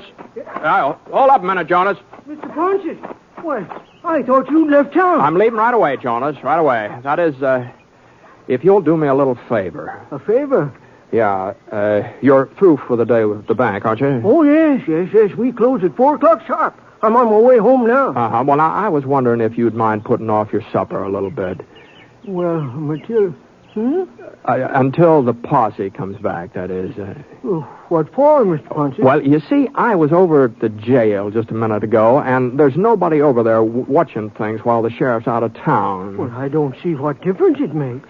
Wyatt King was the only prisoner, and he's escaped. Yeah. But even so, now suppose somebody were to break in. They could do a lot of damage, The sheriff's probably got some important papers in the file. No, Mr. Poncett. No, but you never know, Jonas. You never know about things like that. Well, I guess the sheriff should have locked up when he left, but I don't see what... Well, then you won't mind holding down the fort while he's gone. Well, Well, as long as there aren't any prisoners to look after. I just wouldn't feel right about running off if there wasn't somebody to mind the jail. Well, Mr. Poncett, it sure seems to me like you're worrying unnecessarily, but... Well, I guess I can do that much for you. Thanks, Jonas. I really appreciate it. All you have to do is sit in the front office until somebody shows up. All right, Mr. Poncett. I'll get right over there. So long, Jonas. Good luck to you. Yeah. Oh, Mr. Poncett. Yeah? I hope you aren't put out about my letting folks think it was you who shot Wyatt King last night. Oh, I guess I'll get over it. After all, sometimes it is best if a man takes a responsibility for something, even if he hasn't done it himself. What? Oh, yeah. Yeah, I guess that. Yeah. Well, I'll be seeing you.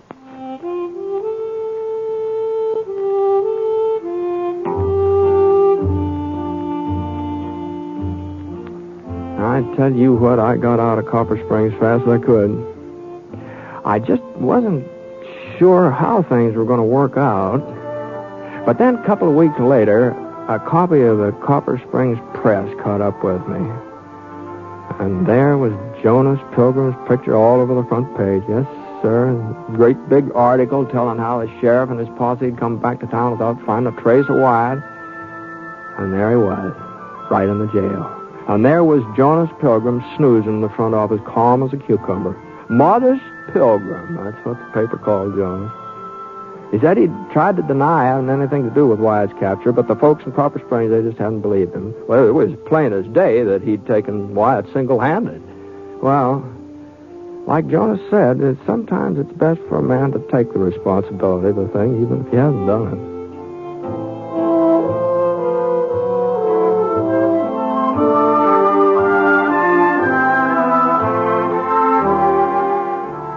The Six-Shooter is a transcribed NBC Radio Network production in association with Review Productions. It is written by Frank Burt and is based on a character created by him. Mr. Stewart may currently be seen in the Universal International picture The Glenn Miller Story. Others in the cast were Bill Johnstone, Herb Vigran, Junius Matthews, Barney Phillips, and Joel Cranston. Special music for this program was by Basil Adlam, and the entire production is under the direction of Jack Johnstone. All characters and incidents were fictitious, and any resemblance to actual characters or incidents is purely coincidental. Oh, by the way, you'll be interested in knowing that the Six-Shooter has been chosen for broadcast to our men overseas through the facilities of the Armed Forces Radio Services. This is John Wall speaking.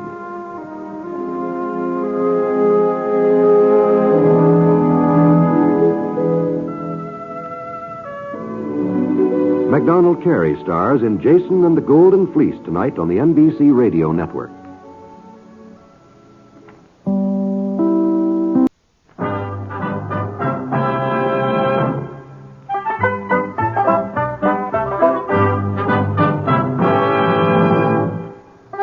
In a moment, you'll hear James Stewart as the Six-Shooter, just one of many fine programs brought to you each week on NBC. Tomorrow night, there's top comedy entertainment with the Bob Hope Show, the Phil Harris Alice Faye Show, and Can You Top This with Senator Ford. Bob Hope delivers rapid-fire comedy routines, while Phil Harris and Alice Faye bring both mirth and music. It's a great Friday night lineup of comedy programs, all of them heard only on NBC. James Stewart as the six-shooter.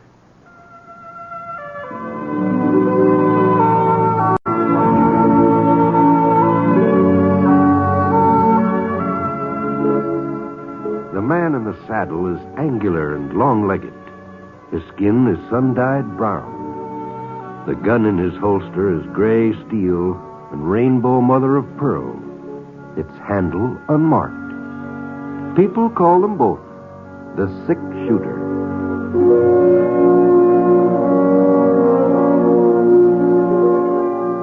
The NBC Radio Network presents James Stewart as the six-shooter, a transcribed series of radio dramas based on the life of Britt Ponset, the Texas plainsman who wandered through the Western Territories, leaving behind a trail of still remembered legends.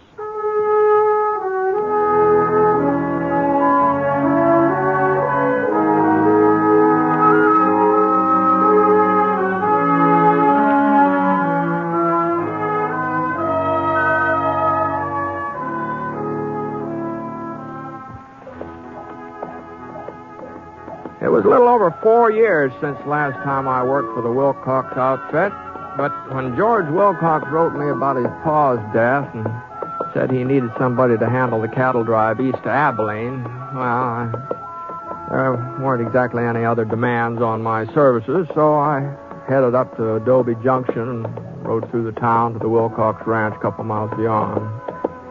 It was getting on toward evening when I pulled into the yard, and whoa, boy, whoa, Scar, whoa.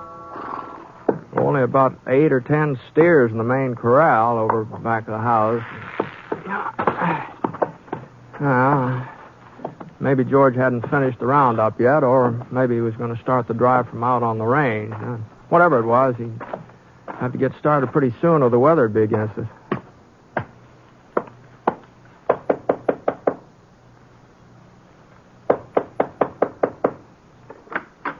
Yes? Good evening, ma'am. Is George Wilcox in? Why, Mr. Ponset, don't you remember me? What? I'm Viola Wilcox, George's sister. Viola No, you... Why, I just can't believe it. Well, I guess I have changed since you last saw me. Change? Why, gee, well, you've practically grown up overnight, Viola. There are some folks around here who wouldn't agree with you, Mr. Ponset. Oh? Who is it, Vi? It's Mr. Ponset, George. Britt? Why, Britt, boy, you old rattlesnake. It's about time you turned up here. How are you, George? Pretty good, pretty good. Put on another plate, Vi. Britt will be here for supper. Oh, I wouldn't like to impose. No, I mean, you probably weren't expecting me tonight. Why, we've been expecting you for the last week. Vi's had the spare room ready since Monday. Well, if you're sure there's enough food, Viola... Oh, there'll be plenty, Britt. Matter of fact, I won't be eating supper at home tonight. Now, Viola, I told you weren't... I'll call you when everything's ready. I guess we might as well wait in the parlor, Britt. Sure. I hope I'm not too late for the drive, George. Late? Well, you said you've been expecting me for several days, and I didn't see much stock in the corral. Oh, the boys are still out on the roundup. They're a little late. I couldn't go out with them this year. Oh, that's all. They'll probably show up sometime tomorrow, or Friday at the latest.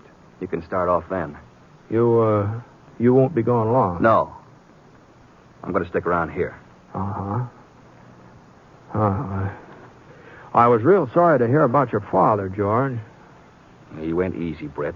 I'm thankful for that. Yeah. You know, I just can't get over how Viola's changed. Why, she's turned out to be a real pretty young lady, hasn't she? I'll bet she's got more beaux than any other girl in the whole county. She could have, I guess, if she wanted them. What? Britt, do you remember Judd Coffin? Coffin? He was that outlaw from up around Cloud City. You had something to do with capturing him, as I recollect. Well, I was sort of in the neighborhood when it happened. I was just a kid then, but Pa took me over to Cloud City to see Coffin's trial and the hanging afterward. I guess he figured it'd be a good lesson for me. Uh-huh. He was right, too. I never forgot it. There's something else I never forgot either. The way Judd Coffin looked. His eyes. His nose. Everything about him. He was born to be a killer. It was writ all over him. No, I don't know now, George. Well, I do. And now he's back here again. Well, what are you talking about? Judd Coffin was hung. You saw it yourself. You just said so, George. Judd had a brother, a few years younger. I don't remember his name, but I saw him at the trial, too. Yeah. Oh, yes. Yeah, now that you mention it, it seems to me there was another Coffin boy. What about him? There's a young fella started working for the Mercantile in Adobe Junction, and if he ain't... Right there, Hank. Everything's on the table, George. Just stack the dishes when you finish eating, and I'll do them when I get home. Now, you hold up a minute, Viola. See you later, Britt. Night. Come over here, Britt. Over here to the window. What? There he is in that buggy.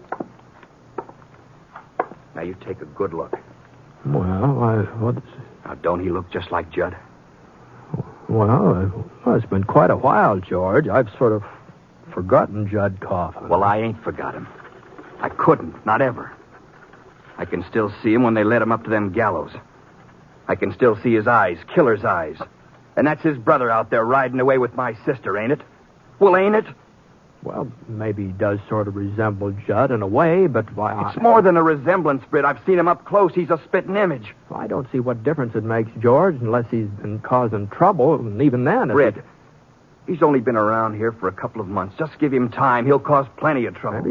Maybe so. But now listen, George. Britt, if a man's got bad blood in him, it's bound to come out sooner or later. It's bound to. George, it seems to me a fellow ought not to be blamed for what his brother's done.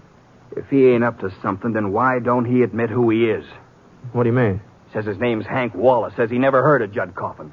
Well, he ought to know. He's lying, Britt. You saw the resemblance yourself. Well, resemblance doesn't always prove anything, you know. You think I want a man like that going around with my own sister? Why, she's barely 18. She don't know nothing about the world or about people. I'm all she's got now. I can't let her throw her life away on Judd Coffin's brother. I've got to stop her. Yeah, I guess she is sort of your responsibility. But, George, how about that supper? I'm kind of hungry. You go ahead, Britt. I ain't got much appetite. Oh, all right. Britt? Yeah? Maybe this sounds like I'm butting into Vi's business, but I got no choice. Just before he died, Pa warned me, told me what would happen. No? Britt, it wasn't 6 weeks after the funeral before she started going around with this fella. I tried to talk sense to her. It don't do no good. Now I got to put my foot down. You understand how I feel, don't you, Britt? Yes, George. Sure, I understand.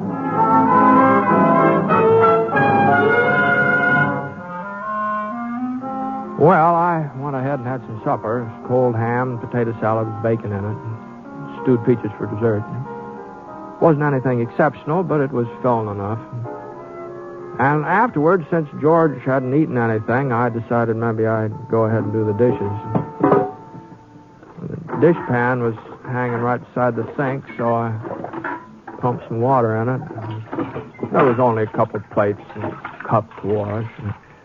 But the handle on that cup just wasn't very substantial, and when it slipped... Oh, doggone it. Yeah, well, looked like it was beyond the gluing stage, so I kind of got the pieces swept together and put them in the garbage bucket. I wasn't exactly trying to hide them or anything like that, but, there were plenty of other cups in the cupboard. Anyhow, I walked back into the parlor and said goodnight to George and went upstairs to bed. I figured he was going to wait up for Viola, and I didn't suppose she'd like the idea, but it wasn't any of my business, so I was kind of tired anyway.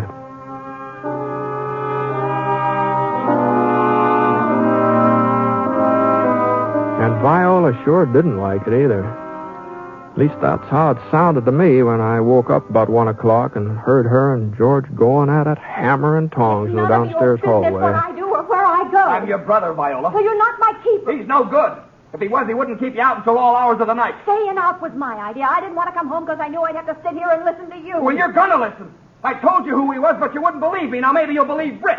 Don't drag him into this, please. Please, George. Britt? Britt, are you still awake? George, I asked you not to. Britt? Yeah, what's the trouble? Would you mind coming down here? Well... It'll only take a minute, Britt. Well, All right, George. All right, give me a chance to put my pants on. I sure didn't like the idea of mixing into a family argument, but I didn't look like I was going to get any sleep till George had simmered down, so I pulled on my trousers and I slapped a little cold water in my face. Then I headed out in the hall. I could see Viola standing at the bottom of the stairs, and her face was real white, and her eyes were kind of wide open and determined. George was holding onto her arm. I was running around with some girl the way his jaw was set, well, he was just as determined as she was. Any of my business. Well, I do care. It's for your own good, Vi. Well, good evening, Viola. Mr. Poncett, I'm awful sorry that you have to get involved in this. And I'm ashamed, too. Well, you ought to be. Not for myself. I'm ashamed for you, George. For me? I'm not running around with no outlaw disgracing my family. Britt, you tell her. Tell her who he really is. Now, George, I never saw the man before in my whole life. You noticed the resemblance right off, didn't you? You remarked on it. That man, Judd Coffin's brother, Vi. Is that what you got Mr. Poncett down here to tell me? Well, ain't that reason enough? No, it's not enough. He's been lying to you, pretending to be somebody else. Don't you care? He hasn't lied to me, George. I know who he is. I've known it since we first met. He told me he was Hunt Coffin. He told you? He was afraid folks around here would hold it against him. That's why he changed his name. And it looks to me like he was right. You knew who he was and you went right on seeing him? Can't you understand, George? He's not to blame for something his brother did. They're two different people. The same blood's in him that was in Judd Coffin. And he'll turn mean and pull the same kind of stunt his brother did, and he'll end up the same way. Oh, that's crazy. Why, he doesn't even carry a gun. You've seen him often enough. You know he doesn't. He can get a gun easy enough, and he will. The very first time he figures he needs one. Mr. Poncett, won't you talk to George? Maybe you can make him see that I'm not a child, that I know my own mind. Well, it seems to me we've all done enough talking for one night. Anyway, I sure could use a little more sleep. You know, things may look different in the morning. Don't you think so? You know. Mr. Poncett's right. We'd better go to bed, too. Things won't be any different tomorrow, Vi, not as far as I'm concerned. I'm telling you here and now, you're not to see young Coffin again, ever. I'm going to marry him, George. What? I wasn't intending to tell you yet. I thought maybe later you'd come around, but I guess you never will.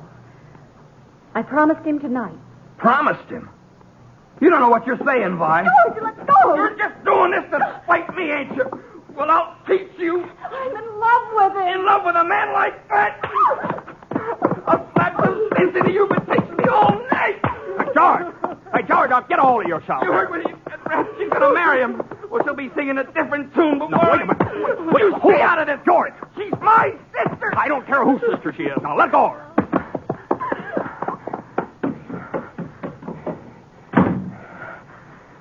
All right, now, George, come on. Let's go upstairs. It's for her own good, Britt, what I done. Well, I guess you must have thought it was. Someday she'll realize it was for her own good. She can't marry him, Britt. She just can't. Well, treating her the way you did is apt to make her more set on it than ever. She'll get over that idea fast enough now that she knows I mean business. Someday she'll thank me for slapping her. Yeah. All right, let's get some sleep, George. Come on.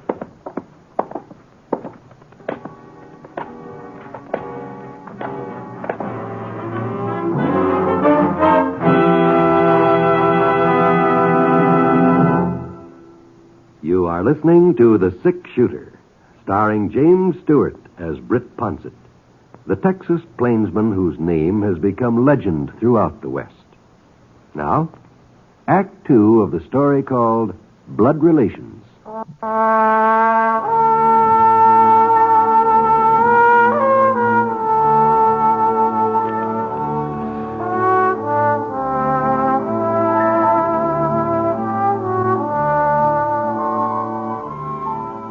Well, it took me a little while to get back to sleep, but I didn't hear anything more out of George or Viola during the night, so that was something. When I finally woke up again, I just didn't feel like I'd had any rest at all. And it was late, too, nearly 6 o'clock. I got dressed and I went downstairs. Viola was fixing breakfast. Her eyes were sort of red, and there was a little splotch on her cheek where George had slapped her. But she didn't say anything about it, and I sure didn't see any point in opening up the subject, so... A couple of minutes later, George came in from doing his chores, and we all sat down at the table. He didn't eat much, just some coffee, and as soon as he was finished, he said he was riding out to the high grass to see if the roundup was on its way down. I offered to go along with him, and so we got on our horses and started off. You see, Britt, what'd I tell you? She's all right now. She got that nonsense about young Coffin out of her head. Oh, maybe so. Yeah, she didn't mention him again, did she? No. I reckon if she were still thinking about him serious, she'd have said so. Yeah, well... She's a Wilcox, Britt. We don't go around making fools of ourselves. Not for long, anyway. We kept on riding for a couple of hours until we got to the high ground. But we didn't see any signs of the roundup, so finally we turned around and headed back to the ranch house. I don't know what's taking them so long. They should have been down a couple of days ago. Oh? If they don't show up by morning, we'll have to start looking for them. Oh, whatever you say, George. Here we are. Whoa, Frenchie. Whoa, boy. Whoa. Hey, you know something, Britt? I've got kind of an appetite. Oh, I don't doubt it, the way you've been eating lately. Easy, Scar. Easy. Well, I'll sure make up for it this noon. I wonder what she's fixed for us. Vi? We're back, Vi. Must be out in the kitchen. That's funny. Vi? Just a minute, George. Oh, she's upstairs. That's why she didn't hear me.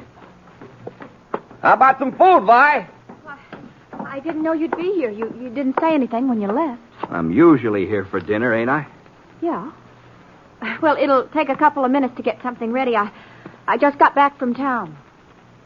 You what? Well, I guess I'll go wash up. What were you doing in town, Vi? I wanted to see Hunt. Oh. Well, I suppose you did have to explain things to him. I guess he was entitled to that much. How'd he take it?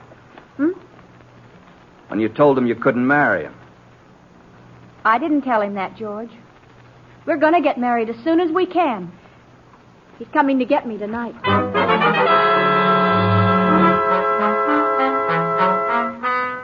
Well, I sure didn't feel like sticking around for another one of their arguments, so I sort of sneaked out the front door and climbed into the saddle. Let's go, boy. Come on. I figured I'd ride in town and get me something to eat while I was at it. Maybe while I was gone, George and Viola would come to some sort of an understanding. At least I hoped they would. It took me about 30 minutes to reach Adobe Junction. Looked like there was only one cafe. Molly's Home Cooked Meal. It's right next door to the Mercantile. Whoa, boy. Whoa, Scar. Whoa. Tossed the reins over a hitching rail and started into the restaurant. Mr. Poncett? You're Britt Ponset, ain't you? That's right. Viola told me what you looked like, but I'd have recognized you anyway. Oh? You're a six-shooter. I've heard a lot about that gun. How fast you are with it. My brother, he found out firsthand. Your brother? Judd Coffin. I see. My name is Hunt Coffin, Mr. Poncett. Yeah, I sort of figured that. I just wanted you to know I sure do appreciate what you did last night, taking Viola's part with George. Well, George was pretty upset. I don't think he meant to carry on that way. He's real fond of his sister when you get right down to it. If he ever hits her again, I'll kill him. Well, I guess you and Viola won't have to worry much about George any longer. What do you mean? Well, she says you're going to get married right away. You're coming out after her tonight, is that right? She told you that? Well, sure. That's true, isn't it? Oh, I didn't want him to know. He'll try to stop us. I told her not to say anything. We could have been gone before he ever found out. Now, Viola's not the kind of a person to do a thing behind anybody's back. Yeah. Well, maybe there's something else he ought to know. I bought me a gun this morning, Mr. Poncett. Is that so? I'll be out at the Wilcox place as soon as I get off work tonight. And I'll have the gun with me. Huh? And George said you'd get a gun the first time you figured you needed one. Well, he was right. Yeah. It sure looks like he was. Well, so long, Coffin.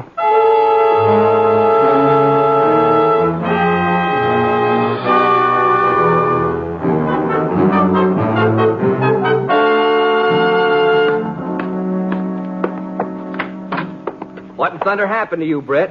Oh, I thought maybe you and Viola ought to have a chance to talk this out in private, so I rode in town. You needn't have bothered. Huh? Tried to talk to her, but she just wouldn't listen. She wouldn't, huh? I don't know what to do, Britt. I just don't. After last night, I thought she'd see things my way. I guess you were right. She's more set in marrying him now than ever. If Paul was still alive, he'd find some way of stopping her. I guess I'm letting him down. Well, where's Vi now? Upstairs, packing. I thought about locking her in her room, but it just wouldn't do no good. Besides, she ain't to blame, not really. That's right, George. A person just can't help it. It's his fault. Everything that's happened. And it's him I'm going to take care of. As a matter of fact, I ran into Hunt Coffin while I was in town. You saw it? Yeah, we had a little chat. He's kind of upset about what happened last night. He's upset. He'll have something to get upset about if he comes around here tonight. Well, maybe you ought to know, George. He's got himself a gun. There. What'd I tell you? Just like his brother. Why? Why, your friend's coming out here with a gun. He means to kill me. A man who'll take up a gun once, he won't stop, not as long as he lives. Now what do you think of it? Viola didn't answer George. She just stayed upstairs and went on with whatever she was doing. George walked into the hall. I heard him rummaging around in the closet. And he was gone for a minute or so, and then he came back into the parlor. He was carrying his pa's old Winchester rifle. He jammed some cartridges into the magazine and stared out of the window. The sun was just beginning to drop behind the hills to the west, and the shadows on the slopes were turning orange. And George pulled up a chair and sat down. The rifle was lying on his lap, the barrel pointing toward the open window beside him. George? Yeah? You use that gun, you'll be doing the very thing you accuse him of. There's a difference, Britt. This is my property. Pa left it to me outright. Sure. If Hunt Coffin sets foot on it, he's trespassing. I got a right to shoot a trespasser, ain't I? No, you haven't. Not under these circumstances. You gonna interfere? You gonna take his side? I'm not taking anybody's side. I'm riding into town, and I won't be back. You'll have to hire somebody else to handle your cattle drive. Suits me. I'll be able to handle the cattle myself now. I won't have to stay here after tonight. You know, George, he might kill you. Leastwise, if he takes after his brother, there's a good chance of it. Well, it looks like you're going to be around for it, whatever happens. What?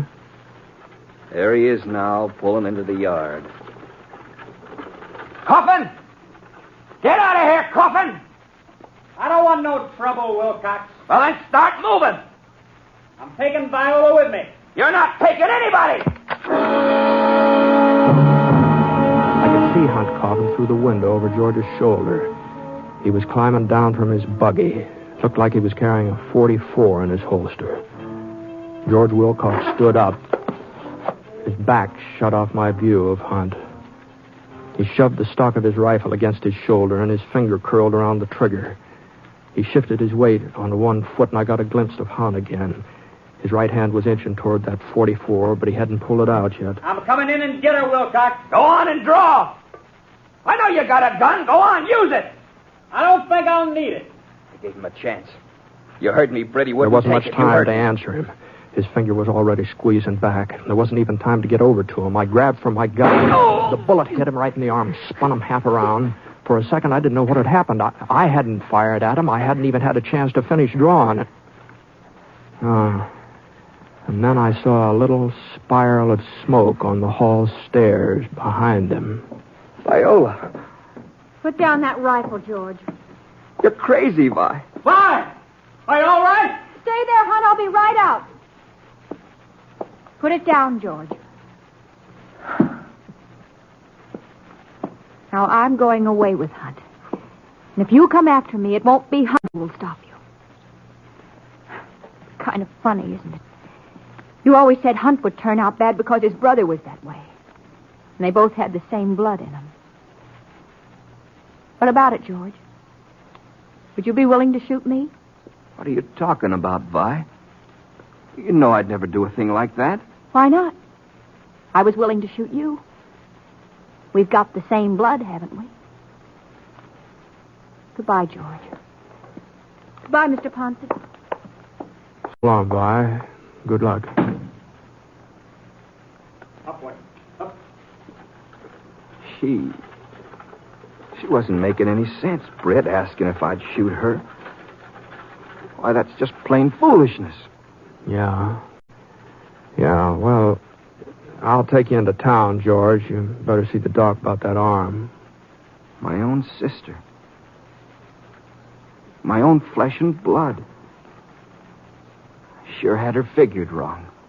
Well, maybe you had young Coffin figured wrong, too. Come on, let's go.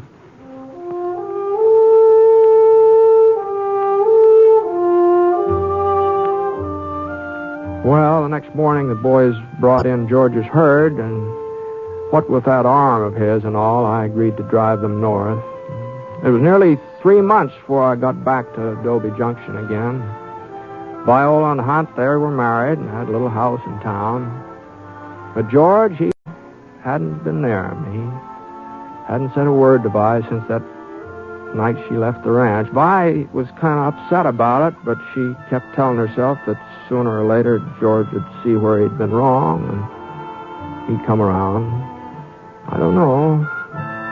Maybe he will. Maybe he will.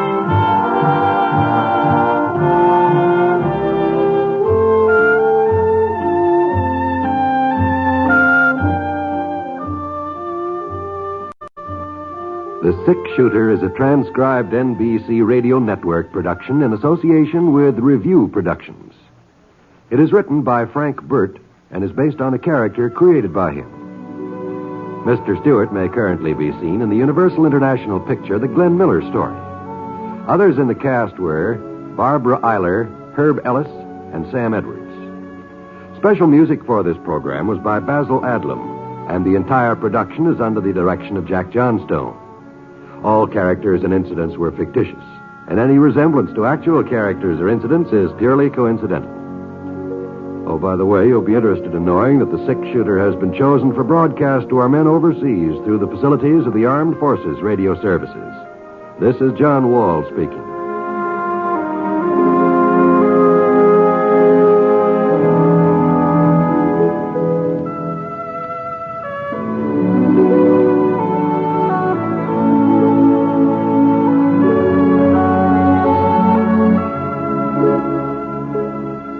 Macdonald Carey stars in Jason and the Golden Fleece tonight on the NBC Radio Network.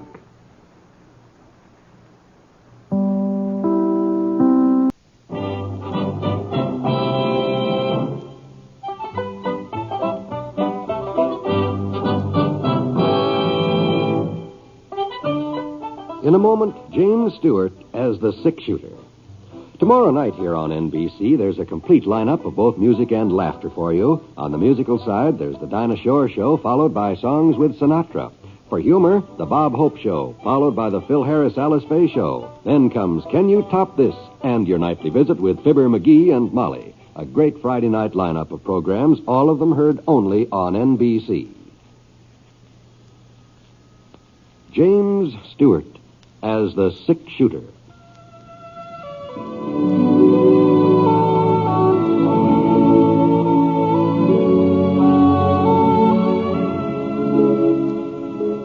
The man in the saddle is angular and long-legged. His skin is sun-dyed brown. The gun in his holster is gray steel and rainbow mother of pearl. Its handle unmarked.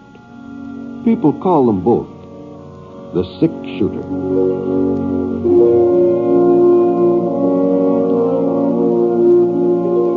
The NBC Radio Network presents James Stewart as the Six-Shooter, a transcribed series of radio dramas based on the life of Britt Ponset, the Texas plainsman who wandered through the Western Territories, leaving behind a trail of still-remembered legends.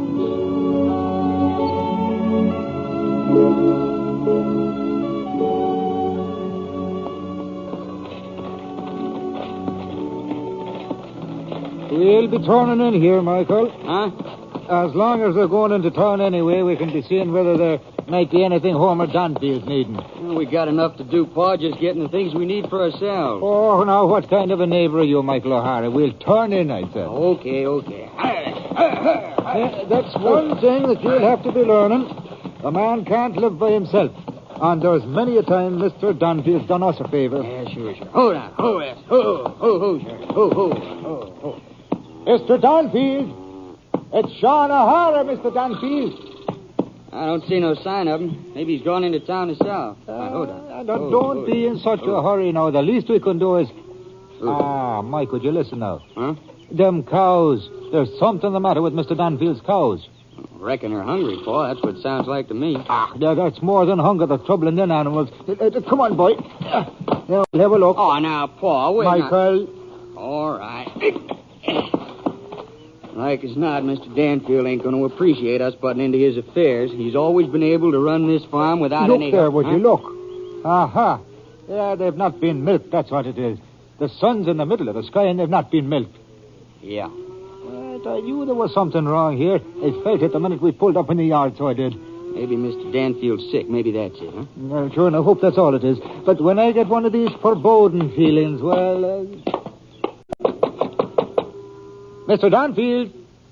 Well, try it, Pa. See if it's locked. Oh, no, I don't know. It doesn't seem right to enter another man's house when he's not That's for his own sake, ain't it? Here. If he ain't home, we'll leave him a note explaining the way... Pa. What is it, Mike? Over there, across the room by the sofa. Michael, that's Mr. Danfield. Pa. Oh, he's been shot bad, real bad. But there's the spark of life left into him. Would you get the doctor, Michael, as fast as you can, and I'll stay here till you come back. Sure, Pa, sure. And the sheriff, too, the sheriff. You best bring the sheriff. Yeah, Pa. That poor Mr. Danfield.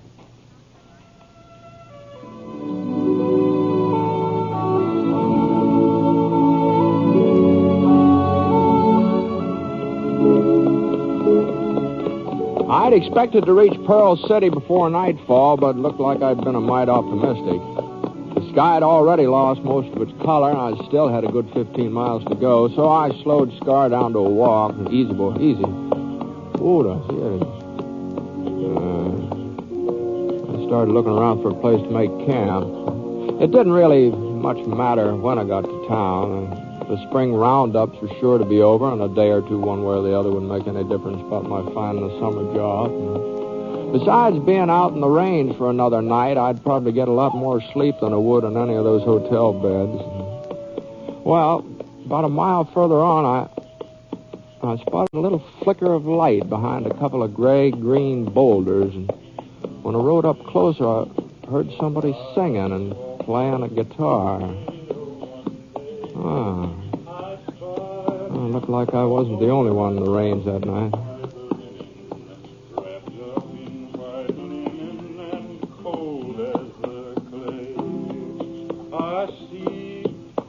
Oh, howdy. Howdy. Wow, that sounds real pleasant. Mind if I use your fire for a spell? You're more than welcome to it, mister. Climb down from your horse and make yourself at home. Wow. Thanks very much. I'm heating up some beans. There's plenty for both of us. Well, that's mighty considerate of you, but I've got some grub of my own here. Well, there's no point in wasting it, is there? Like I said, I got more than enough here. That is, if you don't mind eating beans. No. I reckon that's what I'm carrying, too. My name's Poncett, Britt Ponset. Well, I'll be darned. Huh? I sure heard about you, Mr. Poncett. And that gun of yours. Yeah. I'm Toby Yeager. I'm pleased to meet you, Yeager. Here, just let me get my guitar out of your way so you can sit down. Oh, thanks. I hope I didn't interrupt your singing. That sounded real pretty. It just sort of helps to pass the time, especially when I'm alone. Mm-hmm. You care to try a tune, Mr. Poncett? Oh, no. I'm afraid I'm not much of a singer. You just go right ahead. Well, ain't anybody going to hear us, except a few coyotes, and they're not likely to be very critical. What do you say? Shall we give our vocal cords a little exercise while we're waiting for them beans to heat up? Well, as I said... Come on, I like that third verse. Oh, beat the drum slowly and play the fife lowly. Come on, Mr. Poncett. Play the dead march as you carry me along. Take me to the green valley, there lay the sod o'er me. For I'm a young cowboy and know I done wrong. George, sounds like we were mistaken about those coyotes. Did you hear? One of their favorites. Yeah, I guess so. How about you providing some music now? Oh, me? No. Yeah, here's the guitar. No. I'm sorry. I just don't play at all. Oh, come on. You're joshing me, Poncett. No. I'm afraid I don't know the first thing about it. Well, most any cowboy can get a tune out of a guitar. Maybe so, but it just seems like I never had much of an ear for music. You don't need no ear. Here, come on, let me show you. Huh? Now, you just watch my fingers. Yeah? You'll see there's nothing to it. Well... Yeah. That's simple enough, ain't it? Well, I'll tell you what I'll do. I'll make the chords, and you do the strumming. All right. You go ahead. You go ahead and strum. Yes, you're doing fine. Oh. That's just fine. The strumming part's a little easier than the chording, though. It's all easy once you get the hang of it. Now, give me your left hand. How's that? Your left hand. I'll put your fingers where they belong for the first chord. I see now. Here. There. Okay, strum. Well, let's see. All right. Here's the next chord. You see now. Now here's the third one. There. I'll be darned. Yeah, it's kind of fun. Of course it is. Now you do them yourself. What? Those three chords I just taught you. Oh, you mean you do them all alone? Yeah, sure. Well,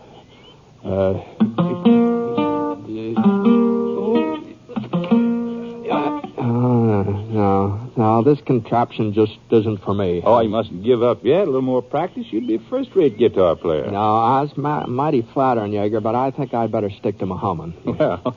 You go right ahead now. Play some more. That tune you were trying to teach me, that sounds real pretty. You mean this one?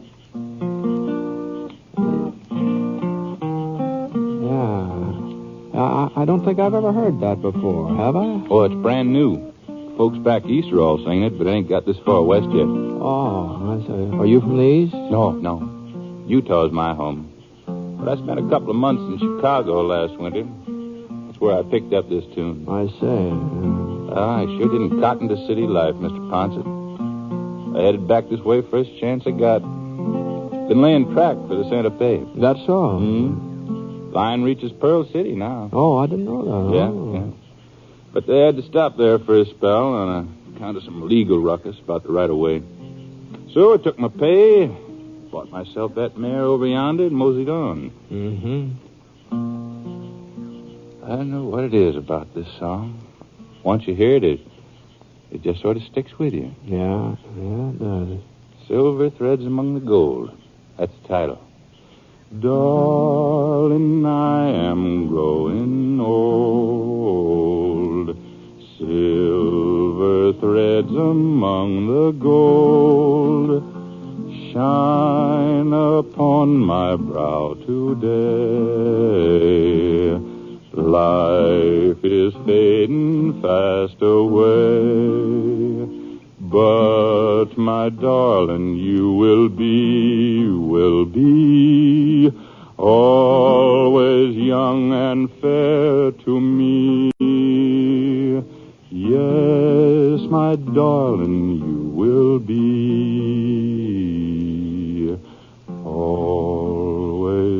young and fair to me. Oh, that's real nice, Jaeger.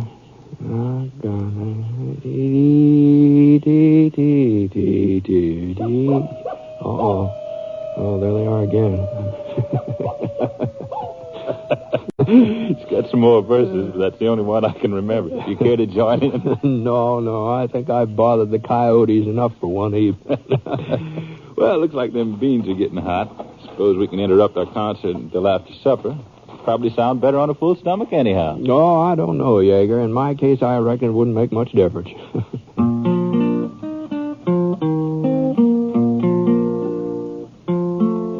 Well, we had our fill of beans, and then Jaeger picked up his guitar again, did some more singing. What with the music and all, I felt kind of sleepy, so I spread out my bedroll. Last thing I remember is hearing that guitar as I dropped off.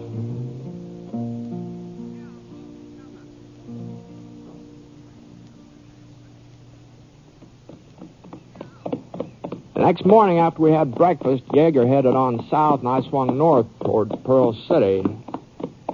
A couple hours later, I was riding past the farms just this side of town. I noticed a buggy and 4 or 5 horses pulled up in Homer Danfield's front yard. Homer'd always lived alone ever since I could remember. He never had been much of a man for company either, so I turned off the road into the lane leading to the house. Sean O'Hara was sitting on the steps whittling. On the size of the pile of shavings at his feet, figured he'd been doing it for quite a spell. Whoa, Scar, whoa. Oh, Sean? Huh?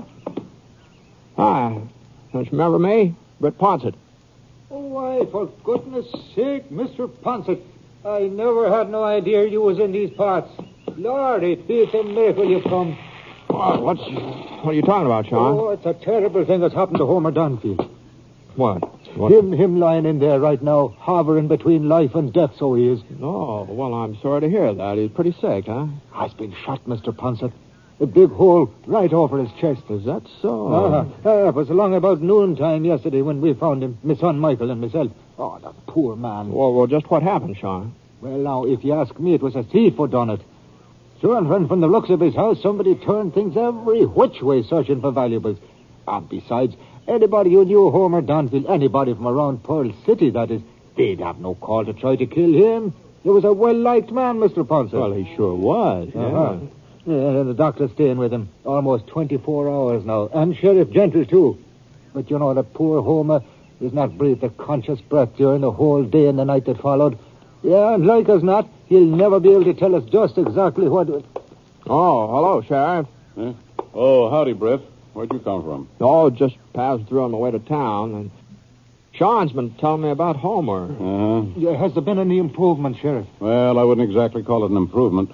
He did come to for a couple of minutes. Oh? You don't say. Yes, he told me what he could. But I'm afraid it won't do much good. The fellow broke in night before last along about midnight. He was a stranger. Homer had never seen him before.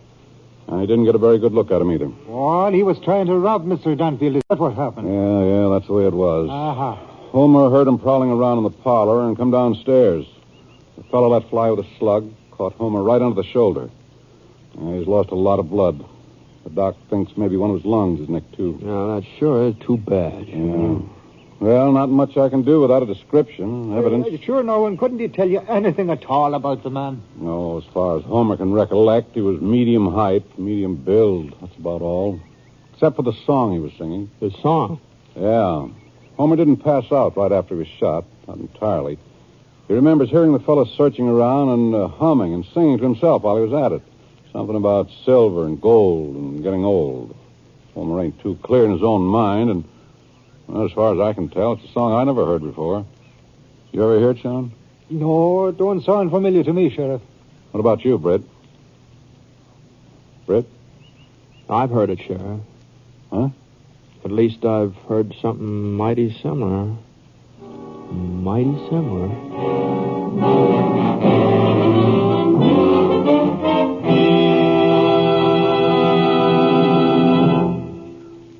We'll return to James Stewart as the 6-shooter in just a moment.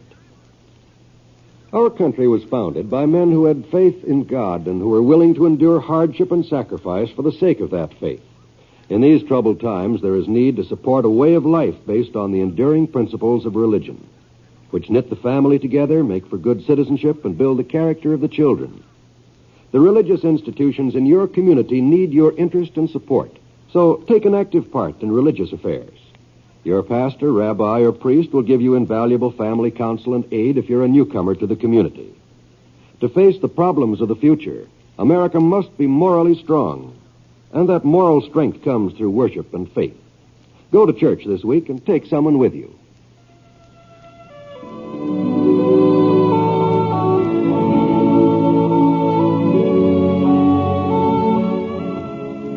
Now, Act Two of The Six Shooter, starring James Stewart as Britt Ponset.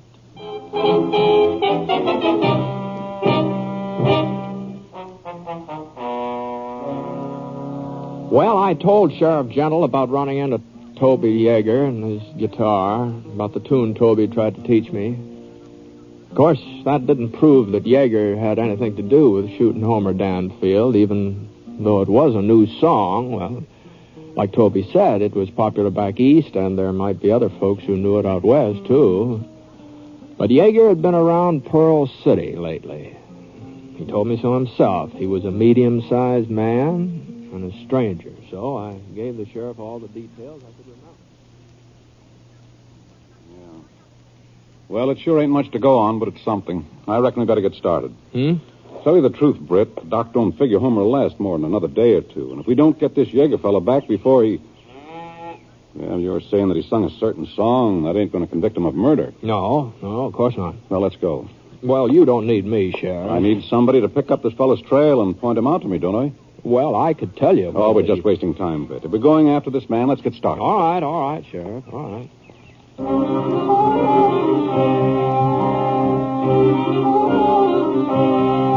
It took us a couple hours to ride back to the place where Yeager and I had camped for the night. When we'd split up, he said he was heading south, so the sheriff and I looked around for his trail that way. We didn't have too much trouble finding it. There was only one thing. He hadn't gone south, leastwise not for very long. As soon as he hit Little Creek, a mile or so from the camp, he turned west towards Saddle Mountain. We were able to make pretty good time the rest of the day, and that trail didn't look like he was in too much of a hurry, so I figured maybe we'd been gaining on him. We didn't stop for supper. We just kept right on going, and even after nightfall, there was enough moon so we could still make out his tracks. Well, about 9 o'clock, we were moving through the pass between Saddle Mountain and Porcupine Peak. We were getting pretty high up, too. Not very many trees, just a scrub pine every once in a while. Easy, Scrub. Whoa. Here. Hold up a minute, Sheriff. Huh? I thought I heard something. No, I guess I was wrong. Or maybe the wind's changed. Here. No. There it is again. You hear it? Hear it? Yeah. Yeah, he must be up there. Right around that bend. Think we better move in on foot? No, I rode up on him last night. He seemed tame enough. Well, okay.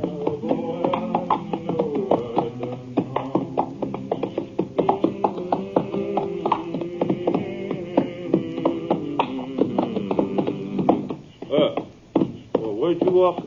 Hello, Yeager. Why, Mr. Poncett, thought you was heading other way. Yeah, I sort of changed my mind.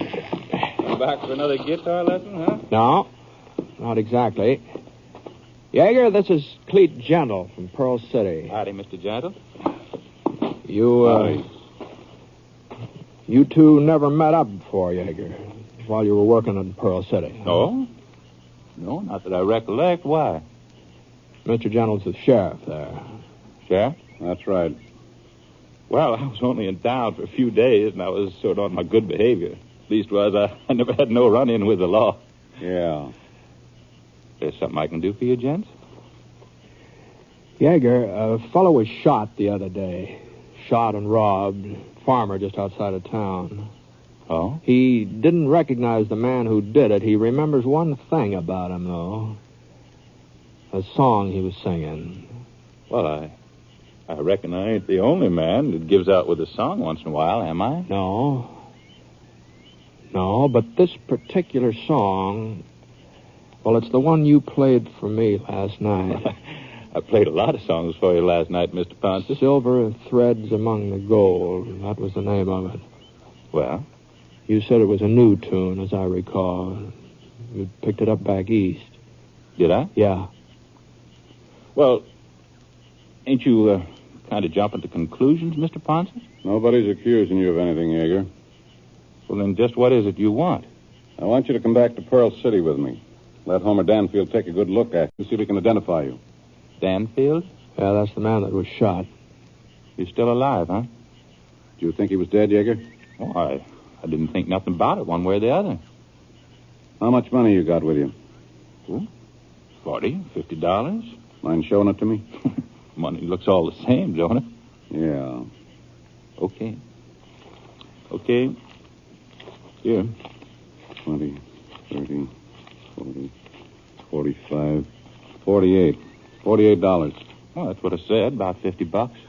That's what Mr. Danfield had stolen from his china cabinet. About $50.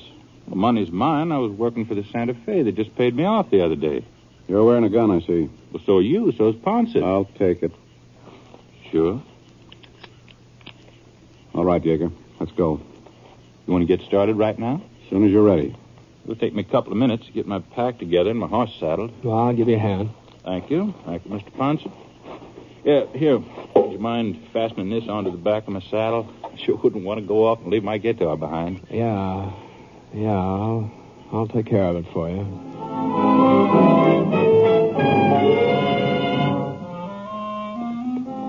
Well, we rode all night, the three of us. Nobody did much talking, but every once in a while, Yeager had let loose with some humming, some singing. He sure didn't seem very worried about what had happened when he came face to face with Danfield. I couldn't make up my mind.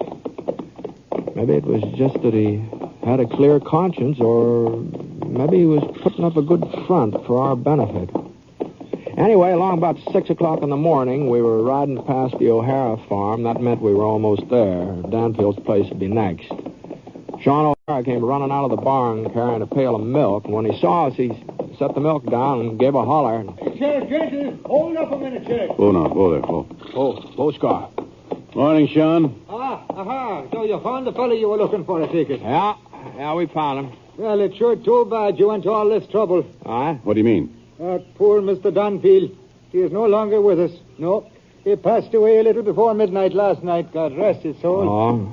Tell me, Sean, did he say anything more before he died? No, Sheriff, not a word. I see. Well, looks like you won't have no more use for me, Sheriff. You ain't going to prefer charges of murder just on account of a song I happen to sing to Poncett, are you? Well, I guess he's right, Sheriff.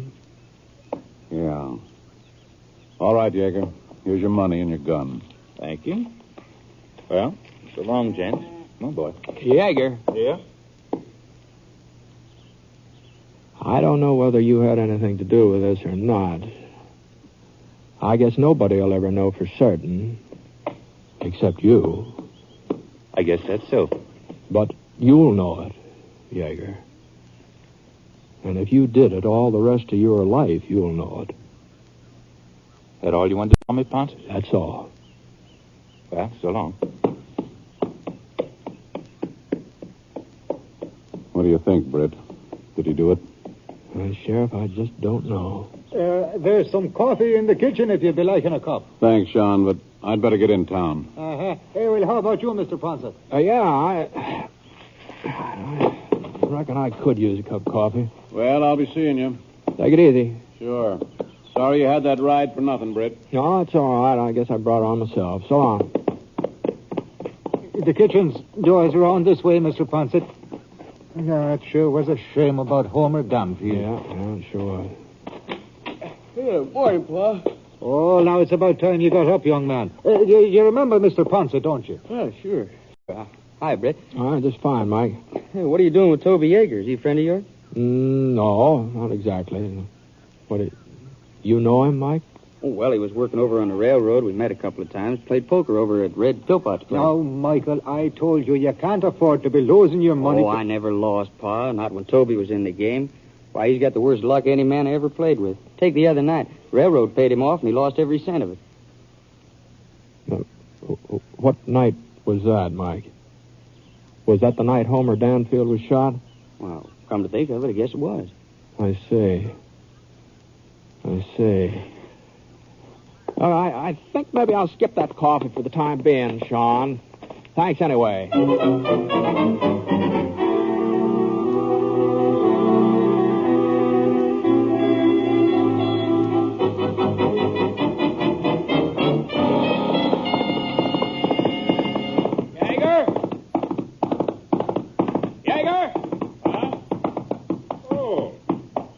What is it now, Poncett?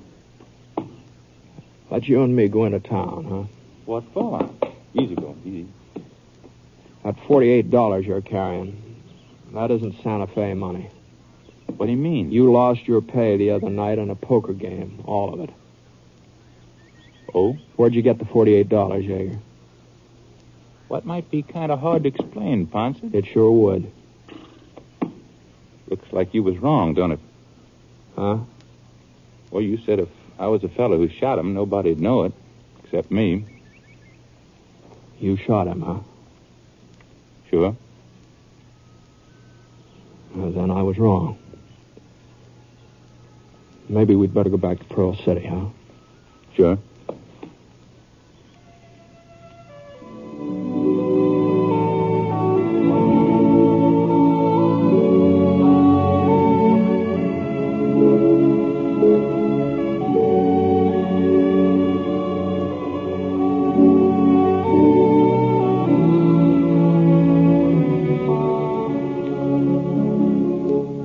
Six Shooter is a transcribed NBC Radio Network production in association with Review Productions.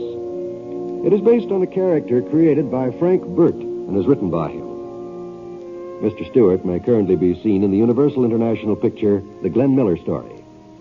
Others in the cast were Ben Wright, Bert Holland, Will Wright, and Barney Phillips, who played Toby. The guitarist was Bob Bain. Special music for this program was by Basil Adlam, and the entire production is under the direction of Jack Johnstone. All characters and incidents were fictitious, and any resemblance to actual characters or incidents is purely coincidental. Oh, by the way, you'll be interested in knowing that the Six Shooter has been chosen for broadcast to our men overseas through the facilities of the Armed Forces Radio Services. This is John Wall speaking.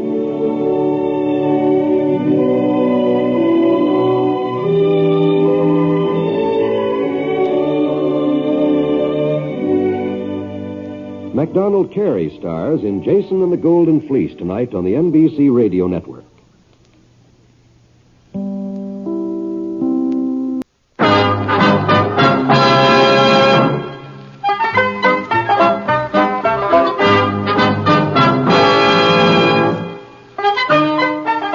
In a moment, you'll hear James Stewart as the Six Shooter. But first, Friday evening on NBC, hear the Dinah Shore Show and Songs with Sinatra. The Laughter starts tomorrow with the Bob Hope Show and continues with that wonderful Phil Harris-Alice Faye Show. But that's not all. You'll also hear Can You Top This and Fibber McGee and Molly. It's a great Friday night lineup of programs, all of them heard only on NBC. James Stewart as the Six Shooter.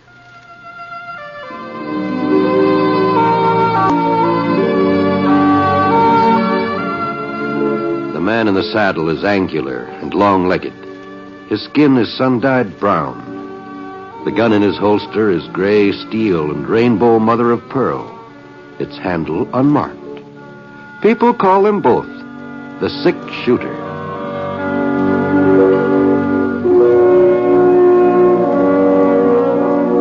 The NBC Radio Network presents James Stewart as the Six Shooter, a transcribed series of radio dramas based on the life of Britt Ponset, the Texas plainsman who wandered through the Western Territories.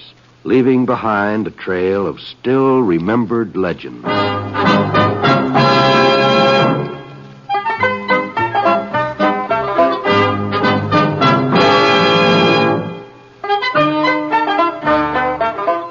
Well, at first I didn't know what I was getting into. The town of Virtue City had never looked like this before. Banner over the main street, posters stuck in the store windows, bunting draped across most of the buildings. It was the wrong time of the year for the county fair. I pulled up the Mansion Hotel and headed into the lobby. Yes, sir? I'd like a room for the night. Well, I guess we can fix you up, mister, if you'll just sign the book. Sure. Oh, by golly, Never mind. I'll blot it up. You just stand back out of the way. I put a new point in that pen this morning, but I guess some people, well... I sure am sorry about that. Yeah. Well, that'll be 50 cents in advance, Mr. Poncett? That's right. Here you go. You're really Britt Ponset? Well, if he ain't, he's sure been fooling a lot of folks for quite a spell. How are you, Britt? Well, Doc Cross. Where'd you come from? I've been sitting there behind that geranium plant. I thought I recognized you when you come in. Oh, I'll be darned. Well, here's your key, Mr. Ponset, number 12. Oh, thanks. About that ink blot, I know it wasn't your fault. They just don't make pen points the way they used to. Inferior workmanship. Sure. You in a hurry to go upstairs, Britt? No, not especially. Well, come on over to the window and sit for a spell. We can sort of keep our eye on the street and see what's going on. All right, Doc. What you been up to, Britt? Oh, same as usual. I was riding herd over to Smoke Falls for the last 6-7 weeks. Probably go back there in the spring. Uh-huh. Here, just let me get my instrument bag out of the way. Now, there's a place for you. You treating somebody in the hotel? No, not exactly. I sort of make my headquarters here in the hotel nowadays. Well, what happened to your regular office? Oh, I still got it. But, hotel's handier. What with all this fighting and shooting going on so much of the time. Shooting? You ain't heard the news, huh, Britt? No, guess I haven't. Well, you see, Gus Cotton moved into Virtue City a couple of months ago. Gus Cotton? You know who Gus is, Britt, that gunfighter. He used to be part of the McGinnis gang over at Willowfork. Oh, sure, yeah, I've heard of him. Well, it seems Gus and Tracer McGinnis had sort of a falling out. Gus decided it'd be healthier for him and his kid brother Roy to change residence, so they come over here. And by now, they've just about taken over the whole town. Oh, I just can't believe that Sheriff Davenport would let a thing like that happen, Doc. George Davenport was killed last August, Britt. He was killed? Yeah. No. I reckon it was an accident. At least that's what the inquest said. Well, who's taking his place? Well, there ain't been nobody so far. New sheriff will be elected tomorrow, along with the mayor and the usual town officers. Oh, I see. So that's why the place all fixed up, huh? Election day, Yeah. huh? I was kind of wondering about that. Yeah, it's been a real hot campaign, too. Sheriff part of it, that is. I ain't had so much medical business since the Apaches was moved on to the reservation. Yeah, well, who's running? Ernie Needle. He's one of the candidates. You remember Ernie, Brett, the blacksmith? Oh, sure. And there's a good man, too. He'd make a good sheriff, I imagine. Yeah, if he wins. Roy Cotton's running against him, Gus's brother. Oh, I see. Yeah. Of course, in a fair election, Ernie'd win hands down, but Gus Cotton's doing his best to see that it won't be fair. He is, huh? Yeah. Half the voters in town have been bought off. The ones who won't be bought, well, they've been threatened. Why, if anybody even... Britt, maybe you can give us a hand. Huh? I'm sort of chairman of the group that's backing Ernie Needle, the Citizens Committee to Keep Virtue in Virtue City. That's what we call ourselves. I see. Now, Britt, if you could join up with us... Now, hold on, Doc. Now, I'm not a voter in this town. I'm not even a resident. I know, but you've got influence. Lots of influence. And if you... well, Doc, Well, you have lots of influence, Britt. And look, if you was to come to our rally at the schoolhouse tonight and sort of sit up there on the platform next to Ernie Needle, well, that might win him some of Roy Cotton's votes. Now, I'm sorry, Doc. Now, this just isn't any of my business. Now, you know that as well as I do. Now, Britt... No, so long, Doc.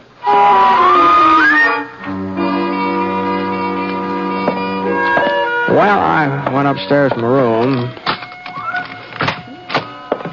Number 12 was on the north side facing Ernie Needle's blacksmith shop. And it looks like Ernie had closed up for the day. He's probably out politicking somewhere. The room seemed kind of stuffy, so I opened up the window. It sure was warm. Sounded like some more business was heading Doc's way. I leaned out, but I couldn't see anything. The shooting must have been around in front. Oh, well. Yeah? Yeah, come on in. Howdy. Howdy. You're Britt Ponset. That's right. I'm Roy Cotton. Uh-huh. Understand you were having a little chat with Doc Cross just now. Uh-huh. Doc a friend of yours? Yeah, I guess you could say so, Roy. Well, you know it's funny, ain't it, how friends sometimes get a man into trouble? Oh, that's so. Yeah. Yeah. You plan to stay around town for long, Poncett? Oh, I hadn't made up my mind yet. Why? I was just wondering if you were going to be here for the election tomorrow. You heard about the election? I heard about it. Well, I wasn't anxious to run for sheriff, you understand, but old folks seemed to think it was my duty, so I had to oblige them. Well, I wouldn't worry about it, Roy. You might not be elected. I'll be elected. What, you got the votes counted already, huh? I'll be elected. If there ain't no outside interference. I see. So maybe it'd be best if you just moseyed on out without sticking around for the vote. Well, the doc mentioned something about a rally tonight, asked me to attend. You're not going to attend to no rally, Poncett? That's exactly what I told the doc. You turned him down? That's right. Well, I guess I needn't have bothered you. But now that you mention it, Cotton, I'm sort of reconsidering my decision. What do you mean? Well, your barging in here and ordering me around might make me sort of consider changing my mind. Oh, now you listen here, Poncett. You ain't going to that rally tonight. You ain't even going to be in Virtue City after sundown. I'm not, huh? Well, if you are, you're just asking for me and Gus to do something about it. Maybe I am, Cotton. Maybe I am. Okay, Poncett. You had your warning. You're right. Yeah? I'm not leaving town, so if you want to do something about it, this is as good a time as any other. Huh? That gun you're wearing's loaded, isn't it? Well, sure, but... Well, then why don't you go ahead and draw? Well, you ain't got your six-shooter. It's right here on the dresser. Yeah. All right. Well, I'd be taking advantage. It might not work out that way. Well, I don't want to shoot up no hotel room, Poncett. The rent's paid in advance. All right, Cotton. Now, look here, Poncett. My coming up here to see you, well, it was my brother's idea. Gus thought, now, what I mean is, he said that you was to have till sundown to get out of town, and he wouldn't like it if I was to jump the gun.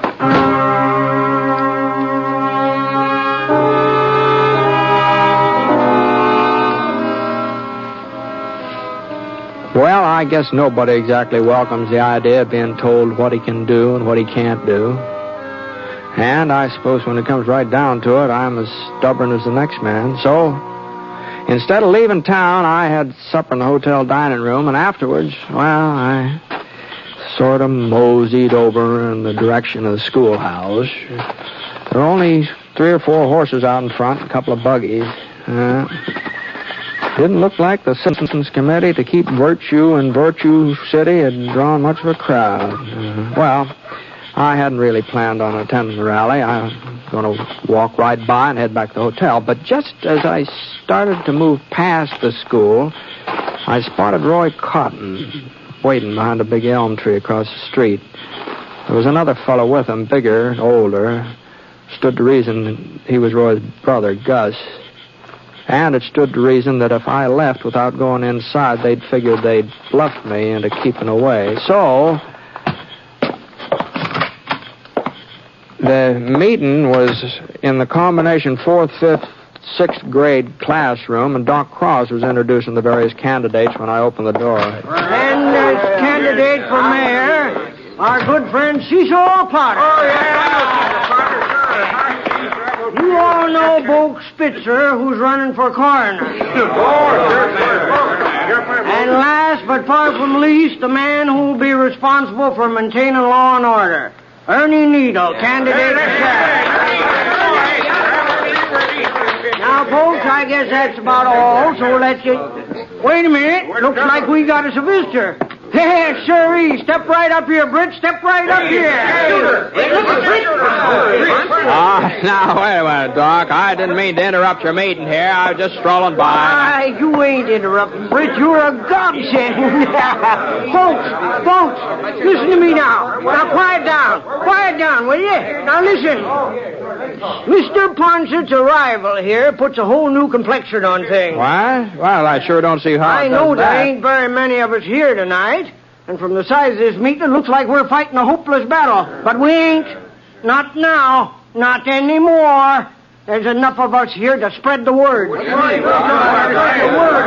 gotta see to it that by the time the polls open tomorrow, every voting citizen in Virtue City knows that the 6-shooter's on our side. Now, whoa, Doc. Now, hold on here. Amos, you take the folks who live west of Cedar Street. Al, you take the section over by the creek. I'll cover the area along Clinton Avenue. And another thing, you tell everybody that Britt will be right there at the polls to see that the voting's done on the up and up. Now, Doc. Now, you listen to me, Doc. Now, see here, Doc. Now, you just see here, Doc. Was there something you wanted to say, Britt? Well, Doc, you know doggone well there's something I want to say. I'm not going to have folks running all over town claiming that I'm interfering in this election. Now, you just go and call them off, Doc, and you just stop them before it's too late. Well, I'm afraid it's too late now, Britt. It looks to me like they're on the way. And I better get started myself. I'm going to make it over to my section before everybody's asleep. Okay, Doc, okay. You just go right ahead, but you're going to be pretty foolish looking in the morning. What do you mean, Britt? I mean that I'm not taking part in your election tomorrow, no matter what you tell people. You won't do your duty, huh? My duty is to mind my own business. Britt, the law says there's supposed to be one man at the polls who's unbiased, who's neutral, so to speak. What? Well, of course, your sympathies may sort of lie with Ernie Needle and our committee, but technically, you're nonpartisan. Seeing as how you can't even vote yourself, I mean. How's that? Now, look, Britt. All that I'm trying to do is to see that this election's carried off strictly according to the law. The law says we got to have us a nonpartisan president at the polls. Well, I'm not even certain that the election would be legal if you wasn't sure. Well, I wouldn't want to stand in the way of the election being I mean, if you're certain that... well, if it's really necessary. But honestly, Doc, I just can't believe that... Well, it's up to you, Britt. Entirely up to you. Well, so long. Now, Doc... wait a minute. Be set up in the hotel lobby, Britt. Polls open at 7 a.m. Just let your conscience be your guide, Britt. Let your conscience be your guide. Night.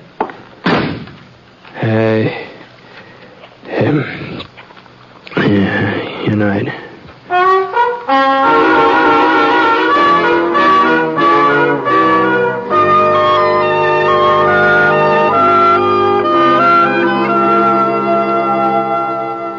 We'll return to James Stewart as the 6-shooter in just a moment. Meantime, I'd like to pass on a word of thanks for the many gratifying letters we receive each week from you, our audience. And this word of thanks comes not only from Jimmy Stewart, but from our director, Jack Johnstone, our writer, Frank Burt, our skilled technicians, in fact, all of us who are involved in the production of the program. We appreciate your letters far more than you may think, even though we may not be able to answer all of them. That is why we take this way of saying Thank you.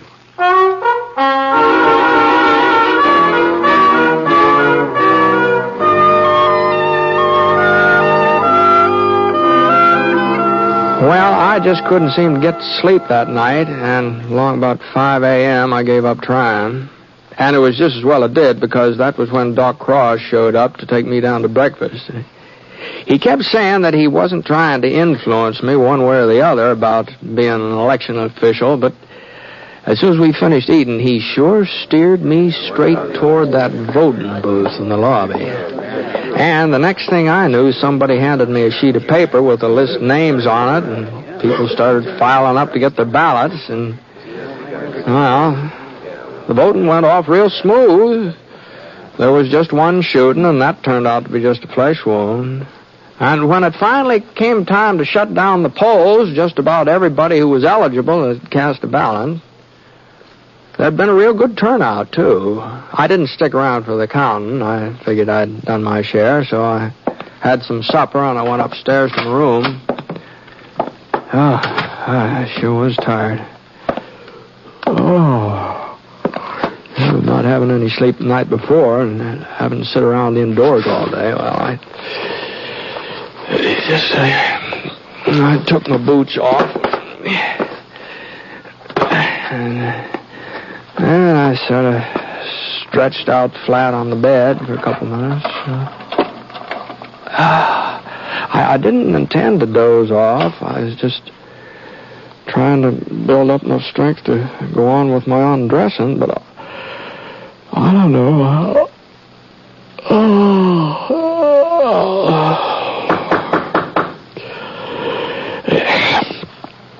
Huh? What the Sam hell is it? Oh, yeah. Oh, is that you, Doc? Come in. Oh, what can I do for you? We just finished counting the votes, Jeff Perkins and me. Evening, Mr. Poncett. Oh, howdy, Jeff. Well, how'd the election turn out? It's kind of hard to say, Britt. Well, now, come on, Doc. Did Ernie win, or didn't he? Well, no, Britt. No, he didn't win. Oh. But it could have been worse. It could have been lots worse. I see. It was close, huh? Oh, I wouldn't exactly call it close, Mr. Poncett. Uh-huh. Well, suppose you just give me the figures, huh, Doc? Well, in the race for sheriff, we figured that was the most important contest. Yeah? Ernie Needle got 7 votes. 7 votes, huh? Is that all? Yeah, that was his total. We made certain. And Roy Coffin, he got 33. 33. Well, I'm sorry, Doc, but I guess if the people want Roy for their sheriff, they're entitled to have him. Yes. I'd say folks are entitled to whoever they want. Well, I have to admit, I'm kind of surprised, though. I thought Ernie'd do better than that. By the way folks were voting, I just thought that he... Now, just hold on a minute here, Doc. There's something funny here. Huh? Now, you said Ernie got 7 and Roy Coffin 33. Yeah, that's right.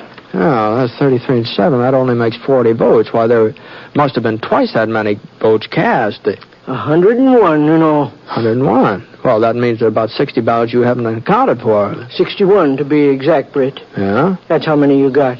That's how many I got. That's how many who got?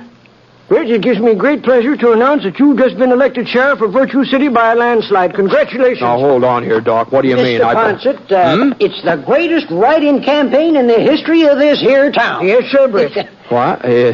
Well, I can't believe this couldn't be true. It's just plain foolishness. The people have spoken. Doc Cross, if you had something to do with it... It was a spontaneous movement. Purely spontaneous. Well, whatever it is, you know doggone well I won't take the job of sheriff. I don't even live here. We just checked the Virtue City and Corporation papers. It must have been an oversight, but they don't say a word about town officials having to be residents. Well, if you've got the idea I'm accepting this office, you're just mistaken. Even if this election is legal. Oh, it was legal, all right. It was legal. And as of right now, you are the legally elected sheriff. Uh-huh. All right. Then I resign. Yeah, I sort of thought you might feel that way, so I did a little more checking. And according to the town laws, you've got to submit your resignation in writing to the mayor, and he's got to prove it. But we don't have a new mayor yet. Not until you get sworn in. Now, hold on a minute, Doc. It was the office of sheriff that I got elected to, remember? You told right, me. Mr. Poncett. It seems the voters kind of got in the habit of writing in your name and, well, they... You don't mean they elect me mayor, too? You had a 2-to-1 majority. You don't mean... What? Yep. You didn't do so good for coroner, though. Boke Spitzer beat you out by 4 votes. But don't feel too bad about it, Britt. Boke's a real popular man. Well, I just don't know what to say. Well, this is the most outlandish thing I've ever heard of. It is mighty unusual. I'll agree with you there. Unusual? It's ridiculous. Well, I can tell you I've got no more intention of being mayor than I have of being sheriff. I don't blame you, Britt. Britt, I don't blame you. About the mayor part, that is. As a matter of fact, you couldn't hold both jobs if you wanted to. There's a town ordinance against it. I don't care if the... What'd you say? Yes, sir. One man can't hold both jobs. Well, that's something. But like I said, your resigning the sheriff's position is kind of complicated, you see.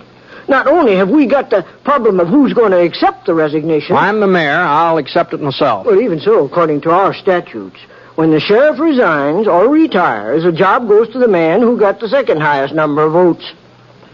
Oh, you mean Roy Coffin would take over my place? That's the gist of it, Mr. Poncett. Uh-huh. So you see the spot you'd be putting us in, Britt. Besides, Mr. Poncett, the people elected you, and they're entitled to have you. You said so yourself. When I said that, I didn't have any idea that this... Oh, now, look here. There's got to be some way out of this situation. Ernie Needle's the man this town needs for sheriff, and he ought to have the job. Isn't that what you wanted? Well, maybe so, but... Well, I just don't see how we can work it out so he gets it. Oh, well, it's getting late. I guess you'll need your sleep. Probably have a big day tomorrow, what with all the swearing-in ceremony. Now, don't run off, Doc. Now, this isn't settled yet. Oh, like as not, things will settle themselves. They usually do.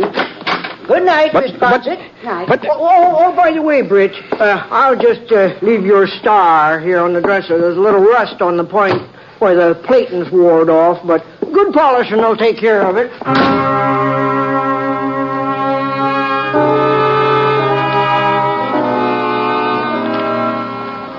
Well, that was the second night in a row I didn't get much sleep. First thing in the morning, as soon as I figured it was time for the town hall to open, I headed down there and I did a little hunting through the legal code myself. And it was all true what Doc Cross had told me. If I gave up the job of sheriff, Roy Cotton would be next in line for it. Well, about 9 o'clock, a delegation headed by Doc Cross came in to make the preparations for the swearing-in ceremony. And I told them that the ceremonies just have to be postponed until I had a talk with the Cotton brothers. They were living in the old Peterson place on Flower Street. You've got your nerve coming around here, Poncett. If you figure on making a name for yourself as sheriff by arresting us, you better do some more figuring. Arresting you?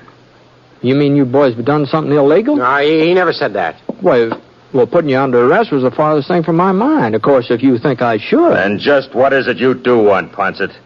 Well, the fact of the matter is, it's my understanding that Roy here would inherit the sheriff's job if anything happened that I wasn't able to go on. That's right, Poncett. And like as not, something will happen, too. Uh-huh. Well, I was just thinking that under those circumstances, it might be a good idea for Roy to get all the experience he can while I'm around to show him the ropes. You want me to work with you? Well, I don't see why not. Come to think of it, I could use you both as deputies. Deputies? Yeah. Yeah, that'll save me getting the whole big posse together. I think the three of us ought to be able to handle the McGinnis gang. McGinnis? Tracer McGinnis. You heard about him, haven't you? Oh, that's right. You all used to be sort of friendly, didn't you? Before you had that falling out with him, that is. Gus? You don't mean Tracer McGinnis is heading this way? No, it's probably just another false rumor, but it's probably not a word of truth to it. Yeah, but why'd he be coming in here, Gus? Unless he's after us again. Yeah. Well, now, if you fellows would just hold up your hands, I'll give you the oath. No, wait a minute, Poncett. Maybe it'd be better if you was to take out more of a posse. Oh, now, Gus, like as not, Tracer won't be bringing his whole gang, maybe only 10 or 12 of them. All right, now, boys, you hold up your hands. No, I ain't going to mix it up with Tracer McGinnis, Poncett. I had enough of him already. But, Roy... The kid's right for once. Well, I'm afraid you fellas don't quite understand. Now, according to the ordinance passed 2 years ago come November, if any man refuses to take part in a duly constituted posse, he forfeits all right to hold office in the town of Virtue City from that time on. That'd mean that you couldn't be sheriff, Roy. Gussie. I don't figure that's going to make much difference, Poncett. You see, we don't aim to stay around Virtue City anyhow. Yeah, that's right. We were sort of planning to leave town today, weren't we, Gus? Yeah, we were just doing our packing when you come in. Well, maybe we ought not to wait to pack, Gus. Them McGinnis boys ride fast when they're on the move. They sure do. Come on. Oh, I wouldn't hurry myself too much, boys. If you ask me, I think you'll have plenty of time to finish packing before they get here. Plenty of time.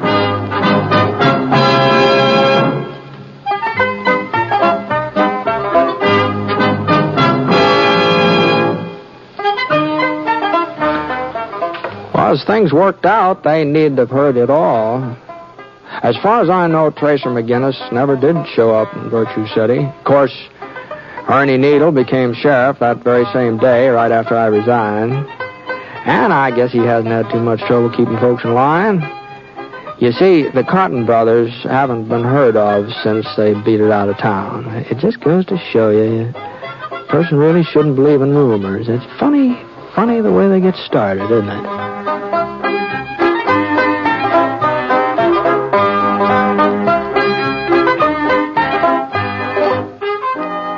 The Six Shooter is a transcribed NBC Radio Network production in association with Review Productions. It is written by Frank Burt and is based on a character created by him. Mr. Stewart may currently be seen in the Universal International picture The Glenn Miller Story. Others in the cast were Carlton Young, Dal McKennon, Paul Richards, Frank Gerstle, and Junius Matthews. Special music for this program was by Basil Adlam, and the entire production is under the direction of Jack Johnstone. All characters and incidents were fictitious, and any resemblance to actual characters or incidents is purely coincidental. This is John Wall speaking.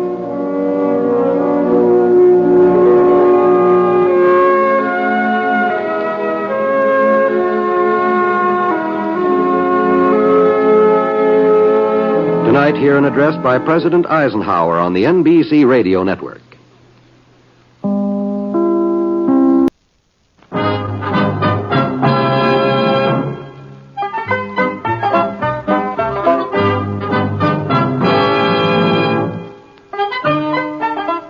In just a moment, you'll hear James Stewart as the Six Shooter. There's music for you tomorrow evening with two of your favorite song stylists. First, it's the Dinah Shore Show, and then Songs with Sinatra. There's laughter, too, in your Friday lineup with three comedy favorites. The Bob Hope Show with Bob's guest Jerry Colonna, the Phil Harris Alice Faye Show, and Can You Top This? It's a great Friday night program lineup, all of them heard only on NBC.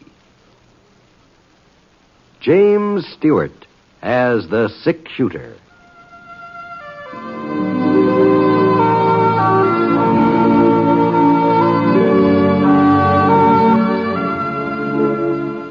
The man in the saddle is angular and long-legged.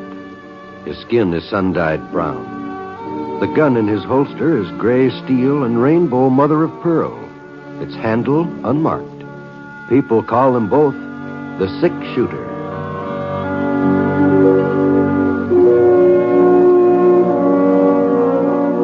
The NBC Radio Network presents James Stewart as the Six Shooter, a transcribed series of radio dramas based on the life of Britt Ponset, the Texas plainsman who wandered through the Western Territories, leaving behind a trail of still remembered legends.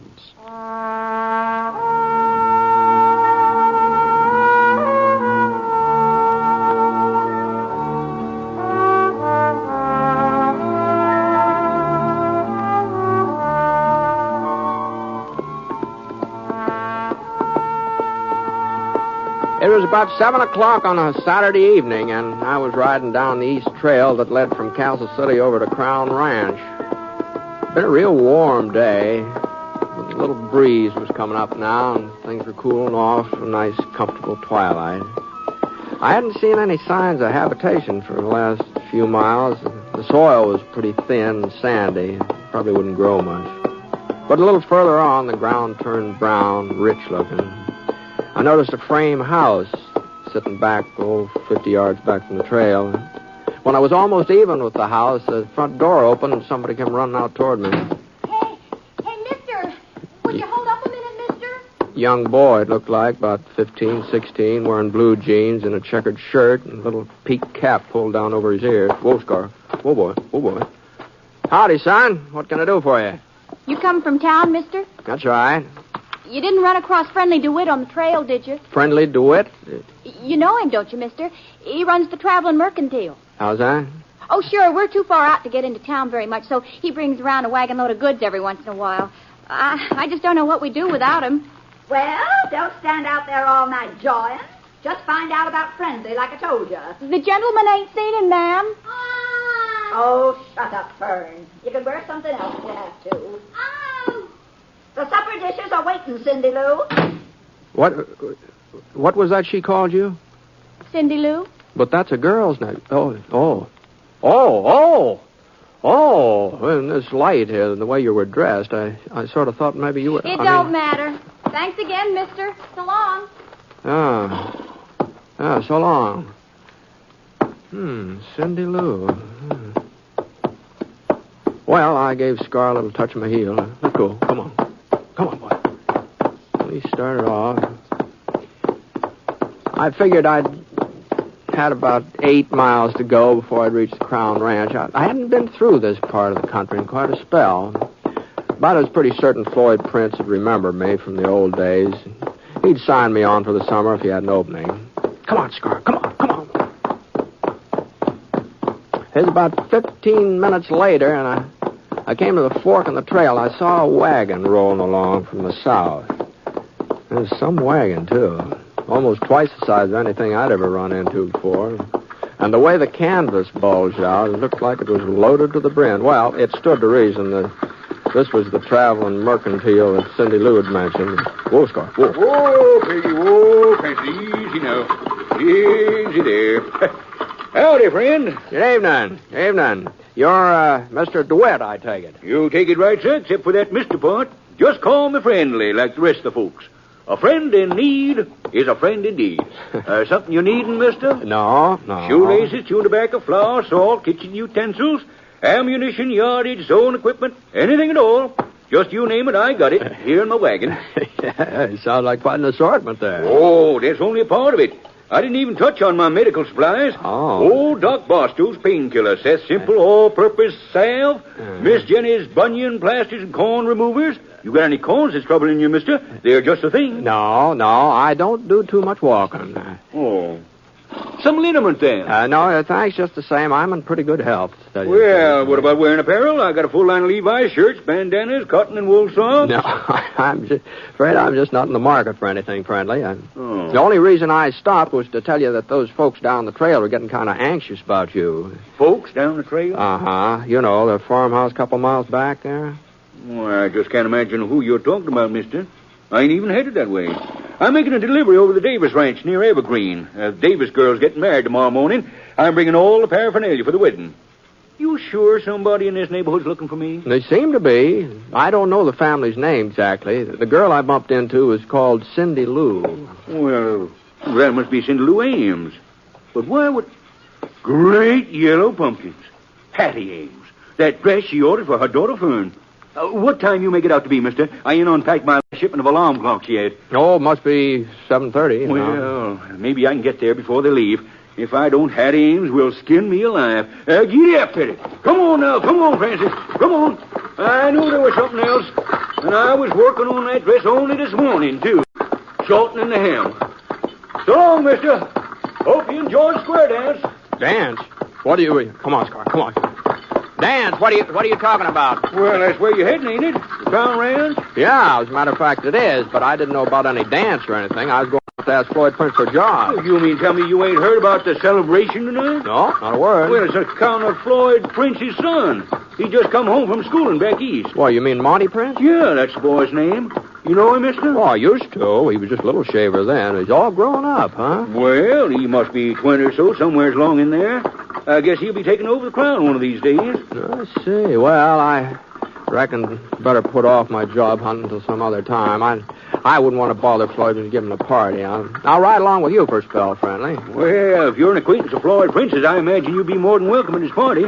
Practically everybody in the neighborhood's been invited. Maybe so. But fact is, I'm not too good at square dancing. I don't know, but there's just something about my legs. A little too much of them, I reckon. Well, I just hope you're the only absentee. Well, what do you mean? Well, Hattie's daughter Fern, she was planning to wear this here dress her ma ordered from me. Oh. Yeah, like as not she's having a tantrum right now. She sure takes after Hattie. She does, huh? Yes, sir. And mind not delivering her outfit on time, well, there'll be real catastrophe. You see, Hattie's aiming to marry her Fern off to this young Monty Prince. And she'll probably manage it, too. Hattie usually gets her own way. Uh-oh. Look over there, mister. Buggy coming up the trail. That'll be Hattie and Fern on the way to the crown. Yeah, I wouldn't be a bit surprised. Well, it's too late to do anything about the dress now if they're started off. Yeah, the best thing for me to do is to stay out of sight. I'll get my wagon over here under these trees here. Easy, Francis, easy now. But what do you... They're bound to see you sitting there. Oh, you don't know Hattie Ames like I do. What do you mean? Why, she's as nearsighted as a buffalo. Can't see her hand in front of her face unless she's wearing her bifocals. Oh. And she won't be wearing them either. Not if she's heading for a shindig. Well, what about the daughter? Well, I told you, Fern takes after her mother. She's as blind as a bat without her spectacles. I see. Here they come.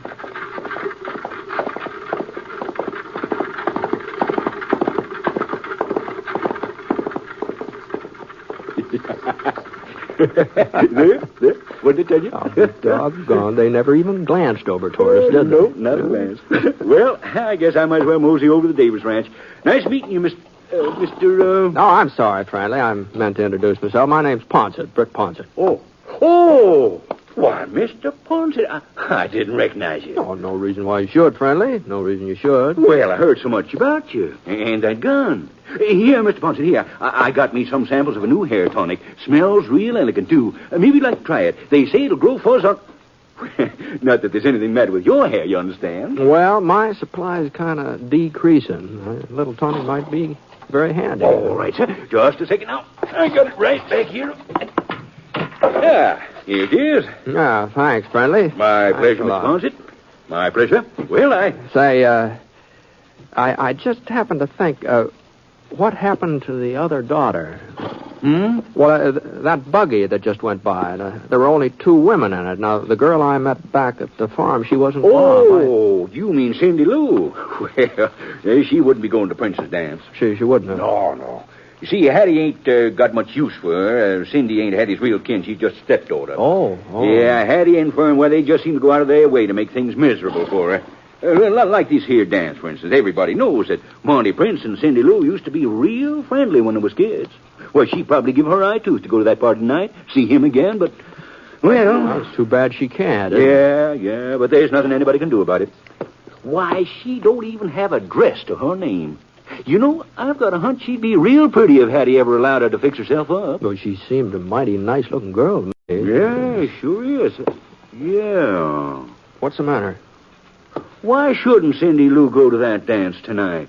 With all the stuff in this wagon, I could fix her up so she'd be the prettiest girl there. Oh, maybe you could, friendly. Maybe you could. It'd sure be a good trick to play on Hattie and Fern. Why, if they couldn't tell my wagon at 50 feet, they'd never know Cindy Lou when I got done with her. Come on, Mr. Poncett. Why? Well, a girl can't go to square dance all by herself. She's got to have an escort. Oh, I suppose so. But, now hold on, friendly. What, you don't mean me? Well, you're a friend of the princess. You said so yourself. Why, I'm old enough to be her... If we don't hurry, Mr. Poncett, square dance will be all over. Come on. Step lively there, Francis. Come on there, Peggy. Let's start traveling. Come on, Mr. Poncett.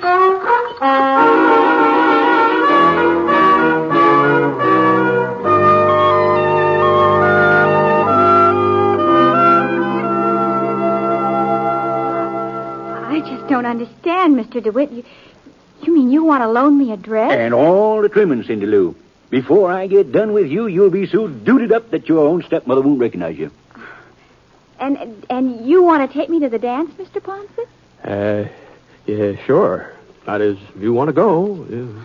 Well, that's right kindly of you both, but the fact is, I don't have no interest in attending the doings at the Crown. Oh, you don't, huh? Well, in that case... I don't know where you ever got such a notion, Mr. DeWitt. As if I cared anything about seeing Monty Prince again. Why, I haven't even thought of him since he went away to school. Not once. Well, I reckon your stepsister Fern's done some thinking about him. A lot of good it'll do her. Monty wouldn't look to... I mean, it's none of my business, one way or the other. No, I guess it isn't. Sorry we bothered you. Let's go, friendly. Okay, Mr. Poncett. Night, Cindy Lou. Mr. DeWitt. Was there something you wanted, Cindy? I guess maybe I'm acting kind of ungrateful. I mean, well, you both did put yourself out for me, and it was real generous of you to do it. I don't suppose it would do me no harm to go to that square dance. For a little while, anyway. If you really want me to. Well, now, that's more like it. Let's see now. The first thing we got to do is find a dress. You come on out to my wagon, Cindy. We'll pick something that'll make you look like a princess. Yes, sir, a real princess.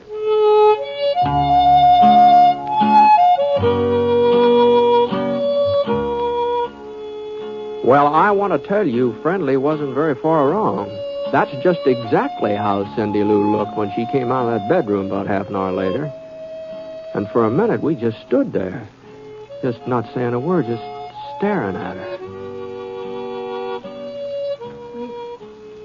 Is something wrong? Don't I look good enough to go to the dance? Good enough? Why, Cindy Lou, you're as pretty as a picture. Ain't you, Britt? Why, she sure is. Well, if you're all ready, Cindy. Well... there's just one thing.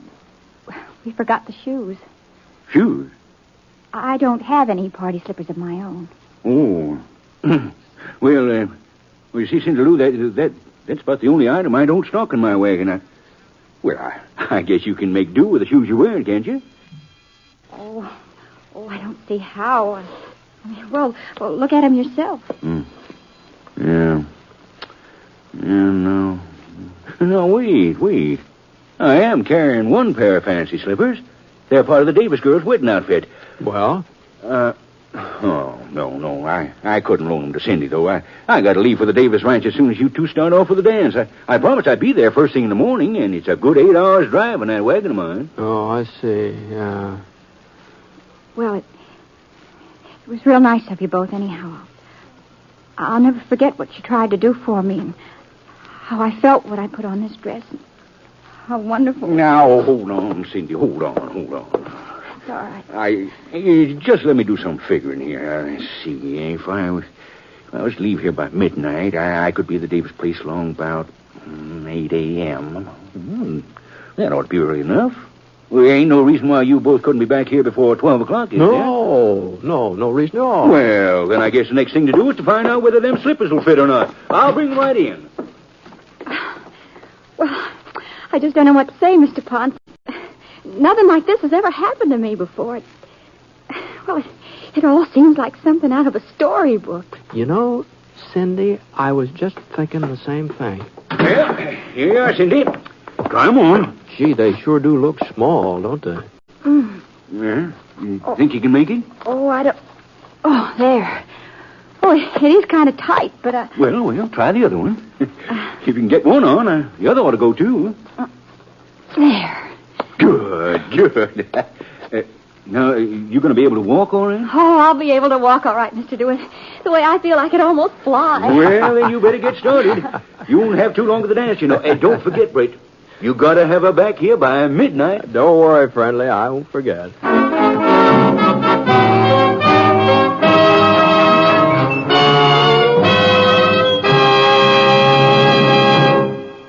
You are listening to James Stewart as the six-shooter, the story of Britt Ponset, the Texas plainsman whose name has become legend throughout the great Southwest.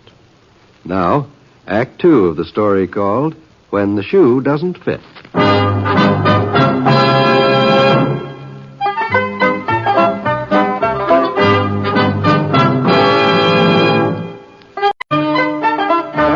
Hoisted Cindy Lou up on Scar, and she managed to seat herself in front of the saddle. I kind of held on to her to keep her from falling off, and we started off for the Crown Ranch.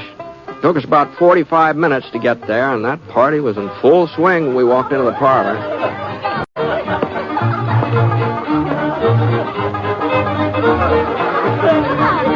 Milk your cow and brand your calf. Bring your honey an hour and a half. Floyd Prince came over to the door when he saw us and told me we're more than welcome. He's real nice, considering I'd invited myself.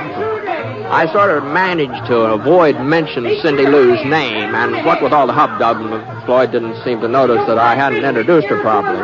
But Floyd's son, Monty, well, he didn't wait for any introduction. He just took one look at Cindy, and that was the last I saw of her. As far as I could tell, the other girls at the party were just completely out of the picture from then on. I waited until there was an intermission and the dancing, and then I moseyed over to the punch bowl. Oh, can I help you, Mr. Ponset? Yes, ma'am. Thank you. I'm Mrs. Ames, Hattie Ames. Oh, how do, Miss Ames? Oh, Fern! Fern! Over here, dear. I want you to meet somebody. This is my daughter, Fern, Mr. Ponset. I'm pleased to meet you, Fern. Well, speak up, speak up. Fern's sort of shy. Yes. Oh, by the way, that young lady that you brought to the party, she doesn't seem to be spending much time with you, does she? Oh, that's the trouble when a man brings a pretty girl to a dance. He's apt to find himself all alone. Fern, stop your fidgeting. Of course, now, some girls have character as well as looks. All right, I say. Grab your partners for the next dance. And I'll tell everybody going in. Oh, my goodness. They're starting another dance. Now, Mr. Poncett, don't think that you have to ask my permission to dance with Fern. You just go right ahead. Yes. Fern?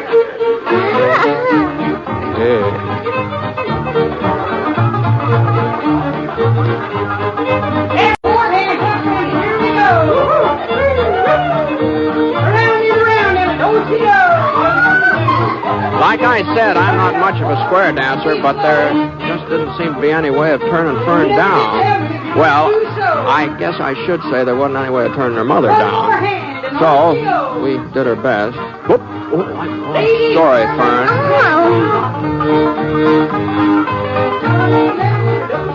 As the evening wore on, it didn't look like she'd had any other part lined up.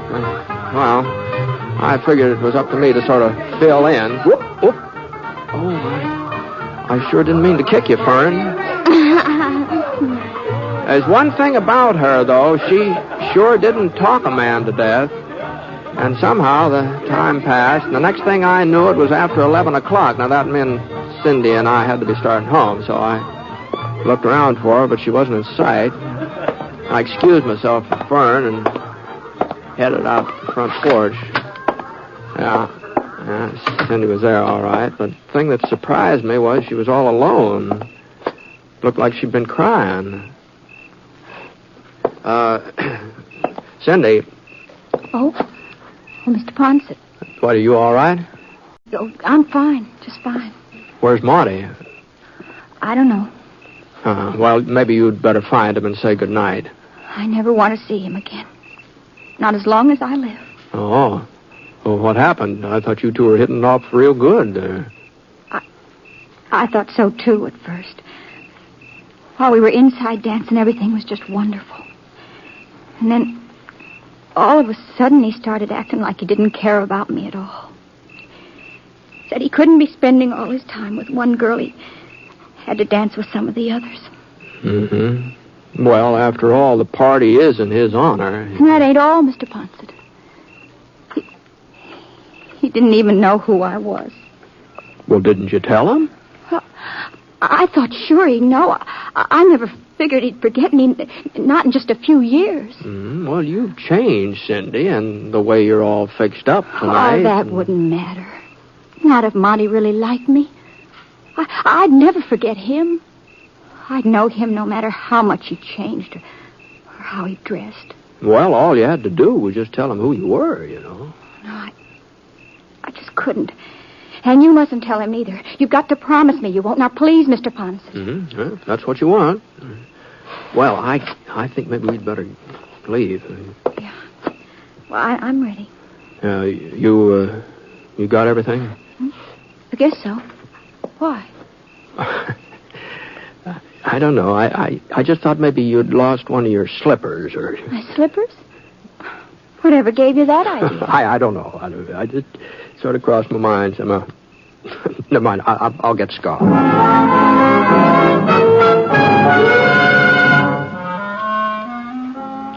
Well, it just goes to show you that stories in real life don't work out the same way. Instead of falling in love, Cindy and Monty Prince were just far away as ever, and even farther. And there didn't seem to be any way of getting them together either. Leastways, he wasn't going to be able to do it by finding one of her slippers at the dance, that's for sure. As a matter of fact, she couldn't have lost a shoe at the dance if she'd wanted to. When we got her home, we found out she couldn't even get them off. Doggone it, Cindy, you must not be trying. Well, you didn't have this much trouble getting them on. Oh, I'm sorry, Mr. DeWitt. I'm doing my best. My feet must have swelled up from the dancing or something. The slippers just... Here, let me do it. Oh, sure. Why, they're just plain stuck fast. I know. Maybe in the morning my feet will go back to normal. And then you... Hey, look out the window there, friendly. Isn't that a buggy out there? Holy smoke. Fern and Hattie. So long, Cindy. Bye, Britt. Oh, wait a minute, friendly. I don't want them catching me here either. But what about the slippers and the wedding tomorrow? The bride's wearing a long dress, reaches clear down to the floor. She can get married in the bare feet if she has to. Well, thanks for everything. Good night, Cindy. I'm sorry things didn't work out better for you, but good night.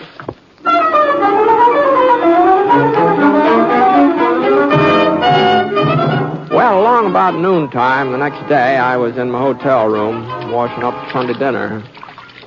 They were planning to serve fried chicken and corn fritters and apple pie. The Castle Hotel always put the food on family style, so I figured I'd better be real prompt or there wouldn't be any... Yeah? Yeah, come in. Oh, Monty. Oh, what are you doing in town? I came to see you, Mr. Poncett. Oh, is that so? It's about that girl you brought out to the Crown last night. Well, I sort of had the impression you weren't too interested in her. Oh, I'm interested, all right. I wish I wasn't, but I am.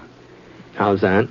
Well, you see, Mr. Poncett, before I went back east, I was real fond of another girl. Cindy Lou Ames, her name is.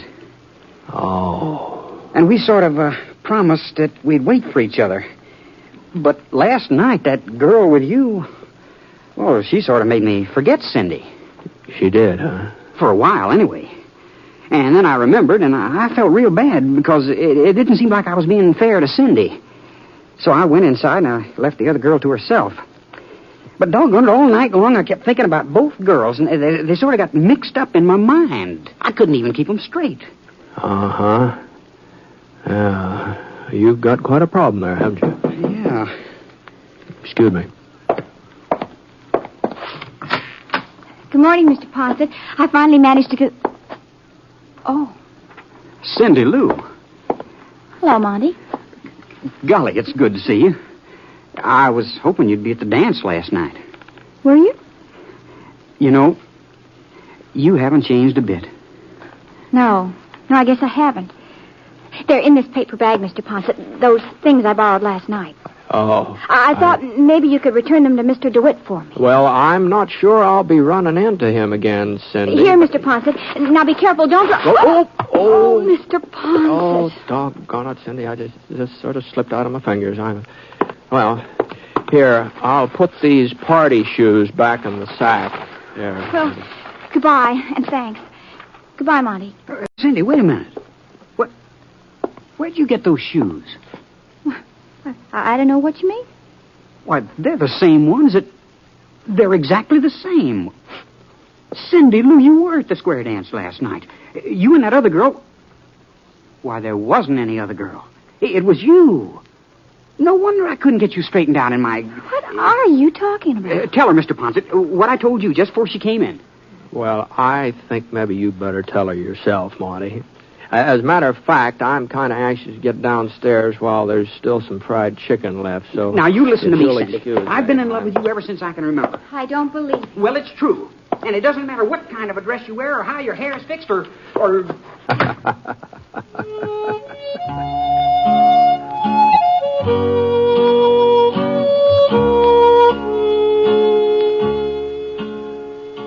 Well, there wasn't much point in my hanging around to see if Cindy and Monty would finally get together.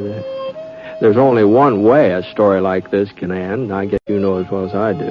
They were just bound to live happily ever after.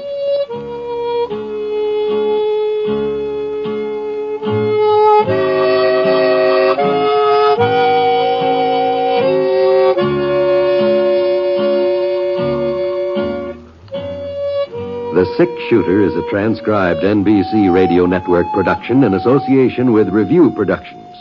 It is written by Frank Burt and is based on a character created by him. Mr. Stewart may currently be seen in the Universal International picture The Glenn Miller Story.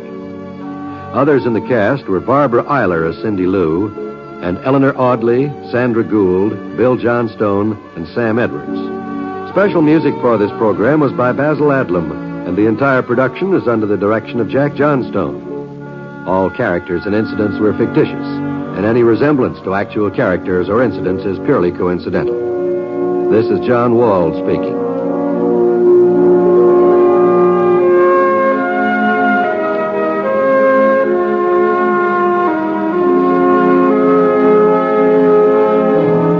Hear MacDonald Carey in Jason and the Golden Fleece tonight on the NBC Radio Network. James Stewart as the Six-Shooter.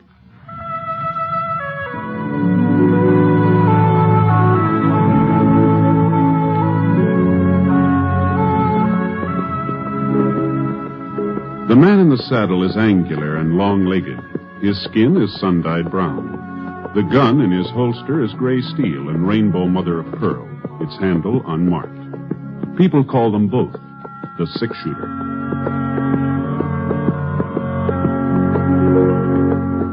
Coleman, America's leader in modern automatic home heating equipment, and the National Broadcasting Company present James Stewart as the Six-Shooter, a transcribed series of dramas based on the life of Britt Ponset, the Texas plainsman who wandered through the Western Territories, leaving behind a trail of still-remembered legends.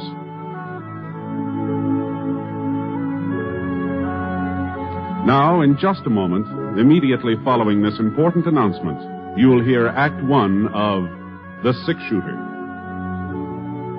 Last year, thousands of Americans who tried to get away with carelessness on the highways were killed or permanently injured in traffic accidents. And remember, accidents don't always happen to the other fellow. Unless you are meticulous in your observance of the rules of highway safety, you and your loved ones are vulnerable to the menace of traffic accidents. Every motorist should take an active role in supporting the safety movement in his or her community. Encourage driver training in your high schools. Teach your children the rules of safety on the highway. Remember, the life you save may be your own. Now, Act One of The Six-Shooter, starring James Stewart.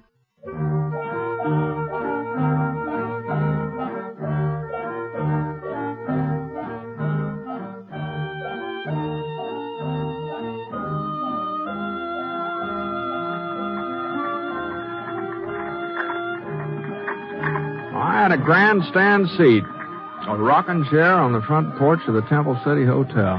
Not that there was much to watch.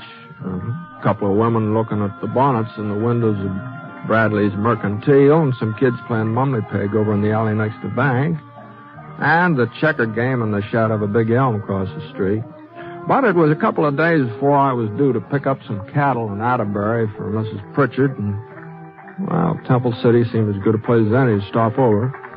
I was considering taking a little nap when I saw Will. At least that's who I thought it was.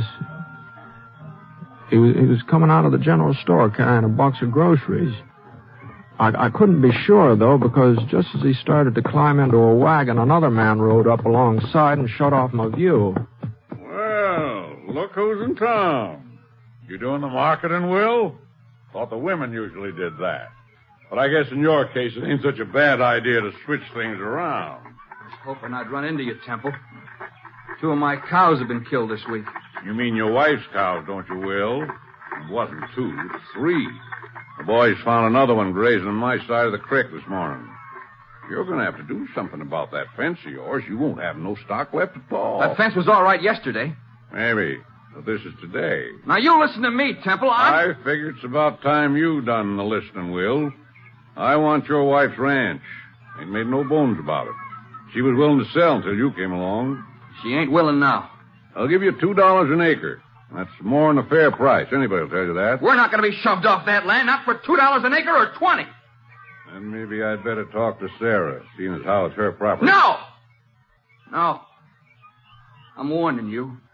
You stay away from our ranch and our cattle, or I'll... Well, go on. Tell me what you'll do, Will. I'd be real interested to find out. Come on, Bill.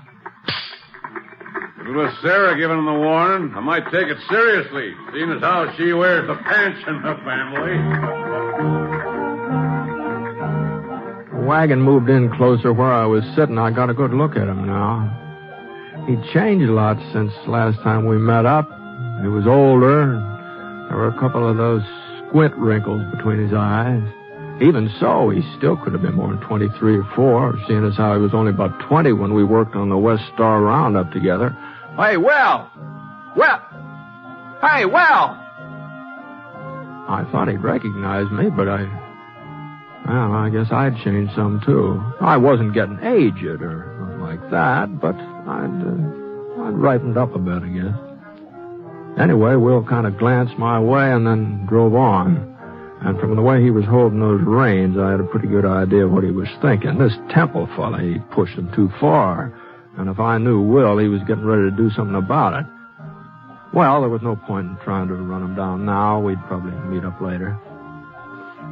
So I went into the hotel and looked around for a place to sit down. The clerk behind the desk was playing a game of solitaire. Howdy, Mr. Ponset. Something I can do for you? No, don't think so. Room all right? Yeah, it's fine. Room's fine. Real pleasure having you staying with us. Anything you'd like, will you? The Black Queen. Huh? That plays on the King of Diamonds. Oh, thank you. Like to look at the Denver paper? It just came in on the stage. No, thanks. Just the same. I was sort of figuring on a little snooze. A little too much racket outside. I know what you mean. Noah Temple's got a voice that carries all right. I could hear him and Will arguing clear in here. Yeah. Don't amount to nothing now, Mr. Poncett. They've been squaring off like that ever since Will moved to town and married Sarah Blake. Oh? Oh, looks like I'm stuck. Good thing I'm not playing at the gambling hall. I'd be out $50.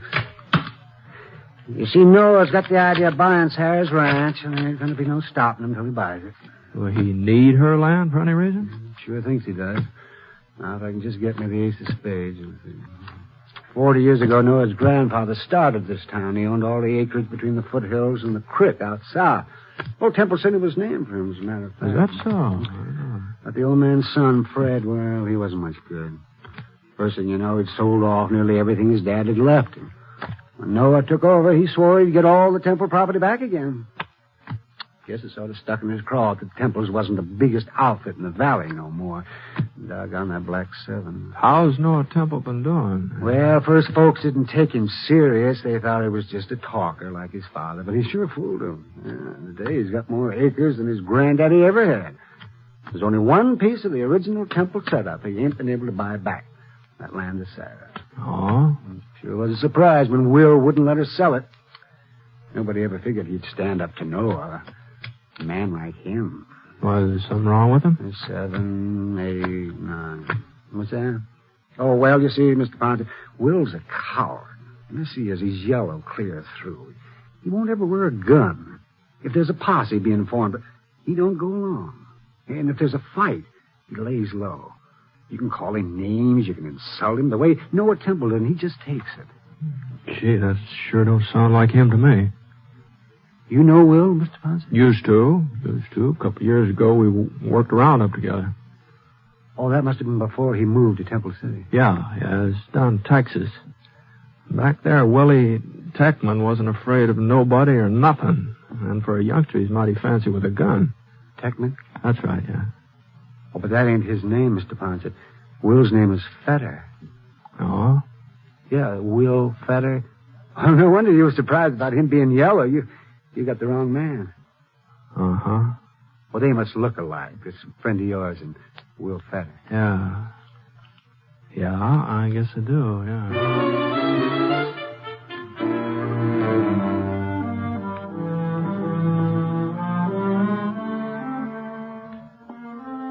I went upstairs to my room, started to pull my boots off. You know, it's funny. I hadn't been doing anything but sit all day, and my feet hurt worse than I'd been walking 20 miles. Oh.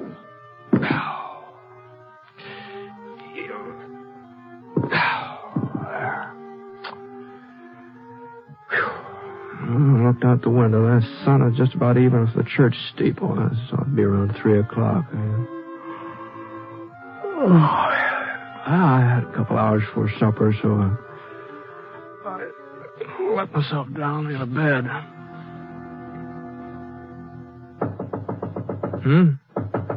Yeah? Yeah. Well, come on in. Come on in. Mr. Ponset? Oh, excuse me, ma'am. I didn't know it was a lady. I'm sorry to bother you, Mr. Ponset. Oh, not at all. I wasn't exactly what you'd call busy. Won't you sit down here? Thank you. Yeah, wait, I'll get those boots out of your way. Mr. Ponset, I'm Will's wife. Oh, I'm pleased to meet you, ma'am. Will told me you were in town today.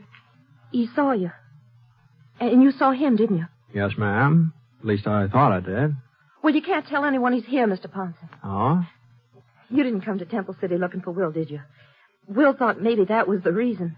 We heard about what happened in Prescott last winter when you came across Bar Cleaver. Yeah, well, you heard wrong, ma'am. I didn't come across Cleaver. He came across me. And as for Will, He's made a new life here. A good life. If he has to go back to prison... Prison? Oh.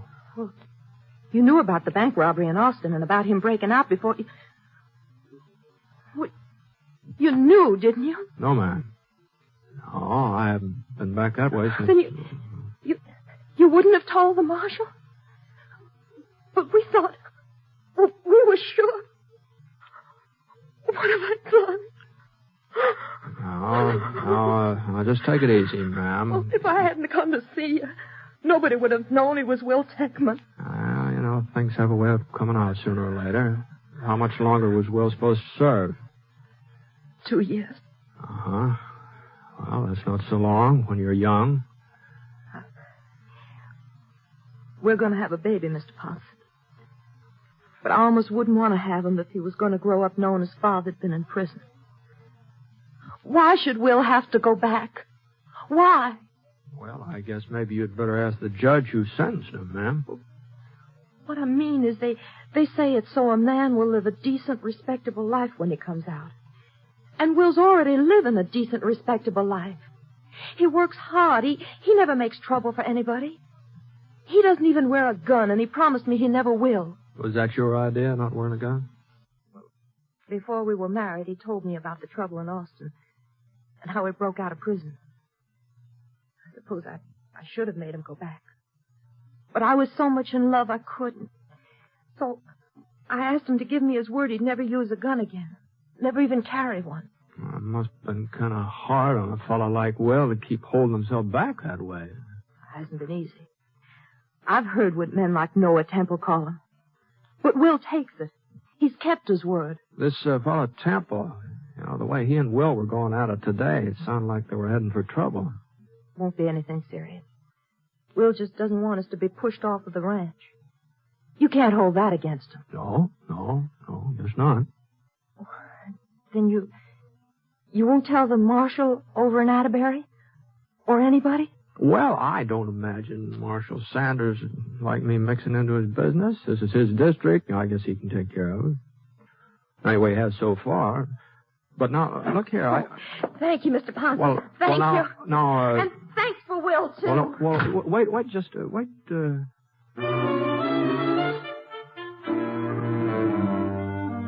after all, most of what she said was true.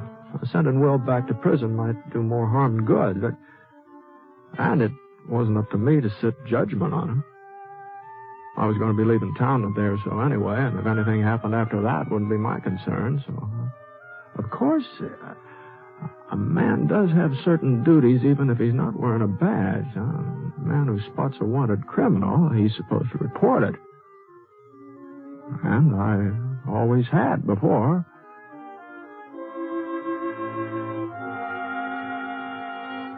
I scraped some of the mud off my boots and washed my face, put on a clean shirt, and went downstairs into the lobby.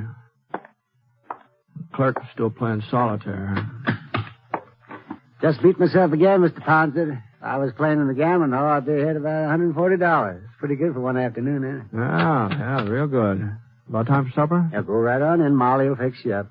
Got baked ham tonight. Fine. Oh, say, Mr. Ponset? Yeah? Remember us talking about Will Fetter and him being afraid to carry a gun? Uh-huh. Well, the darndest thing just happened. Oh, it wasn't any more than 15 minutes ago. I guess everybody's talking about it. He went into Bradley's Mercantile and he bought himself a carbine. Oh? Of course, he's just trying to bluff Noah Temple. Folks are giving 10 to 1. Will don't even know how to load a rifle.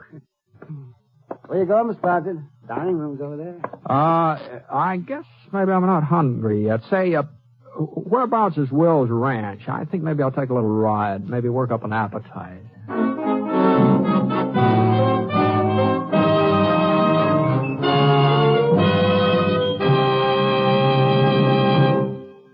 We'll return to James Stewart as the six-shooter in a moment. First, a word from Coleman, America's leader in modern automatic home heating equipment. When winter comes, does your house shrink like this? Well, I guess it's time to close off that back room. There's just no way to heat it. Don't deprive yourself of valuable living space. Get a Coleman automatic heater and enjoy new warmth in the hardest-to-heat room. Get your Coleman oil or gas heater now during Coleman's big bonus sale. You'll get 3 bonuses. A new low price. Yes, now you can get a dependable Coleman oil or gas heater at a new low price. A new low operating cost. Coleman saves you up to 25% on heating bills because Coleman gives you maximum heat from your fuel. And a 32-piece set of Libby safe-edge glassware worth $14. It's free with your new Coleman heater. Get 3 big bonuses during Coleman's big bonus sale. The sale is for a limited time only, so see your Coleman dealer tomorrow. Look for his name in your telephone directory. Remember, comfort costs so little with a Coleman.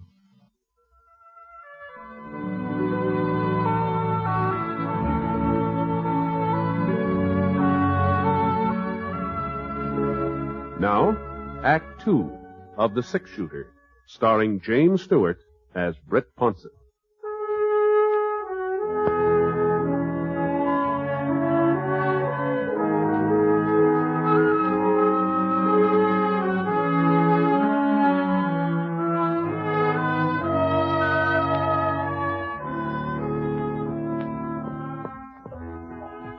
The Fetter Ranch was about 2 miles south of town. And from the outside, looked neat and comfortable, well kept up. The ground stretching out behind it was good grazing land. Oh, it's worth at least $5 an acre, maybe more. I tied Scar to a cottonwood in the yard and walked up to the door.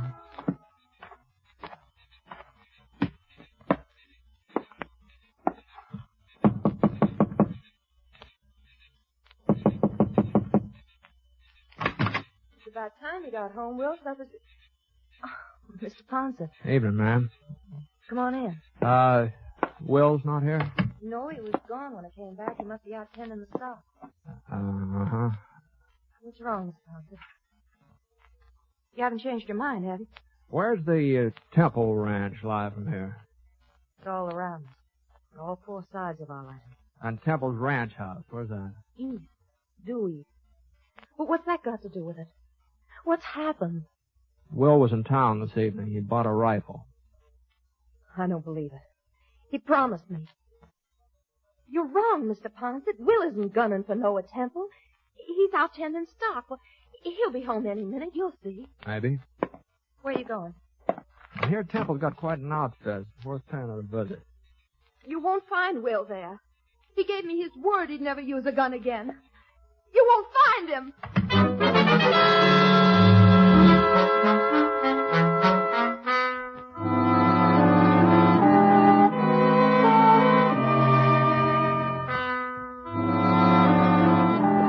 headed due east for about a quarter of a mile, and when I came to the edge of Will's property, I saw a sorrel tethered to a fence post. Looked like Will had decided to go the rest of the way on foot, so I climbed out of the saddle and looked around. There was a big break in the fence, but the cattle hadn't made it. That barbed wire had been cut. And there were 4 heifers and a couple of steers lying just over the temple boundary. Well, there just wasn't much question about it. They'd been shot. So I crawled through the opening and went right past a big sign that said, Temple Ranch, trespassers will be shot. I found some footprints. I figured they were Will's.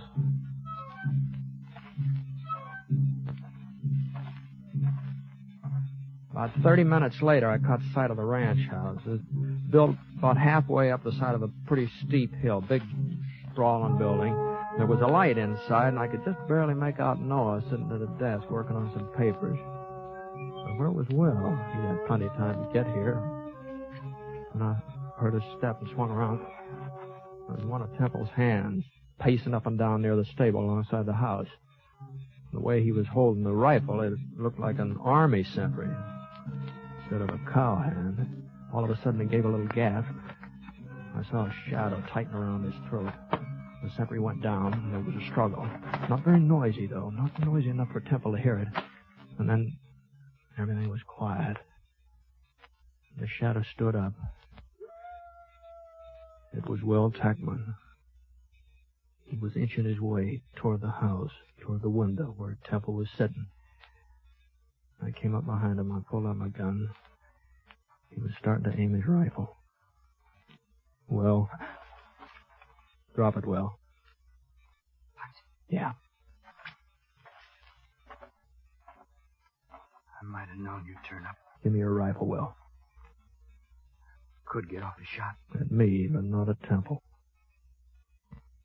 Temple gets our ranch and I go to prison, is that it? We'll talk all about that as soon as we get back to your place. Now, come on.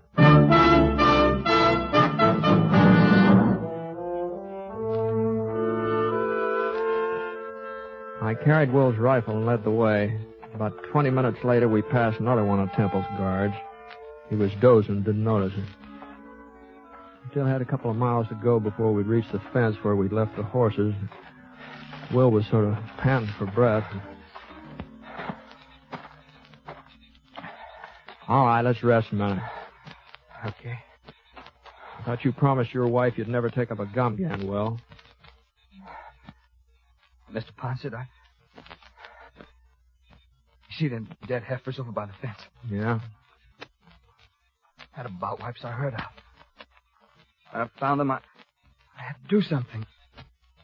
As long as you knew who I was anyway, as long as I was going back to prison, I had to fix it so Sarah wouldn't have the ranch taken away from her. You wouldn't think a piece of land would be worth everybody getting so excited about. I've been shoved around, Britt. Ever since I was a kid, I've been shoved around. Even when I held up the Austin Bank, I wasn't the one who... The one who what? Nothing.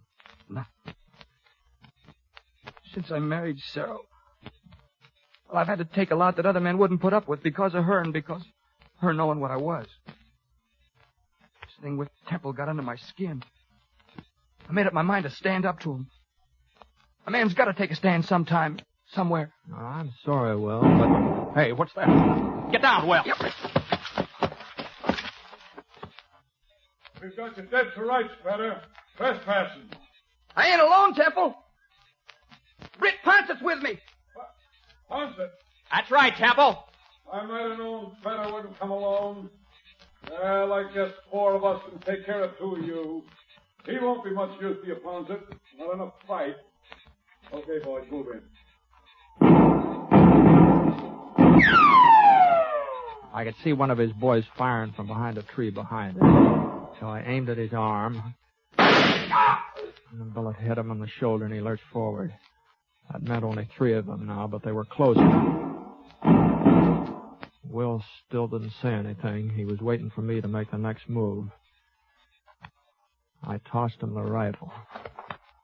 Thanks, Britt. He got to his knees and started across a little clearing. He was still all right when he died behind a boulder.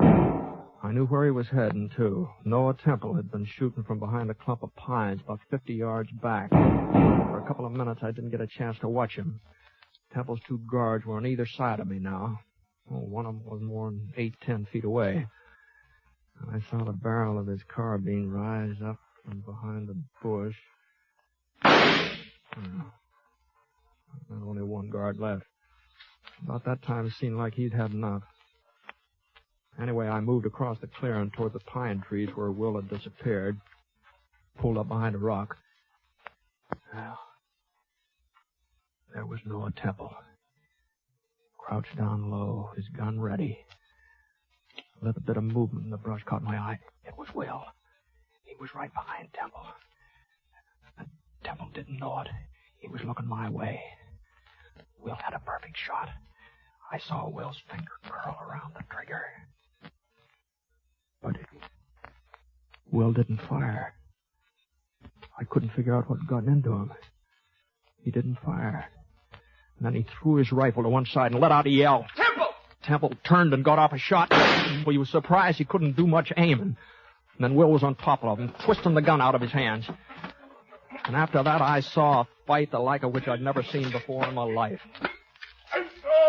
There, Will hit Temple across the face, and he went over backwards. And then Temple kicked, and his foot lifted Will right off the ground. But before Temple could pick himself up, Will was right on top of him again. And Temple tried to reach for his gun, and Will brought his boot right down on Temple's hand. Temple quit reaching. And then Will backed away and let Temple up again. And as soon as Temple was steady again, Will drove his fist right into Temple's stomach. And Temple's hand flew apart, and he was wide open. Will hit him again, and hit him again, and again. And finally, Temple managed to send his fist into Will's face, and Will looked like maybe he was going to go down, but he still had a fight left to land a right that snapped Temple's head right back. And it was Temple that toppled over, and then I knew he wasn't going to get up again, not for quite a while.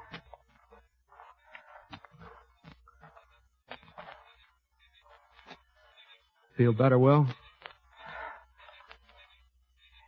Yeah. Yeah, lots better. You had your chance to kill him. You had a perfect shot. You didn't have to fight him this way. It's the only way I could fight him, Britt. Huh? I had him in my sights. Something kept me from pulling the trigger. Maybe you'll think I'm crazy, but I kept remembering what I'd promised Sarah. That I wouldn't use a gun again. I couldn't pull that trigger, Britt. I just couldn't. Uh-huh. Well, let's see if we can't get Temple here to a doctor. You know, it looks like he needs one.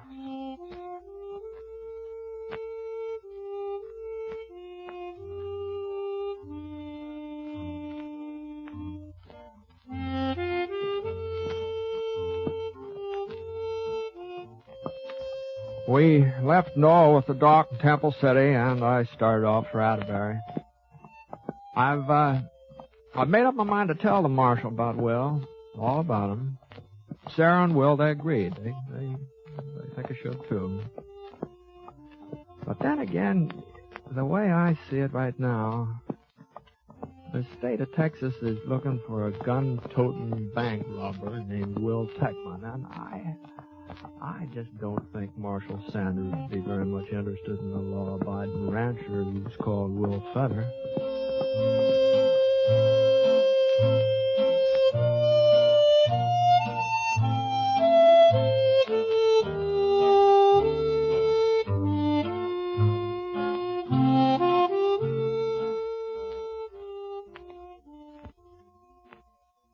I'd like to take a minute here to remind you about some of the great entertainment that's in store for you on NBC Radio. Now, for most of us, Monday evening is a time to relax, sit back, and take it easy. NBC had exactly that in mind when they designed their Monday night of entertainment. You'll want to listen to the delightful music of the Railroad Hour as they resume their fall schedule of popular operettas that have entertained for so many years. Gordon MacRae will be your host and star, and during weeks to come, you'll have many charming guest stars to add to your listening pleasure with their famous voices. And you'll want to relax to the melodies of the Firestone Orchestra and Chorus under the direction of Howard Barlow on The Voice of Firestone. Another great Monday night favorite is the Telephone Hour, with its wonderful program of music directed by Donald Voorhees. Yes, every Monday night, hear these three fine musical programs on NBC Radio.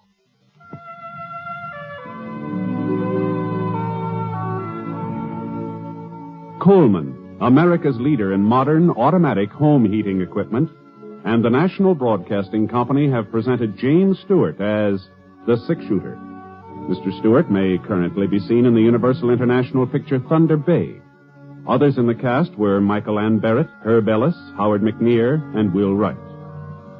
The Six-Shooter is an NBC Radio Network production in association with Review Productions, and it is based on a character created by Frank Burt. And today's transcribed story was written by him.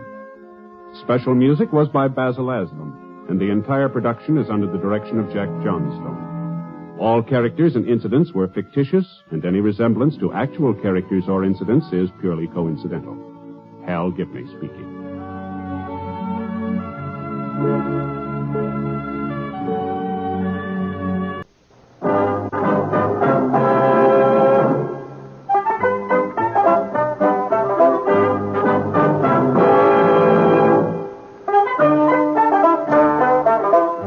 In just a moment, you'll hear James Stewart as the Six-Shooter, just one of the many great stars brought to you Sundays on NBC.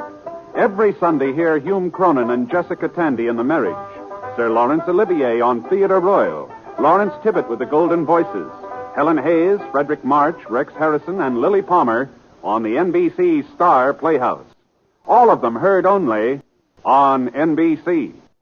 James Stewart as the Six-Shooter.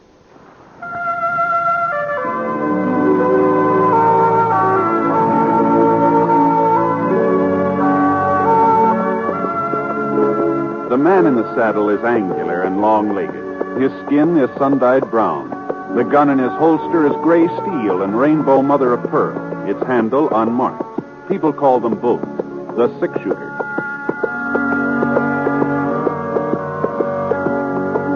The NBC Radio Network presents James Stewart as the Six-Shooter, a transcribed series of radio dramas based on the life of Britt Ponset, the Texas plainsman who wandered through the Western Territories, leaving behind a trail of still-remembered legends.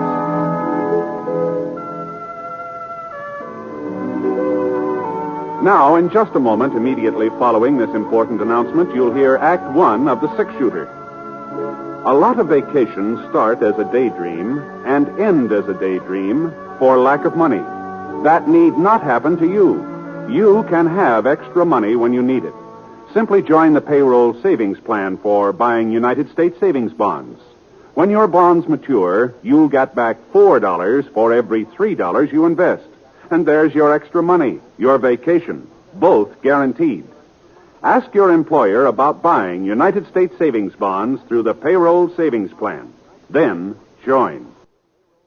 Now, Act One of The Six-Shooter, starring James Stewart.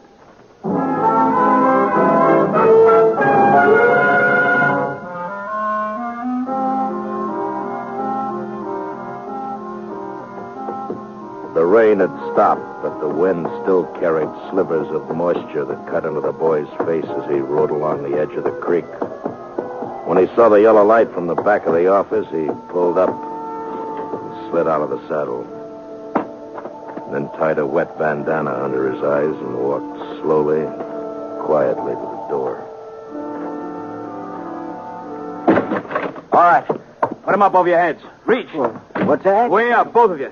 Stay away from that shotgun. Now, look here, young fella. You, get over to the safe. Better hurry it up, mister.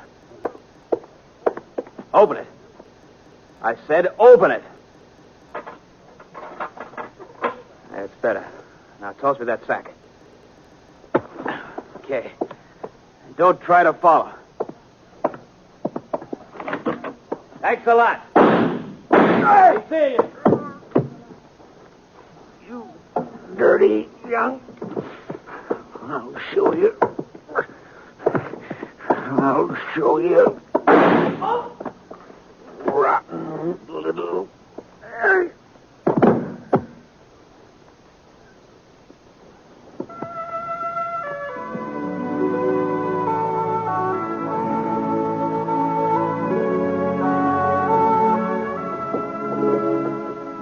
I hadn't figured on going through Clay City.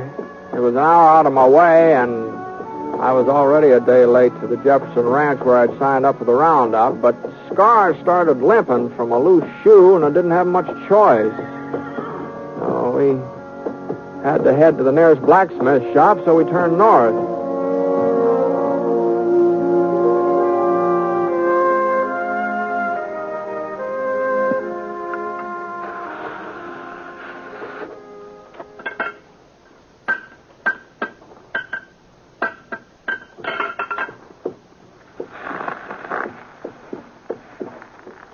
Mister. What's the trouble? Well, the horse is losing a shoe here. Let's have a look. Raise it up, fella. Come on, boy. Yeah, that's split, mister. Needs a new one. Okay, boy. Can you take care of it, you think? Sure. Bring him over here. Say, what happened to Red? Fellow used to own this shop. Oh, he went to Nevada chasing silver. I bought him out a few months ago. Is that so? Ah. You know, you don't look very much like a blacksmith. I'm stronger than I look. Heavier, too. Yes, sir. Well, what do you think I weigh, mister? Oh, I don't know. Hey, why don't you take a guess? Say 120? 30? Oh, well, not more than that, I wouldn't say. You a betting man, mister? Sometimes, yeah. All right. I say I weigh over 130. And if I don't, you get the new shoe for nothing. But if I do, you pay me double. What do you say? Well, now, you got a set of scales? Don't need no scales. What do you say, mister? Is it a bet? Don't seem to be no way of proving it, though. All you got to do is lift me up. You look like a man who can judge weight. What do you say? Okay. All right, it's a bet. All right, mister. Just heist me.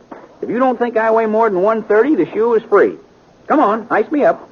I haven't ever tried to judge a man's weight before, but... Well, here we go. Wow. Yeah.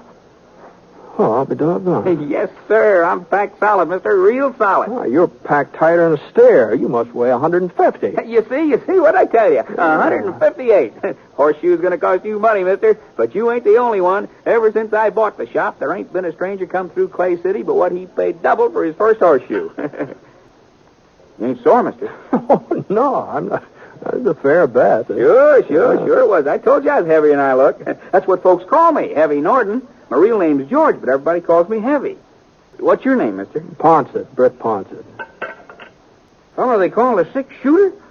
Well, doggone it, I've heard about you, mister. I sure heard about you. Well, I sure have. Would have recognized you, too, if I'd have noticed your gun. Sure is fancy, ain't it? Say, do you mind showing it to me? No.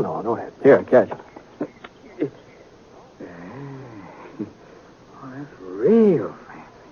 Just like Sheriff Scofield said. And you know something? He says he seen you fire 6 shots with it while Whitey Jackson was getting off his first bullet. That time down at Eagle. Yeah, well, the sheriff kind of likes to build up a story, you know. Well, he swears it's the truth. Well, here's your gun, Mr. Poncett. Thanks. Sure. You was mighty quick in getting into Clay City. How'd you hear about it so fast? Hear about what? Why, the holdup at the Fargo station last night. Ain't that why you come? No, I was heading past town. Turned off because Scar got a loose shoe. Well, now, ain't that a coincidence? Fellow holds up the Fargo office, kills one man, maybe 2, gets away with $5,000, and 12 hours later you ride into town. You got any idea who did it? No, sir, not a single solitary one from what I hear. Like I say, the deputy agent was dead when they found him. Other fellow, Fred Wilmer, a friend of his, got shot up pretty bad. Ain't done no talking yet. Doc says maybe he never will. I see. Wow. Does Sheriff Scofield take out a posse? Nope, ain't nobody to go. Most of the men signed up for the Jefferson Roundup. Left town day before yesterday. Here's the Jefferson Ranch paying good money this year. Mm-hmm. You seen the sheriff this morning? No, not lately. He might be over to his office. You could try there. Yeah, I think I'll walk down there while you're fixing up Scar. Sure, Mr. Poncett. Darn good idea. Sheriff Scofield will be real glad to see you.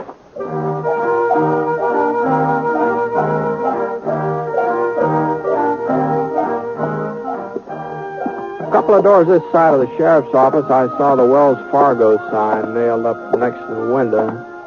The place wasn't locked, so I went inside. One of the chairs was upset, and there were some damp stains on the floor. The cast iron safe against the wall was standing wide open, so I kicked it shut. And then I went out in the back stoop. There was some more blood on the steps, and then just red mud. Right at the edge, I saw the hoof prints. They trailed off the side of the creek, and whoever made them had headed west. I let one knee down into the mud and looked at the prints real close. The horse had been wearing one shoe different from the other three. A sharp rock must have cut into it somewhere or another. Not enough to split it, but just enough so that the print left a sort of a jagged line, like fancy handwriting. You find something, Britt? Huh? Oh, hello, Sheriff. Oh, I was just heading out your way. Yeah, I just saw Heavy. He told me he was in town. Did you find something? I don't know. Did you see these hoof prints? Yeah. Well, don't mean nothing. Trail gives out a mile or so down the creek at the fork. Did Clay City had any other trouble lately, Ed? No, not a bit. I guess any town's got to expect a hold-up once in a while. Well, I heard it was more than that. Yeah, that's right. Fred Wilmer able to talk yet? I'm afraid not. Doc said he'd let me know the first time he come around. Took him out to his ranch on the other side of town. You been out to see him since last night? There wasn't no reason. Well, it might be a good idea to be there just in case. I thought maybe I ought to stick in town. Well, it don't look like anything more is going to happen here. Why don't I'll get Scar and meet you out at Fred's place, huh? I can handle this alone, Britt. Well, sure. I was just offering to keep you company, Ed. I'll meet you there.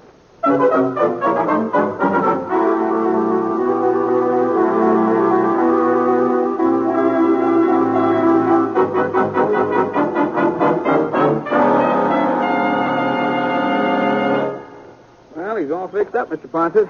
Tied him up around the side so he'd be in the shade. Well, thanks very much. Mighty fine horse you got there, too. You find Sheriff Scofield? I told him he was in town. Yeah, I found him. Figure out anything? No, not so far. You will. Sheriff's a good man. You and him together, you'll get whoever done it. Maybe. Say, you're the only blacksmith around here, aren't you, Heavy? Yeah, only one for 40 miles, yes, sir. Did you ever see a horse with a shoe that's got one jagged edge, left hind leg? A lot of shoes got jagged edges, Mr. Ponset. Yeah, I know, but now, let's see here. Let's see, I'll try to show you what I mean. I'm not much of an artist, but it looks something like this. Mm-hmm. It's sort of like that. Yeah.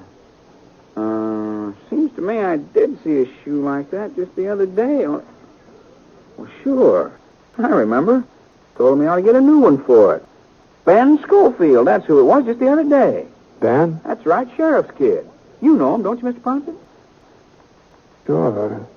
Well, I haven't seen Ben for a couple of years, though. Well, sir, you wouldn't recognize him if you saw him now. That boy just sort of growed up overnight. Yeah, I guess he has.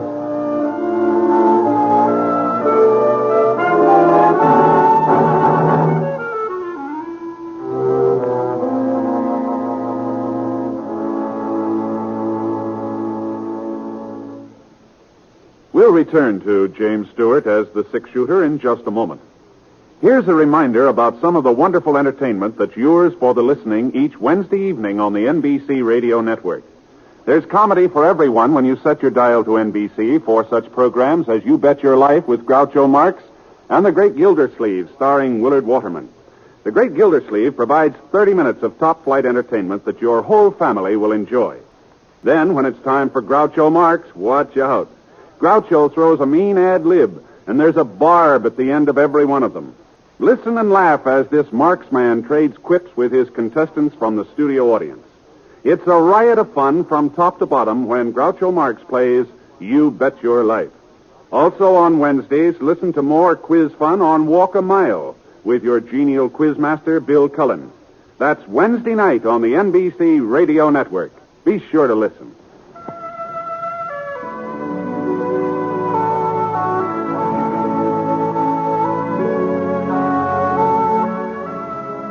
Now, Act Two of The Six Shooter, starring James Stewart as Britt Ponset.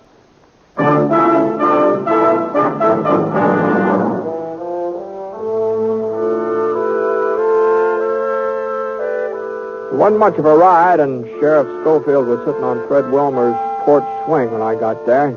He told me Doc was inside with Fred, so I squatted down on the stoop and waited. About half an hour later, Doc came out, told us we could go inside and see Fred.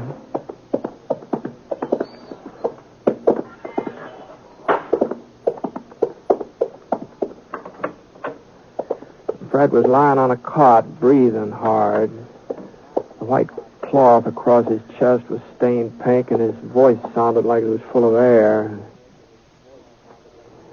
We was just sitting talking, Sam and me. Didn't hear the back door open. Must have left it unlocked. Turned around, and there he was, holding his gun on. Did you get a look at him, Fred? Sure, but it didn't do much good.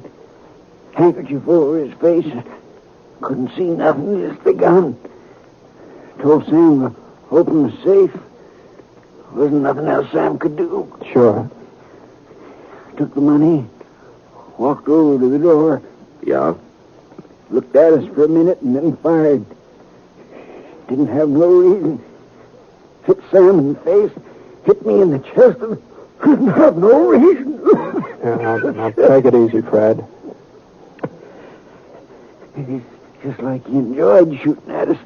That's how it was, like he enjoyed it. Maybe he was scared. He wasn't scared. He didn't have no reason. Thought he killed us both. Started down the steps. I got my hand on the shotgun and let him have it. You hit him? I don't know, maybe. He gave a yell and rode off. You go out back after him? I couldn't go nowhere, Britt. What kind of a fellow was he? Was he young, old? I couldn't see his face. He was a young fellow, I'd say, though. How young? Oh, 17, 18. He was full grown. You sure? He sounded young. He moved young. Tall, short? Medium. About the size of your kid, Ed. About that size. That enough for you, Ed? Yeah, that's enough. You think you get him, Britt? Sure, Fred. Sure, we'll get him. Come on, Ed. Didn't have no reason to shoot. No reason.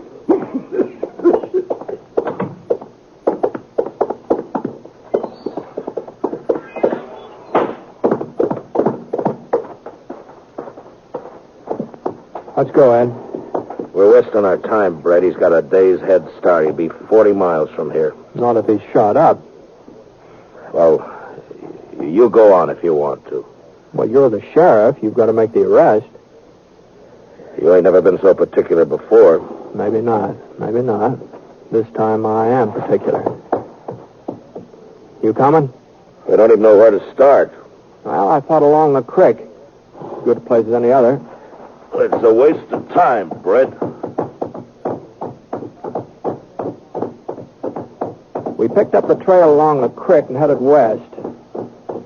Wasn't hard to follow. Every once in a while, we'd see a few drops of blood spattered against the bushes. About 10 minutes later, we came to the fork where Ed said the trail gave out. Scar stuck his nose down into the water, and I looked around. The trail didn't give out. It turned south. I nodded in that direction. Ed didn't say anything. He just followed. Then about 5 o'clock, we stopped to eat. Ed built a fire, and I opened up a couple of cans of beans I had in my roll. What, you're not hungry, Ed? It's early for supper. It's too early. Yeah. Ed, I talked to Heavy before I went out to Fred's place. I asked him who had a horse that would leave a mark like the one we've been following. So? He said that Ben did. Your son, Ben.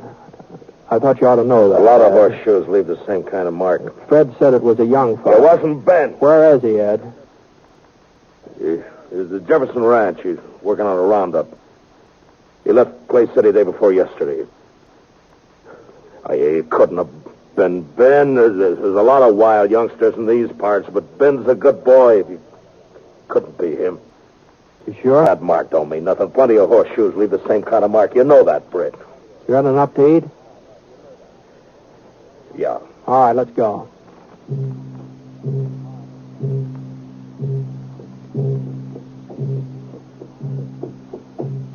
The moon came out, thin, yellow. Not real bright, but enough so we could follow the trail. For about 3 miles, there wasn't any blood sign.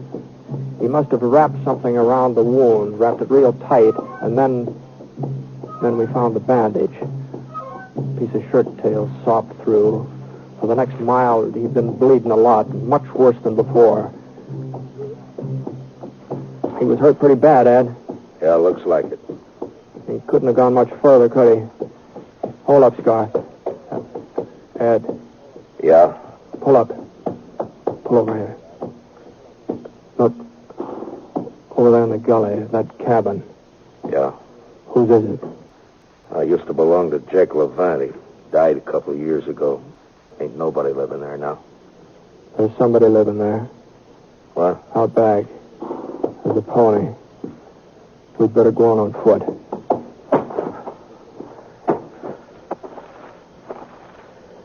Britt? Yeah? We're gonna take him alive, ain't we? If we can. We gotta take him alive, Britt. It's Ben, isn't it?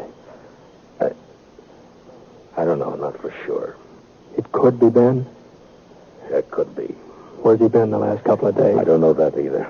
I had an argument with him 2 nights ago. He needed some money. He'd been playing poker. He lost a lot. Now, the $5,000 that was taken out of that safe is a lot. I wouldn't give him none. He got mad. He said he'd get it himself. And I hit him. I hit him hard across the face. Hit him twice. He started to hit me back, and then he walked out of the house, and I ain't seen him since. I wish he had hit me back. Now, we've got to get across this clearing, Ed. Over to that clump of trees. Well, he may see us. We'll have to take that chance. You ready? Yeah.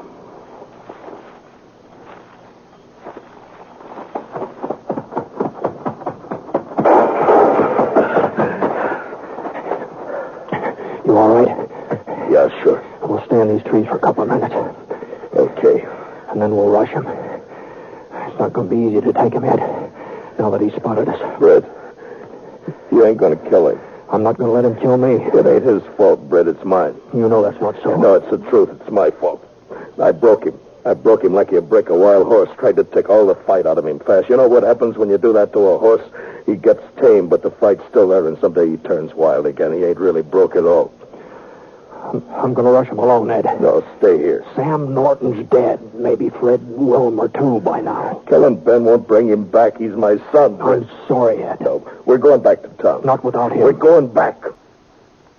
You can outdraw me, Britt, but I'll still have time to get a shot off. I'll try to get him alive, Ed. I'll try. No, don't turn your back on me, Britt.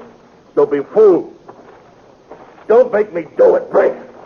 I knew he wouldn't shoot. I wasn't being brave, but I knew he wouldn't shoot. A man like Ed Scofield just don't change overnight. You can figure a man like Ed. But I hadn't figured on what happened next. Ben! It's me, Ben! You're dead! Can you hear me, Ben? Britt Ponset's coming after you. Throw out your gun, Ben! Britt Ponset's coming! No! Let it to me, Ben! I I saw him go down real slow, like his legs had buckled under him. I pushed myself past a couple of rocks and edged over toward the back door. The kid was in the kitchen. I couldn't see him, but I could hear him moving around, going from window to window, looking out, waiting for me. I slid past another rock. I could run for the door now or wait. The kid made up my mind for me. He knew right where I was. I took out my gun and waited. I knew he'd get nervous first. Young fellas always do. I wasn't so young. I could wait. It wasn't more than 5 minutes before the door started to open. His pony knew he was coming, too. He started for his horse. I aimed at his leg. For a second, he just stopped moving, just hung there in midair like a hawk. And then he sprawled forward out of sight behind a log. Everything was quiet now. Even his pony. And then the moon went behind a thick cloud. And I came around the corner of the cabin. And then suddenly the moon came out again, and just in time for me to see his .45 coming up over the top of the log. His revolver slipped out of his fingers, and I saw him try to reach for it. But he couldn't make it. I stood up and I walked over to the log. I turned him over with my foot, and I looked at his face.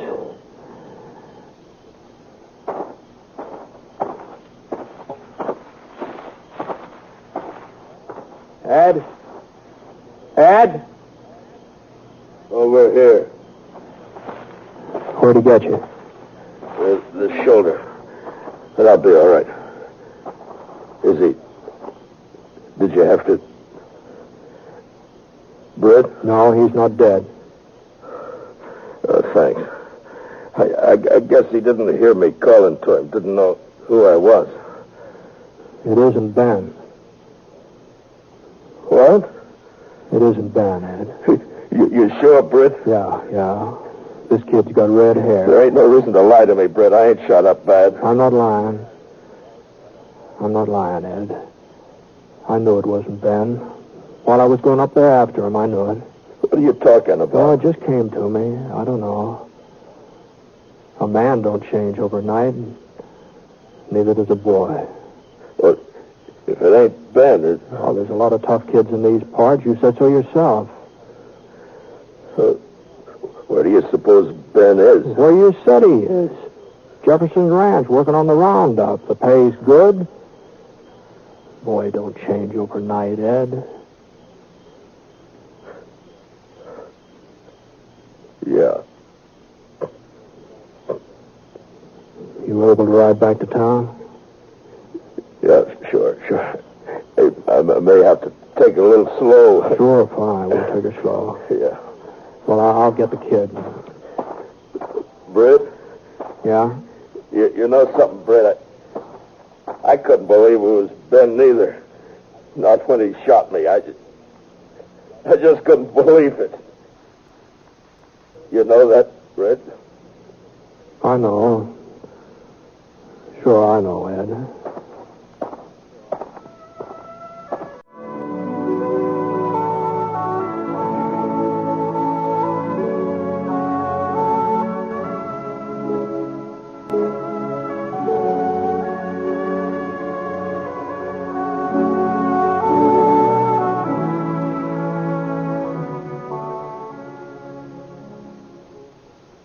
Picture the most extravagant vacation imaginable. Then picture yourself going on that vacation.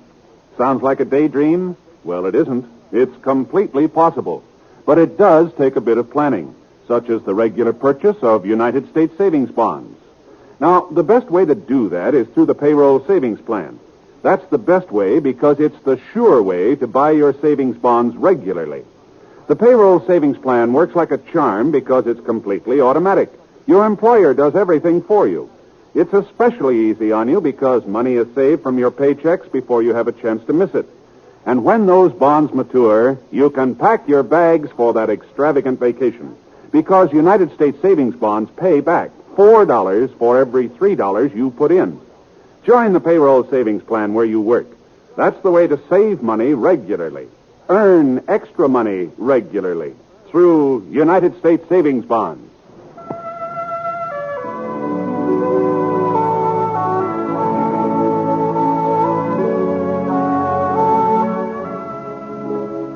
The Six Shooter is an NBC Radio Network production in association with Review Productions. It is based on a character created by Frank Burt, and the transcribed story is written by him. Mr. Stewart may currently be seen in the Universal International picture Thunder Bay. Others in the cast were Parley Bear, Jimmy McCallion, Herb Vigran, and Bill Conrad. Special music for this program was by Basil Adlam, and the entire production is under the direction of Jack Johnstone. All characters and incidents were fictitious, and any resemblance to actual characters or incidents is purely coincidental. Hal Gibney speaking. Hear Exciting Stroke of Fate tonight on the NBC.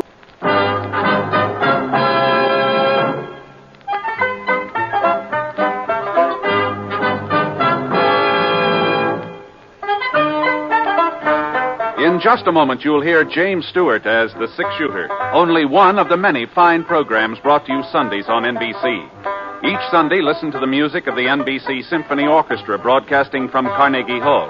Hear the amusing adventures of Hume Cronin and Jessica Tandy in The Marriage, and tune to the NBC Star Playhouse for the nation's greatest stars. It's a lineup of wonderful programs, all of them heard only on NBC. James Stewart as the Six Shooter.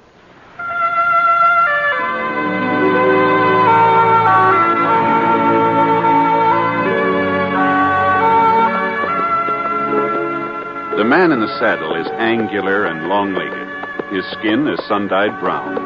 The gun in his holster is gray steel and rainbow mother of pearl, its handle unmarked. People call them both the Six Shooter. The NBC Radio Network presents James Stewart as the Six Shooter, a transcribed series of radio dramas based on the life of Britt Ponset, the Texas plainsman who wandered through the Western Territories, leaving behind a trail of still-remembered legends. Now, in just a moment, immediately following this important announcement, you'll hear Act One of the Six Shooter. A Christmas gift with a future. That's how everyone feels about a gift of United States savings bonds. Because when those bonds mature, they pay back $4 for every $3 invested. What's more, they can be held as long as 10 years beyond maturity and earn even further interest. Give a gift of United States savings bonds. Now, Act One of The Six Shooter, starring James Stewart.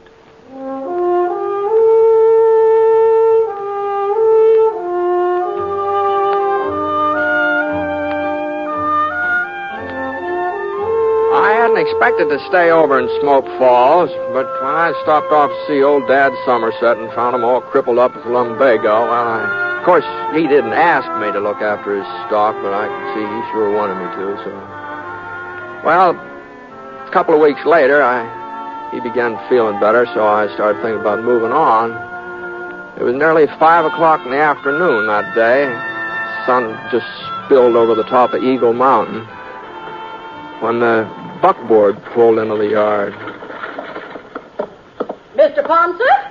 Oh, evening, ma'am. Mr. Ponset, I'm Grace Proudly. Oh, pleased to meet you, Miss Proudly. I've been meaning to come out and see how Mr. Somerset's been getting along, but I just never have a minute's free time. It's canning season, you know. Yes, ma'am. Well, Dad's feeling much better. If you'd like to talk to him, he's right in. No, just say that I asked for him. As a matter of fact, it's you I want to talk to, Mr. Ponset. Oh? You see, I'm president of the Ladies' Aid Society of Smoke Falls. Uh-huh. We're affiliated with the church and do lots of charity work, Christmas baskets and things like that, you know. All the best ladies in town are members, and we don't just take in everybody either. Well, Now, this is what I'm getting at, Mr. Poncett. Tonight's our box supper and square dance. It's an annual event. Mr. Simpling always loans us his barn for the occasion. I've spent the whole afternoon helping with the decorations. Now, Polly Sullivan, that's Wade Sullivan's wife, she's chairman of the decorating committee, but since I'm president, I felt it was my duty to give her a hand. That's what made me so late coming out here to ask you. To ask me? About attending the supper. Oh. No, well, I'm not going to take no for an answer. Oh, but Miss Proudly. To tell you the truth, I've already told folks you were planning to come. Oh, but you shouldn't have done that. Now, after all, you're practically the first celebrity we've ever had in Smoke Falls. The auction starts at 7:30. You won't be late, will you, Mr. Poncett? Oh, but And one more thing, would you mind wearing your gun? The men folks are especially interested in that. Get up, Sheba. Come on, someone. Oh, but wait a minute, Miss Proudly. Say there, Miss Proudly. Oh, dear.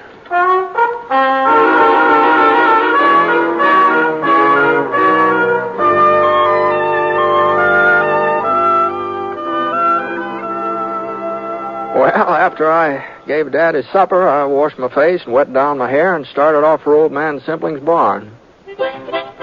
When I got there, Miss Proudly met me at the door and introduced me around. The only name that sank in was her daughter, Ellen.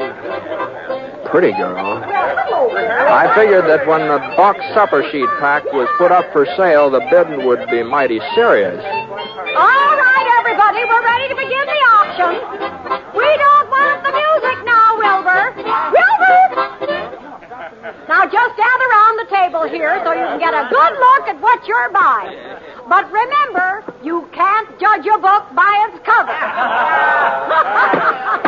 Now, which one shall we start with? Oh, my, look at this one. Pretty pink ribbon and white tissue paper. Why, I'll just bet you there's a whole fried chicken inside this box. Now, who's going to make the first bid? $1.50. Don't forget, gentlemen, a pretty lady's company goes with the supper. I'll give a nickel. Now, Spud Hooker, you stop joshing. You know we don't take any bid less than a quarter. Now, who'll offer a quarter just to get things underway? Look at this lovely box. Just think some nice young lady spent the whole day fixing it up. Then she'll be too tired to dance. Come on, somebody. 25 cents. Why, it costs more than that. The auction was kind of slow in picking up momentum. But when Mrs. Proudly started in to make the third sale, well, there wasn't much doubt whose supper she was selling. Ellen Proudly sort of reddened in the cheeks and tried to look unconcerned. I saw her give somebody a glance on the other side of the room, almost like a signal. Couldn't tell who it was intended for, but there were two fellas standing over there. Spud Hooker is one, a tall, husky, about 25. He'd been cracking jokes and acting sort of like he owned the place. The other boy was kind of a different sort. He's thinner, shorter.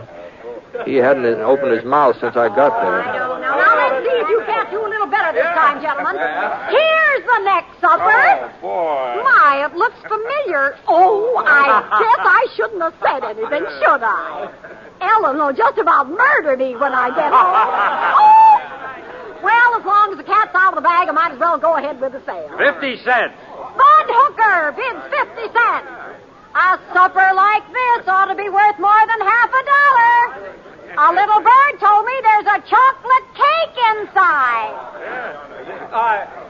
75 cents, ma'am. I've got 75. Now, what about it, Spud? You're not going to let Tom Leverett outbid you? $1. $1. I'm bid $1 silver dollar. Who'll give $1.25? $1.25. Don't forget, gentlemen, it's all for charity. $1.50. Now we're getting somewhere. I'm bid $1.50. Spud Hooker offers $1.50. Are there any more bids? $2. You're bidding $2, Tom? Yes, ma'am. $3. Oh, 3? That's what I said. Well, now, we all appreciate your enthusiasm, boys. But remember, this isn't the only supper you can buy. It's the only one I'm buying, and I'll take it right... $4. Huh? Well, all right. Going once, going twice, and it's sold... $5. Now, Spud, are you sure? $6, Miss Proudly. You're making a fool of yourself, Leverett. Ellen wants to eat with me. My bid's $6. 7. Now, boys! 10. Oh, now you don't mean that, Tom. You can't afford $10. No, I mean it. Well, all right. I'm bid $10. Are there any more bids? Going once, going twice? Go ahead, sell it to him. It ain't going to do him no good. Now, we don't want any trouble, Spud. Ellen's my girl, and she's eating with me. I'll take that box, Miss Proudly. Here's your money. Didn't you hear what I said? She's eating with me. Get out of the way, Spud. You're not man enough to make me move. Now, give me that box or I'll take it away from you. Okay, Tom, you hurt me. Just a minute here. Now, hold on. Don't concern you, Poncett. No, maybe it doesn't. Maybe it doesn't concern me. It just seems to me that there ought to be a better place for settling things, that's all. Mr. Ponset's right, Spud. Let's go out. Hey, where's Britt Ponset? Dad Somerset said he was over here. Yeah, I'm Poncett. Oh, Mr. Poncett, Sheriff Tinsmith told me to find you. What's the matter, Jake? Dink Falk just broke out of jail. Yes. He shot the sheriff in the back while he was getting away. Oh, he did? Hey, well, we took him over to Doc Foster's, and he's bleeding pretty bad. He wants to talk to Mr. Poncett before he... I'll get my horse.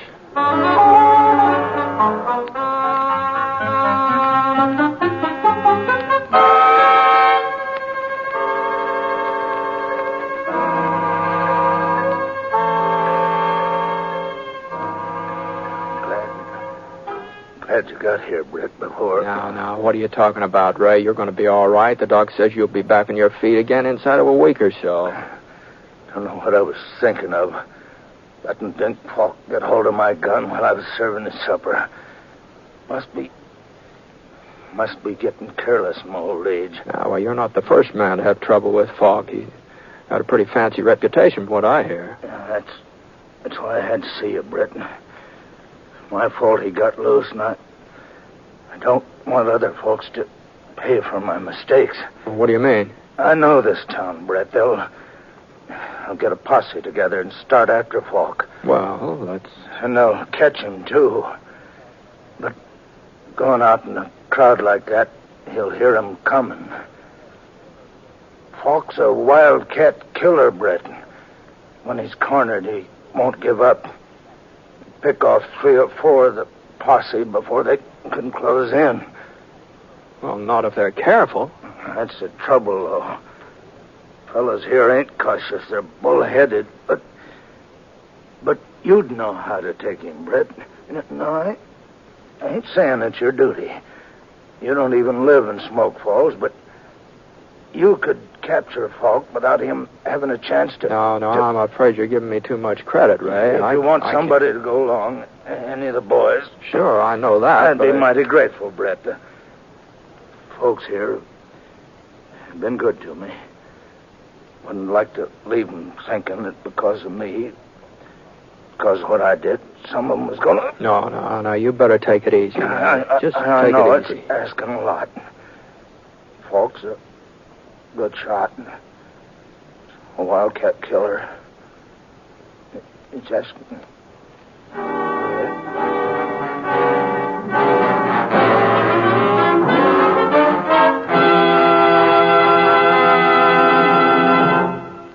We'll return to James Stewart as the six-shooter in just a moment. Recently, the American Red Cross was called on for immediate and dramatic expansion of its part in the National Blood Program.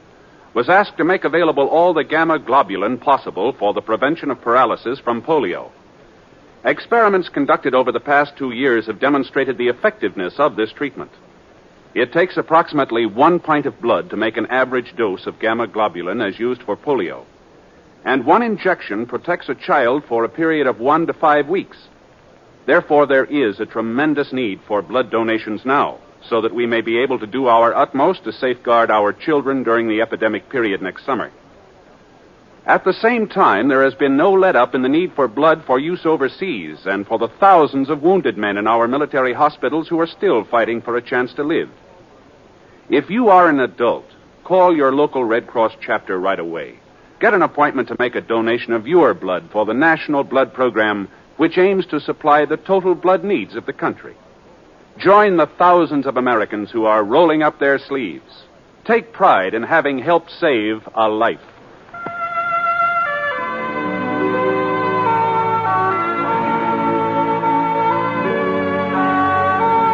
Now, Act 2 of The Six-Shooter, starring James Stewart as Britt Ponset.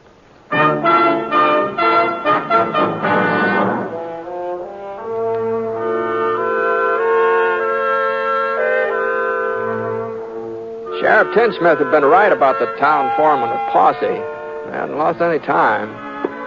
Spud Hooker was taking charge. I was kind of surprised to see that Tom Leverett was along. But I figured he and Hooker sort of join forces for the time being. How is he, Ponset? Well, he passed out a few minutes ago.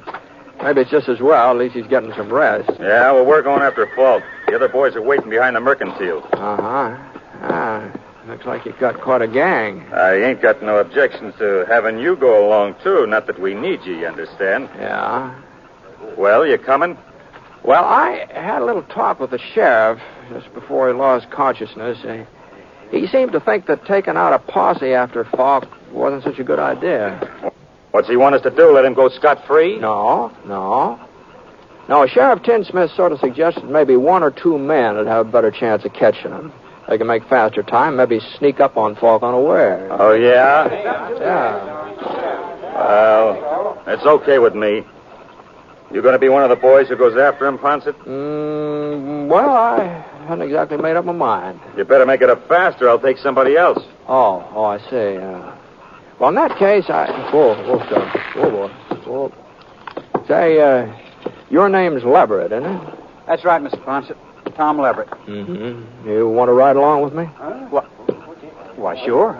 Wait a minute here. I thought you said 1 or 2 men. Mm-hmm, I did. Well, we don't need Leverett then. Well, I tell you, I sort of figured maybe you ought to stay in town, Hooker.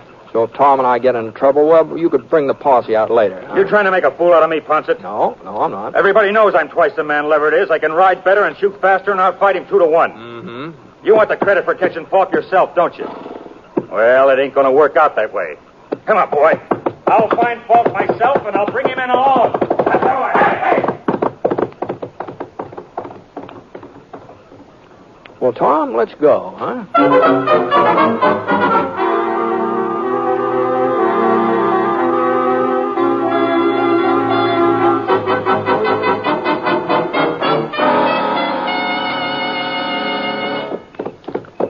Falk's trail headed west, up toward Eagle Mountain. And the moon was out, sort of a half moon, but it gave us enough light so we could follow the hoof prints Falk's horse had left. Along about midnight, we spotted another trail, fresher. It couldn't have been more than a couple of minutes old. It cut in from one side and then went on ahead in the same direction Falk was riding. You see that, Tom? Yeah. Looks like Spud Hooker took a shortcut. Yeah. You reckon he'll beat us to him? Oh, you never know. Never know. If he does, he might save us some grief, wouldn't he, huh? You're not anxious to tangle with Falk, are you, Mr. Ponset? No, I'm not anxious to tangle with anybody, Tom. But I thought, well, you brought in other outlaws before. Oh, some. Not as many as folks think, but I've never enjoyed tangling with any of them. Why'd you pick me? Spud's right. He is twice the man I am. That's shooting, maybe. Yeah.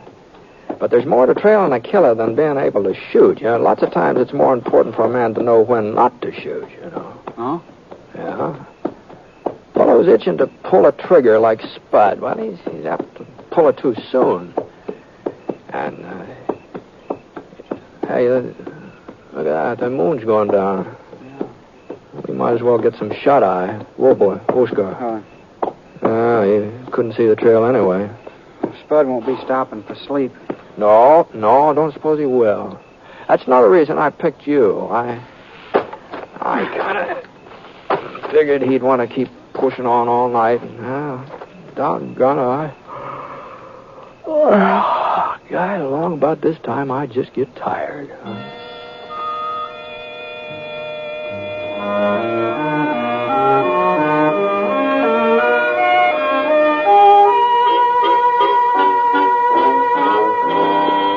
As soon as the morning sun began graying the sky, we started off again. Falk's trail was winding up the side of Eagle Mountain now. It was pretty hard riding. Tom didn't complain, even though I could see he wasn't used to it. Every once in a while, he almost slid out of his saddle, but somehow he managed to hang on. About noon, we reached a little creek, and Falk's trail gave out. The other trail, the one we figured was Hooker's, it sort of milled around in all directions, then went off on a tangent. And we climbed out from our horses and got a drink of water. I It tastes good, doesn't it? It sure does. You ever been out this way before, Tom? Oh, yeah. Not for the last couple of years, though. Any cabins around, place a man could hide out? Well, not that I remember. You think we're getting close to him? Well, he could have gone on using the creek to cover his trail, but he'd have to stop pretty soon. No? Oh, yeah. A man can't keep riding forever. Even Dink Falk. So far, we haven't seen any signs that he made camp, you see. That's so. Giant cave. Hmm? He might be there, Britt. It's not more than a mile away, due south. Giant cave? Well, you've heard of it, ain't you? No, I don't think I have. Well, it'd be a perfect spot for a man to hole up. Nobody knows for certain just how far back into the mountain the cave really goes. Some scientific fellows tried to explore it last summer, but, well, their lanterns gave out before they come to the end. Uh-huh. Well, it sounds like something we ought to see even if Falk isn't there. Come on, let's go and have a look.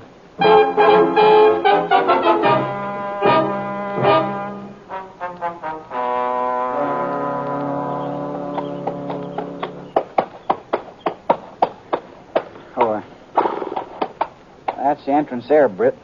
Beside that slab of yellow rock. Uh-huh. I don't see any sign of Falk's trail.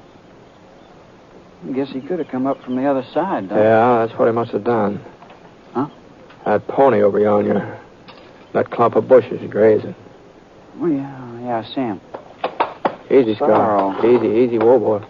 You know, Jake Watson said Falk stole a sorrel when he made his getaway. Mm-hmm. Now, we'd better close in on foot.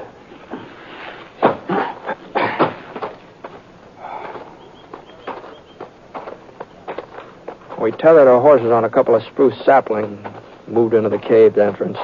It wasn't a very big hole. We had to sort of bend over and crawl through it.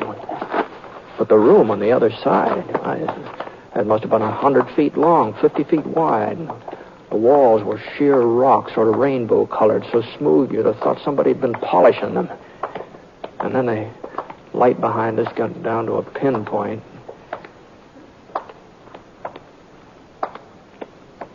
He wouldn't be hiding here in the dark, would he, Britt? Maybe. He heard us coming.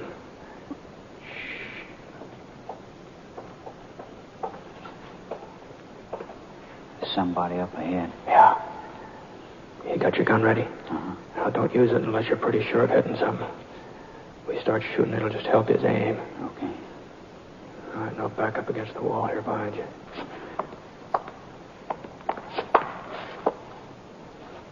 Falk! We know you're in here, Falk. You go any further, you'll get lost. You'll never find your way out. Hey, you hear me, Falk? You're wasting lead. You can't see us. We know that. You can't see me neither. We don't have to. You've got to come out sooner or later, and we'll be waiting.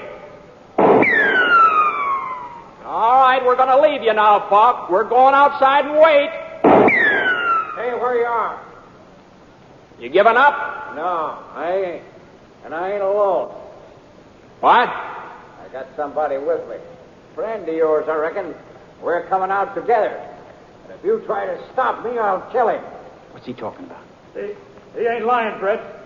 It's me, Spud Hooker. Spud? I caught up with him last night, but he got the draw on me. Hold your fire, Britt. He means what he says. He'll kill me if you don't hold your fire. You gotta do what he told you, Britt. You gotta. All right, Falk, come on. Start backing up towards the entrance. I don't hear you moving. Britt, please. All right, let's go, Tom.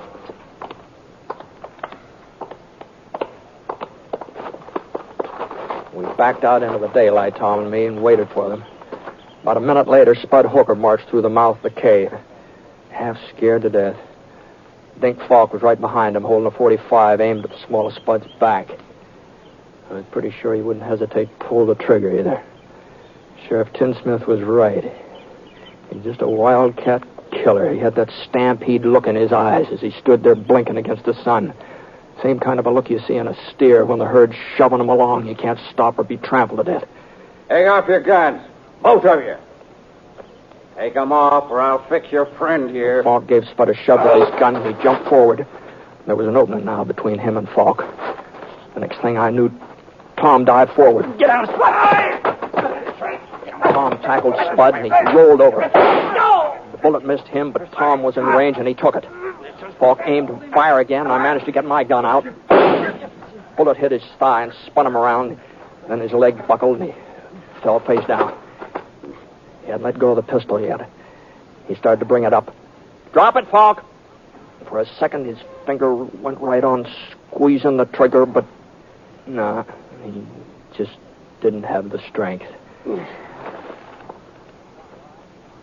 Tom? Tom, you all right? Sure. Yeah, it's hardly bleeding. I should have let Falk alone. I should have let you handle him, Britt. Well, I don't know. Looks to me like Tom did most of the handling around here. I mean, if it hadn't been for him, you know, I guess I had you figured wrong, Tom. I never thought you'd be the one to save me, but... I wasn't saving you, Spud. Huh? I don't like you. I never did. And nothing's going to change that. Then why? I like Ellen. I like her a lot, but... well, she's in love with you. If you got yourself killed, it would just hurt her and wouldn't do me no good. Ellen, tell you she's in love with me? She didn't have to. And she finds out what happened today. She ain't gonna find out. I'm gonna tell her. I'm gonna tell her myself. I don't want her to know. It's for me to decide. Now listen here, Spud Hooker. You do the listening for a change. No, I thought you I taught you a lesson loud last night, but it looks like... No, hold on now. Now, I think we ought to get Tom to a doctor, don't you? If we don't, Ellen won't have no way of choosing him even if she wanted to. Now, come on, Spud. Come on, give me a hand.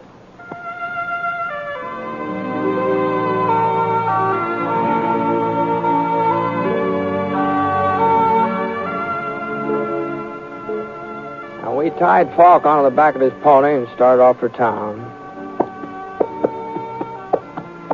I sure didn't know what Ellen was going to do about Spud and Tom. Oh, you never know what a woman's going to do when it comes to, you know, falling in love and marrying and all that sort of thing. But I did know one thing.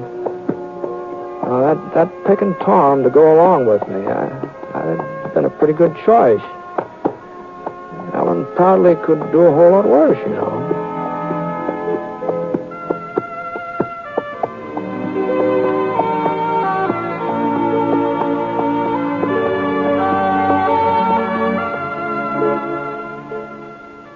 Ladies and gentlemen, the tradition of religious freedom and of religious worship in America goes back to the very founding of our country.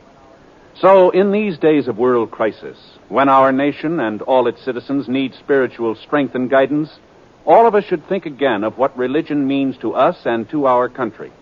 For it's religious faith that makes our way of life possible. During November, people of many faiths are joining in a great Religion in American Life campaign. So, whatever your faith may be, you are asked to join in this campaign. Be sure to attend and support the church or synagogue of your choice. And if you have children, by all means, light their life with faith. Bring them to worship this week.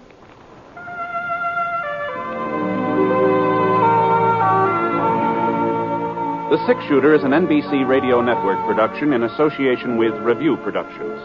It is based on a character created by Frank Burt, and the transcribed story is written by him. Mr. Stewart may currently be seen in the Universal International picture Thunder Bay. Others in the cast were Jeanette Nolan, Frank Gerstle, Robert Griffin, Forrest Lewis, and Sam Edwards. Special music for this program was by Basil Adler, and the entire production is under the direction of Jack Johnstone. All characters and incidents were fictitious, and any resemblance to actual characters or incidents is purely coincidental. And incidentally, a great many of our friends have written in to thank us for putting the Six Shooter on the air. And a surprising number of letters have requested the name of the theme you are listening to right now, and where it might be obtained. Well, we're sorry, but it is music that has been